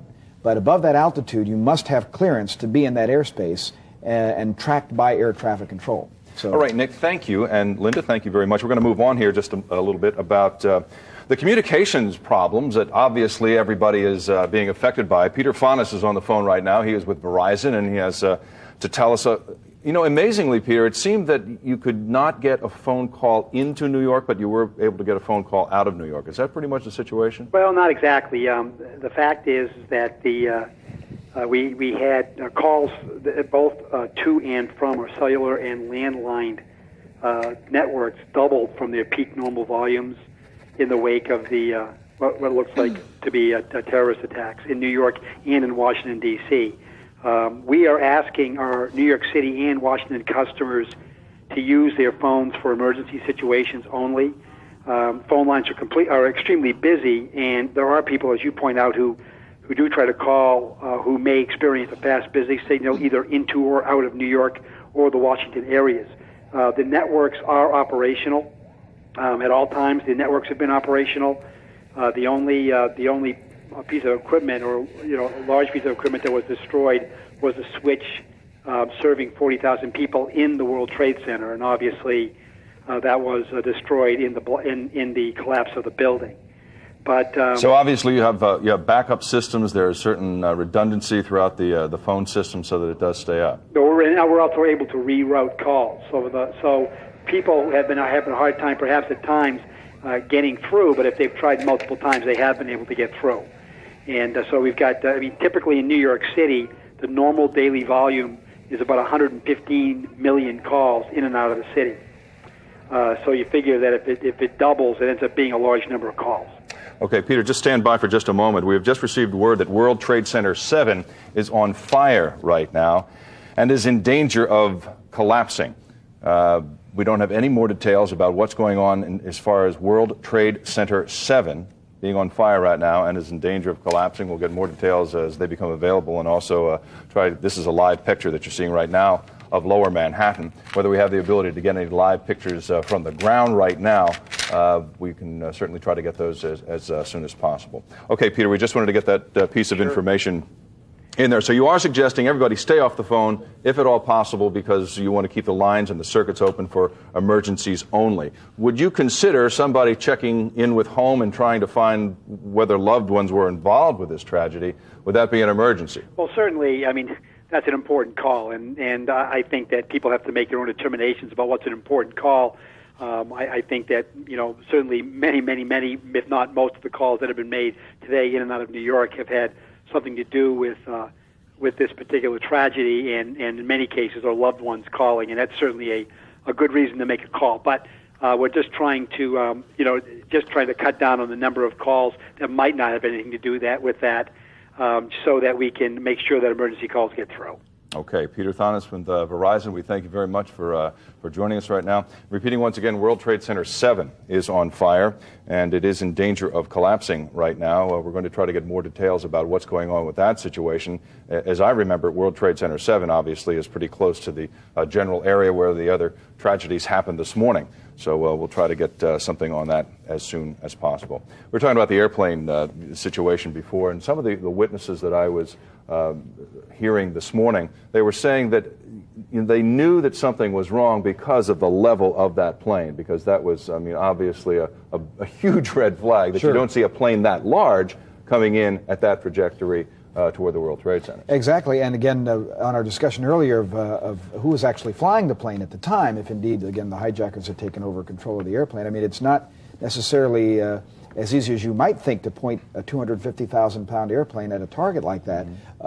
There has to be some planning, because in a smaller size aircraft, you can turn them pretty quickly and pretty aggressively, but in a larger size aircraft, you really need to think of the momentum involved and how to plan your turn, that sort of thing. So there could indeed have been certainly a certain degree of planning into how to do that. Okay, Nick, thank you very much. Let's check in with Mike Gilliam right now. He is standing by in the newsroom. Mike, you have more details for us? Absolutely, Harry. You know, this has all created a lot of confusion all across the city, and we have set up an update desk here where we're going to try to sort some of those things out for you. Now, it would be very helpful for you to grab a pencil and a piece of paper so that you can write some of this down. We have a lot of websites to give you and also phone numbers that will help you to kind of sort through some of the mess that's out there at this point.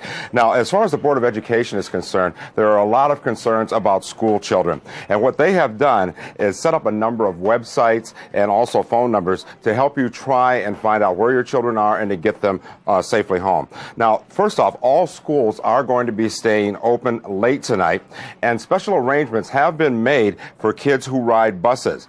The Board of Education says that no child who rides a bus or a van to school will be just dropped off on a street. What they're going to do is take these people to their bus stops, and if there is not a parent or legal guardian there to actually accept them, they will take them back to the schools. Once again, all of the schools will be staying late. Now, if you need information from the schools, you can do one of two things. The first is that you can contact them on their website, which is www.nycenet.edu. Let me give that to you again. It's www.nycenet.edu. That's for the Board of Education. If you do not have a computer or are unable to do it that way, what you can do is contact your local superintendent's office for information on how to get your child home. Now, also we have other information on travel. The Port Authority of New York and New Jersey has a number for public questions. Any questions you might have about transportation on the Port Authority system can be directed to 212-435-7000. That number again for the Port Authority, the public question number is 212-435-7000. Now, as far as subways are concerned, a number of lines are up, but they're running kind of differently than normal. There are areas where they are not actually stopping. So in order to find out what's going on with that, you can do one of two things. You can either go to their website, which is www.nyct.com. That's www.nyct.com. Or you can call their public number, 718-330-1234. That's 718-330-1234. Now, we're going to be here all evening, and we'll have much more information for you that will help you to kind of make your way through this mess this afternoon. From the newsroom, Mike Gilliam, Fox 5 News. Back to you guys in the studio. All right, Mike, thank you very much. Linda, you have something for us? That's right, Harry. Actually, we're going to be showing some videotape showing reaction from the West Bank. We have some video that we rolled for you earlier today. This is showing the celebration that's going on in the streets here in the West Bank from Palestinians.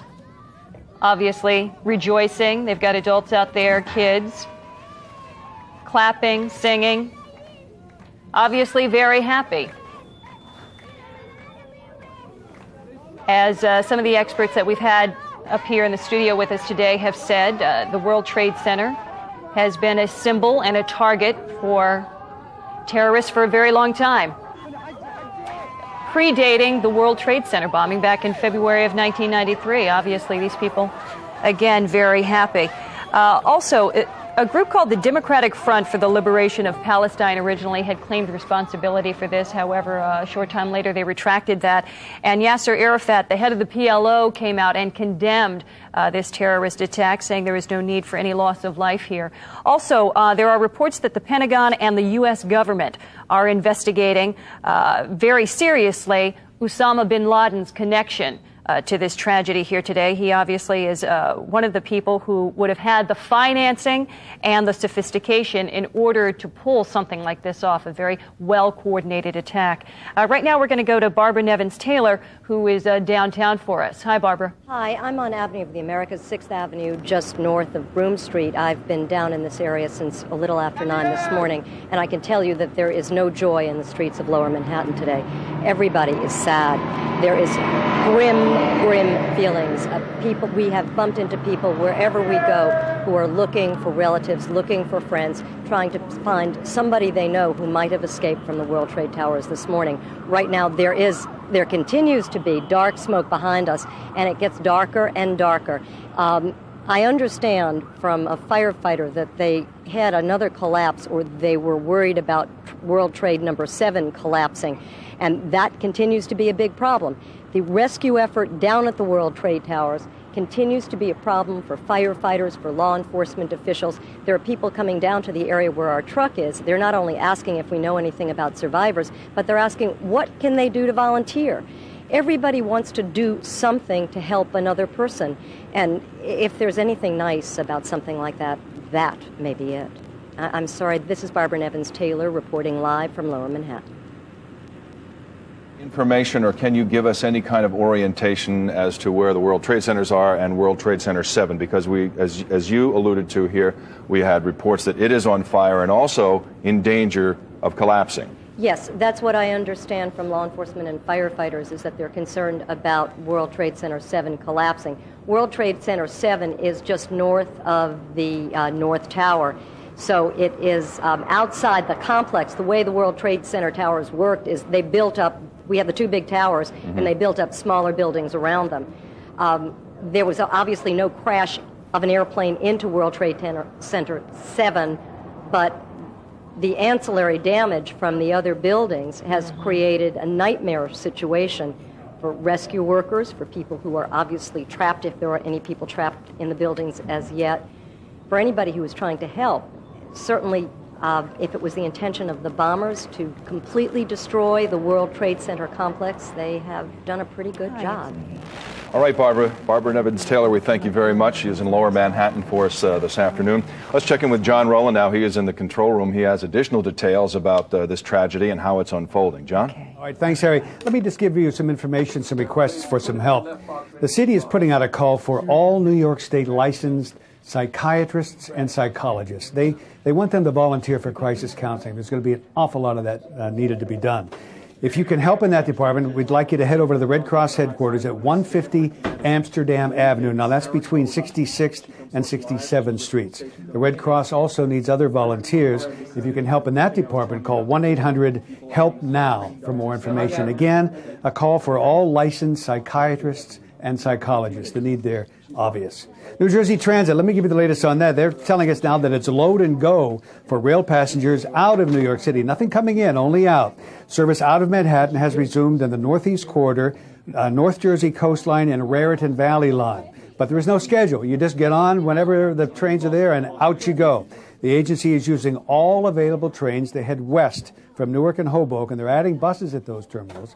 Bus service in and out of New York, again, suspended. Nothing coming in. The New Jersey transit buses within New Jersey are still operating. Once again, a call for psychiatrists and psychologists to help with all the counseling that's going to need to be done. Harry, back to you. Interesting you talk about that, John. You know, I as a parent, I had to kind of explain to my daughter as I was coming in today, you know, what this is all about. She's 13. We had to go to school. I picked her up a little bit early today. And you have to explain what it's all about. And her biggest question was, why do they want to do this to the United States? Who did it and why do they want to do it? And I think that's probably a question that a lot of us are asking. Let's check in now with Sarah Cody. She is with WTIC TV. Oh, okay, let's go to Dick Oliver instead. We'll check back with Sarah in just a moment. Dick, what can you tell us? Well, I'm at NYU Downtown Hospital. This is the only emergency room serving Lower Manhattan and the financial district. And thus far, some 300 patients have been treated here in the emergency room and a makeshift emergency room. These injuries involved lacerations and cuts, bruises, smoke inhalation, major surgery cases, and eye damage, damage from the thick smoke and ash that filled the area. Some 500 medical people are on staff here, operating and working now. They initially brought in 3 people who were dead on arrival. Then the carriage of bodies was stopped abruptly. And the head of the hospital told me that the emergency people did not want any more ambulances in the area, so the hospital has stopped receiving bodies, but they say, quote, "We will continue to receive bodies." Now, this is what Mayor Giuliani described as more than any of us can bear while the rescue workers are going through the debris. Now, mental health experts have been brought in here to the hospital to provide psychiatric help, and under a disaster plan, as I mentioned before, the hospital's cafeteria has been converted into an emergency room where there are wall-to-wall patients. I went down by there myself, wall-to-wall patients, including police officers and firefighters. So that's the situation here from NYU Downtown Hospital.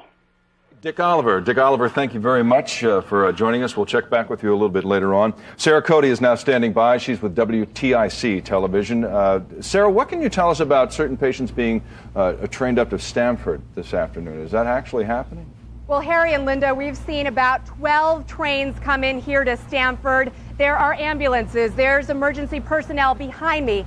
Stamford has been put on alert to take in seriously injured patients. The mayor has told us that at least 2 emergency medical helicopters, if not more by now, have landed in Stamford at Stamford Hospital with patients. But most of the people that we've been seeing get off the train are okay. Most are visibly shaken. Some are crying.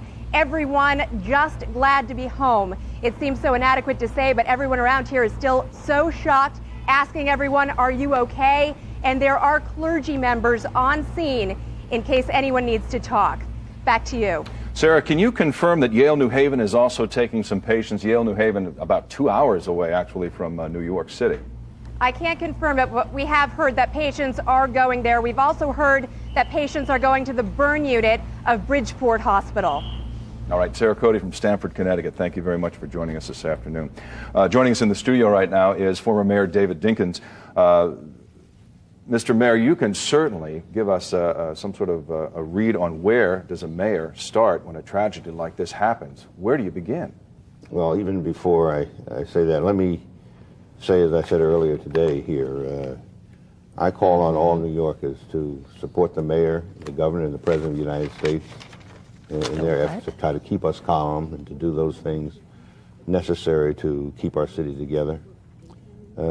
I was mayor in '93 when the World Trade Center was bombed. I was in Tokyo at the time, and or Kyoto in Japan, and we were in immediate contact with the command center. Ray Kelly, who was on here earlier, was my police commissioner. Lou Riccio, Dr. Riccio was here a moment ago. Those were the kinds of people, fortunately for us, that I had on the scene. But that was not nearly as serious as what we have today. And the only contribution I can make personally is to try to ask our people to be calm and to trust their elected officials. Well, while the scale is certainly different, the exercise is certainly similar, correct? Oh, absolutely, absolutely. But I have great confidence in the mayor and the governor and the president that they will adequately handle this. And what's important is, as a friend of mine, Peter Johnson, I asked him how he was doing, how were the girls. His office on Wall Street, and he lives on 9th, and he said his daughters had asked, well, what's this all about? And his response was, some very bad people did this, and we're going to get them. And that says it in a nutshell. What about the men who want to be mayor, the candidates that we were supposed to be voting for today? What kind of qualifications, what kind of things must they bring to the table in order to deal with something like this? I'm confident. I know all 4 of those seeking office, and while I've made a selection among them for Mark Green, I'm confident that any one of the 4 would respond adequately to this kind of circumstance. The mayor provides leadership, but every mayor is going to have good, competent people on hand to handle these circumstances. But this is certainly something that there's no training school, there's no book you read, there's no course that you can take to prepare you for something like this. Well, you said it, and it requires common sense, ingenuity, good, solid people on whom you can rely, and I think that they would have it, no matter who gets to be mayor. I'm confident. This is a great city, a magnificent city. And Americans are tough, and I say New Yorkers are the toughest of all. Don't you always have to look forward as well? I mean, look toward not just the future, but what do we do over the next 6 hours, the next 24, the next 48? Well, true. We need to look at the immediate times, some pretty ordinary type things as, well, what about schools? I think that the chancellor and the mayor handle that well in keeping the kids in school instead of having them out running around the streets. And that made a lot of sense. And I'm confident that the right judgments will be made.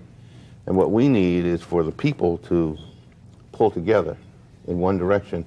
And this election will be postponed until the governor decides we should have one. In the meantime, that's the last thing that's on our minds. Mr. Mayor, are there any steps that the city can be taking, and the future mayor of the city can be taking, to make the city safer? Well, you can make it safer with respect to some things. Right. But you can't stop a kamikaze pilot. You can't stop a terrorist who doesn't mind dying. What you can do is mitigate. You can try to limit the damage that can be done. And that's why we should continue to check at airports, and we don't want people carrying weapons and bombs on airplanes. But there's certain kinds of things that they can do. But part of what's necessary, I think, and I have confidence in our government at the national level as well, that they will let it be known that we will not tolerate this. We're the mightiest nation in the world, and we ought not be subjected to this.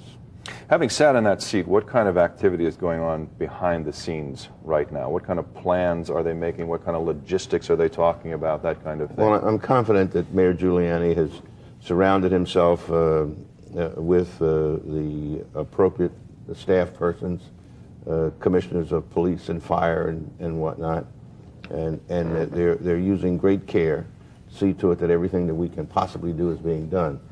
And it's very important, as I see it, to calm the people, for the people, to populace to have confidence in government and not just run amok and run wild. And we have none of that right now. Certainly we have not seen the city is very like calm. I really would expect something like that. I mean, this is such a huge, huge tragedy. It is. I commend the administration and the governor and the president on their reaction to this.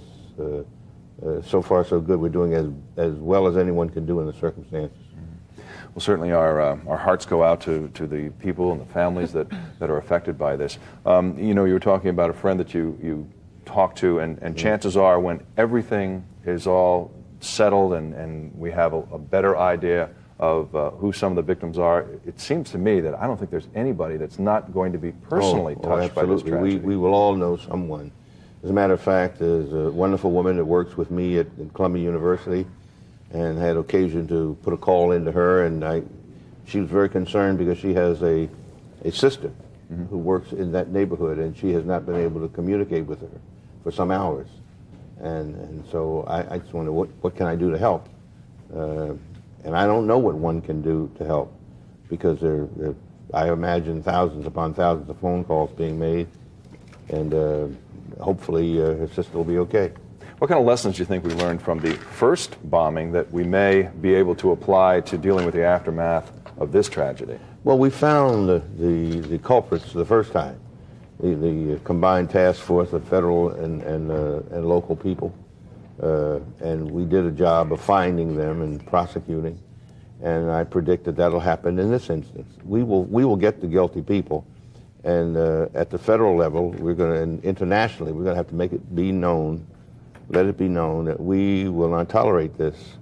There's a time to turn the other cheek, and there's a time not to. Of course, everybody on the international scene seems to be saying, hey, wasn't me, wasn't us, we're not responsible for anything like this. It'll come out. This is too big a concerted, well-coordinated effort for it to be kept quiet. Somebody will let it out. Hi, friend. How are you? Good. I'm happy to see you, but not happy to see you under these circumstances. How are the children? Everybody's fine. In fact, Good. My children were sent home early from school, and they brought them to church, and they prayed. That was good. That was good. Take your mayor hat off for a minute.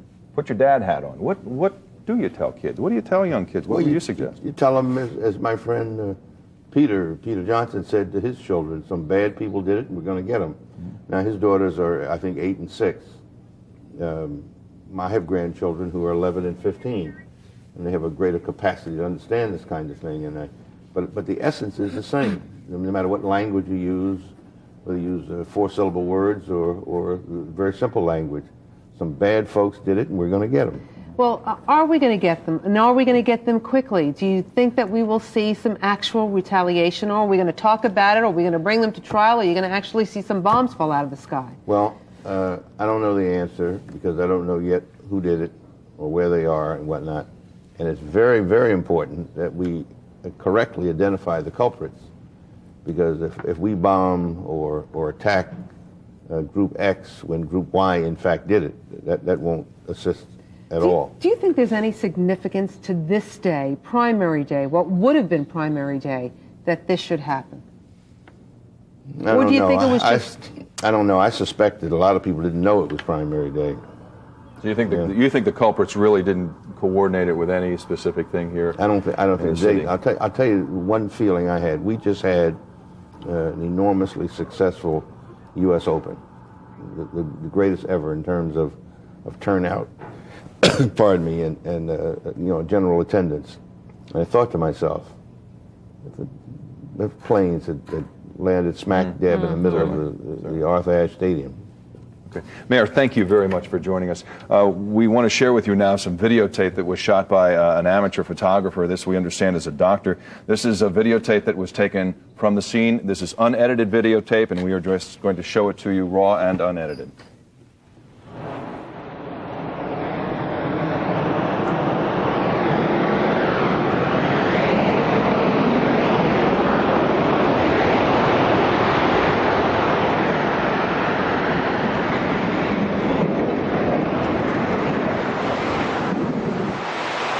I hope I live. It's coming down on me. Here it comes. I'm getting behind a car.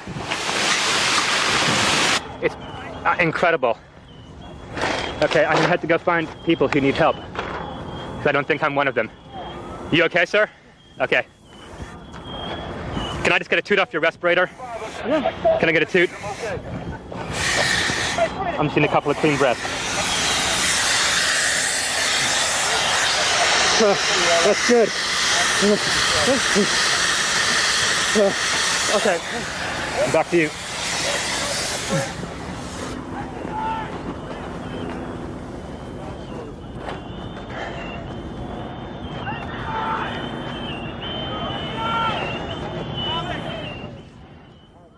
Amateur. Once again, that was amateur videotape, which was taken by a physician, as we understand it, and that, I think, gives you an idea of the tremendous force of that cloud in the aftermath of the World Trade Center falling down. You could hear him say, "Give me a toot" on that respirator. Obviously, he was gasping for air. The smoke and the soot that we have heard so much about, giving this person trouble. He had to take cover in a car, that's right, underneath a car or by a car, to stay out of the wave of soot and ash that was coming at him. And you could see it was quite a remarkable shot. And you talk about New York's bravest and finest, in the middle of all that, still remembering their responsibilities and trying to get people to safety and to rescue them. Now, Bob O'Brien has been at the Jersey City Medical Center. Let's listen to what he had to say.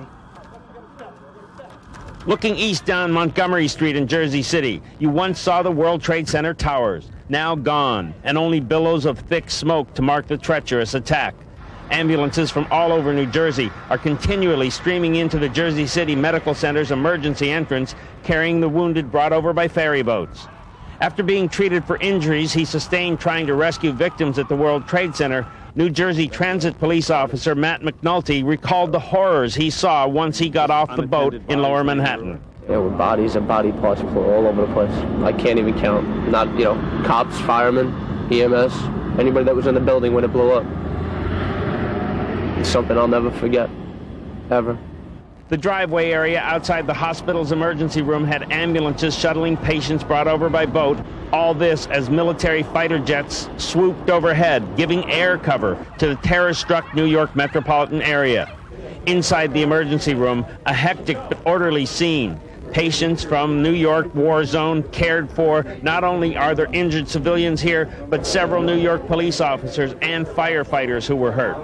As blood shipments arrived from New York to bolster the Jersey City Medical Center supply, the hospital was supplying ambulance crews with medical supplies needed at the Liberty State Park landing site. Jersey City mom Angelina Boone was desperate for information on her 25-year-old son Musa, who just started working last week as a maintenance man at the World Trade Center. I was watching TV this morning, and I saw the very building he's supposed to be working in crumble. And I got a call from some friends saying that the stairs were crumbling down and that they believe it was my son that was put on a boat, burned, and I'm waiting to see if it was. Medical Center admissions worker Crystal Barnett was watching as the second jetliner smashed into the World Trade Center. I was standing in a parking lot. We were looking at the smoke as it was coming from the first building. And all of a sudden, the plane came and hit the building. And then we seen a whole lot of fire and smoke. And then half an hour later, the building was coming down. That was Bob O'Brien reporting from Jersey City Medical Center. Hi. Rosanna, let's check in now with Dan Stevens. Dan Stevens is on the line. He is a public information officer. He was monitoring a 911 call. Is that correct, Dan? That's affirmative. We received a 911 call here at our 911 center. Okay, and you were from, we should point out you were from Westmoreland, Pennsylvania. Tell us where that is, Dan, all right. just it's quickly. Actually located in between, it's actually about 30 miles southeast of Pittsburgh. Okay. We would be located in between Pittsburgh and Somerset, where the crash site is located. Okay, so you're going to be talking about the third crash that we experienced today, this morning, correct? Go ahead. We received a call at 9:58 this morning from an individual, appeared to be on the plane, stating that the plane has been hijacked, said that numerous times. Now, through the conversation, we did obtain additional information that we're not allowed to release at the request of the FBI. Mm-hmm.